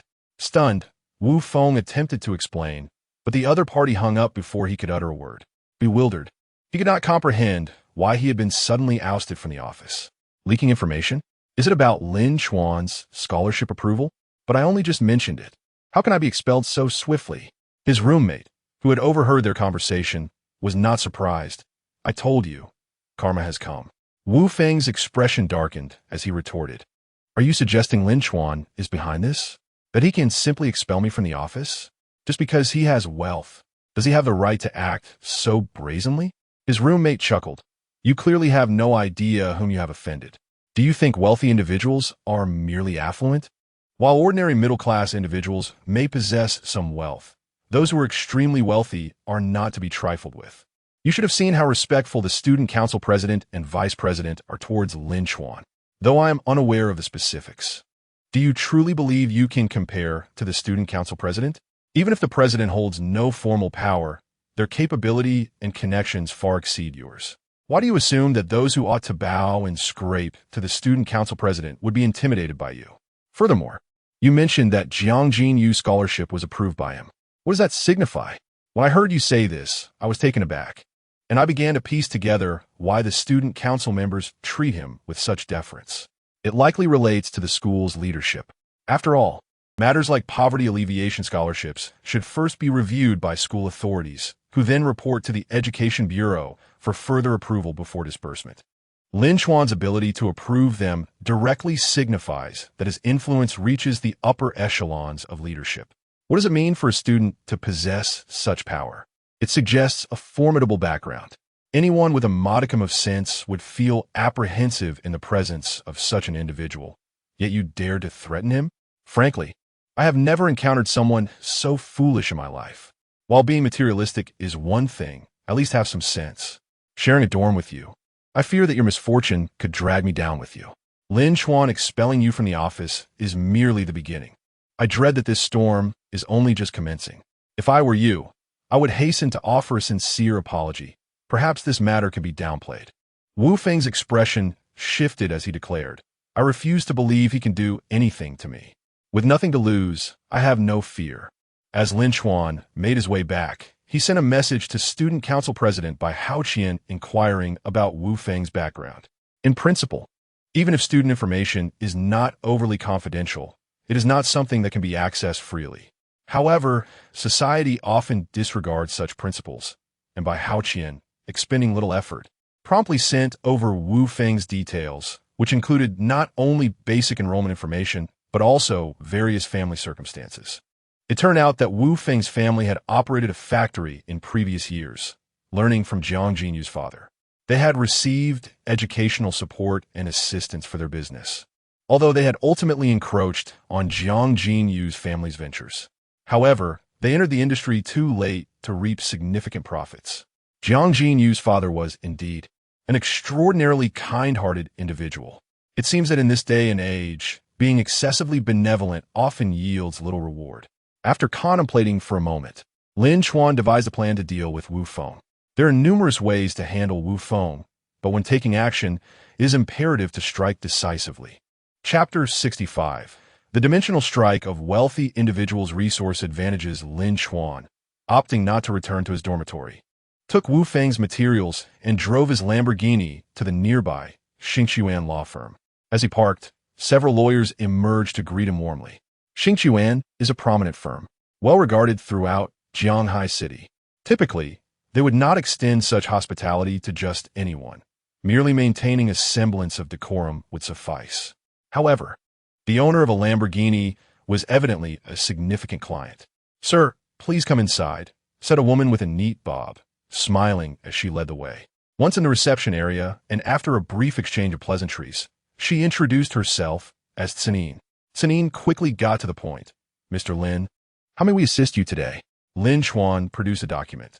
"There is a private putty factory that has been defaulting on employee wages, and I wish to help them assert their rights." Seeing Lin Chuan's luxurious vehicle and his polished demeanor, Tsenin initially speculated that he was involved in a major corporate dispute or inheritance matter, unaware that it pertained to such a modest business. This particular private putty factory was far from ordinary. Situated in a rural area with rudimentary equipment, it was valued at a mere couple $100,000. The owners were a couple, and the so-called employees amounted to only 3 or 4. How much could they realistically recover? Naturally, their commission would be minimal. Why would this clearly affluent gentleman concern himself with such a trivial factory? Reluctant to take on such a minor dispute, Tsenin reconsidered upon observing Lin Chuan's sophisticated demeanor. Perhaps fostering a good rapport with him could yield more substantial future business. "Mr. Lin, could you arrange for the workers to come in? We need to understand the specifics and gather complete evidence." Lin Chuan replied, "These workers are uneducated. They know they've been wronged, but lack the means to seek legal recourse. You may need to send someone to persuade them." Sanine was taken aback. She was aware that many individuals remain ignorant of legal matters, enduring months of unpaid wages in silence. However, to personally convince them to take action, but Lin Chuan's next statement illuminated the situation. I am prepared to pay 1 million in legal fees, with 2 stipulations. The employees must receive their rights, and this factory must be shut down. The sooner, the better.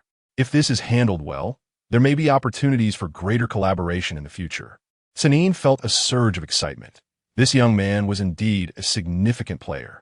Spending 1 million to sue a factory worth only 20,000 seemed irrational. Yet it was clear that his motivations were not financial. It was likely that the factory's owner had crossed him. Rest assured, Mr. Lin, we will ensure your satisfaction. Our firm has extensive connections in Jianghai City, especially since this factory is located in a county-level area. I would like to clarify, do you only wish to advocate for the employees, or are you also interested in pursuing charges related to violations of building codes, fire safety, or pollution? Lin Chuan answered, utilize all legal means available. Understood. Sanine nodded, increasingly convinced of Lin Chuan's true intentions. The pursuit of employee rights was merely a fade. The real aim was to dismantle the factory. Before long, both parties signed the contract. While the deposit was modest, the full payment would be secured upon successful resolution of the case. Yet, Sanine appeared unconcerned. She perceived the case as exceedingly straightforward. 2.5 days later, while in his dormitory, Wu Feng's phone rang. It was his father calling, and he quickly answered, expecting casual conversation. Instead, he was met with his father's anxious voice. A phone. Do you know any lawyers? Wu Feng hesitated momentarily before responding. I met a lawyer previously. But why do you ask? His father replied urgently. For employees at our factory have turned against us and audaciously filed a lawsuit. That Xingchuan firm is accusing us of building code violations, fire safety issues, and pollution. Everyone has been navigating these waters, so why the fuss? Our accounts have been frozen, and we've been given a court date in half a month. If we can't settle, it's south off to court. Filing a lawsuit generally takes 7 days, and a whole case could stretch for 3 or 4 months. If the defendant employs delaying tactics, it could drag on for a year or more. However, both sides have methods to expedite or prolong the proceedings, and Xingchuan law firm is evidently adept in this regard. In just 2.5 days, they managed to file the lawsuit, pay the litigation fees, and secure a court date. Wu Feng's expression shifted as he recalled Lin Chuan. After all, Lin Chuan was the only person he had recently angered. So what? Just because you have a lawyer doesn't mean I can't hire one too. He promptly called a lawyer friend, who, by chance, was available and soon visited Wu Feng's factory to assess the situation. Upon returning his call, the lawyer said, Wu Feng, have you crossed someone? Wu Feng replied, yes, I have offended someone, but that's not the main issue. If he wants to sue us, we'll just contest it. If we win, he has to pay the legal fees, right? The lawyer countered, no, that's exactly the point. The individual you've offended is likely a wealthy person. Do you realize that the opposing party has retained Xingchuan law firm? That's a prestigious firm. Even one of their lawyers could overshadow me by a considerable margin. The Haven T just sent one lawyer. They dispatched an entire team. To the uninformed, it might seem like a high-profile case. Do you know what conditions they offer the employees? They're advancing 1/3 of the 6 months overdue wages to ensure basic living standards, and regardless of the outcome of the lawsuit, they won't charge the employees a single cent. If they win, all wages, compensations, and allowances will be handed over in full. This approach is typically a losing proposition for a law firm, yet their significant investment indicates there's a compelling reason behind it. Wu Feng clenched his teeth, increasingly convinced that Lin Chuan was behind this. What is the big deal about unpaid wages? There's no compensation or allowances involved, even if he throws money at it. The court will rule as it sees fit. Why worry? The lawyer replied, it's not fear. It's your lack of understanding regarding the gravity of the situation. According to the law, unpaid wages must be compensated. Additionally, allowances for extreme heat and other factors must also be dispersed. Forcing employees to resign after 6 months of unpaid wages could entail extra compensation as well. Just because your employees lack education and understanding doesn't mean the law offers them no protection. The current labor laws are quite favorable to employees. Many employees struggle against their employers, not just due to ignorance of the law, but also because they lack the financial means to sustain prolonged disputes. However, now they possess a formidable legal team and substantial resources. It is we who cannot afford this battle. Furthermore, issues like building violations, fire safety, and pollution only complicate matters. Even if these problems aren't severe, they could lead to production halts for rectification, and even after corrections, further issues may be raised. They have ample funds to sustain a protracted conflict. We do not. Essentially, litigation is a war of attrition, and wealthy individuals wield a dimensional advantage in resources. I simply wish to ascertain how affluent the person you've offended is. Wu Feng, gradually grasping the seriousness of the situation, stammered, "I'm not sure. I only know he wears a Rolex and a Patek Philippe, and he has 3 cars, a Mercedes G63, a Lamborghini, and a Rolls-Royce Cullinan." The lawyer remained silent for several seconds before responding, "You're courting disaster. Don't involve me in your demise. I cannot assist with this case. Seek out someone more capable." With that, the lawyer hung up. Chapter 66. Did you not claim to be poor? Then I shall fulfill your wish. Wu Feng, feeling increasingly anxious, attempted to contact lawyer Qian once more. However, this time, lawyer Qian refused to answer. When Wu Feng sent a message, lawyer Qian, considering their friendship, replied, "If I were you, I would hastily admit defeat and apologize. Should you choose to confront this head-on, you will surely face utter ruin. Your position is already precarious, and the opposing party possesses a formidable legal team and ample resources to pursue you. How do you intend to contend with that?" I found it difficult to comprehend why he would provoke someone who owned 2 luxury watches and 3 high-end cars. The mere mention of Rolex and Patek Philippe had already sent shivers down my spine, not to mention the Mercedes G63, Lamborghini, and Cullinan. The possession of a single Cullinan alone spoke volumes about their power. Having 3 luxury vehicles was certainly not a trivial matter. Wu Feng, still unwilling to relent, continued to send messages. However, this time, lawyer Qian ignored him entirely and deleted him from his contacts. Panic set in for Wu Feng as he sought out other unfamiliar lawyers online. Most of them ceased communication after hearing his predicament, while a few who did respond advised him to abandon thoughts of winning and to settle quickly to mitigate losses. Undeterred, Wu Feng reasoned that these lawyers were perhaps too mercenary and turned to his university's law department for advice. A classmate offered him straightforward counsel. There is only one path: hurry to settle and seek leniency. Wu Feng's complexion darkened. But what if my friend's factory is struggling? If they can't even pay wages, how can they afford compensation? The classmate replied, then it will have to shut down immediately, selling off equipment to cover the compensation. Given the incomplete paperwork, survival under the onslaught of a powerful legal team is impossible. It would be wiser to close down sooner rather than later. At last, Wu Feng grasped the gravity of the situation. Cold sweat trickled down his forehead, and his face turned ashen. Previously, he believed that being barefoot made one fearless. Yet now he realized that being barefoot could lead to painful consequences.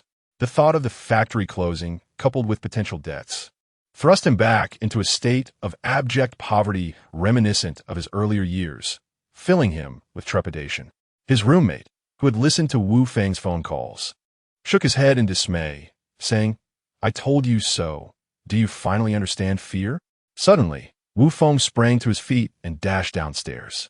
He raced to the high-end dormitory, locating Lin Chuan in room 307. With a deep bow, he pleaded, "Lin Chuan, I recognize my error. I should not have threatened you. Could you possibly show mercy and spare my life?" Shirley, Zhang Yingjie, and Sun Baorui exchanged bewildered glances. What was his classmate doing? Lin Chuan, reclining against his bed and engrossed in his tablet, did not even glance at Wu Feng as he replied, "Did you not claim to be impoverished, relying on Jiang Jinyue's scholarship to survive?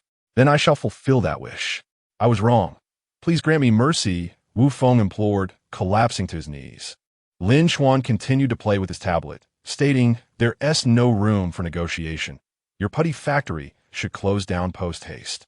Previously, those who had crossed Lin Chuan, such as Manager Wang from Qinxiang Pavilion and Xiao Bo, were merely guilty of arrogance and had not genuinely threatened him. Thus, Lin Chuan had been indifferent after their apologies. However, this situation was different.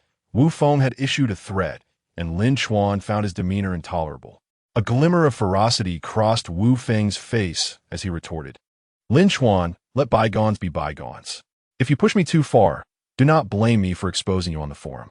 Lin Chuan cast a disinterested glance at Wu Feng and replied, "You may try. Look into the consequences of defamation and see if your family can bear the cost. I could easily spend $1 million to dismantle your factory and another $10 million on a defamation case against you. Pray tell, how much can you afford?"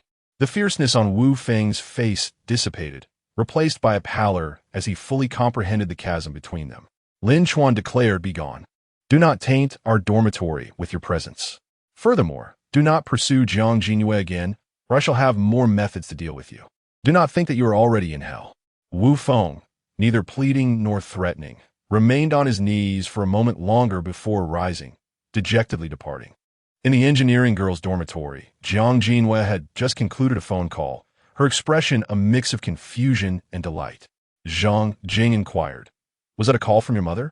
Is everything all right at home?" Jiang Jingyue replied, "My mother just informed me that Wu Feng's factory had been sued, their funds frozen, and production halted. All their orders have reverted to my family's factory. Did you not mention that Lin Chuan had messaged you about Wu Feng demanding repayment? It has only been 2 or 3 days since then, and Wu Feng's factory encounters trouble. This seems more than mere coincidence." Jiang Jinyue's favorability rating increased by 10. Zhang Jing was taken aback. "Are you suggesting that Lin Chuan orchestrated this? But I clarified to him that you do not owe Wu Feng anything and told him not to concern himself with Wu Feng. How did he suddenly decide to take action against Wu Feng's family, leading to their factory's collapse so swiftly?" Jiang Jinyue mused. Perhaps Wu Feng said something that displeased him. Maybe Lin Chuan is like my father, a good-natured person. Yet, with his wealth and capabilities, if he wishes to dismantle a struggling factory, it would be a trivial matter. Zhang Jing remarked, "Regardless, this is a fortunate turn of events. People like Wu Feng deserve their comeuppance. Furthermore, the business they took from your family has returned, allowing your factory to fare better." Jiang Jinyue nodded, then abruptly grabbed a hefty bag from the table and strode out. Zhang Jing called after her, "Wait, where are you going?" "Those are the crab roast snacks and the lamb from your grandmother. I haven't even had a bite. You always eat the most. Let those who haven't try to have some this time." Jiang Jinwei replied as she left, "This time, they will have their turn." Not long after, Lin Chuan received a call from the dormitory supervisor. After descending, he was presented with a large bag of crab roast snacks and lamb. "Who sent this?" Lin Chuan inquired. "A very beautiful girl. She did not provide her name." The supervisor responded, casting Lin Chuan an approving look. Lin Chuan pondered for a moment. Crab roast snacks and lamb were delicacies from Jiangnan, and Jiang Jinwei hailed from that region. Coupled with a recent increase in her favorability, this lady seemed rather promising. Lin Chuan smiled and graciously accepted the gift. Chapter 67. What is it like to soak in a hot spring with a model? As Lin Chuan savored the crab roe rice crust sent by Jiang Jinyu, he opened WeChat to check his messages.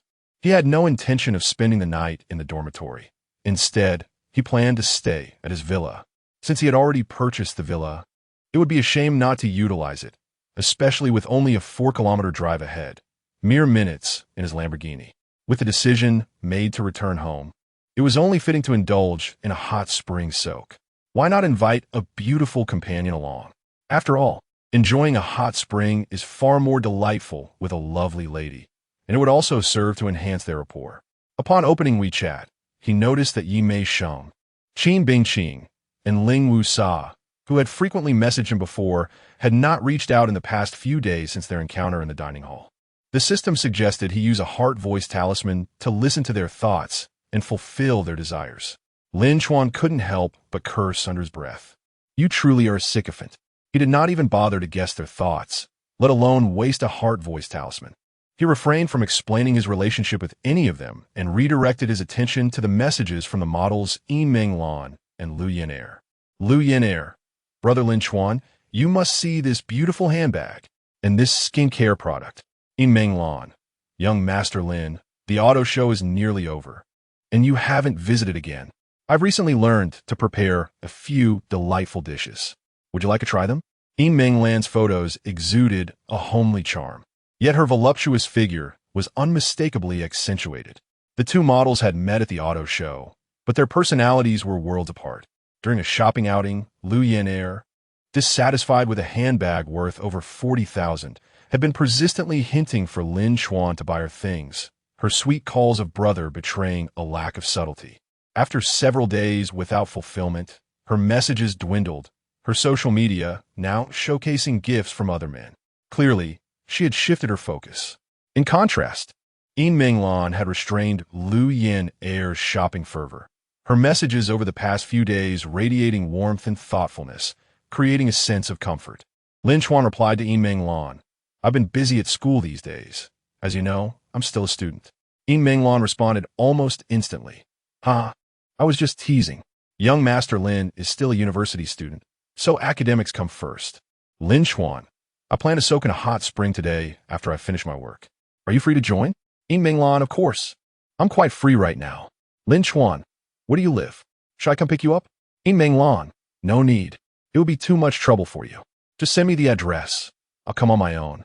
Ming Lan, affection level 2, understanding the boundaries and effortlessly boosting her affection level. Ming Lan truly proved to be a remarkable companion. Lin Chuan then perused a few friend requests, discovering they were from members of the Luxury Car Alliance.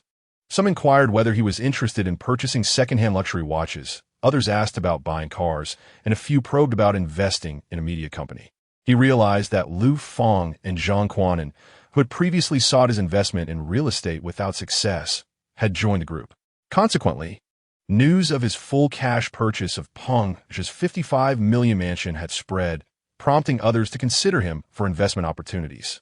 Lin Chuan accepted their friend requests, contemplating investment later. With ample funds at his disposal, he recognized the potential in these resources.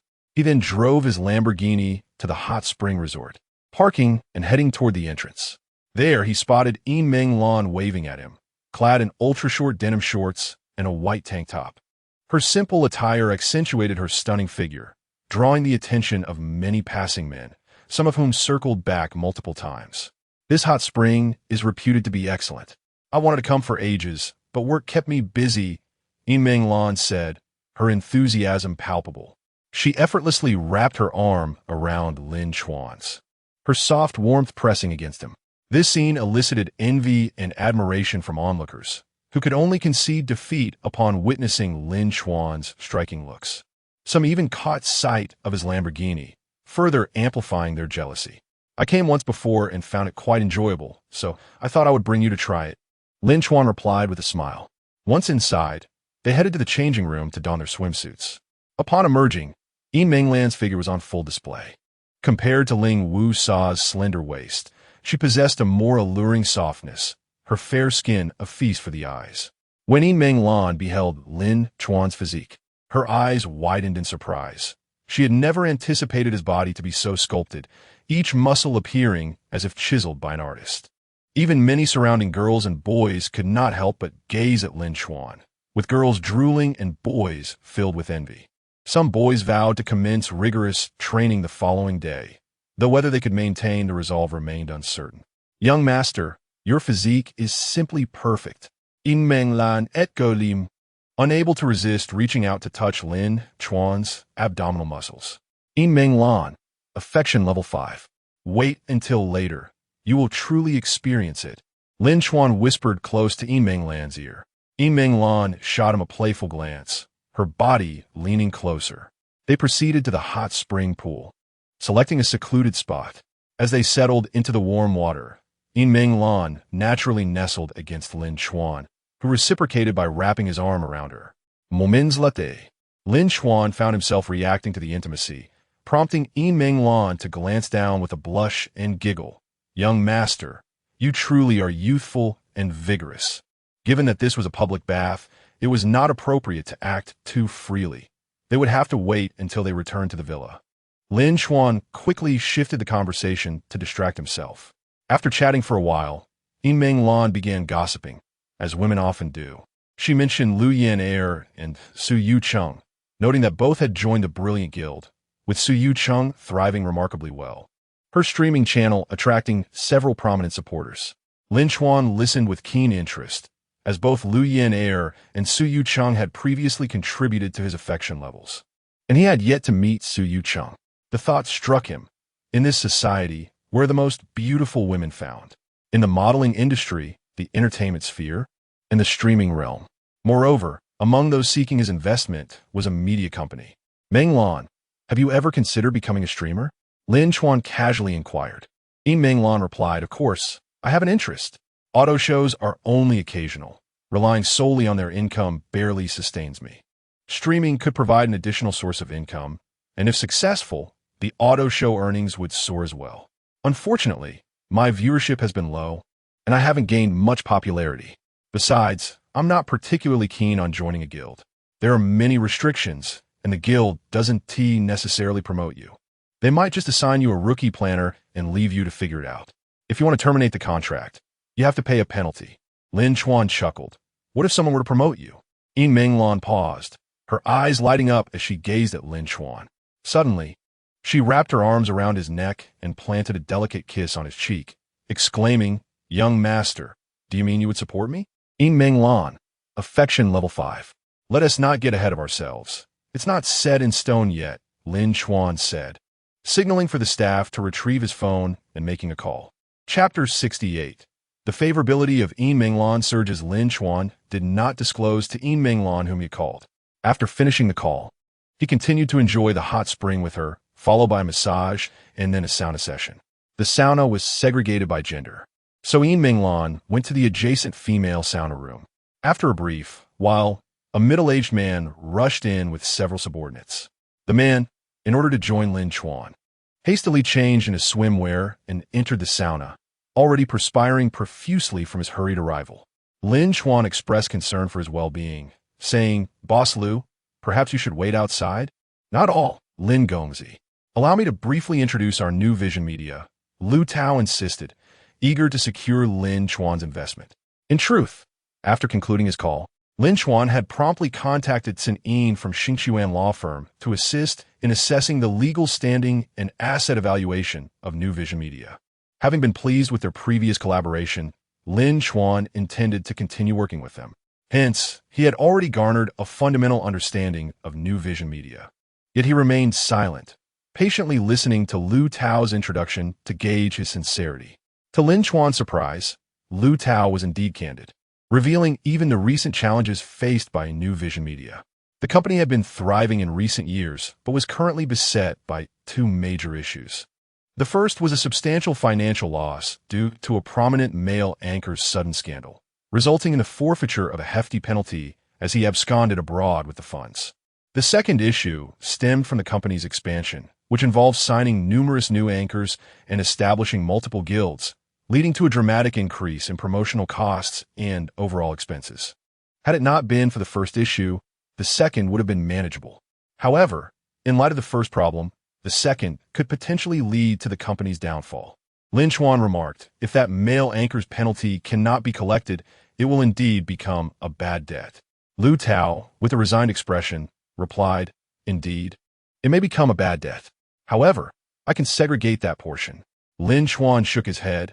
In a company, how can one simply sever ties? It would lead to complications in accounting and potential litigation. He proposed, how about this? I will absorb half of this bad debt, but I shall hold the majority stake in the company. Lu Tao was taken aback, immediately grasping Lin Chuan's intent. He could invest, but would need to assume the position of the primary owner. Lu Tao hesitated. New Vision Media was his brainchild, built from the ground up to a valuation of $200 million, encompassing numerous guilds and hundreds of anchors. The prospect of relinquishing his position as the primary owner was difficult for him to accept. However, he was in dire need of funding to prevent New Vision Media from significantly devaluing. In this fiercely competitive market, stagnation could spell disaster. Moreover, considering Lin Chuan's likely background as a wealthy scion, having him at the helm provided immense reassurance. Such a privileged individual would hardly have the time to manage the company, ultimately leaving it in Lu Tao's capable hands. While he would need to share more than half the profits, The investment could lead to greater earnings than before. Lu Tao nodded. Lin Gongzi, I can consider it, but we must negotiate the terms carefully. Lin Chuan interjected, as for the terms, my lawyer and asset appraiser will be arriving shortly. Soon enough, Sun Yin and her team arrived, and further discussions were moved to Yunlu Mountain Residence Number 6. Upon seeing the opulent villa, Yin Menglan was left speechless. When she heard Lin Chuan negotiating to invest and become the principal owner of New Vision Media, she was utterly astonished. She had assumed his earlier references to supporting her were merely about personal investment, never anticipating he would directly become a media mogul. The negotiations swiftly approached conclusion, and considering the potential bad debt, Lin Chuan agreed to invest $100 million for a 51% stake. Sinin also ensured to incorporate numerous restrictions in the contract to prevent Lu Tao from undermining Lin Chuan's position by diluting shares through new shareholders. In essence, Lin Chuan would become the absolute controlling shareholder of New Vision Media, though he would not hold a complete 66.7% stake, thus maintaining Lu Tao as a partner rather than a subordinate. Lin Chuan found this arrangement satisfactory. Otherwise, Lu Tao would never agree. He was merely interested in investment, not management. Meanwhile, Yin Menglan, upon hearing about the $100 million investment, felt a surge of anxiety. Young master, is this investment not too substantial? Lin Chuan refrained from elaborating, knowing he had intentions beyond merely supporting her. She was merely a part of his larger scheme. He responded nonchalantly, not at all. Now that I am the owner, it will be effortless to elevate you to stardom. Are you not pleased? Lu Tao immediately concurred. Indeed, with your beauty and figure, I can undoubtedly make you a sensation. Yin Menglan's allure was undeniable, particularly her figure, presenting significant potential for fame. Moreover, considering she was clearly Lin Chuan's woman, it was only right to promote her. Even if she lacked inherent talent, for Lin Chuan's sake, she could be symbolically supported. Should she indeed possess potential, it would only serve to further please Lin Chuan while generating profit. Delighted, of course, Yin Menglan exclaimed, exuberantly throwing herself into Lin Chuan's embrace and planting a kiss on his lips, rather than the cheek this time. Yin Menglan's favorability score surged by 35, surpassing 80. A notification flashed, indicating an update to the status bar. Lin Chuan was taken aback. This was the first instance of someone exceeding an 80 favorability score, and the first time he had witnessed a status bar update.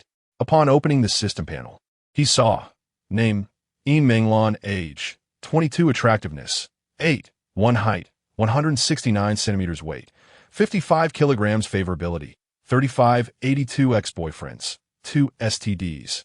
None. Lin Chuan paused, intrigued by the ex-boyfriend section. To his astonishment, it displayed precise dates of each relationship, her first at 19 and the most recent 6 months prior. Over 3.5 years, she had dated 2 individuals. Moreover, it could even detect the presence of STDs. Lin Chuan couldn't help but marvel. Though the system may be a bit too flattering, it is indeed quite impressive. Chapter 69. Why she signed an S-class contract upon arrival. After signing the contract, Lu Tao, Sun Yin, and others departed, leaving only Lin Chuan, Yin Menglan, and Aunt Zhang in the spacious villa. As Lin Chuan glanced at the affectionate Yin Menglan, a flicker of conflict stirred within him. In truth, Yin Menglan had 2 previous boyfriends and had engaged in intimate relations with both, which was quite normal considering human nature. Moreover, as a model, she had mentally prepared herself from the beginning, never intending to be regarded as a legitimate girlfriend. Thus, in that regard, he felt he ought not to dwell too much on it. Yet, being a novice, Lin Chuan found himself somewhat troubled as his virginity complex weighed heavily on his mind. My lord, I am content just to be with you. I never anticipated any formal recognition, so please do not feel burdened. Yin Menglan seemed to misinterpret Lin Chuan's gaze, but was remarkably understanding. To her, Lin Chuan was a wealthy heir, and the mere thought of prospering under his protection was enough. The notion of monopolizing him never crossed her mind. Besides, Lin Chuan was undeniably handsome, so she felt fortunate. Upon hearing Yin Menglan's words, Lin Chuan's fondness for her deepened. Although he was aware of her past relationships, he nonetheless inquired tentatively, Menglan, how many boyfriends have you had? 2. One for 2 years and another for 1.5 years. My lord, are you disapproving of me? Yin Menglan's expression turned slightly aggrieved as she looked at Lin Chuan with a pitiful gaze. Of course not. It's entirely normal to engage in serious relationships. Lin Chuan shook his head in response. Yin Menglan gazed at Lin Chuan for a moment before leaning closer to whisper softly in his ear, "My lord, you do find my figure appealing, do you not? I could assist you with a bath, or perhaps." Lin Chuan stole a glance at Yin Menglan, and the flames of desire that had begun to smolder during their time in the hot spring could no longer be contained. A novice may be relatively innocent, but he was also the most prone to impulse. The following day, Lin Chuan woke refreshed, feeling an inexplicable sense of relaxation and newfound confidence. After sharing breakfast with Yin Menglan, he drove his Lamborghini to the Brilliant Guild. It was only after signing the contract the previous night that Lin Chuan learned the Brilliant Guild was a subsidiary of New Vision Media, the very guild where Lu Yin'er and Su Yuechen belonged. Consequently, he decided against having Yin Menglan sign directly with the headquarters, opting instead for the Brilliant Guild, as the contractual matters were ultimately at his discretion. Furthermore, the proximity of the Brilliant Guild allowed him the opportunity to meet Su Yuechen and enhance his rapport. "My lord, I could have gone to the guild by myself. You are far too kind." Yin Menglan's gaze towards Lin Chuan was even more filled with affection than the day before. "Don't worry, I'm free today." Lin Chuan chuckled, withholding his ulterior motives. With one hand on the wheel, he casually placed the other on Yin Menglan's smooth and delicate thigh. "My lord, you are mischievous." Yin Menglan playfully chided, yet she did not shy away. Instead, she leaned her thigh closer to Lin Chuan. After a half-hour drive, they arrived at the Brilliant Guild, where the bustling atmosphere of the office greeted them. Upon entering, they spotted Lu Yin'er alongside a young man. Lu Yin'er briefly averted her gaze upon seeing Lin Chuan, but quickly composed herself, offering him a polite smile and nod.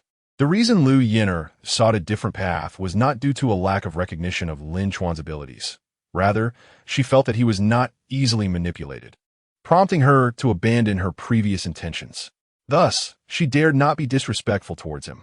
The young man, noticing Lin Chuan's Lamborghini, offered a courteous nod in greeting. Despite not knowing him, they all entered the same elevator, where Lu Yin'er inquired, "Menglan, are you here to sign with the Brilliant Guild as well?" With fewer car exhibitions and some no longer requiring models, it's becoming increasingly challenging for models without fame, given that models possess inherent advantages. Becoming a streamer seems quite suitable, Lu Yin'er speculated, having observed Yin Menglan's presence and assuming she intended to join the guild as a streamer. Yin Menglan had not let go of Lin Chuan's arm, nodding in agreement. "Yes, after seeing how well you're doing since signing with Yuechen, I felt compelled to follow suit. I am merely at the beginning, currently holding a B-class contract, while Yuechen has secured an A-class one. The streamers in the room are all quite impressive." As Lu Yin'er spoke, a hint of envy crossed her features, and she glanced at the young man beside her, seemingly hinting at something. Upon hearing this, Yin Menglan shot a glance at Lin Chuan, tightening her embrace.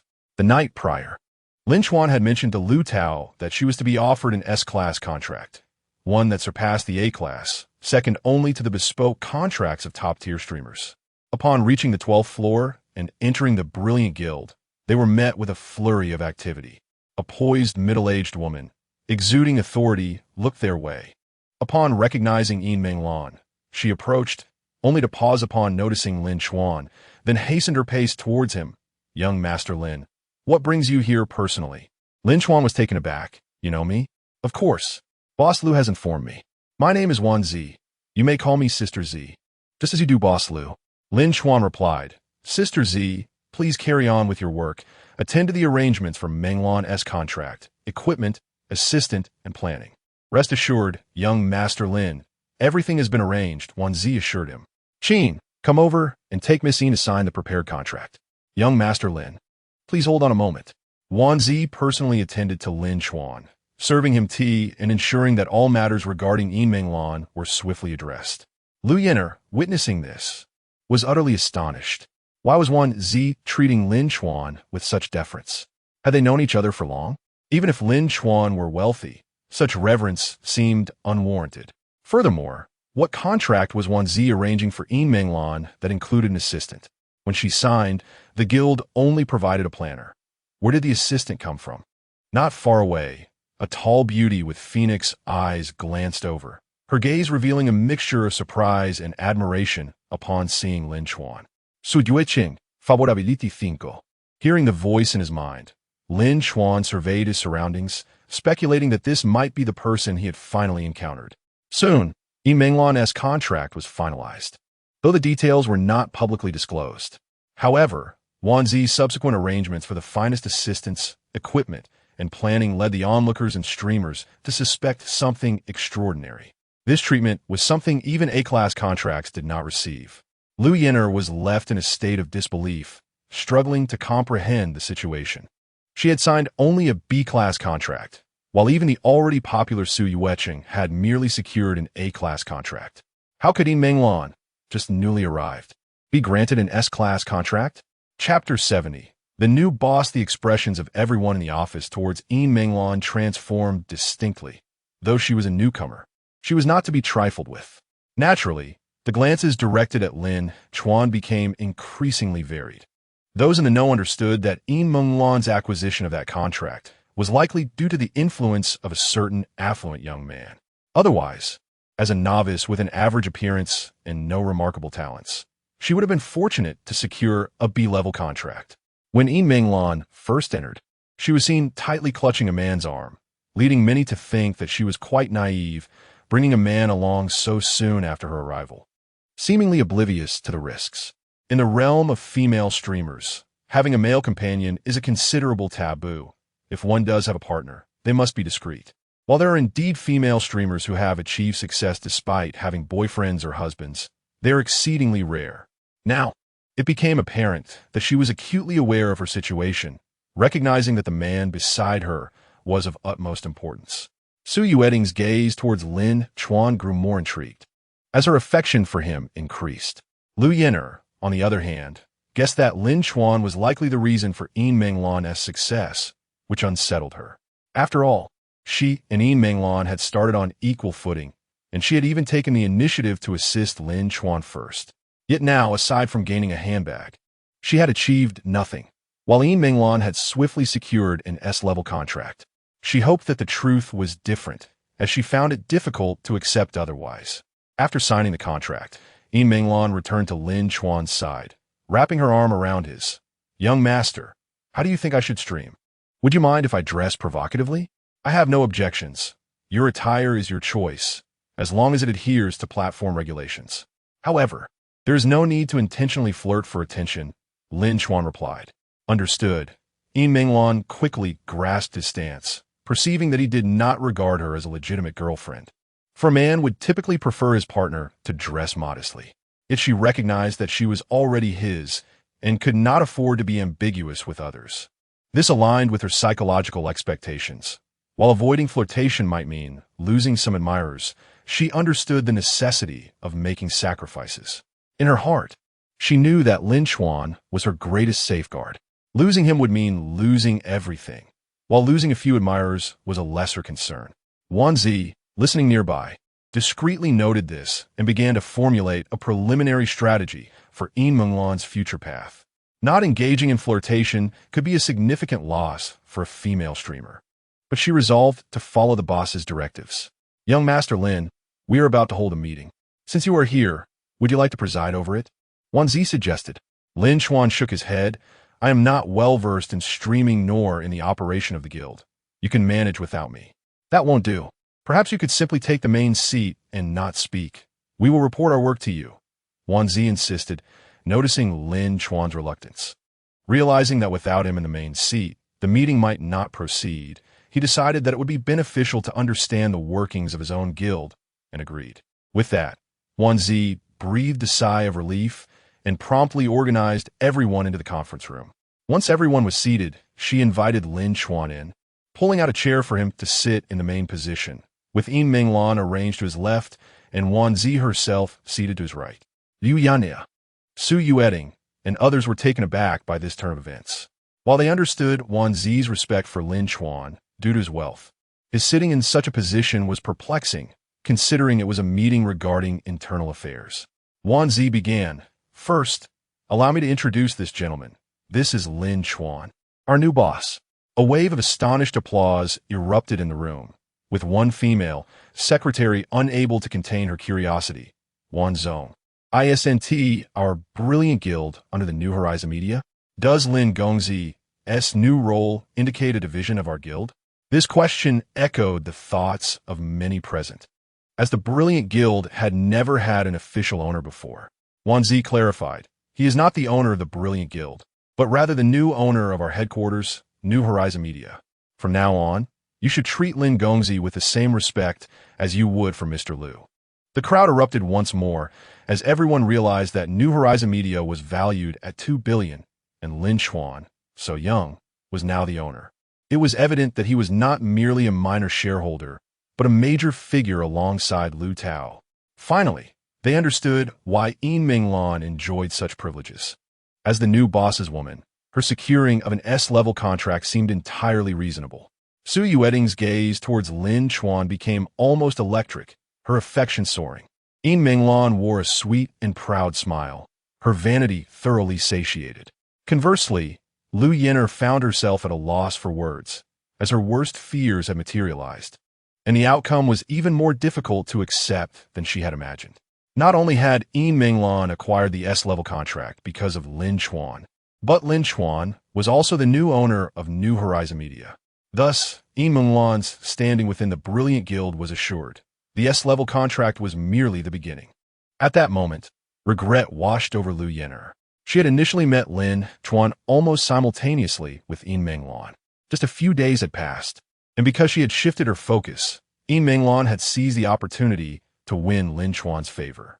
She pondered how things might have been different had she dedicated herself to Lin Chuan.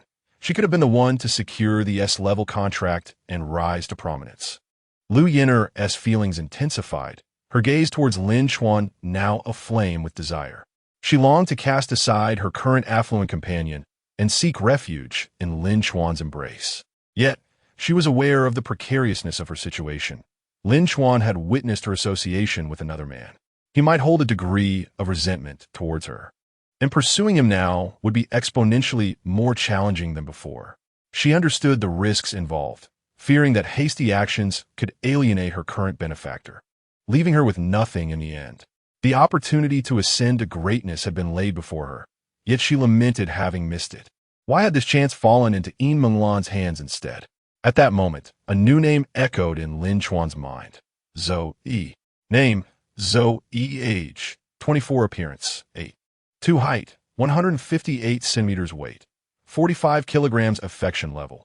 0-20. Lin Chuan perused the materials Wan Zi had placed before him, finally identifying the petite girl with glasses seated beside Wan Zi as Zhou Yi. She could be considered the most popular female streamer in the guild. Lin Chuan had anticipated encountering multiple beauties rated at 8 points or higher, yet he had only discovered one. It seemed that the others, labeled as beauties, were merely products of cosmetic enhancement. Through the passage of time, he had discerned that these superficial enhancements were not genuine. True beauty lay in natural, unadulterated features. Chapter 71. With me, no one can force you. With the introduction complete, the meeting officially commenced. Although Lin Chuan occupied the principal seat, he largely refrained from speaking, entrusting the proceedings entirely to Wan Zi while he listened attentively. He soon discovered that the operations of the guild were intricate and multifaceted. After a while, however, his interest waned. As the owner, he only needed to grasp the overarching direction, leaving the minutiae aside. Consequently, boredom set in, and he began to fidget with his phone. Of course, regardless of how he entertained himself, no one present dared voice any objections. As the meeting neared its conclusion, the door swung open, and Lu Tao strode in, interrupting the proceedings without hesitation. "Young Master Lin, why bother with this trivial guild meeting? If you wish to comprehend the situation, you might as well visit our headquarters." Upon seeing Lu Tao, Wan Zi and the others immediately stood up, a singular thought flashing through their minds. Why has Boss Lu come? However, a glance at Lin Chuan clarified everything. Clearly, Boss Lu was not present for the guild, but rather for Lin Chuan.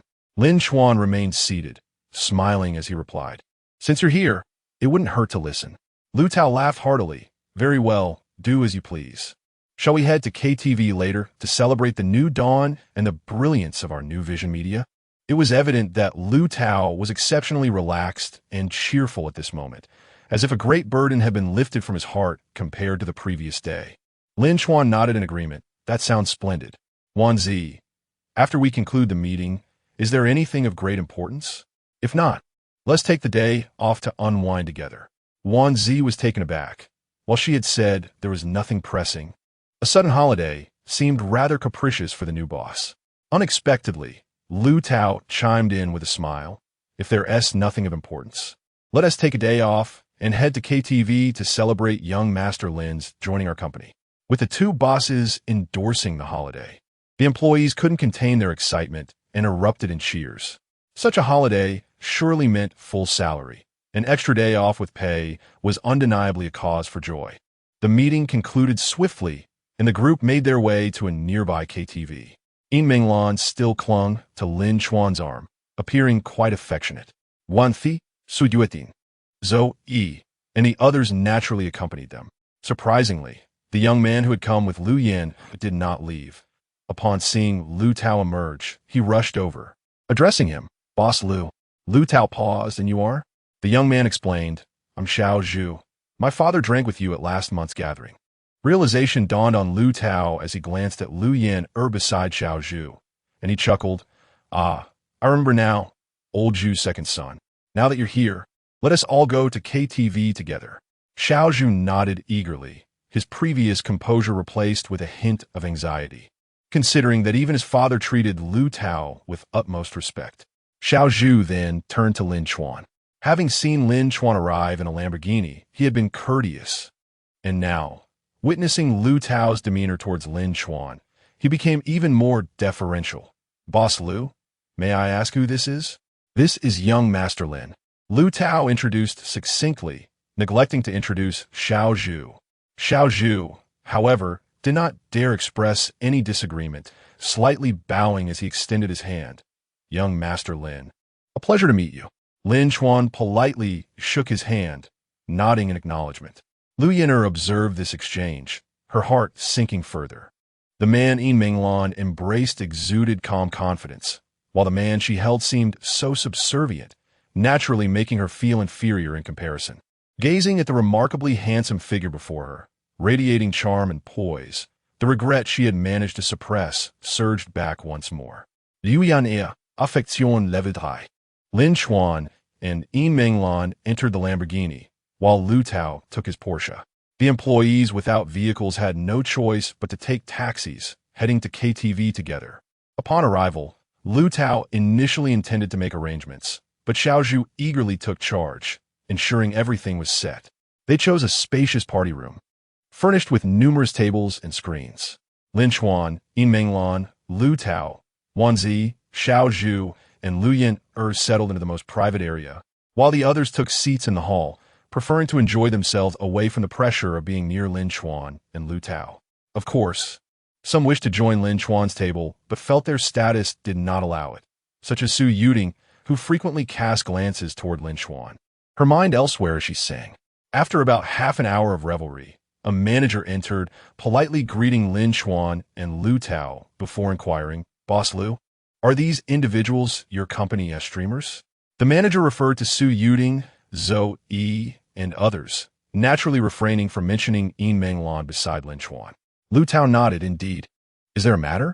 The manager replied. A guest in the adjacent room has taken an interest in them and wishes for them to come over and sing a few songs. He leaned closer to Lu Tao, lowering his voice to add a note of caution. Lu Tao nodded and quietly informed Lin Chuan. It appears to be He Yao from the Industry and Commerce Bureau, a deputy section chief. Upon hearing this, Wan Zi waved to Zhou Yi and Su Yuting, summoning them over. Lu Tao said, a guest next door has taken a liking to you.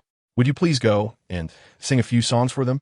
Su Yuting frowned slightly but quickly masked her discontent with a smile, nodding in agreement. Zhou Yi, on the other hand, was visibly distressed, her reluctance evident. Yet she felt unable to refuse, nearly on the verge of tears. While fulfilling audience requests during streams was one thing, being present in reality felt entirely different. Zoe appeared somewhat introverted, suggesting she likely belonged to the reserved type. At that moment, Lin Chuan interjected, "There is no need to be anxious. If you do not wish to go, you needn't tea." Su Yuding and Zhou Yi's eyes brightened at his words. Lu Tao was momentarily taken aback and quietly remarked, "Young Master Lin, while the individual's rank is low, they cannot really threaten us, but they are from the Industry and Commerce Bureau. If they were to cause deliberate trouble, it might require some effort to resolve. In any case, it's merely a few songs. It's not a big deal. We might even make a good impression for future assistance." Lu Tao clearly did not fear the individual, but simply regarded Su Yuding and Zhou Yi as inconsequential. Lin Chuan interrupted, "Trust me, it's unnecessary." Reluctantly, Lu Tao acquiesced, knowing Lin Chuan's mysterious and affluent background commanded his respect. The manager appeared somewhat uncomfortable and politely stated, "Young Master Lin, the guest merely wishes for them to sing a few songs." Lin Chuan, however, paid him no mind, addressing Su Yuding and Zhou Yi. "While I am here, no one can force you into a singing engagement. Feel free to enjoy yourselves." At this moment, Su Yuding gazed at Lin Chuan with eyes brimming with gratitude, while Zhou Yi's admiration was palpable. Su Yuding, affection level 10. Zhou Yi, affection level 30. Even Lu Yin, who was unrelated to the situation, looked on with admiration. Lu Yin, affection level 7. Yin Menglan nestled against Lin Chuan, gazing at him intently. In that moment, she felt an overwhelming sense of security. Yin Menglan, affection level 1. At that moment, Lin Chuan radiated an irresistible charm in their eyes, a man truly worthy of reliance. Chapter 72. The gradual unveiling of the power of money and authority. Manager Yao, failing to receive a satisfactory answer, found himself caught in a dilemma, hesitant to offend either Lin Chuan or Lu Tao. He departed in dismay to the adjacent private room, taking a deep breath before entering to report the situation to He Yao. Upon hearing the account, He Yao's expression darkened slightly, while the young man with a slick-back hairstyle seethed with anger. How dare they show such disrespect after being invited so graciously by Section Chief He? He Yao waved his hand, urging him to refrain from making a scene. After a moment of thought, he advised, "You should go back and convey that having one more friend is better than having one more enemy. I actually hold great hopes for New Vision Media and wish for their smooth development."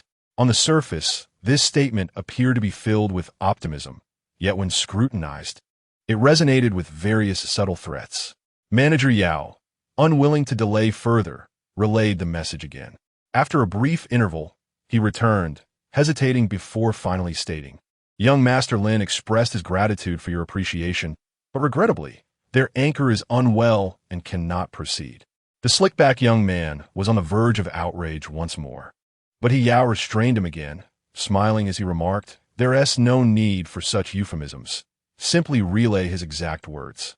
With no other choice, Manager Yao reluctantly conveyed. Young Master Lin's only response was a single word, "Scram."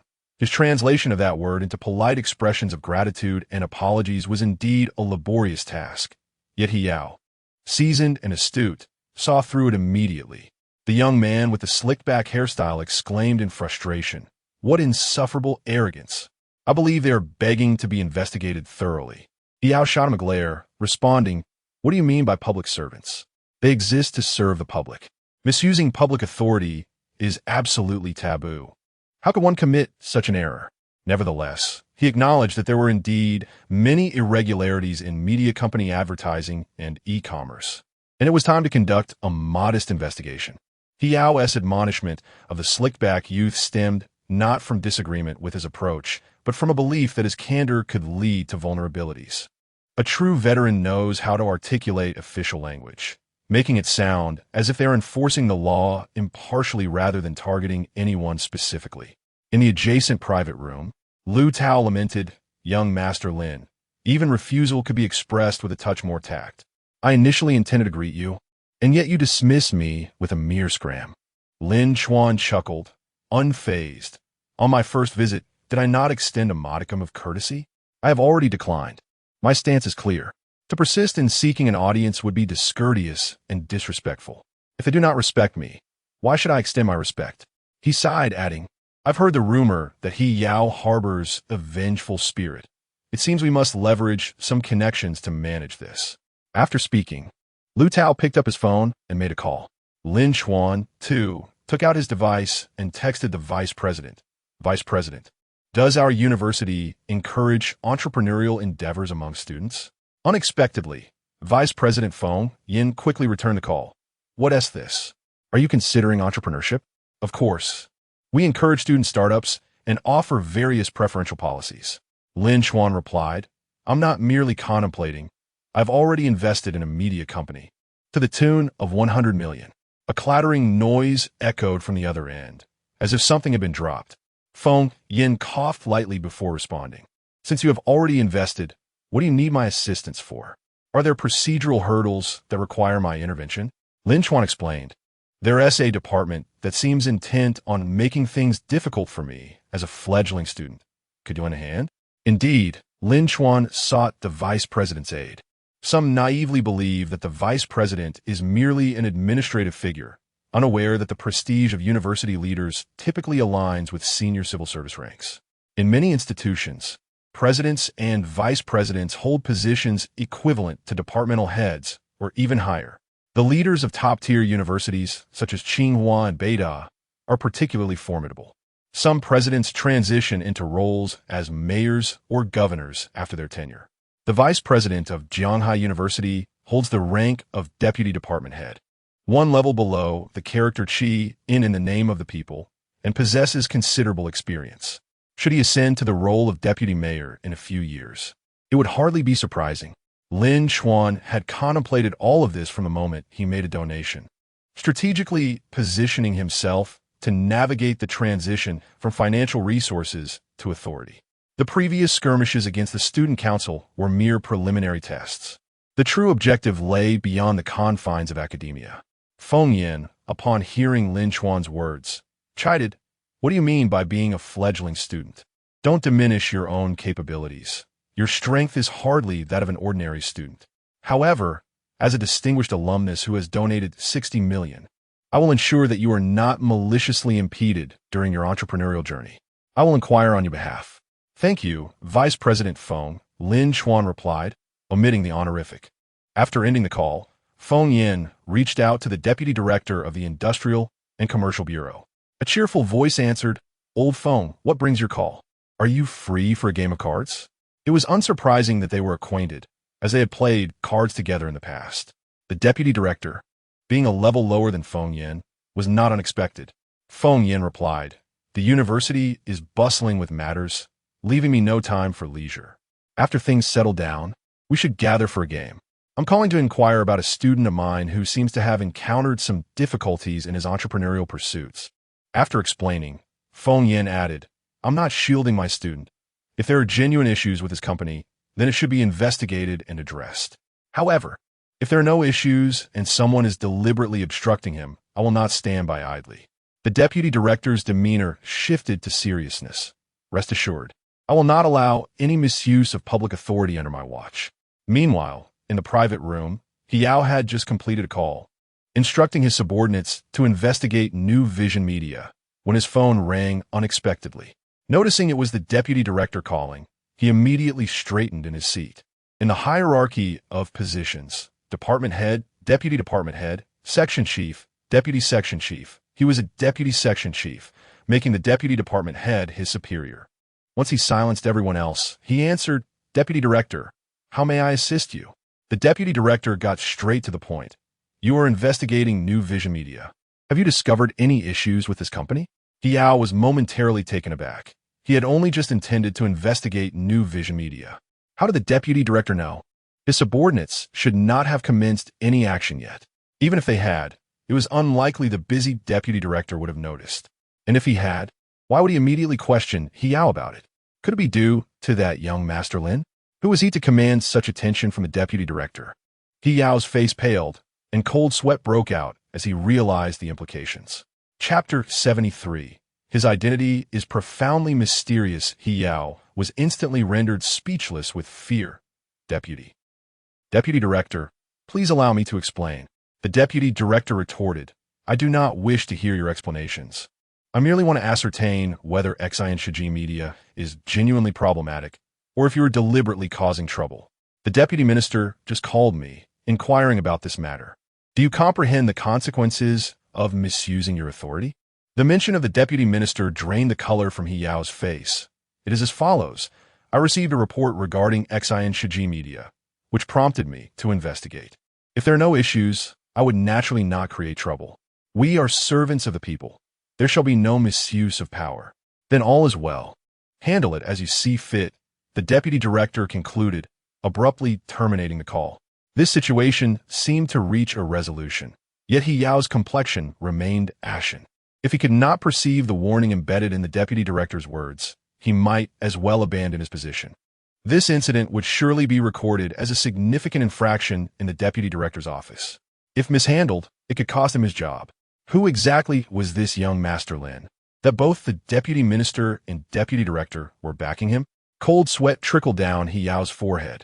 He promptly dialed a call to halt his subordinate's actions before pushing open the door to the private room and returning inside. The young man with slick-back hair, upon witnessing He Yao's pale visage, was momentarily taken aback and inquired, "Brother Yao, what has transpired?" He Yao ignored him and turned to Manager Yao, asking, "Do you have any fine wines here?" Manager Yao replied, "We have Louis XIII and Royal Salute." He Yao commanded, "Bring me 2 bottles of Louis XIII and a case of Royal Salute. Please deliver them to the next room." Manager Yao hesitated for a moment before swiftly complying. Although he was unclear about the specifics of the situation, it was evident that the previously arrogant deputy chief of the Industrial and Commercial Bureau had now shown deference. This was good news for He Yao, as it meant he no longer had to be caught in the middle. "Brother Yao, is the person across from us someone of significance?" The young man with slick-back hair inquired quietly. He Yao's expression darkened as he responded, "Not only is he of significance, but his identity is profoundly mysterious. Just now, the deputy director personally called me regarding this matter and mentioned a deputy minister had inquired as well." Upon hearing this, the young man gasped in shock. The previous bravado had dissipated, replaced by fear.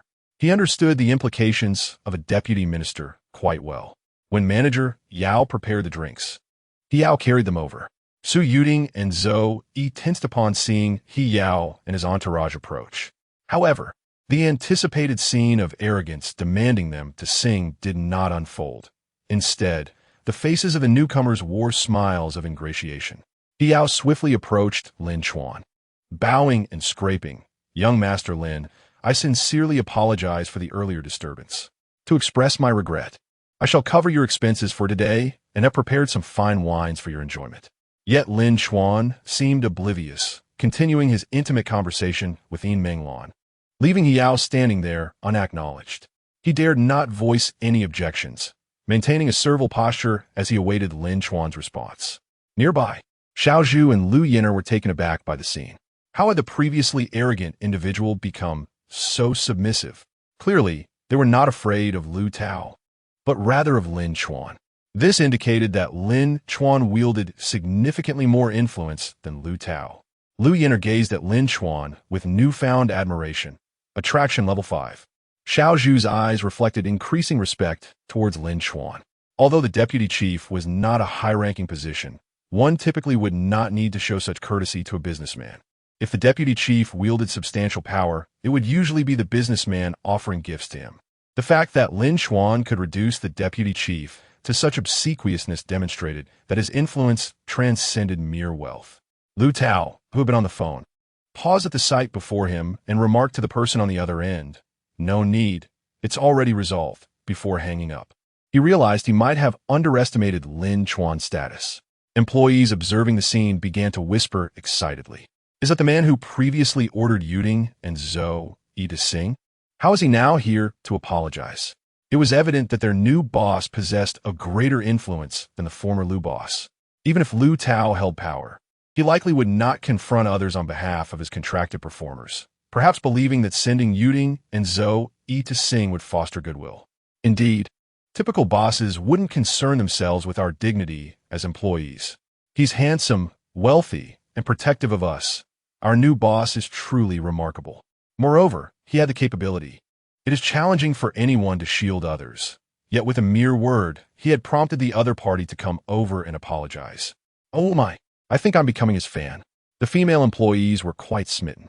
At this moment, Su Yuding and Zhou Yi felt Lin Chuan appeared even more attractive, with Su Yuding noting attraction level 5 and Zhou Yi echoing the sentiment. After leaving He Yao in suspense for a while, Lin Chuan finally acknowledged him. Deputy Chief He, what are you doing? Why are you covering our expenses and bringing us wine? We ordinary folk cannot bear such a burden. He Yao, who once felt pride in being addressed as Deputy Chief, now felt a tremor of fear at the title, fearing his position could be at stake. He quickly smiled and replied, not at all. I come from humble beginnings myself, and I am merely a public servant. I should express my apologies for any offense caused. Lin Chuan remarked, you merely asked them to sing. What offense is there? It is evident that Deputy Chief, he enjoys singing. Since you are here, why not perform a couple of songs? Upon hearing this, He Yao's face flushed red. Previously, he had asked Su Yuding and Zhou Yi to sing, and now Lin Chuan was suggesting he sing, equating him with the female performers. However, he dared not counter the suggestion.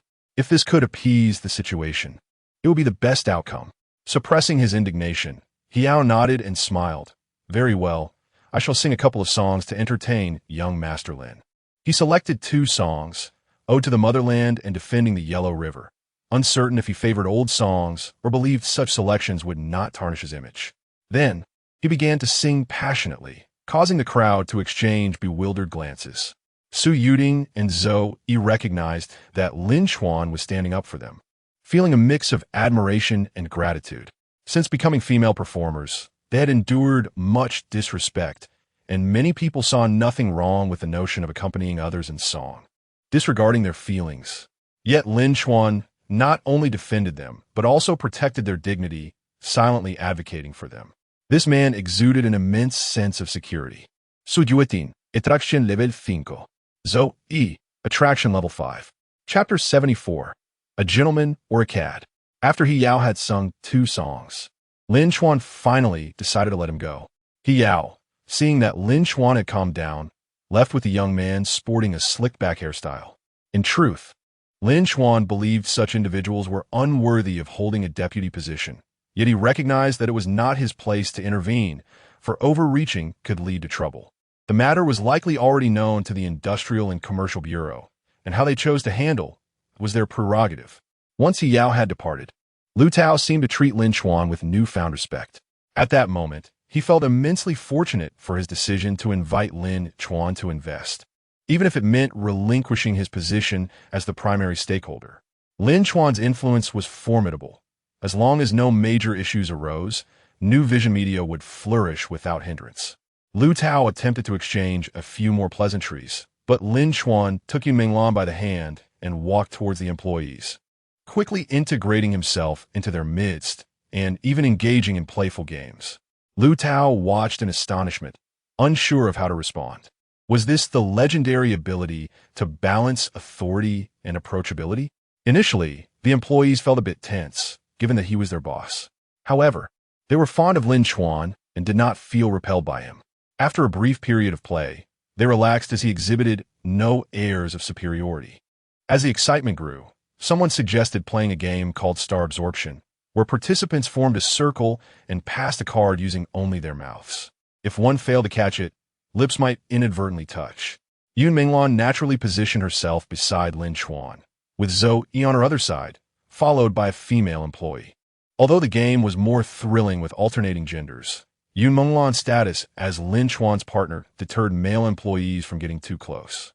Zhou Yi, a popular female streamer, also commanded a degree of caution from a man, while some female employees were less concerned about such matters.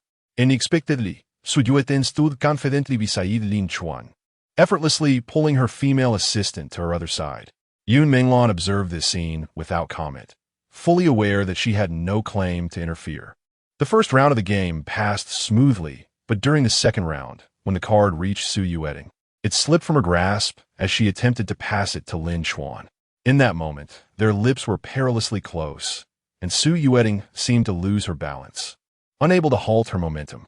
Just as the situation appeared critical, Lin Chuan agilely recoiled and gently steadied Su Yueting's arm, deftly averting potential embarrassment. Su Yueting gazed at Lin Chuan, blinking in surprise at the unexpected outcome. Was their new boss not only handsome, wealthy, and exuding confidence, but also remarkably chivalrous? Su Yueting's admiration for him increased. Yet, was Lin Chuan's action truly born from gentlemanly virtue?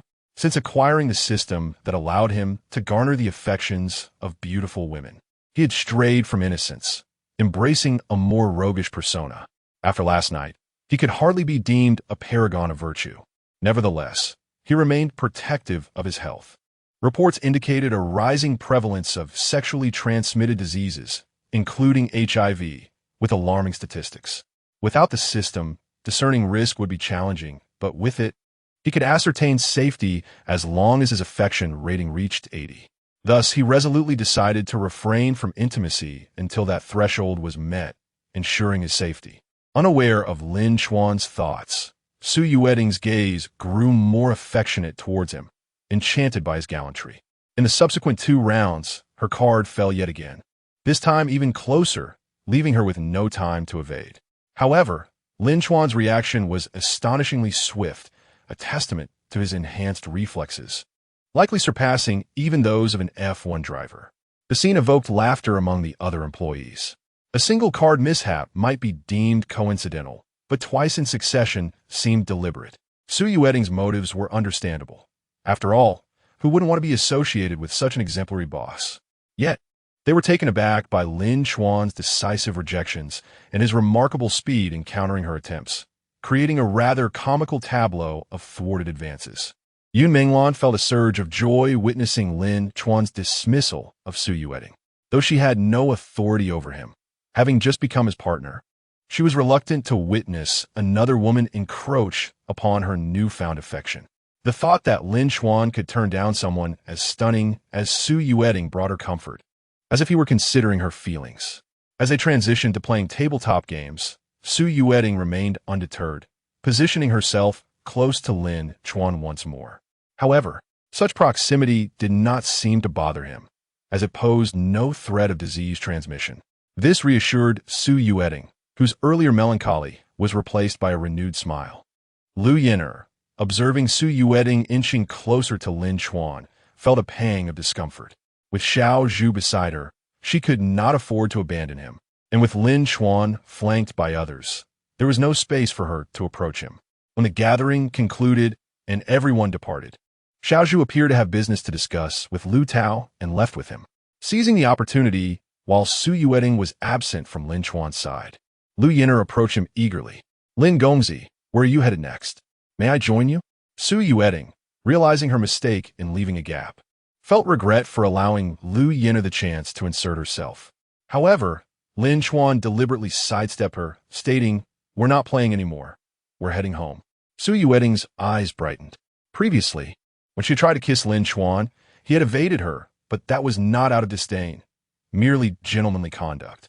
When she later drew closer, he did not shy away again. Yet, with Lu Yin'er approaching, he had recoiled, his body language suggesting a hint of aversion. Su Yueting quickly moved to occupy the space Lin Chuan had vacated, effectively sidelining Lu Yin'er. It was clear that Lin Chuan held a certain distaste for Lu Yin'er, who had only moments ago been clinging to another man. Lu Yin'er, lacking an understanding of boundaries, had overstepped, whereas Lin Chuan preferred to keep a safe distance, merely seeking to enhance his admiration ratings. Lu Yin'er recognized Lin Chuan's aversion, her face flushing with embarrassment and frustration. Yet more than that, she felt an overwhelming sense of regret. The opportunity to associate with an elite heir had slipped through her fingers due to her own choices. Now, not only did she find herself overshadowed by Yun Menglan, but she also felt inadequate compared to Su Yueting, who still had a chance to win Lin Chuan's favor, leaving Lu Yin'er feeling utterly defeated. Chapter 75. The Travel Style of the Wealthy Surpasses Your Imagination. Part 1. Upon returning to Villa No. 6 at Yunlu Mountain residence in the evening, Yun Menglan once again helped Lin Chuan enjoy a delightful bath. Today, she further comprehended the nature of Lin Chuan's identity and status, cherishing his protection even more. The affections displayed by Su Yueting and Lu Yin'er instilled a sense of urgency within her. she realized that even if she had no intention of binding Lin Chuan, she could not afford to be careless. A single misstep could result in her losing even a fragment of Lin Chuan's abundant affection. After his bath, Lin Chuan perused his phone and discovered a series of unread messages. The group chat with his 3 roommates was buzzing with excitement, speculating about Lin Chuan's overnight absence and whether it involved a romantic interest. They also mentioned encountering Yi Meisheng in the cafeteria that day. Su Yuding sent a link. "Young Master Lin, this is my live stream room. If you have time, do come watch. Of course, no gifts, please. Otherwise, the platform will take a cut. I'll sing and dance for you, and if you wish to view privately, that's fine too." Lin Chuan replied, "Sure. I'll stop by when I can. Best of luck. I'm counting on you to earn big for the company." Lu Yin'er chimed in, "Young Master Lin, do you dislike me? I promise I can be good." Lin Chuan, having read enough, closed the chat. However, he bore no animosity towards Lu Yin'er as he did toward Zhang Yan, so he did not delete her contact. The last message was from Yi Meisheng. "Did you go out to play today, since you weren't at school?" This was her first initiative to message him after their encounter in the cafeteria with Ling Wusai and Qin Bingxing. Lin Chuan responded, "How did you know?" Yi Meisheng replied, "Geese." Lin Chuan mused, "Did you run into my roommates and deduce I might be out having fun?" Yi Meisheng teased, "Not fun. And you figure that out? Couldn't you pretend not to know? By the way, I envy you third years who don't have to look for jobs. I wish I could go out too." If Lin Chuan couldn't decipher such hints, he would have wasted 3 years as a devoted admirer. Although he adamantly refused to remain a sycophant, certain skills could still be of use. Lin Chuan contemplated, "Perfect, I too wish to travel, savoring the rewards of my dedication. After all, it is meant for enjoyment." Despite Yi Meisheng's somewhat manipulative demeanor, as long as he kept his heart guarded, she could be a delightful companion on a trip. Additionally, it would offer an opportunity to enhance their rapport. Why not indulge? Lin Chuan replied, "I plan to visit Hainan tomorrow. Do you have time to join me?" True to his nature, Lin Chuan sought to relish whatever he desired. He did not inquire about Yi Meisheng's preferences. Should she decline, he would swiftly seek another companion. Yi Meisheng responded, "I'm free. Let us go. Do you have a travel plan? I have a friend who's been there. I can ask her." Lin Chuan assured her, "No need. I'll handle the arrangements." He then scrolled through his social media and noticed Qin Bingxing had posted about wanting to visit scenic spots to capture beautiful photos with a good camera. Ling Wusai also shared a post expressing a desire to drive an off-road vehicle through the mountains. It seemed like subtle hints, but Lin Chuan could not muster the energy to speculate. He would likely take a closer look if they messaged him privately, but for now, he simply liked both posts and returned to his own matters. He opened the Haoyan Car Club group and inquired, "Is there anyone in the travel industry? Or who knows someone in it?" Peng Zhi tagged someone named Intimate Private Butler, Old Ma, "Young Master Lin. This person specializes in private travel. The prices are steep, but the service is impeccable." Lu Tao also tagged Old Ma, "Young Master Lin. Where do you wish to travel? Perhaps we could go together?" Peng Zhi teased, "Lu Tao, how come you're acting like you're so familiar with Young Master Lin? Surely he'll be going with a beautiful girl. Why would he choose you?" Lu Tao replied, "Why would we be familiar? Young Master Lin is my business partner. He owns half of New Vision Media." This revelation stunned the group. The valuation of New Vision Media stood at 200 million, meaning Lin Chuan had invested a staggering 100 million. The implications were astounding. He could afford to buy 2 luxury cars worth 10 million each, a watch worth $1 million, and even purchase old Peng's mansion worth over 50 million, all in the span of a short time. I must say, that is incredibly lavish. "Young Master Lin, are you interested in investing in our factory? Just 10 million for half the equity." "Young Master Lin, are you looking to buy real estate? I have several excellent apartments, all ready for immediate move-in." Desperate to secure Lin Chuan's investment in their unfinished projects, Zhang Quanan and Lu Feng grew anxious. Wait, we're the ones looking for Young Master Lin's investment first. The entry requirement for this club was a 3 million luxury vehicle, aside from a few car dealers. All members were affluent. However, among the wealthy, there were hierarchies. Many joined the club to expand their networks. Lin Chuan, with his tendency to invest in tens of millions to billions, was undoubtedly the most valuable contact in the group. At that moment, an electronic notification chimed in Lin Chuan's mind. Qin Bingqing, Affection 5. Qin Bingqing's family was in the car sales business, and through her father's various connections, she barely managed to join this group. Typically, she remained silent, only emerging when someone needed to buy a car. At this moment, she had clearly seen the messages in the group, likely stunned even from behind the screen. Intimate private butler, Old Ma, quickly made his appearance. Young Master Lin, I've added you. Please accept. Lin Chuan accepted the friend request without delay. I wish to travel to Hainan. Can you arrange it? Old Ma eagerly responded. Of course. We can arrange travel anywhere in the country or even the world. May I ask what activities you're interested in and your budget? Lin Chuan replied. I'm going with a girl. Please arrange luxury accommodations, diving, yachting, etc. As long as it's enjoyable. I have no budget constraints under 10 million. Old Ma gasped. He already knew Lin Chuan's wealth from the group, but the notion of a budget under 10 million for a mere trip was still astonishing. He recognized this as a potential major client and understood the necessity of arranging everything meticulously to ensure a significant profit. Of course, he dared not overcharge Lin Chuan. He understood that Lin Chuan might be from a wealthy family, capable of extinguishing him with a mere gesture. Old Ma assured, Very well, I will arrange everything for you. Where shall I pick you up tomorrow, young Master Lin? Lin Chuan replied, Yinlu Mountain Residence, number 6. The following morning, the driver arranged by Old Ma arrived, patiently waiting in the courtyard for Lin Chuan to finish breakfast. This meal was prepared by Yin Minglan herself. Although there was a nanny, she wished to showcase her culinary skills. It must be noted that her cooking was indeed quite commendable. After finishing breakfast, the driver took Lin Chuan and his Cullinan and set off. Yin Minglan was well aware of her role and did not inquire about Lin Chuan's destination. Once he departed, she also chose not to linger in the villa. At the entrance of Jianghai University, Yi Meishing had just arrived when a Rolls-Royce Cullinan pulled up in front of her. The window rolled down, revealing Lin Chuan's handsome visage. While the driver stepped out to open the door, Miss Yi, please get in. Chapter 76. The travel style of the wealthy exceeds your imagination. Part 2. Yi Meishing stood before the Rolls-Royce Cullinan, momentarily taken aback by the chauffeur's invitation to enter the vehicle. It evoked a sensation akin to that of a lavish drama, prompting her to flutter her lashes and smile charmingly. So the Cullinan everyone has been discussing on the forums belongs to you, Junior. I assume that Lamborghini is also yours? Lin Chuan showed no hesitation in his response, casually nodding. Indeed, it is mine as well. Yi Meishing's eyes sparkled with newfound allure as she gracefully slid into the back seat, her movements fluid and elegant. At that moment, Lin Chuan's mind echoed with the sound. Yi Meishing's favorability 5. The chauffeur effortlessly loaded her suitcase into the trunk. Who styled your hair? Yi Meishing inquired as she observed Lin Chuan's tousled locks after they settled inside the vehicle. Lin Chuan replied, I got it cut when we were last at the mall. Today, I merely ran my fingers through it. You ought to hire a stylist. Allow me to assist you, she offered, reaching out to tidy his hair.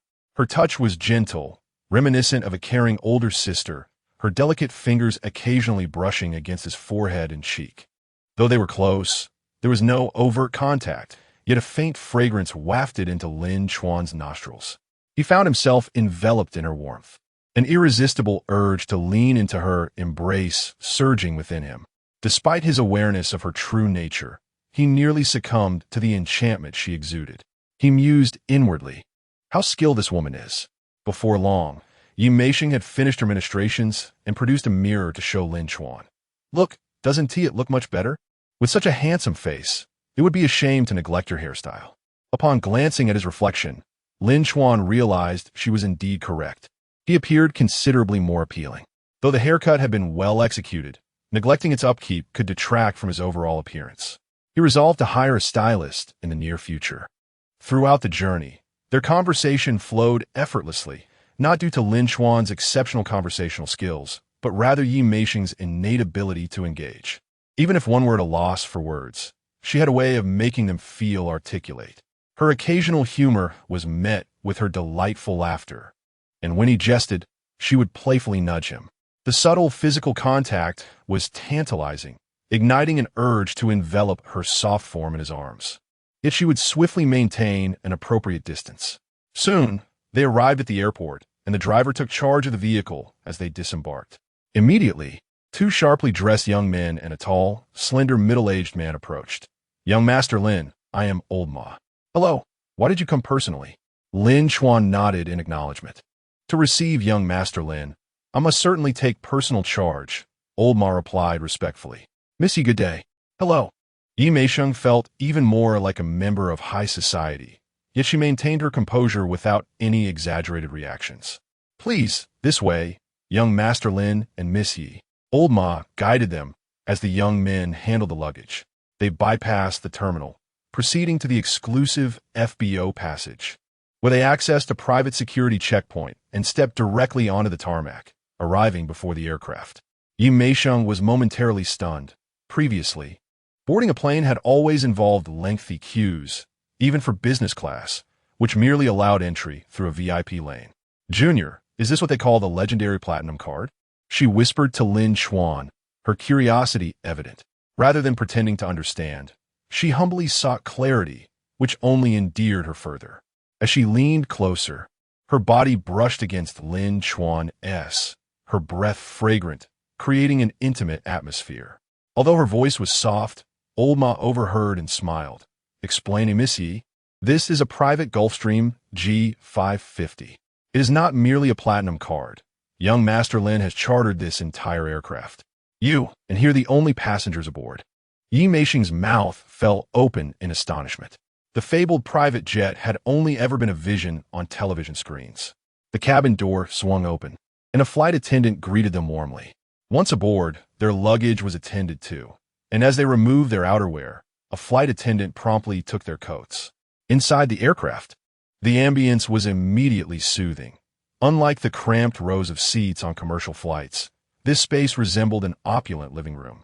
The generous layout featured comfortable sofas, tables, coffee tables, and a television. "Would you care for a drink, young Master Lin and Missy?" the flight attendant inquired with enthusiasm. "Orange juice," Lin Chuan declared. Indifferent to the distinction between high-end and low-end beverages, he simply desired orange juice. Naturally, no one would deem a person who charters a Gulfstream G550 as lowbrow for opting for plain water.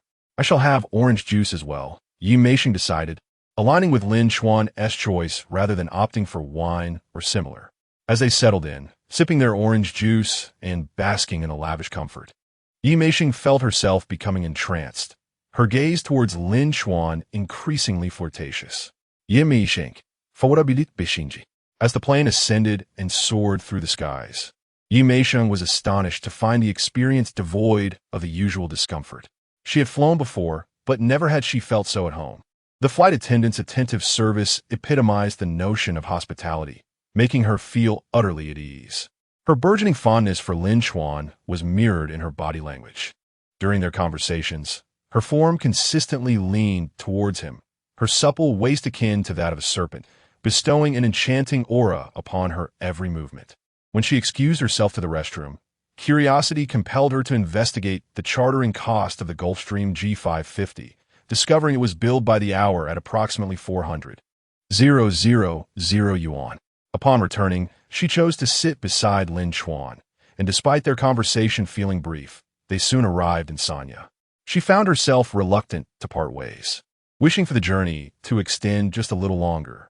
After disembarking, assistance was readily available for their luggage as Old Ma led them through the VIP passage, ensuring a seamless exit from the airport. Waiting outside was a luxurious vehicle, into which they promptly entered as the driver set off. Before long, they reached the Atlantis Hotel, where they checked into the legendary underwater suite, priced at 100,000 yuan per night. The suite was duplex, with the lower level directly adjoining an aquarium, as though the entire accommodation had been transported beneath the ocean. Over 280 species of marine life swam gracefully around them. From departure to arrival, Yi Meisheng felt no trace of fatigue. It was as if every moment had been a luxurious indulgence. She finally understood why Lin Chuan had dismissed the need for a travel itinerary. Thus, when one claims that travel is exhausting, it is not fatigue that they experience, but rather the constraints of financial limitations. For the truly affluent, travel is devoid of any weariness. Yi Meisheng, favorabilit beshinji. Chapter 77. Yi Meisheng gradually succumbs. Yi Meisheng was not only unwearied, but also filled with exhilaration. Upon entering the suite, she eagerly pulled Lin Chuan down to the lower level, where the view from the window left her utterly astonished. While most hotel room vistas might boast of mountains or seas, this room unveiled an enchanting underwater world. Beyond the expanse of glass, crystal-clear waters teemed with a myriad of marine life, all within arm's reach. Whether lounging on the balcony sofa or reclining on the bed, the immense window offered a breathtaking glimpse into the aquatic realm. Captivated by the scene before her, Yi Meisheng was nearly entranced. Lin Chuan, too, found himself momentarily spellbound. Reflecting on the privileges of the affluent, such indulgences were unattainable in his previous life, where year of frugality might only afford a night stay. After savoring the view for a considerable time, they ventured into the lobby to explore the world's largest aquarium, where hotel guests enjoyed unlimited access. They then visited the Hotel South Water Park, partaking in a variety of aquatic activities, also available for unlimited enjoyment to hotel residents. Clad in a swimsuit, Yi Meisheng appeared even more alluring. If Ling Wusai embodied athletic beauty and Yi Menglan represented voluptuousness, then Yi Meisheng was the epitome of softness and grace. Her exquisite back showcased a flawless curve, evoking a sense of longing for the art of cupping. The gentle indent at her waist further accentuated her figure's allure. It was also Lin Chuan's first encounter with Yi Meisheng's physique. Though she prioritized strength over appearance, she could not help but be captivated, her affinity for him increasing by 2 points. As evening fell, they strolled along the beach, witnessing a sea bluer than most coastal views of Jinghaishi, reclining on the sand to watch the sunset. The following day, they embarked on a billion-dollar yacht, complete with a DJ, a violinist, and a chef. A diving instructor was also present, allowing them to experience the thrill of diving amidst tropical fish. The experience of diving was distinctly different from observing marine life in an aquarium. On the third day, they indulged in nearly every imaginable land, sea, and air activity: wave surfing, parasailing, helicopter rides, horseback riding along the shore, and speedboat driving, among countless others. Those who have visited Sanya know it to be both breathtaking and exhilarating, albeit with a hefty price tag and potential pitfalls. If one were to disregard the cost, the advantages became overwhelmingly apparent, and Yi Meisheng found herself enthralled, feeling as though her previous life had been in vain. Her fondness for Lin Chuan did not escalate as rapidly as before, yet it steadily grew, occasionally marked by notifications of increasing affinity. After a day of adventure, they returned to the Banyan Tree Hotel's supreme sea view suite. Indeed, they had changed hotels, for each establishment offered unique characteristics and distinct beach vistas. Following dinner, while seated on the beach, enjoying the sea breeze and engaging in casual conversation, Lao Ma approached with a middle-aged man, introducing him as Xiao Han, the highest authority of the Yonghua Club. "Mr. Lin, it is a pleasure to meet you," Xiao Han said courteously. "I hope you are satisfied with the arrangements made by Lao Ma. Should there be any aspects you wish to discuss, please do not hesitate to let me know." Lin Chuan nodded, expressing his contentment. "It has been quite enjoyable." Xiao Han continued, "Might I inquire if you would be interested in joining our Yonghua Club? Given your status and recent expenditures, you could become a member without any prerequisites. Is your club primarily focused on leisure activities?" Lin Chuan queried, recalling the name vaguely but associating it with recreation due to Lao Ma's involvement. Xiao Han replied with a smile, "Leisure is but a small facet. Lao Ma manages that aspect. Our Yonghua Club is an elite establishment, where every member is a successful individual. It serves as a platform for networking and resource exchange." Lao Ma elaborated, "The Haoyankar Alliance is merely a small club, not particularly noteworthy. Within that circle, I am considered an upper-middle tier member. To be candid, I feel somewhat inadequate in comparison to your caliber. In Yonghua Club, I am not a member, but a service provider. This club truly aligns with your stature, where you will find peers on your level. Since there are no conditions, I shall join," Lin Chuan declared, recognizing that while he possessed ample wealth, he lacked connections. Observing the benefits of membership in the Haoyankar Alliance, he deemed joining the Yonghua Club advantageous. As Xiao Han proceeded to register him, he mentioned, coincidentally, there is a gathering for the Sanya district tonight. If Mr. Lin has the time, I encourage you to join us for some enjoyment. Upon being added to the group, Lin Chuan discovered a ranking system for members, with titles such as Supreme VIP, V3, V2, and V1 explicitly displayed. Newly inducted as V1, he inquired, how does one advance in membership rank? Xia Han explained it. There are two methods, through expenditure or asset verification. I initially wanted to ask if you were interested in advancement, but I hesitated, fearing it might come off as presumptuous. However, with your capabilities, elevating your rank will merely be a matter of time. Lin Chuan understood that society was stratified, even within a single club. In the Haoyun Car Alliance, while there were no formal ranks, a hierarchy existed. His words were always met with earnest attention.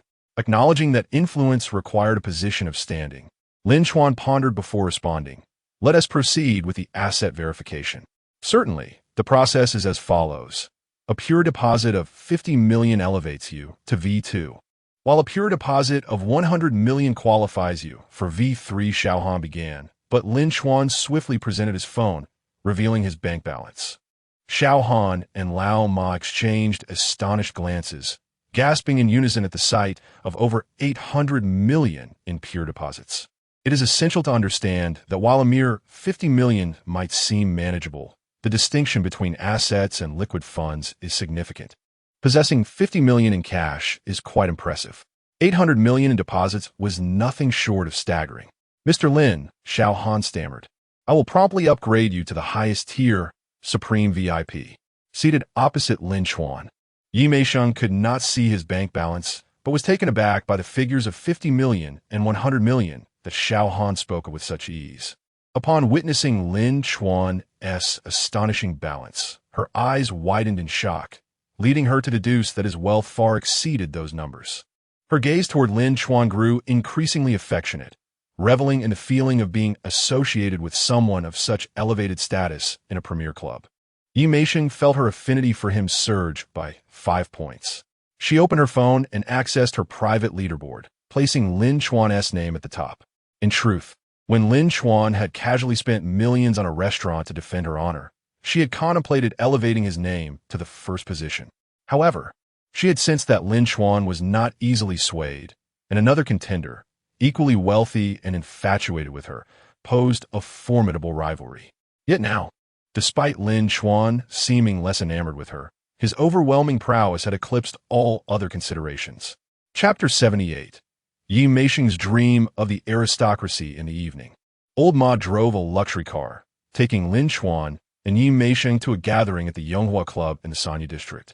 The destination was a seaside villa, surrounded by stunning scenery.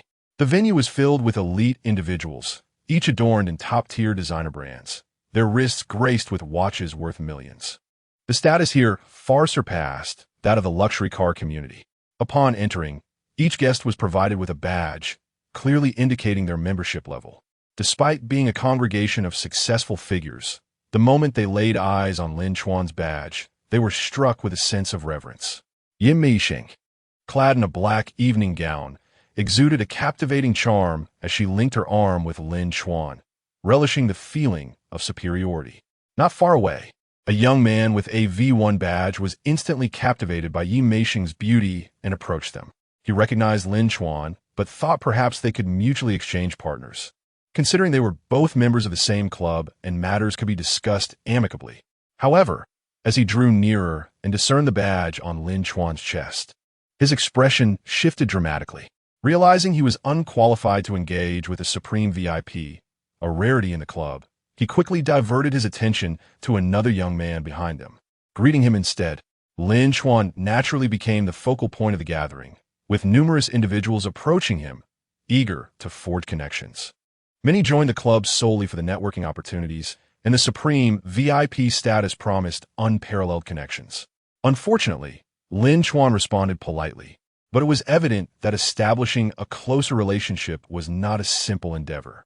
A fashionably dressed middle-aged woman seized the opportunity to ask Xiao Han, "Old Xiao, who exactly is this young Master Lin?"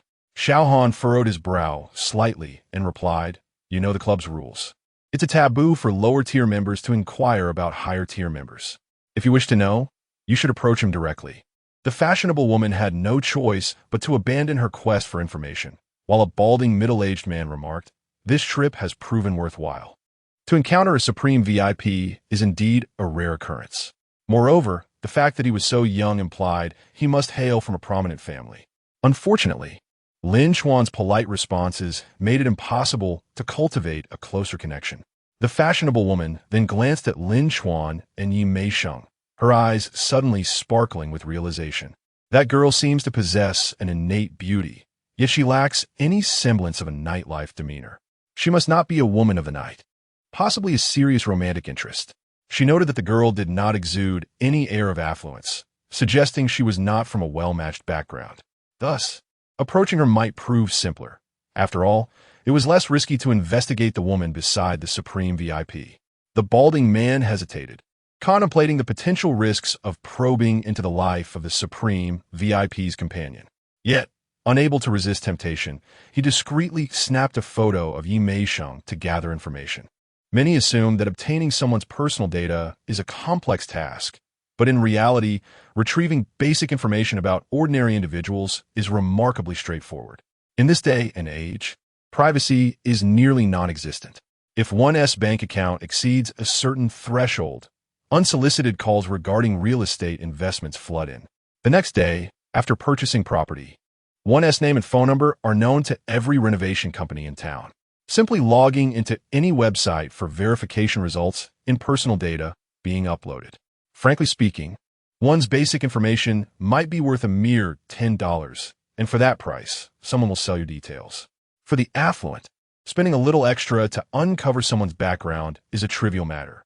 Soon, Yi Meisheng's information was in their hands. Upon reviewing the details, both were taken aback. The fashionable woman exclaimed, "I suspected she wasn't from a wealthy family, but I never imagined her background was so modest. In fact, it appears she has approached poverty in recent years. How did she cultivate such an air of elegance?" The balding man's eyes lit up. Then cultivating a relationship with this young lady may be considerably easier. We could easily resolve any issues concerning her father. The fashionable woman instructed, "Stay put. Women approaching her will be less suspicious." The balding man nodded. "Do remain courteous. After all, she is the companion of a supreme VIP."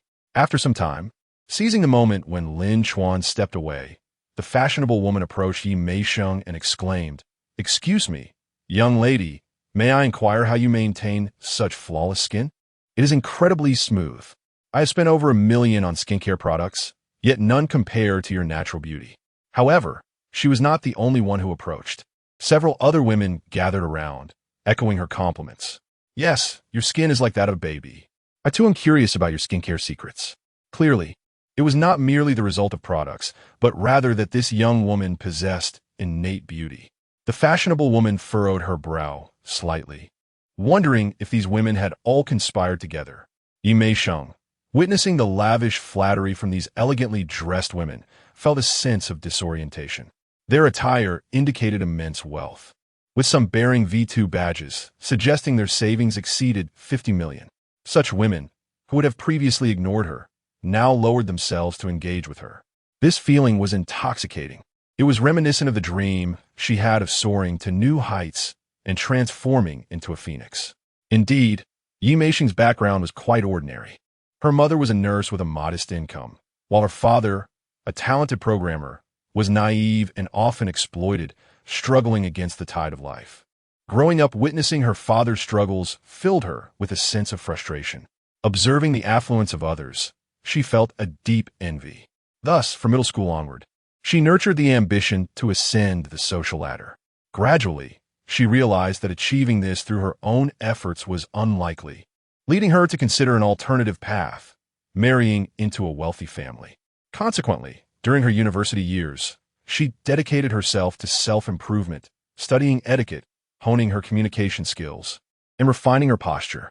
She also began to scout potential partners, knowing that a woman who accepted gifts from everyone would appear cheap.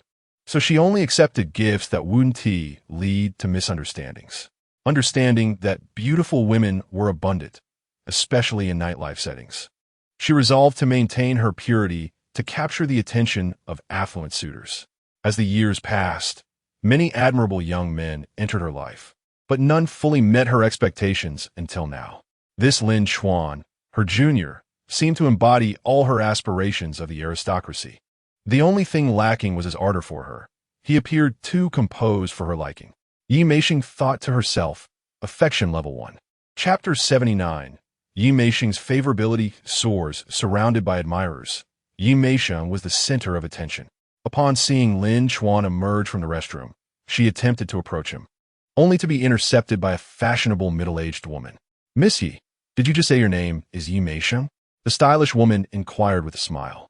Yi Meixing, puzzled, responded, "Yes, why do you ask?" The woman replied, "I thought you looked somewhat familiar. Your father is Yi Hong, right?" Instead of the joy one might expect from encountering a familiar face in a distant place, Yi Meixing felt an immediate surge of caution. Her father was merely a moderately skilled programmer, someone whose boss would likely not remember. The odds of encountering someone who knew him here in Hainan were exceedingly low. Astute as she was, Yi Meixing recognized that these women were drawn to her solely due to Lin Chuan. She was merely basking in his glow. Thus, the mention of her father could harbor ulterior motives, and she resolved not to become a pawn in someone else's scheme against Lin Chuan, lest she become a burden to him.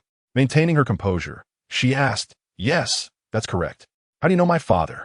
The middle-aged woman, clearly astute, immediately sensed Yi Meixing's wariness. She quickly introduced herself. "Forgive me for not introducing myself sooner. I am Jiang Qi, the owner of Jichuan Technology. I met your father a few years ago at a technology exchange conference and was quite impressed by his talent. He spoke highly of you when we discussed our children." Jiang Qi's words were skillfully crafted, establishing her identity and hinting at a connection with a programmer, yet remaining vague enough to be unverifiable. She continued, "I had previously invited him to our company, but unfortunately, he declined. Is he still with his former company?" Yi Meixing, though skeptical, believed in not biting the hand that offered kindness. "No, he's no longer there. He had a conflict with them." Jiang Qi paused, slightly taken aback. "What kind of conflict?" "Wait, I believe I heard someone mention that Fuwei Technology is suing an employee for stealing company secrets.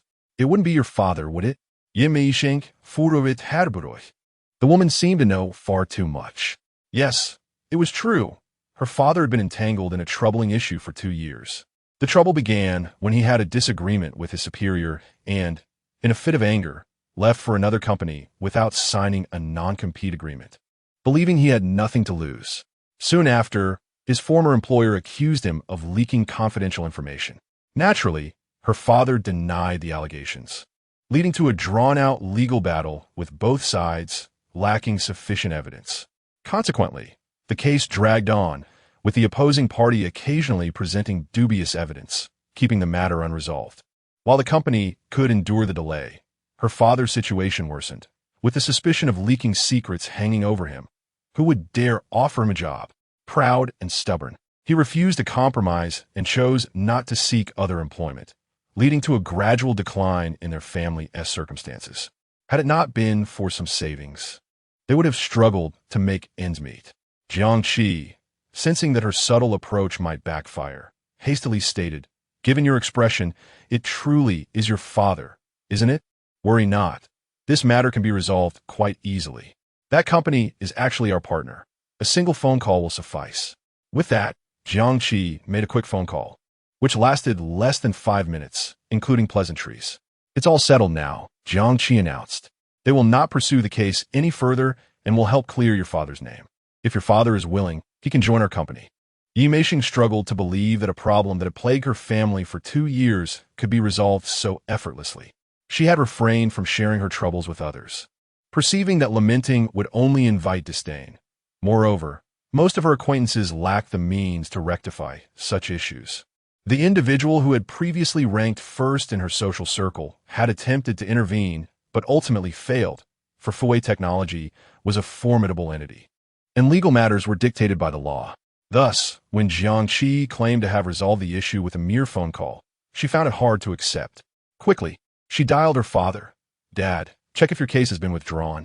Her father, Yi Hong, sounded bewildered on the other end. "It's late. They aren't working now." and the case hasn't been withdrawn. However, my former boss called earlier, and his tone was surprisingly pleasant. He mentioned that they will retract the lawsuit tomorrow, and a public announcement to clarify the situation has already been issued. Meisheng, what is going on? Please tell me you haven't gotten involved with some older man for my sake. I'm just unable to swallow this bitterness. Even if I bear the stigma of leaking secrets, I'd rather quit this line of work and deliver takeout to support our family. No, I'll start delivering takeout tomorrow. Yi Hong's voice grew urgent, and it was understandable. After all, the ability to compel a large corporation to relent indicated the involvement of someone significant. Why would a young woman like Yi Meisheng warrant such assistance from a powerful figure? Hearing the sincerity in her father's voice, Yi Meisheng felt her eyes welling with tears. Though her father might be somewhat simple and lacking in ambition, he had never been unkind to her. Dad, stop with the wild assumptions. The one who helped us resolve this issue is a classmate of mine.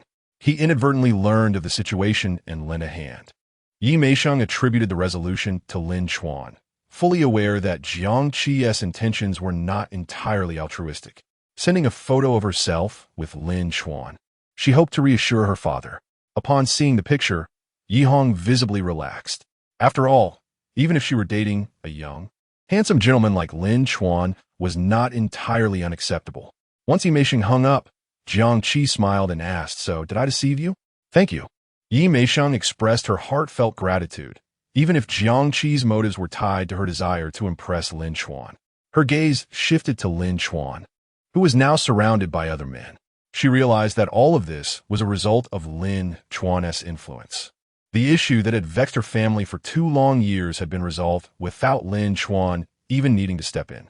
His mere status was enough for others to rally around him, resolving the matter with a single phone call. The disparity was staggering. This man was indeed the embodiment of her ideal partner. A surge of gratitude, admiration, and infatuation flooded her heart, and she gazed at Lin Chuan as if she wished to consume him entirely. At that moment, an electronic notification chimed in Lin Chuan's mind. Yi Meisheng, favorability 5. Yi Meisheng's favorability has exceeded 80. Status update available. Please check promptly. Name, Yi Meisheng. Age, 22. Attractiveness, 8. 3. Height, 168 centimeters. Weight, 52 kilograms. Favorability, 53. 84. Ex-boyfriend. None sexually transmitted diseases. None. Lin Chuan was somewhat bewildered.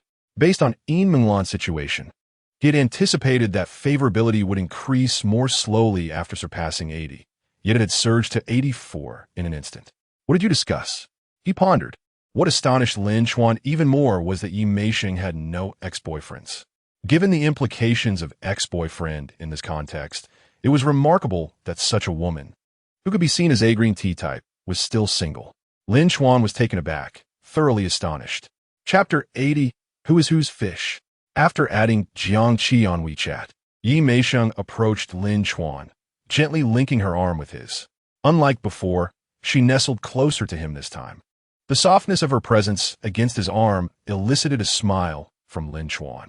To be honest, learning that she was still a virgin significantly increased his affection for her. Even if she was a green tea girl, at least she was one who maintained her dignity. Yet, he remained clear-headed. After all, she was merely a good friend when not overly intoxicated by emotions. Once seated, Jiang Qi and her husband approached, and Yi Meisheng naturally introduced them to Lin Chuan. She refrained from saying much more, knowing that she should not morally coerce Lin Chuan simply because Jiang Qi had assisted her. Such behavior would undoubtedly provoke annoyance, and Jiang Qi's act of kindness was nothing more than a trivial gesture. Lin Chuan, wishing to honor Yi Meisheng, responded politely and even took the initiative to add Jiang Qi on WeChat. This simple act brought smiles to Jiang Qi and her husband, leading them to treat Yi Meisheng with even greater courtesy. Astute as she was, Yi Meisheng recognized Lin Chuan's efforts to give her face. She remained close to him, quietly listening as he conversed with others, silently peeling shrimp for him. Her delicate fingers worked deftly, arranging the peeled shrimp neatly on Lin Chuan's plate. Even after he finished eating, she took out a wet wipe, attentively cleaning his fingers. Before tonight, she had already provided him with considerable emotional value. Tonight, it was elevated to an entirely new level. After a while, The dance music began, and the successful attendees took their partners to the dance floor. A tall and handsome mixed-race youth approached, gentlemanly in his demeanor, and invited Yi Mei-sheng. "Beautiful lady, may I have the pleasure of dancing with you?" He stood over 6 feet tall, with a well-proportioned physique, dressed in an exquisite tailored suit adorned with a V3 badge. Such a mixed-race individual undeniably held a captivating allure for women. He was not there to cause trouble. He nodded politely at Lin Chuan, perhaps influenced by Western upbringing, considering it normal to invite another's partner to dance. However, Yi Mei-sheng simply regarded the young man calmly, smiling as she replied, "I'm sorry. I only dance with my man." The mixed-race youth appeared slightly disappointed, but maintained his gentlemanly composure. "Very well. My apologies for the interruption." As he departed, Yi Mei-sheng did not glance back, seemingly unconcerned, as she leaned against Lin Chuan, quietly listening to his conversation with others. Anyone unaware might assume she was Lin Chuan's intimate partner. If Zhang Yan were to witness this scene, she might not comprehend why a connoisseur of charming men would overlook such a distinguished mixed-race individual. Why would she be so indifferent? Moments later. Once Lin Chuan finished his conversation, Yi Mei-sheng playfully nudged his arm. "Junior, would you care to dance with me?" Lin Chuan chuckled. "I can, but I'm not very skilled. I'm afraid I might step on your toes." "No worries. I'll teach you," she replied with a light laugh, pulling him onto the dance floor. She guided Lin Chuan's right hand to her waist, instructing him on the proper stance, though she allowed him to place his hand on her waist instead. Grasping Lin Chuan's left hand with her right, she rested her left hand on his shoulder, effectively nestling against him. After a few simple steps, Lin Chuan grasped the basic rhythm, dancing with ease without the need for expert precision. "You learn quickly. Surely someone has taught you before?" Yi Mei-sheng inquired as she led him. "Not at all. This is my first time learning," Lin Chuan replied. Yi Mei-sheng chocolate asking. "Given your close ties with Qin Bingqing and Ling Wusa, didn't they teach you? Especially Ling Wusa," she asked from the dance department. Undoubtedly, this was a loaded question. Yet Lin Chuan casually remarked, "Do I really look like someone who has danced before? Perhaps I have a natural talent?" Yi Mei-sheng blinked and studied Lin Chuan for a few seconds, yet he wore an unbothered expression, showing no intention of clarifying his relationship with Qin Bingqing and Ling Wusa. Nevertheless, Yi Mei-sheng chose not to pry further, leaning in to whisper softly in his ear, "Junior, you might just be the prince of my life. That day at Qinxiang Pavilion, you saved me, and today, you've unknowingly resolved my father's 2-year dilemma. How should I express my gratitude?" Lin Chuan smiled. "No need to be so formal. A simple offering of yourself would suffice." Yi Mei-sheng chuckled, leaning in so closely that their lips nearly touched. "Ah, Junior, so you have ulterior motives toward your senior?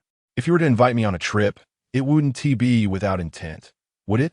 I've heard that when a man and woman travel alone together, something is bound to happen. Is that what you think too, Junior?" Lin Chuan laughed. "Senior, I was merely joking. Why do you think so much? Perhaps it's you who thinks that way. If you wish, I can certainly oblige.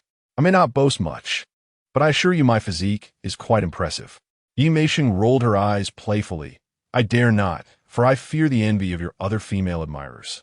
Lin Chuan replied, "What other female admirers? There's only you, senior. Then shall I offer myself to you?" Yi Mei-sheng moved even closer, her breath brushing against Lin Chuan's lips. With her sultry gaze and enchanting demeanor, she resembled a captivating sprite, impossible to resist. Instinctively, Lin Chuan leaned in, but at that moment, Yi Mei-sheng placed a finger over his lips. "Junior, this is my first kiss. If you take it, you must be devoted." "I shall be devoted," Lin Chuan vowed. Yi Mei-sheng's eyes sparkled. "Really?" Lin Chuan solemnly declared, "I swear to the heavens that I will remain devoted. I will always love women." Yi Mei-sheng paused, quickly retreating from his lips, nestling into his embrace, playfully pinching the soft flesh of his waist. "Junior, I didn't realize you were so naughty. Only loving women counts as devotion? It seems you are quite the challenge to manage. Having been so forward, I find myself questioning if I'm simply one of your fish. But wait, who is truly the fish in this scenario?" The following day, Yi Mei-sheng continued to exude warmth and tenderness. Honestly, it was Lin Chuan's first experience with such gentle treatment from a young woman, leaving him feeling somewhat enchanted.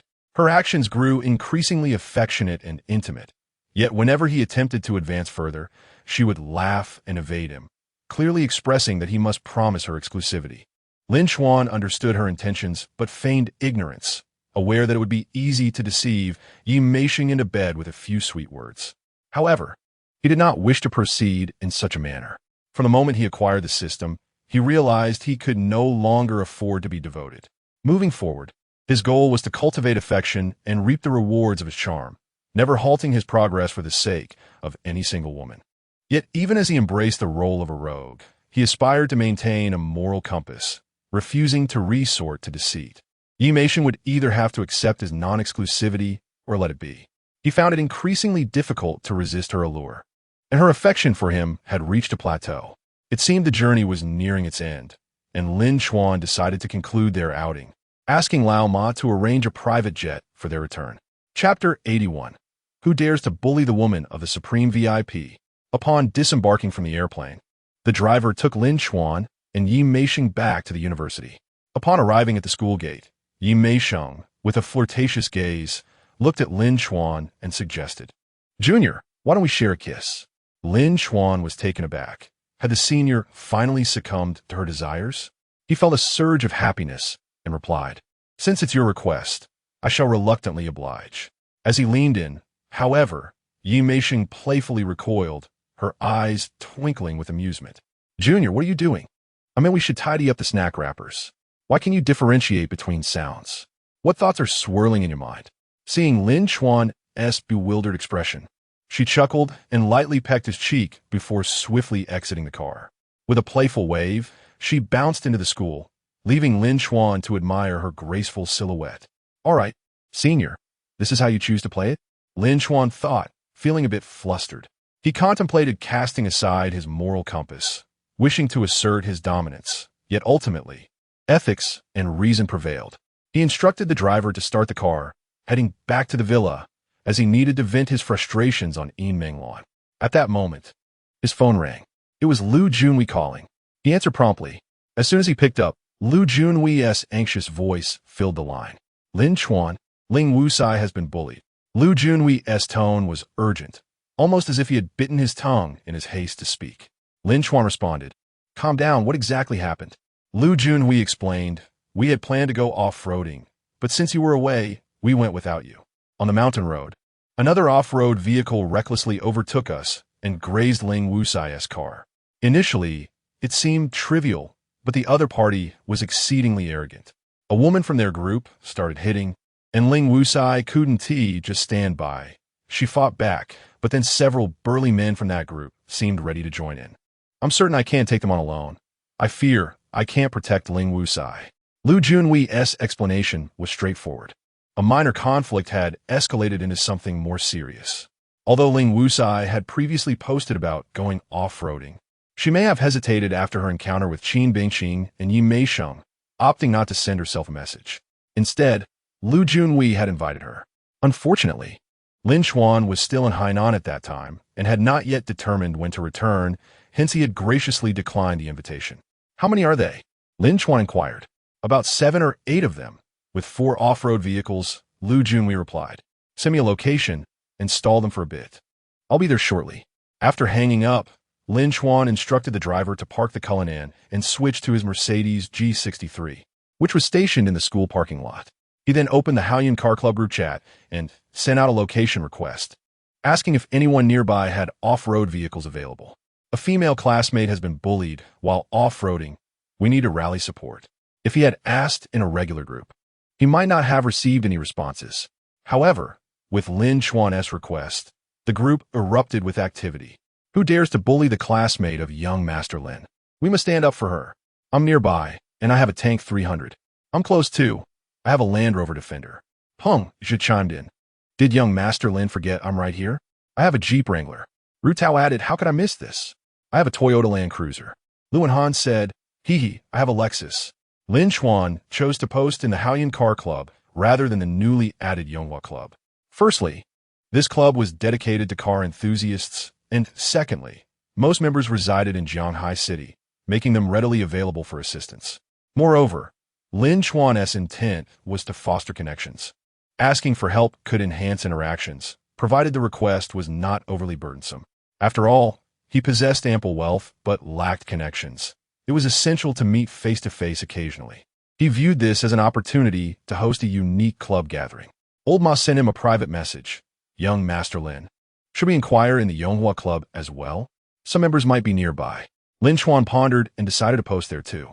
Although he had just joined the club, his title as Supreme VIP ensured he would be treated with respect. The once quiet group chat quickly buzzed with activity.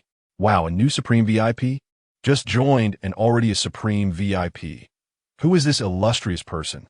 It's young Master Lin. I saw him in Sanya recently. A female classmate? She must be young Master Lin's woman. Who would dare to bully the woman of a Supreme VIP? Alas, some lamented their distance. I wish I were not in Hainan. I can lend you 2 off-road vehicles. I'm right here with a Hummer H1. I'm also nearby with a Mercedes Unimog. Despite the considerable strength of the Yonghua Club members scattered across various regions, only 2 were close enough to offer immediate assistance. Their eagerness stemmed from a desire to cultivate a closer relationship with Lin Chuan. In ordinary circumstances, such networking opportunities were scarce, but this situation was too good to miss. Pangjia had benefited from strengthening his ties with Lin Chuan, selling a luxury property worth over 50 million, which had previously posed financial difficulties. Rutao's media company faced even greater challenges. Lin Chuan's investment of over 100 million had resolved all his issues in an instant. Although they were wealthy compared to the average person, they paled in comparison to Lin Chuan. A mere hint of assistance from him could resolve their financial predicaments. Lin Chuan called Old Ma again. Old Ma, can you arrange a helicopter immediately? Old Ma replied swiftly, absolutely. I'm currently at the airport handling the return of a Gulfstream G550. The aircraft consultant is right here, and we can set it up right away. Lin Chuan instructed. Prepare a particularly impressive one. If the experience is satisfactory, I may consider purchasing one. A nearby female aircraft consultant overheard and excitedly responded, rest assured, young Master Lin. An Augusta AW-139 helicopter is on standby, ready to pick you up. Old Ma added, I've contacted the driver. He'll take you to the nearest helipad. By the time you arrive, the helicopter will be nearly there. Old Ma and the aircraft consultant worked efficiently. They swiftly arrived at the helipad to collect Lin Chuan. Traveling by helicopter ensured the quickest arrival. Meanwhile, the other off-road vehicles assembled rapidly, led by Lin Chuan's Mercedes G63, as they set off in a grand convoy. Chapter 82. Arriving on a colorful cloudy mountain, the highest peak in Jianghai City.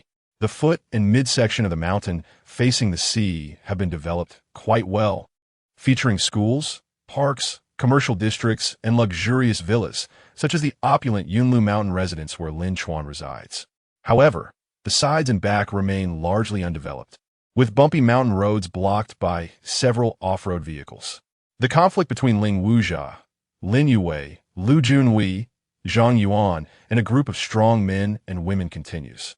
After Lu Junhui spoke with Lin Chuan, following his advice to stall for time, he resorted to offering polite apologies. After some negotiation, the situation showed slight improvement. But just then, a slightly plump woman hurried towards Ling Wuzhia. This woman had a handprint on her face, and with Ling Wuzhia's disheveled hair. It was evident that she was the one who had struck first, only to be met with Ling Wuzhia's retaliation. Taking advantage of Ling Wuzhia's moment of inattention, the woman seized her hair and pushed her down, hurling insults about her attire and accusing her of trying to seduce someone. Though Ling Wuzhia's outfit was indeed somewhat revealing, showcasing her fit physique, it was hardly inappropriate. The confrontation escalated as several other women charged in, and the situation, which had just begun to settle, erupted into chaos once more. With a few swift strikes, Ling Wuzhia retaliated.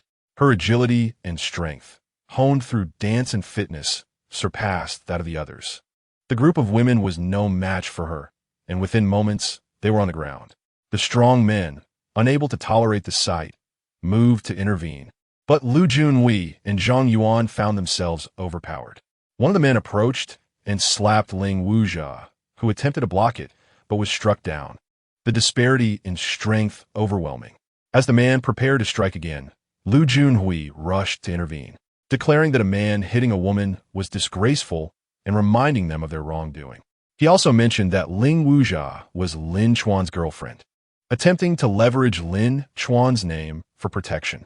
However, the man scoffed, dismissing Lin Chuan's significance and pushing Lu Junhui aside effortlessly. The man seized Ling Wujia as hair once more, intending to push her into a nearby mud pit, but she struggled in vain. Suddenly, the distant sound of helicopter blades cut through the air, growing louder as the aircraft approached. Everyone looked up in astonishment as a helicopter descended, hovering above them. The helicopter landed at a height, as there was no clear ground below. The cabin door opened, and a handsome young man wearing sunglasses stepped out, descending gracefully on a rope. With a perfect physique and chiseled features, he embodied elegance and charisma. Lin Chuan, Lu Junhui, Lin Yue, Zhang Yuan, and the others stood dumbfounded, unable to comprehend the dramatic entrance. They had expected Lin Chuan to arrive in his G-Class Mercedes, but never anticipated such a grand arrival. Ling Wujia, watching the figure descend from the sky, was momentarily mesmerized. The light behind him cast his silhouette in a glorious glow, reminiscent of a line from a Chinese Odyssey about a hero appearing amidst the crowd, adorned in golden armor and riding on colorful clouds. As Lin Chuan touched down, he swiftly unfastened his harness and approached Ling Wujia and the burly man, effortlessly overpowering him. The man, initially stunned, attempted to resist but found himself kneeling in pain as Lin Chuan's grip proved unyielding. Having enhanced his strength significantly, Lin Chuan subdued the man with ease, then turned to help Ling Wujia, gently brushing her hair aside to comfort her. Though Ling Wujia was not a fragile girl, she had been holding back her fear and frustration, and now tears streamed down her face as she buried herself in Lin Chuan's embrace. He held her tenderly, soothing her as the remaining men and women, still shaken by the helicopter's arrival, began to regain their composure. However, one of the men noticed Lin Chuan's Richard Mille watch peeking from beneath his sleeve. His expression changed dramatically, and he stopped the others from intervening. The others were bewildered, but he informed them that the watch was worth over 10 million. The group gasped in disbelief, and the man pinned to the ground widened his eyes, suddenly reluctant to resist. Just then, the roar of engines echoed from afar, and a convoy of luxury vehicles rounded the corner, including a Mercedes G63, a Unimog, a Hummer H1, a Lexus, and a Land Rover Defender. The procession of opulent off-road vehicles came to a halt, and well-dressed men adorned with luxury watches approached Lin Chuan, greeting him in unison, "Young Master Lin." Chapter 83. The people were almost terrified. A group of robust men and women were already intimidated by Lin Chuan, but upon seeing a dozen luxury off-road vehicles, they were utterly petrified. They possessed 4 off-road vehicles themselves, yet the most expensive among them was no more than 3 to 400,000. In stark contrast, the cheapest on the opposite side cost several hundred thousand. The Jeep Wrangler was priced at 500,000, the Land Rover Defender at 800,000, the Toyota Land Cruiser at 800,000, the Lexus LX 570 approximately 1,700,000, the Hummer H1 around 2,600,000, and the Mercedes-Benz G63 about 3,200,000, with the Mercedes-Benz Unimog reaching 4 million. These figures reflected the base price alone, excluding purchase tax, vehicle tax, luxury car tax, and so forth. They were enthusiasts of off-roading, yet this was their first encounter with such an extensive array of top-tier vehicles. Each of these cars was a coveted dream. Now, it felt like a car exhibition lining up before their eyes. The individuals stepping out of the vehicles were clad in exquisite attire and adorned with prestigious timepieces, exuding an extraordinary aura that clearly marked them as successful individuals. Yet, to their astonishment, this group of affluent individuals respectfully addressed the young man as Young Master Lin. The stout men and women were rendered speechless, frozen in place, beads of cold sweat trickling down their brows. Arriving by helicopter, flaunting million-dollar watches, and accompanied by a dozen successful figures, they could scarcely fathom whom they had offended.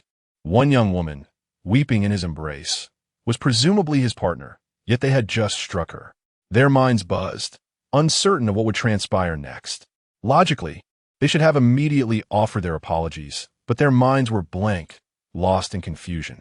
One burly man stared at Pengja for several moments, his expression shifting suddenly as he lowered his voice in terror. "Do you see that, gentleman? Isn't that boss Peng?" Another stout man exclaimed in astonishment. "It seems to be him, the real estate investor. I once saw him when I accompanied my boss to a property auction." Upon hearing this, the others turned pale. "Wait, isn't that Lu Wenhan, a real estate developer? He is someone our boss would have to curry favor with.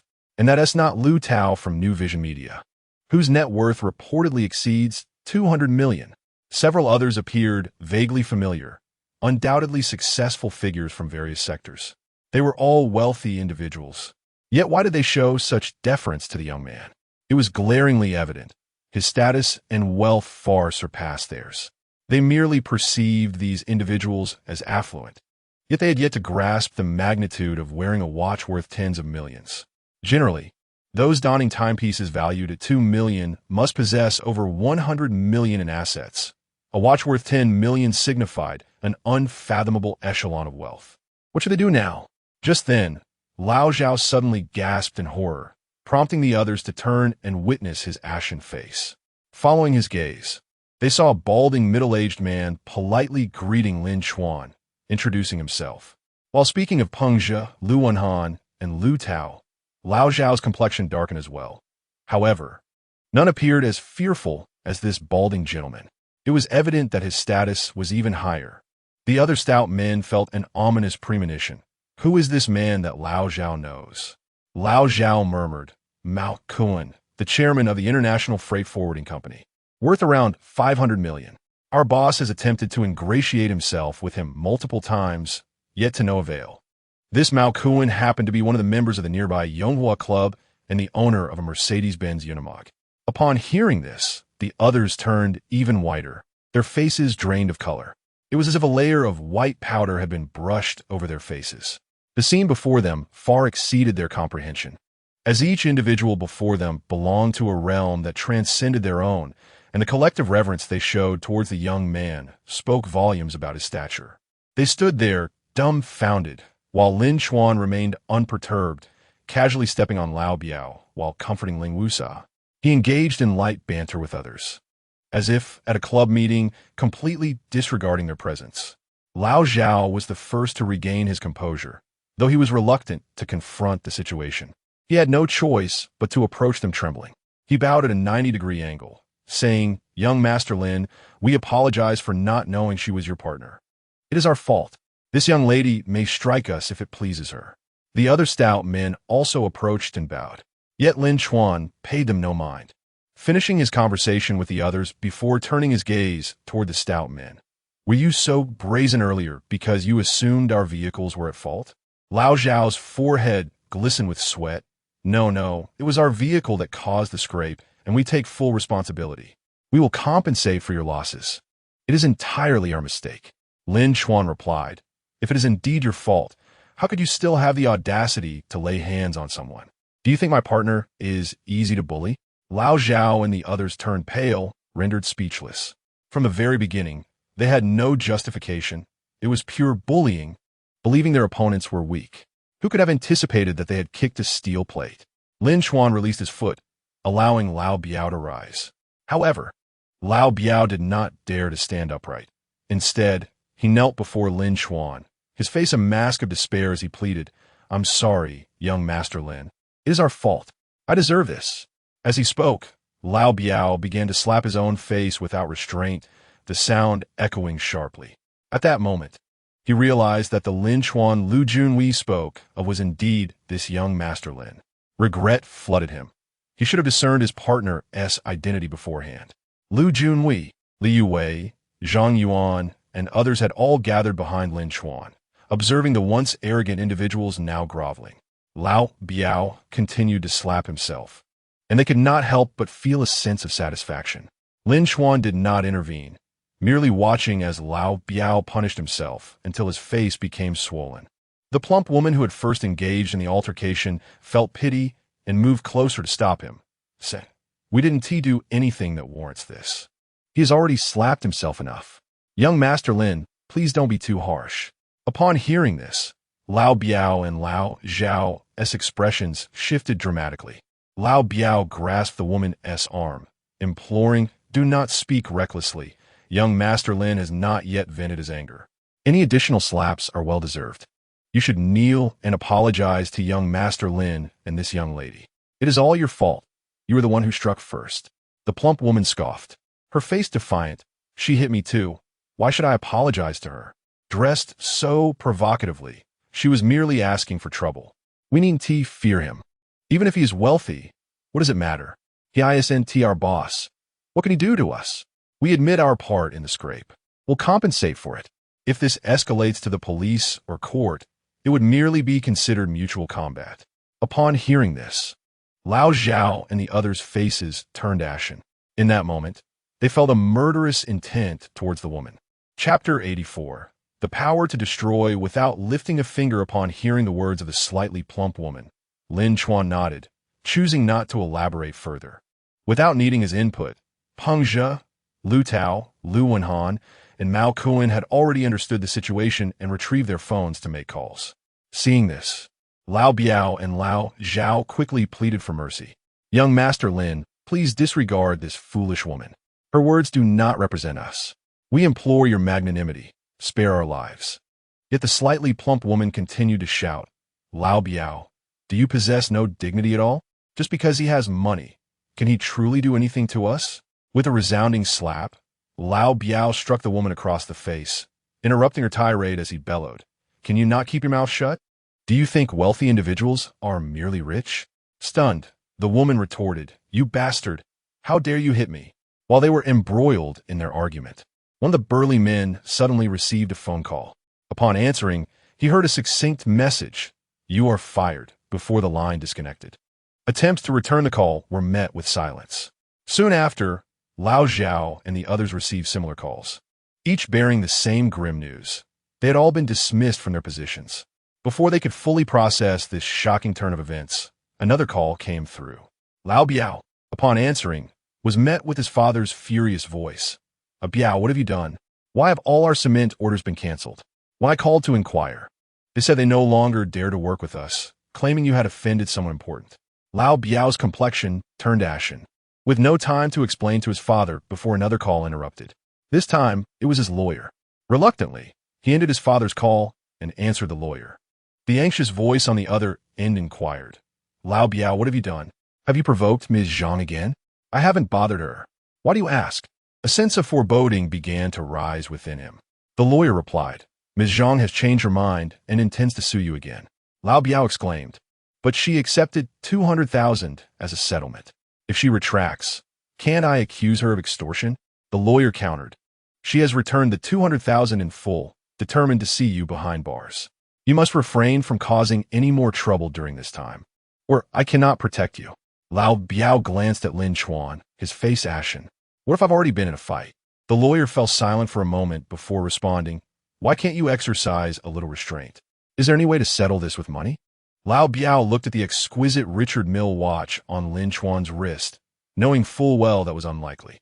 He refrained from expressing that not only was it improbable, but the other party could easily spend millions just to litigate against him. The lawyer warned, "That poses a significant problem. With one charge, you might receive probation. With two, you could genuinely face incarceration." Meanwhile, Lao Zhao, having just been fired, received another call. After only a few words, his pupils dilated in shock. "She has gone mad. What advantage does this bring her? Exposing our situation, isn't she afraid her husband will leave her with nothing?"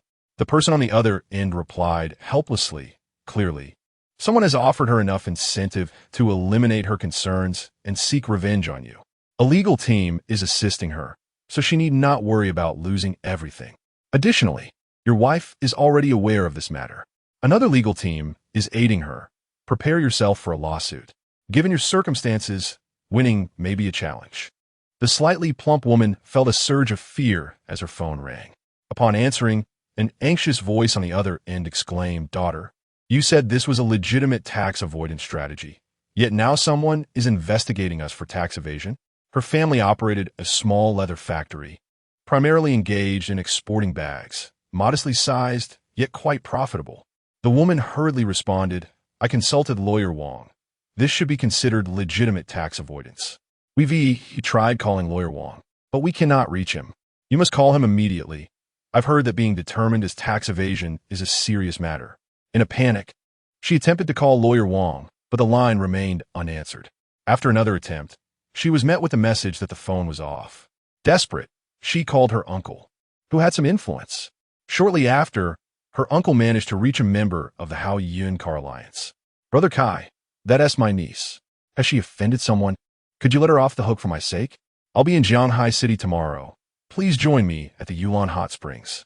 The middle-aged man, slightly overweight and standing at the edge of the gathering, shook his head with a sigh. She hasn't offended me, but someone of significantly higher status. I advise you to stay out of it.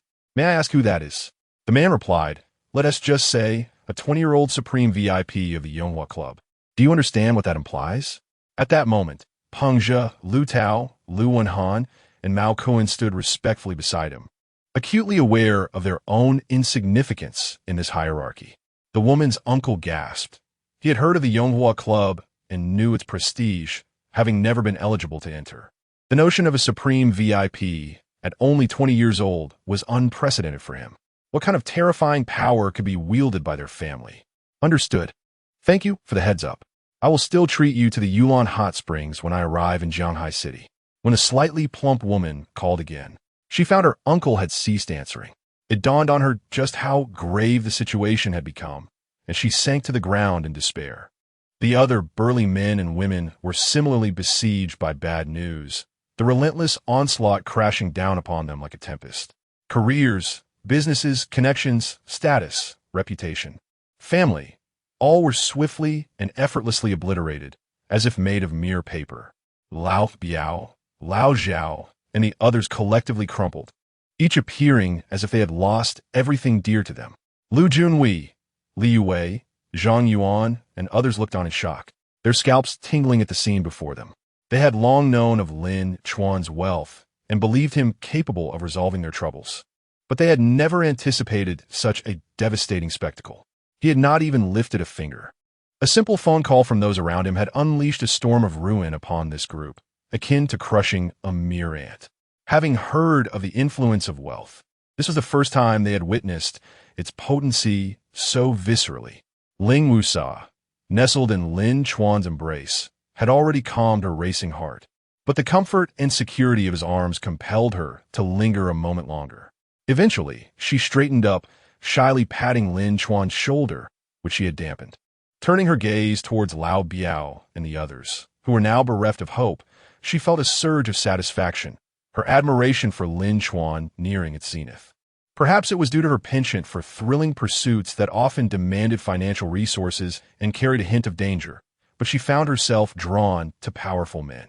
In contrast, Wang Qinyang and Zhang Yuan, with their ordinary and timid backgrounds, could not provide her with the excitement she sought. They could not afford to indulge in her desired escapades and lacked the aura to captivate her. While she remained unaware of the full extent of what a powerful man could offer, her understanding was not as profound as Yi Meishing's. She rarely contemplated such matters or made elaborate plans. Yet, in this moment, she began to grasp that a formidable man represented conquest and a sense of security. Ling Wusa, Affection Level 15. Chapter 85. Ling Wusao surprisingly exhibits a vulnerable side. Lin Chuan refrained from casting another glance at Lao Biao, the plump woman, and the others, remaining impervious to their desperate pleas. He turned to Ling Wusao and remarked, You went off-roading without calling me. Had I been there, you wouldn't have been bullied. Ling Wusao playfully shot him a glance and replied, I posted it on my moments, and you saw it, and even liked it. I invited you last time. Why can't you invite me this time? Besides, who would dare to message you privately? Who knows if you were out with Yi Meisheng, Qin Bingxing, or some other campus belle? Typically cool and composed, her tone now bore a hint of playful charm, coupled with the remnants of her earlier tears. She exuded an enchanting allure, enhancing her femininity. The slight upward curve of her lips revealed her current joy. Lin Chuan felt no guilt. He retorted, It was just a moment's post. Who knows who you were showing it to? Ling Wusao raised an eyebrow and declared, Next time, I'll message you directly to invite you. and you must come. Lin Chuan responded, if I'm free, I will definitely come. How could I refuse an invitation from the illustrious Miss Ling? Now let us go. Ride in my car. You can let Lu Junwei drive yours. Though Ling Wuxiao had previously been leaning against Lin Chuan while crying, even after she stood up, her body still remained close to him, perhaps subconsciously seeking the security he provided. Lin Chuan naturally took her hand, and she blinked but did not resist, complying effortlessly. Lin Chuan addressed Peng Zhe, Lu Tao, Lu Wenhan, and Mao Kuan. Thank you all for showing up to support. Since you've made the effort to come, I can only treat everyone to a meal at Yushanfu. It's a rare gathering, so let us consider it a club meeting. The group quickly expressed their gratitude, insisting it was no trouble. Everyone was aware of Yushanfu's reputation, and given Lin Chuan's standing, they felt no hesitation in accepting the invitation.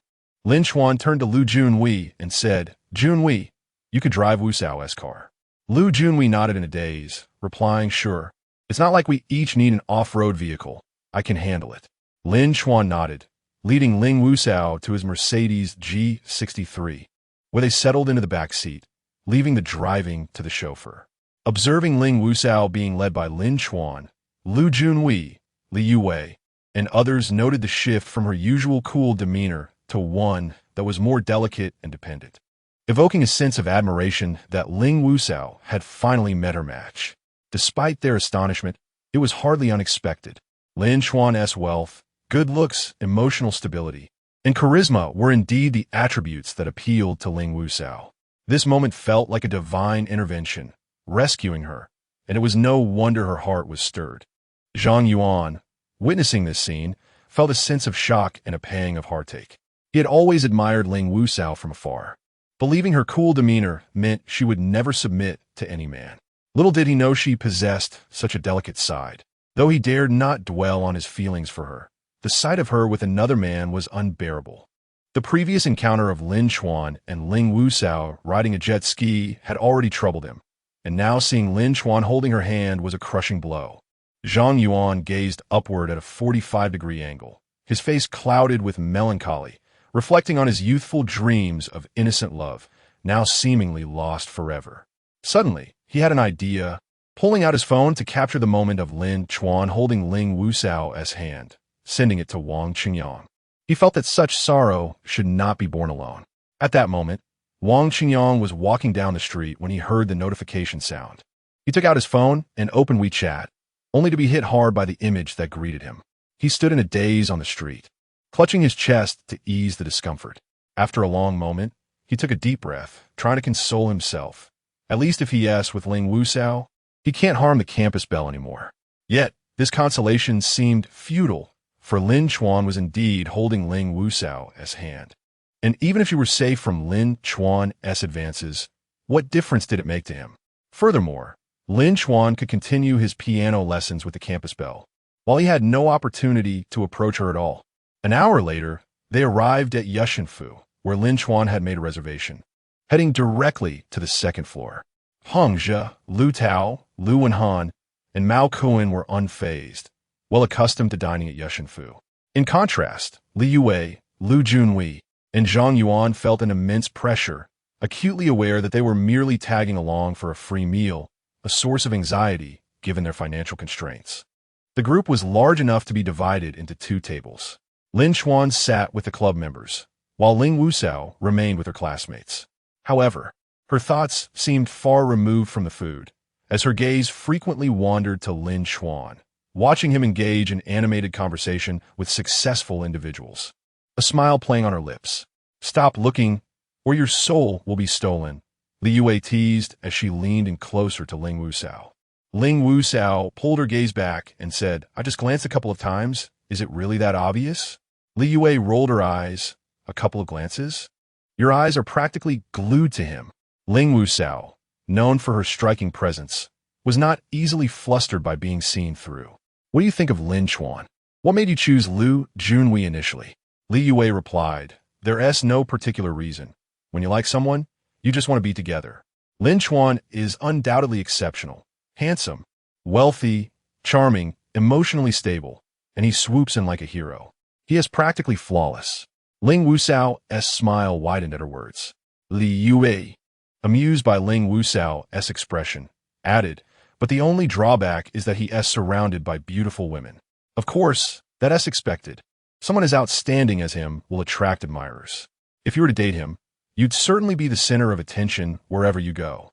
However, you might also feel insecure in the relationship, worrying about potential temptations.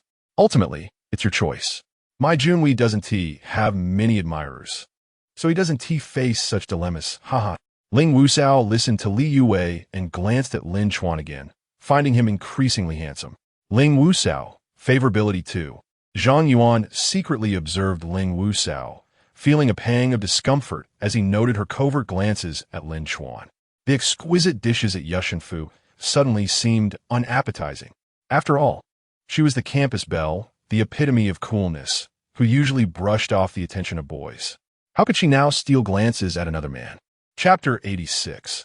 Ling Wusao's affection soars at the dining table. Lu Wenhan, Mao Kuan, and others introduced themselves to one another. As Lin Chuan had suggested, they treated this gathering as a club meeting. The conversation soon turned to business. While it appeared to be casual chatter, each individual aimed to capture Lin Chuan's attention, hoping to pique his interest in their ventures.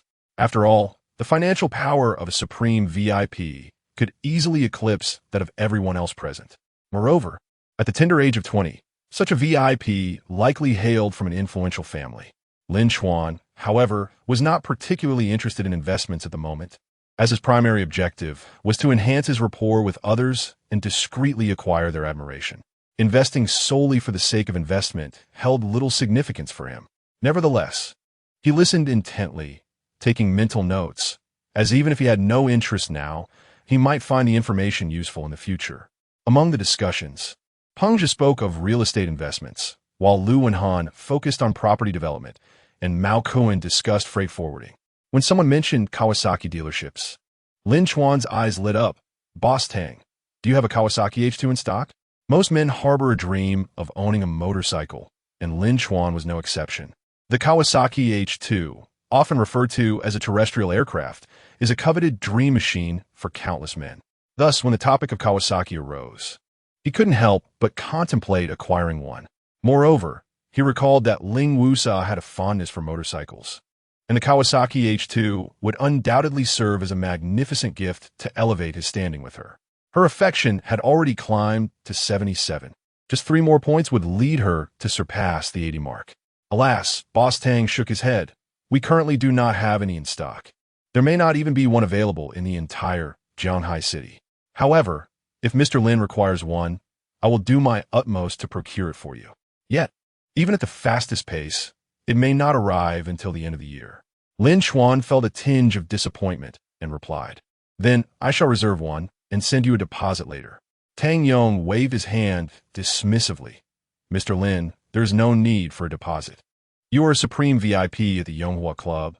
It would be madness to think you might arrive and find yourself unable to afford it. At that moment, Chen Lang interjected, Mr. Lin, how about a Suzuki Hayabusa?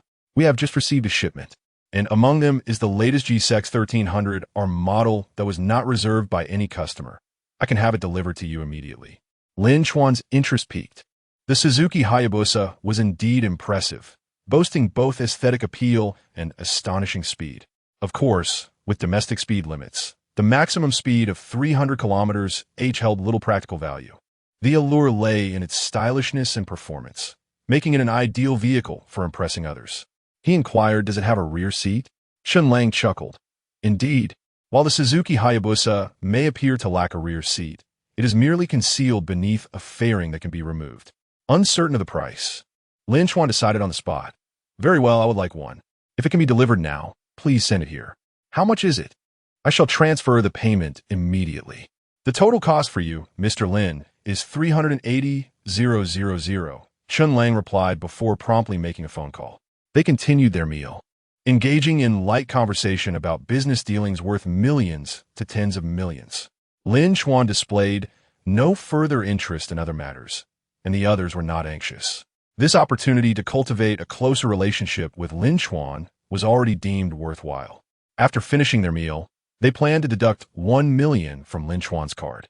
Though everyone treated this as a casual gathering, They had initially come to support Lin Chuan, and thus they departed shortly after. As they descended the stairs, Ling Wusa took the initiative to clasp Lin Chuan's hand, displaying no shyness in her demeanor. Upon reaching the ground floor, they encountered a group of onlookers, drawn by the sight of a brand-new motorcycle just unloaded from a truck. Its sleek and stylish design was undeniably eye-catching. Ling Wusa's eyes sparkled with excitement, and Lin Yue, Lu Junwei, Zhang Yuan, and others also gazed in awe. Even those unfamiliar with motorcycles could appreciate its beauty. Just then, Chun Lang approached. "Mr. Lin, the motorcycle has arrived. Would you like to take it for a spin?" Ling Wusa, Lin Yue, Lu Junwei, and Zhang Yuan looked at Lin Chuan in astonishment. "Did you buy this?" They wondered. Such a high-end motorcycle must surely be expensive. Could he have made such a purchase in the brief time it took to have a meal? However, recalling Lin Chuan's luxurious cars and opulent residence, they soon realized that for him, this was likely a trivial expense. Lin Chuan mounted the motorcycle, revving the throttle, which roared to life like a awakened beast. He raised an eyebrow at Ling Wusa and said, "Hop on." Ling Wusa chuckled lightly, gracefully taking her place on the rear seat, effortlessly wrapping her arms around Lin Chuan. They adhered to traffic regulations, donning their helmets. "We shall return to school first. You can take your own vehicle back. The driver will bring my Mercedes-Benz G back. You are welcome to ride with him." Lin Chuan casually informed Lu Junwei and the others before starting the Suzuki Hayabusa and speeding away. As the onlookers watched their retreating figures, envy washed over them. "Wow, that's so cool. In my next life, I want to be wealthy too." One remarked, "I checked. That appears to be a Suzuki Hayabusa, priced at over 100,000. You've got it wrong. That's no ordinary Hayabusa. That's the new GSX 1300R, costing nearly 400,000 after taxes," another corrected. A motorcycle costing 400,000 was simply outrageous. Zhang Yuan watched Lin Chuan and Ling Wusa ride away, feeling increasingly melancholic.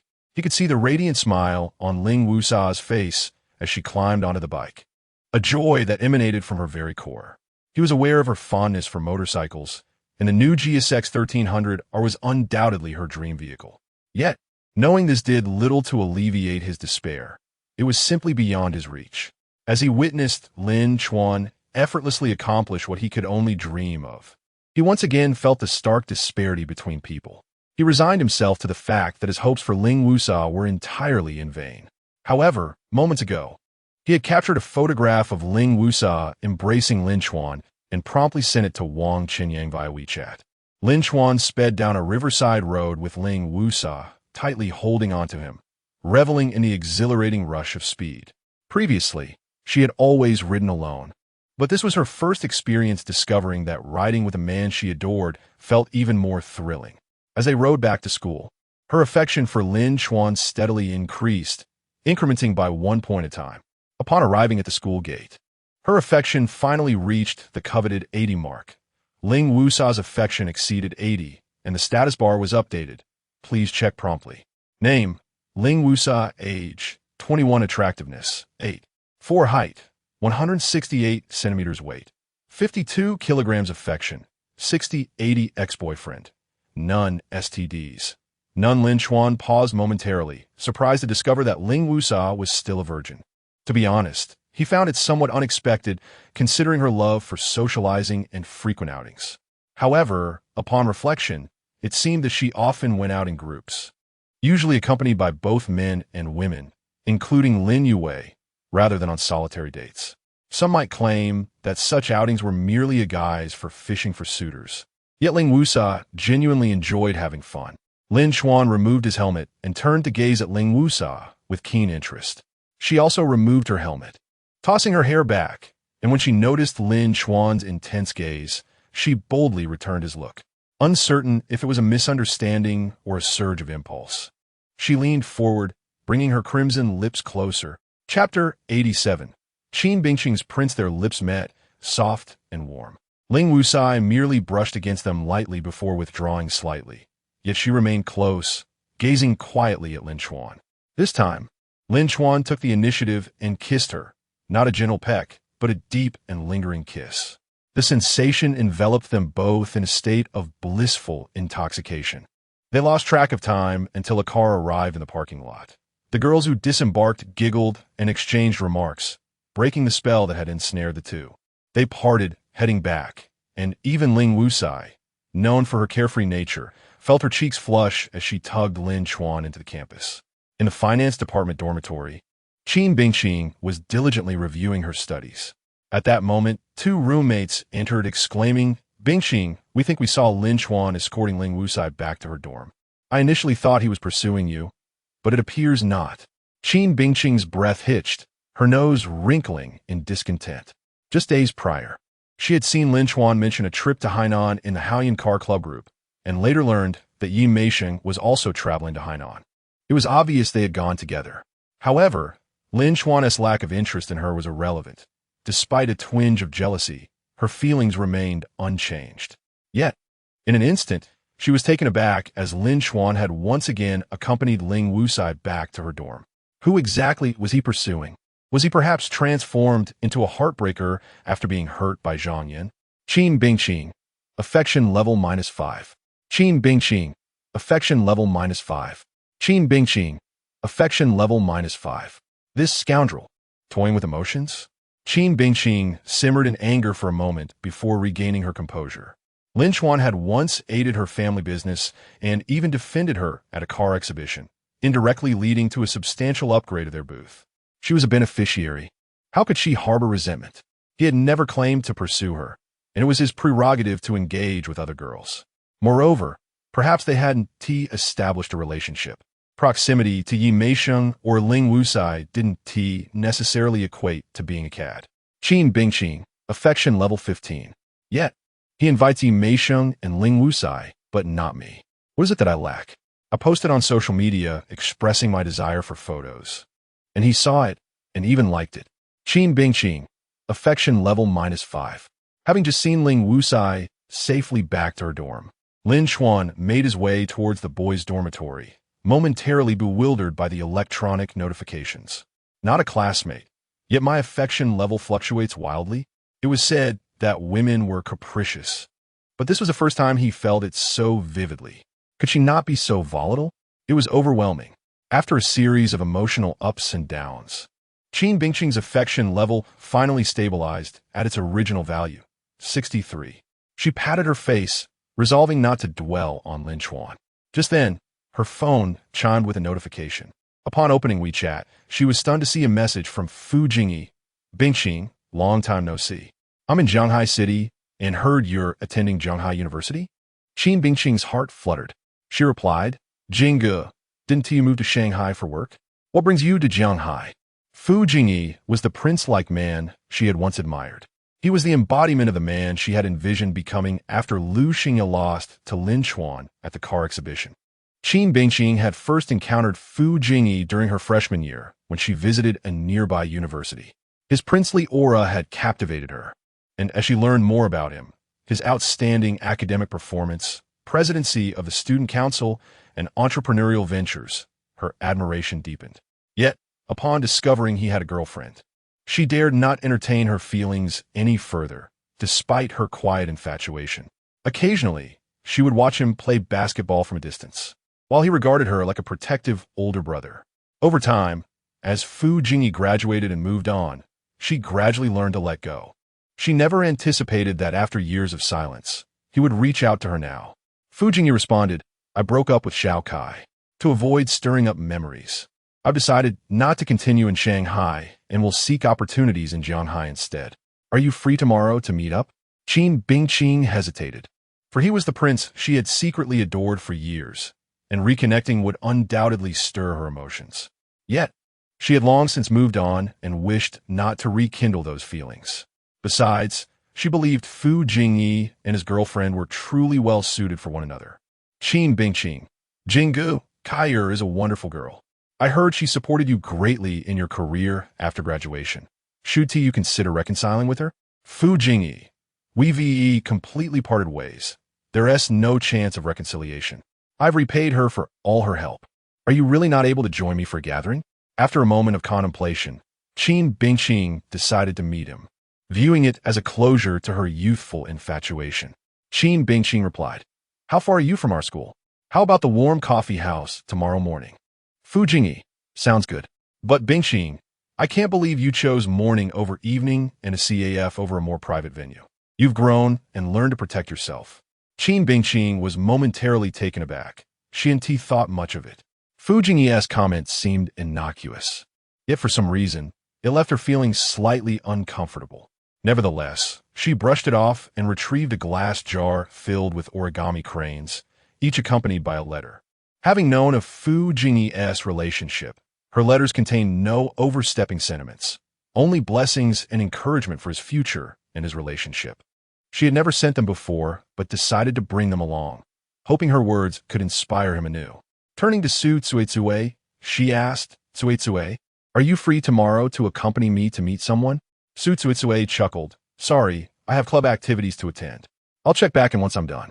The following morning, Qin Bingqing set out alone. Upon arriving at the warm coffee house, she spotted Fu Jingyi already there. Fu Jingyi smiled, "Bingqing, you've arrived."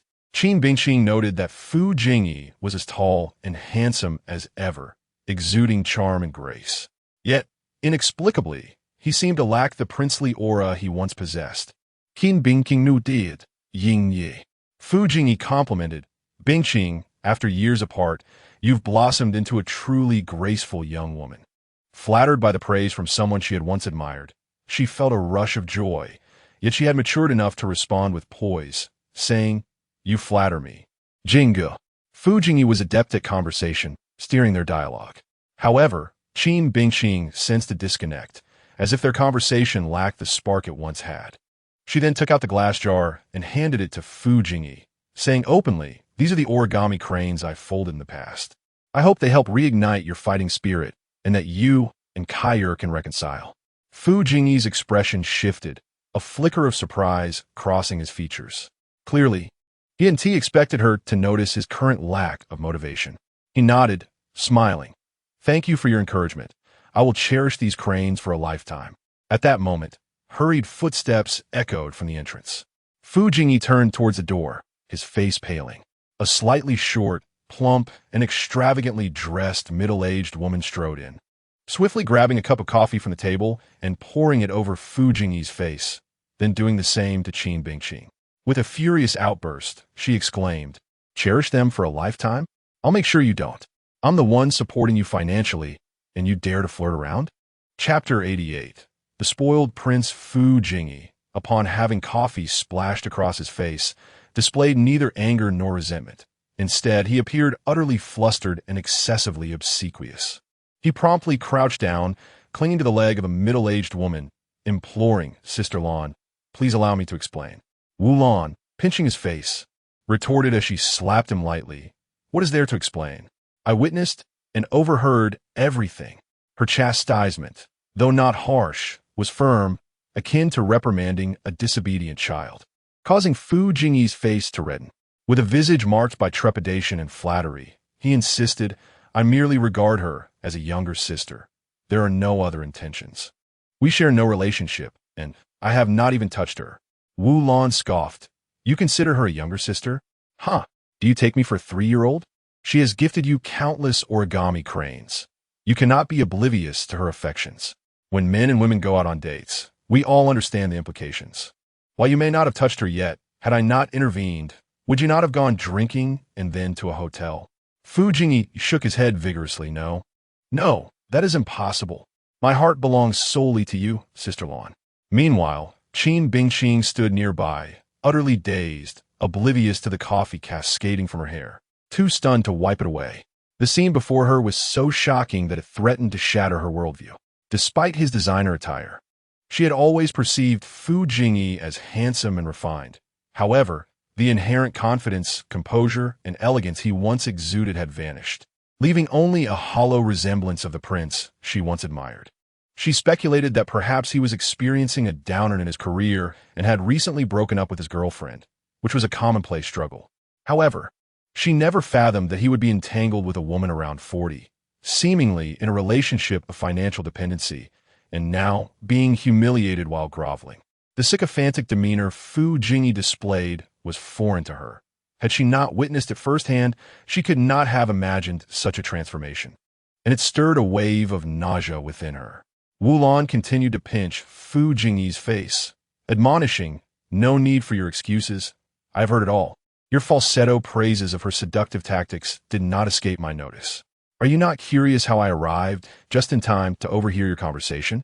Fu Jingyi paused, a flicker of realization crossing his face as he glanced down at his necklace and watch. Wulan nodded. No wonder I chose you, my pretty boy. Your mind is quite sharp. Do you take issue with the fact that I placed a listening device on you? Most would find such an invasion intolerable.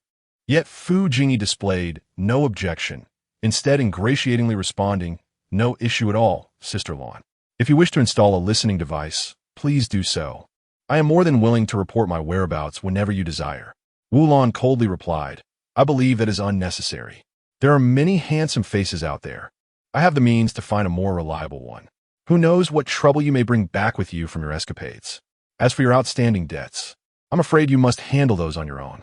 Hearing this, Fu Jingyi's expression shifted dramatically as he dropped to his knees, pleading, "Sister Lan, please believe me.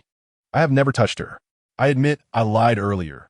I recognized her feelings for me long ago, even back in college, but I merely enjoyed the attention. At that time, I had a girlfriend, and she was underage. How could I dare to act? I invited her out solely to regain some confidence.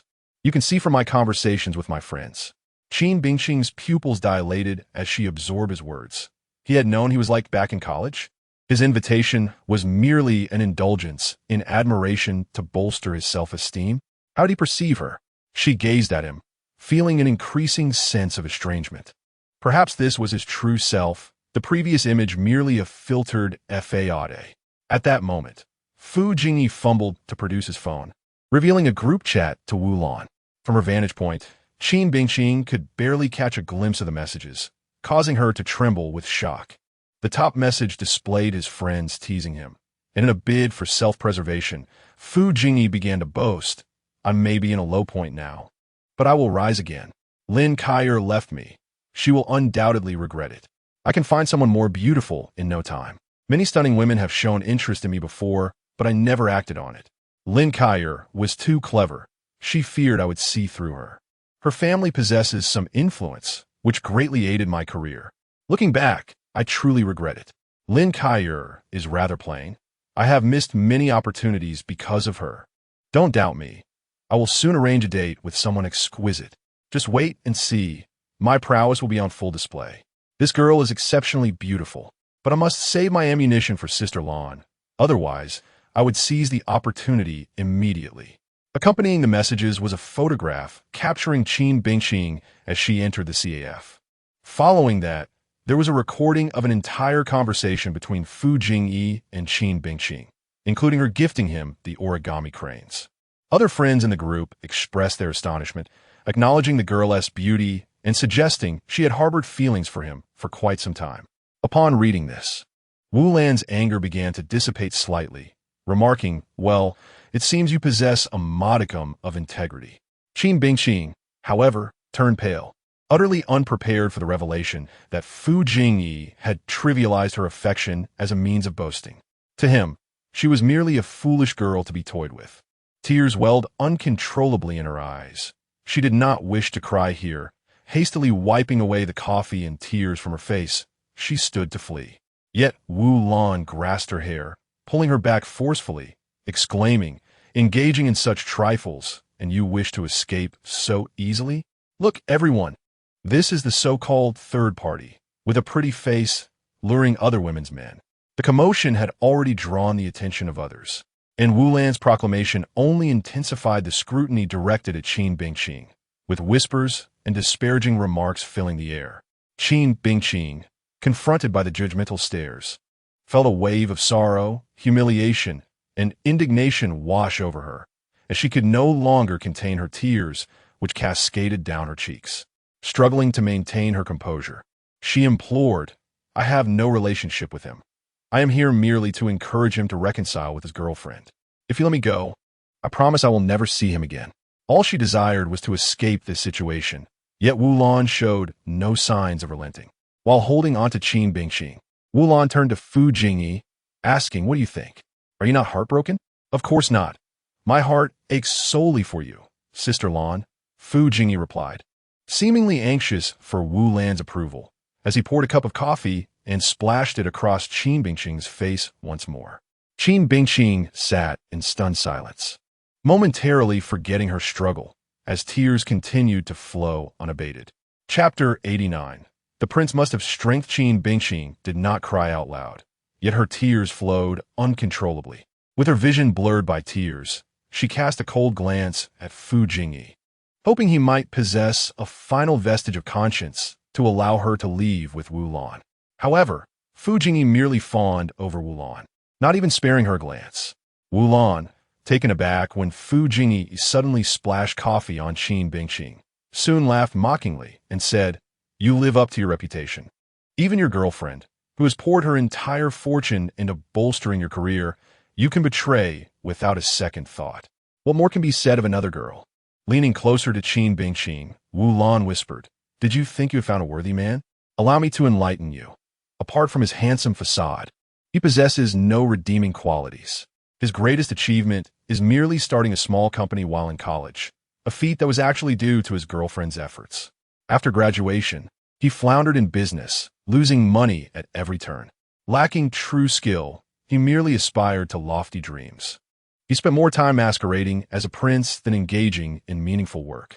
Eventually, scorned by his future in-laws and desperate to prove himself, he secretly entered the stock market, leveraging funds to increase his gains. The result? He lost everything, depleting half of his girlfriend's family savings.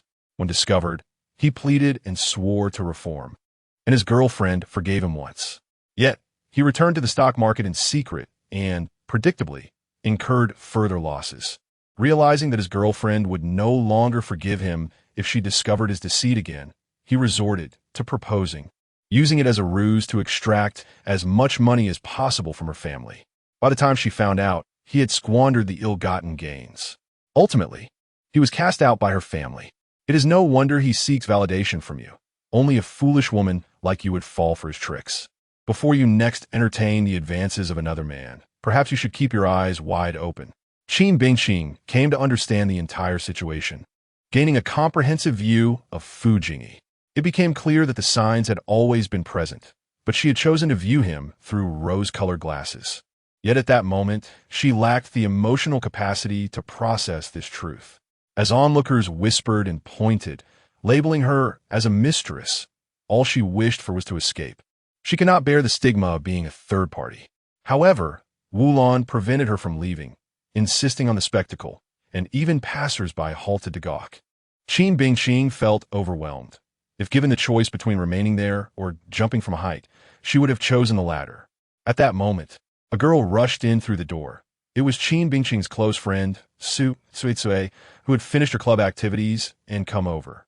Upon witnessing the mistreatment of her friend, her eyes reddened with fury. "What are you doing? Let her go!"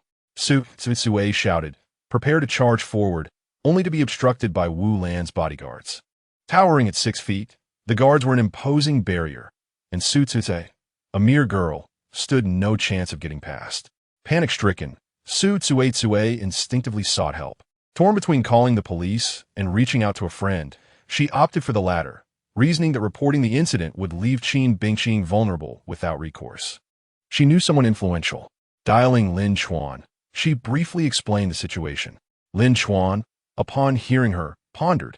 He had not anticipated that Qin Bingqing had a white moonlight, a term denoting an unattainable ideal. It felt like an internal conflict not worth his involvement. After a moment of contemplation, he inquired, "Who is the benefactor? How would I know? What does that matter?" Su Tsui retorted anxiously. Lin Chuan, unfazed by her urgency, replied, "Send me a photo. I'll look into it."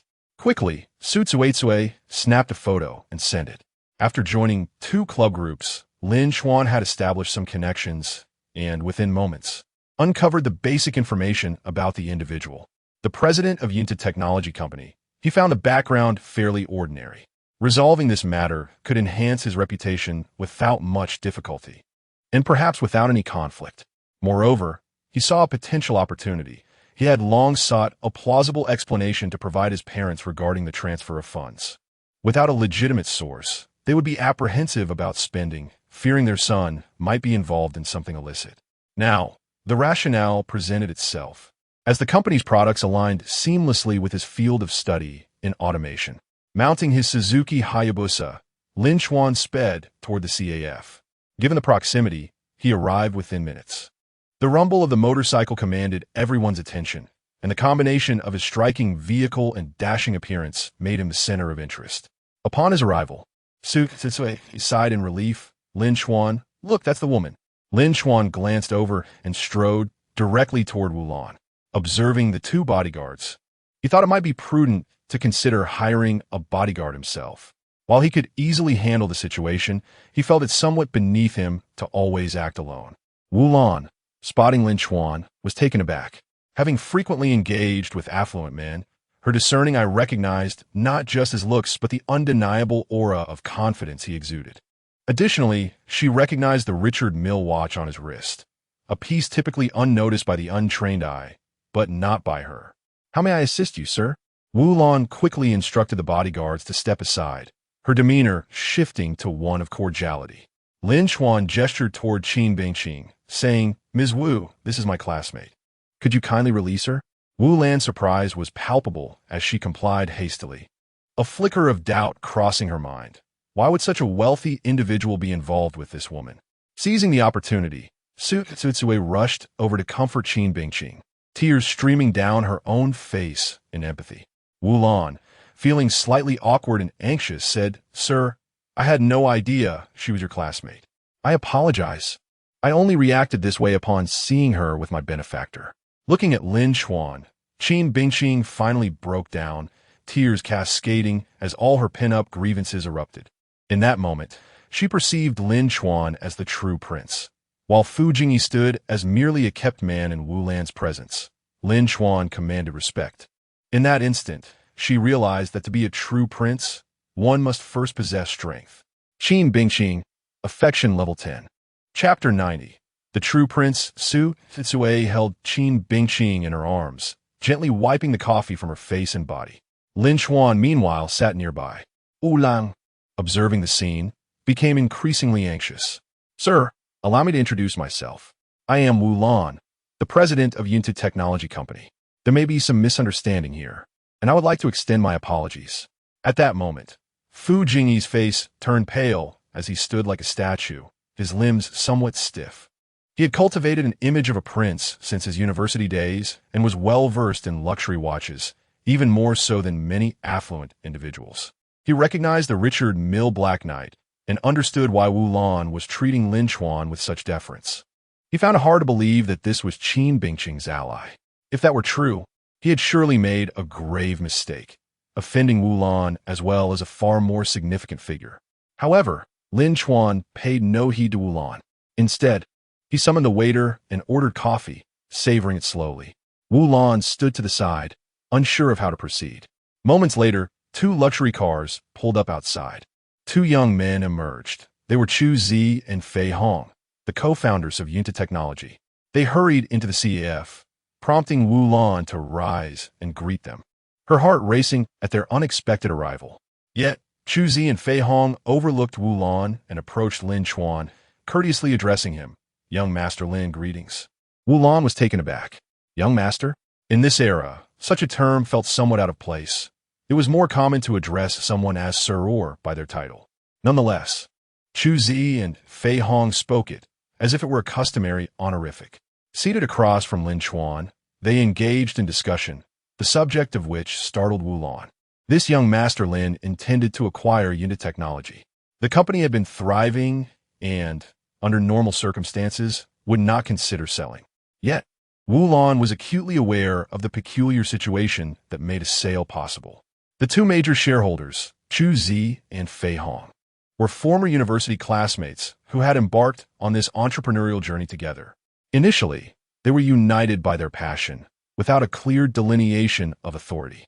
As the company expanded, disagreements arose, leading to several disputes, and they had contemplated selling the company, though they had never reached a satisfactory agreement on price. However, when Lin Chuan made his offer, Wu Lan was astounded. He had clearly conducted his research and understood that Chu Zi and Fei Hong would not sell easily. Yet, he did not attempt to undercut them. Instead, he proposed an immediate premium of 10 million. Within moments, an agreement was reached. Lin Chuan demonstrated his sincerity, and Chu Zi and Fei Hong reciprocated, ultimately agreeing on a price of 280 million, selling the entire company to Lin Chuan. It was evident that Lin Chuan had orchestrated this meeting in advance. As soon as the deal was struck, lawyer Chen Yin and others arrived, and both parties' attorneys began drafting the contract. Wu Lan stood in disbelief. A company valued at 280 million was being acquired as casually as one would purchase groceries. Even a figure like Si Tsong could not conduct business so carelessly. Moreover, the timing was too coincidental. Lin Chuan had come to support his classmate just as the acquisition unfolded. Was it possible that he was acquiring the company solely to bolster a female peer? How extravagant that would be.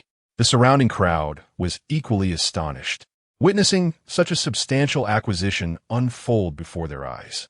Su Tsue and Qin Bingqing were equally entranced, although they were aware of Lin Chuan's wealth.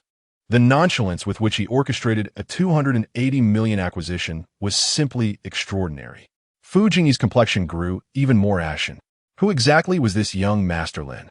Finally, Lin Chuan addressed Wu Lan, saying, "Very well, Ms. Wu, we can now commence our discussion."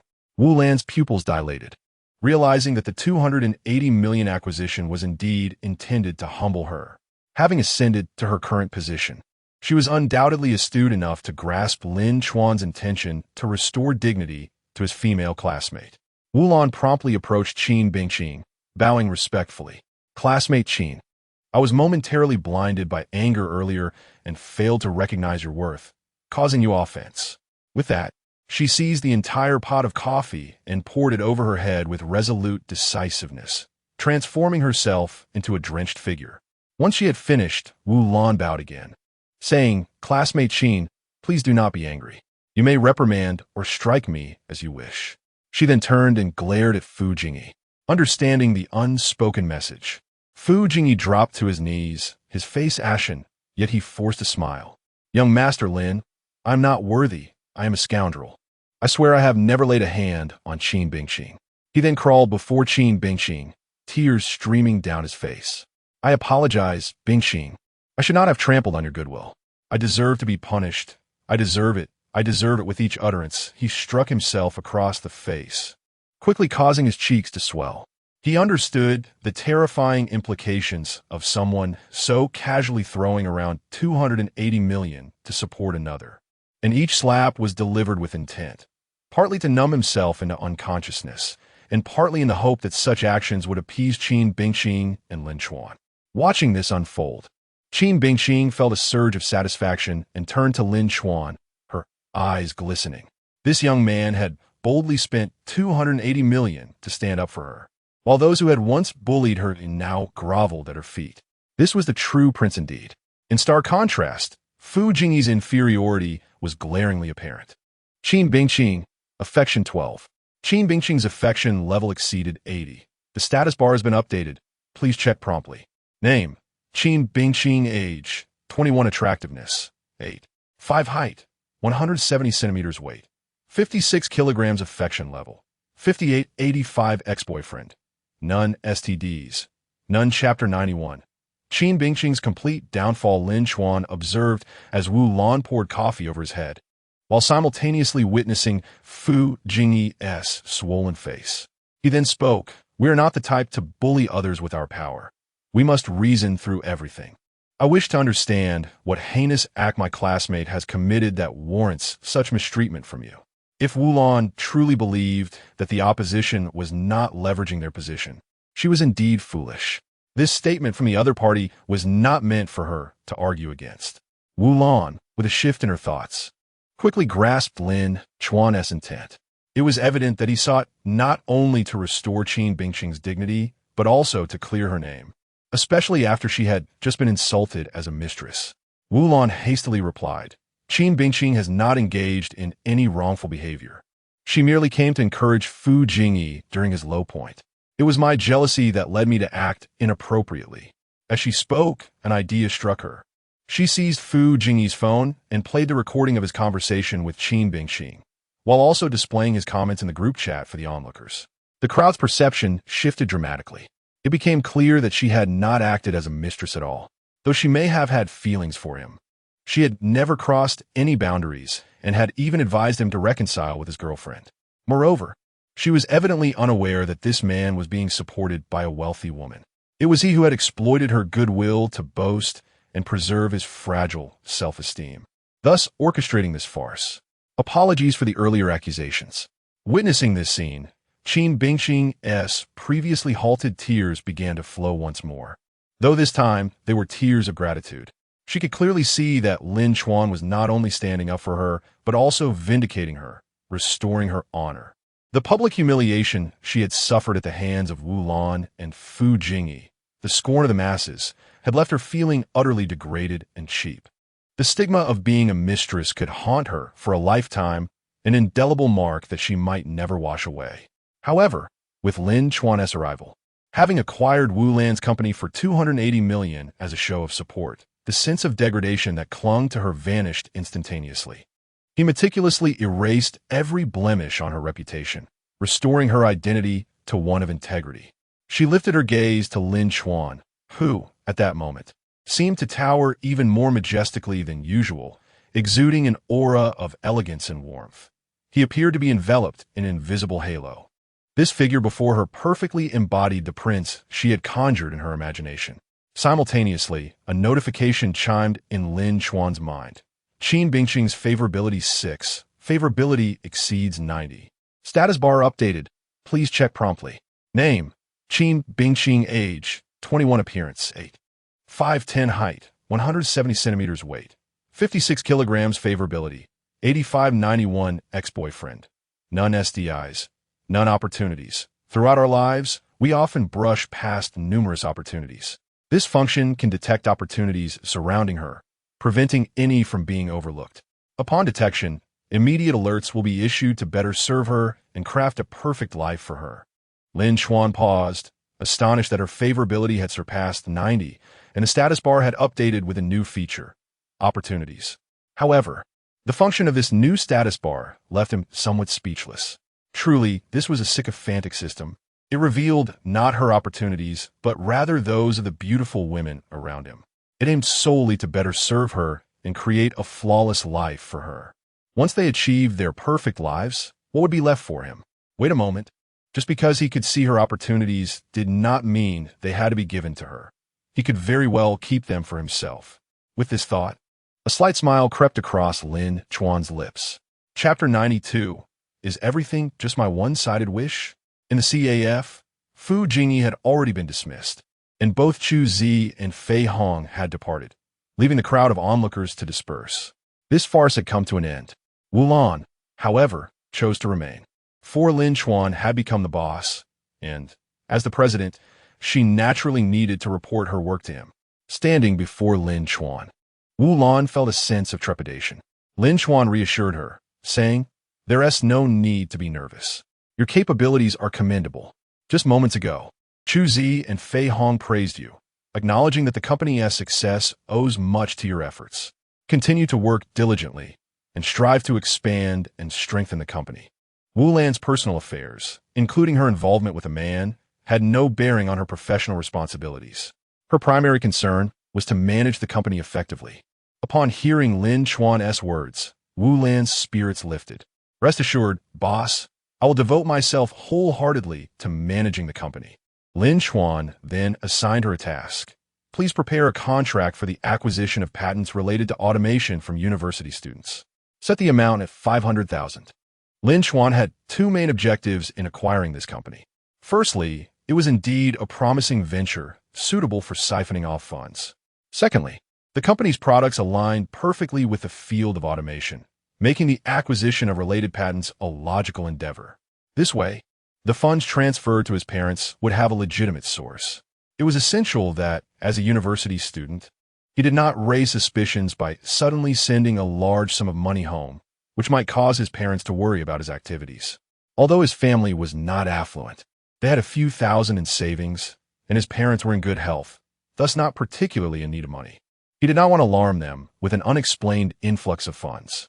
Therefore, he decided to transfer a modest amount first, gradually increasing it over time to allow them to adjust comfortably. Wu Lan, though aware of Lin Chuan's personal life, did not question his motives. All right, I will arrange for the acquisition of a patent for you. Even if someone were to investigate, it would all appear entirely legitimate. Despite her personal entanglements, Wu Lan proved to be exceptionally efficient, completing the task in no time. Next, Lin Chuan made a call to the school office, requesting a bonus certificate for the same patent type. This bonus was also recorded at 500,000, showcasing the benefits of donations. Such certificates could be issued with ease. However, the bonus was not deducted from the 2 million technology innovation donation. He paid out of pocket. With these 2 certificates in hand, Lin Chuan sent them to his parents, along with the total reward of 600,000 for the 3 tasks completed. He was uncertain why he felt compelled to transfer exactly 600,000, perhaps subconsciously believing it to be his rightful earnings. He feigned that he had retained 400,000 for himself, lest his parents feel inclined to return some of the funds. Soon after, his father, Lin Song, called with an excited tone, struggling to believe the news. Xiao Chuan, is this for real? I heard your automation program covers software and hardware, but I didn't realize it included patents. A patent worth $1 million. What good fortune? His mother, Shi Fong, chimed in astonished. Our son is truly remarkable, earning such a fortune before even graduating. $1 million. We've never seen so much money. I'll set aside this 600,000 for you. It's more than enough for your future wife. The certificate from the school and technology company proved effective. They had no doubts and accepted the information with ease. However, Lin Chuan found it amusing that, although he had not yet graduated, his parents were already discussing money for a future spouse. Just a couple of years ago, they had advised him against early romantic pursuits.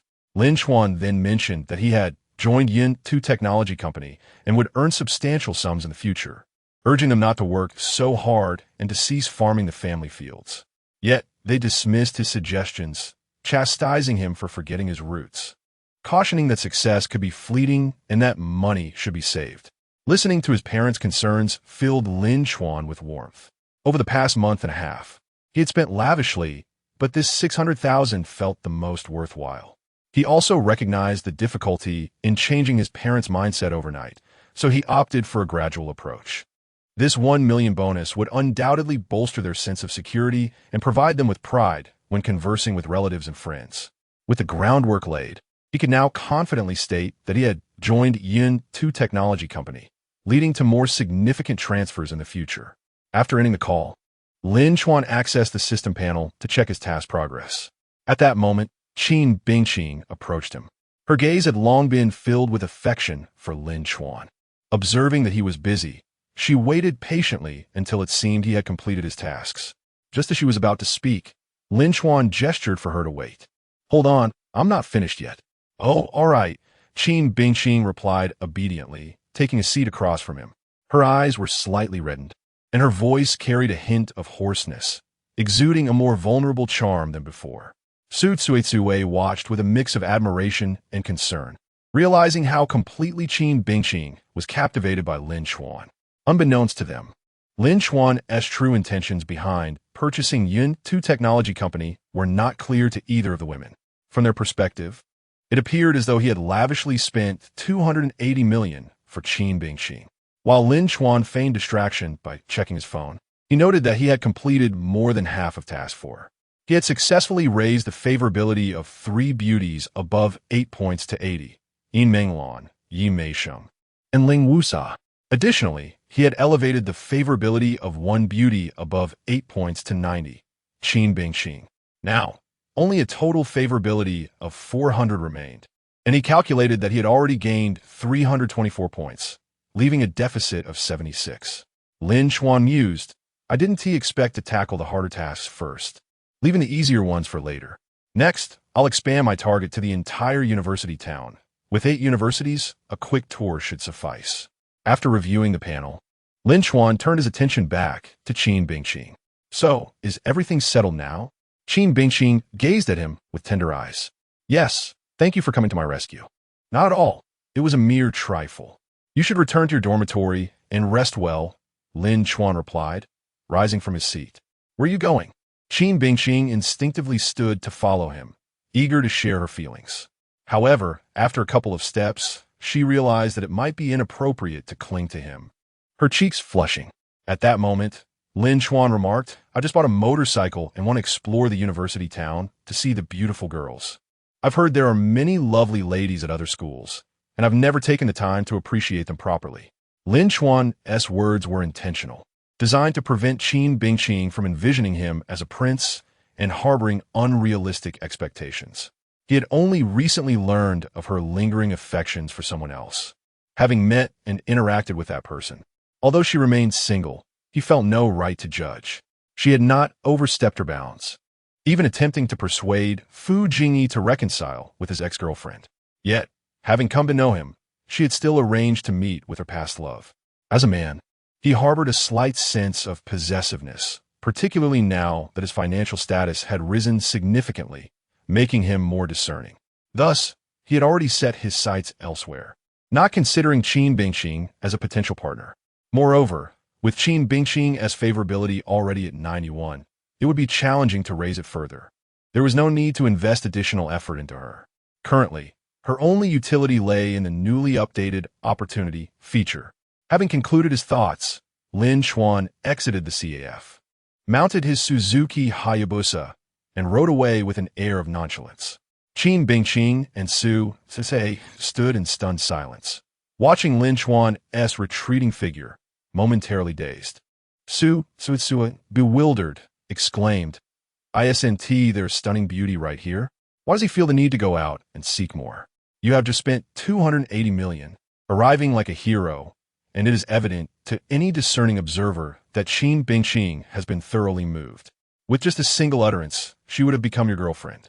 Yet, you seem indifferent, choosing instead to wander through the university town to admire other beauties.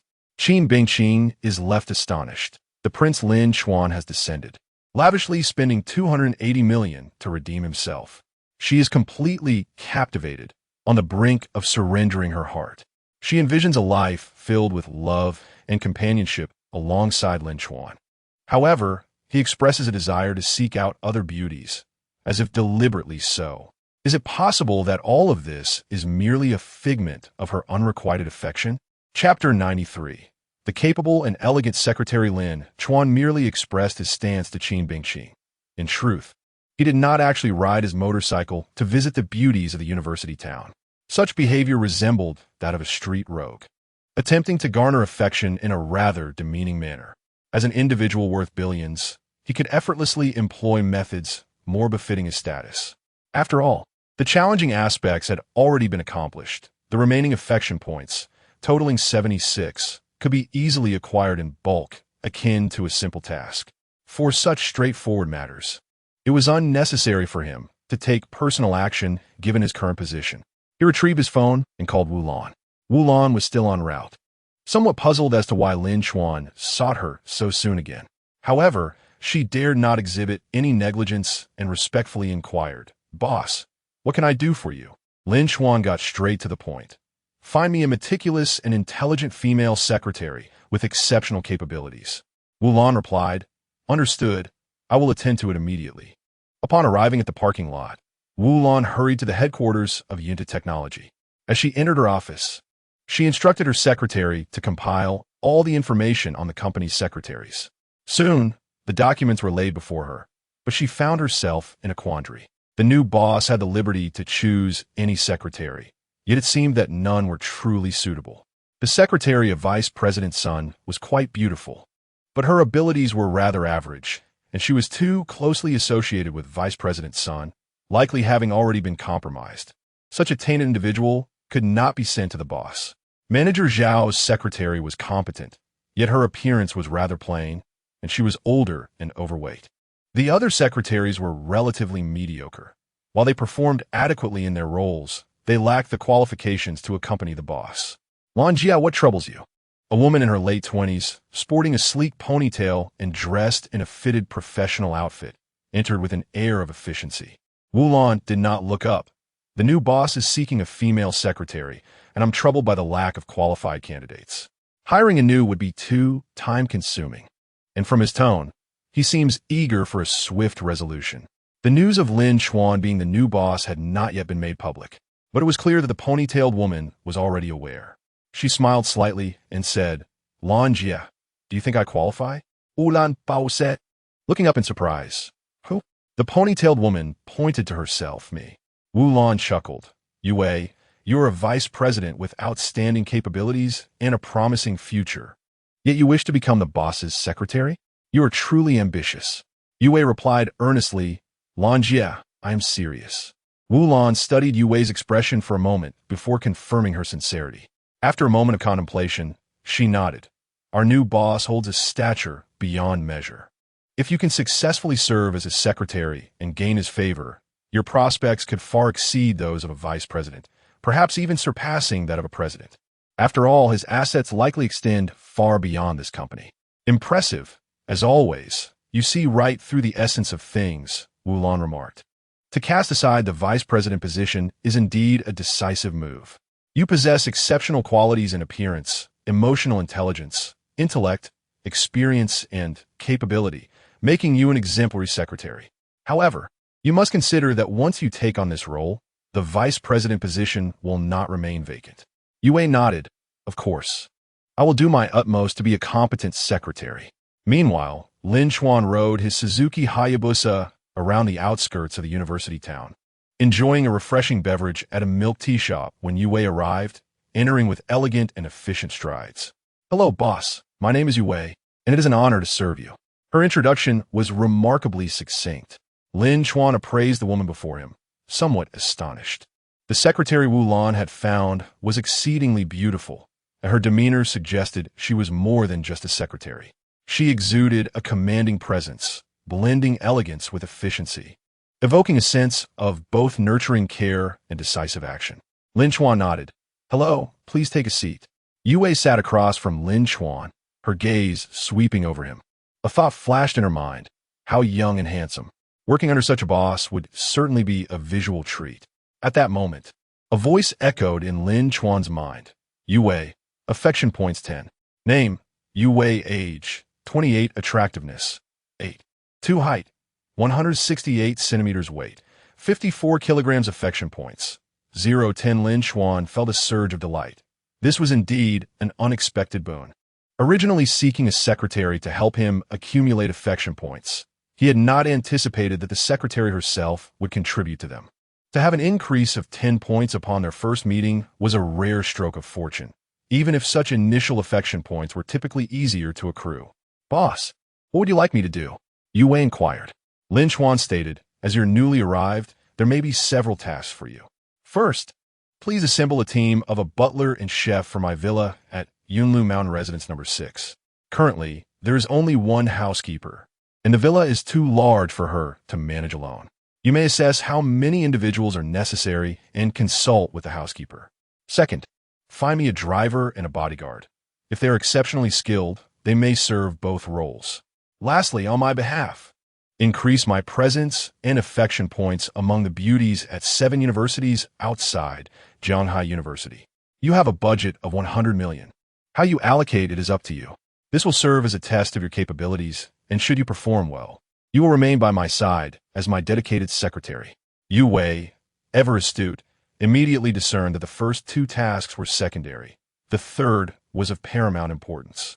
A budget of 100 million to garner affection points was indeed formidable. The new boss was, without a doubt, a true tycoon.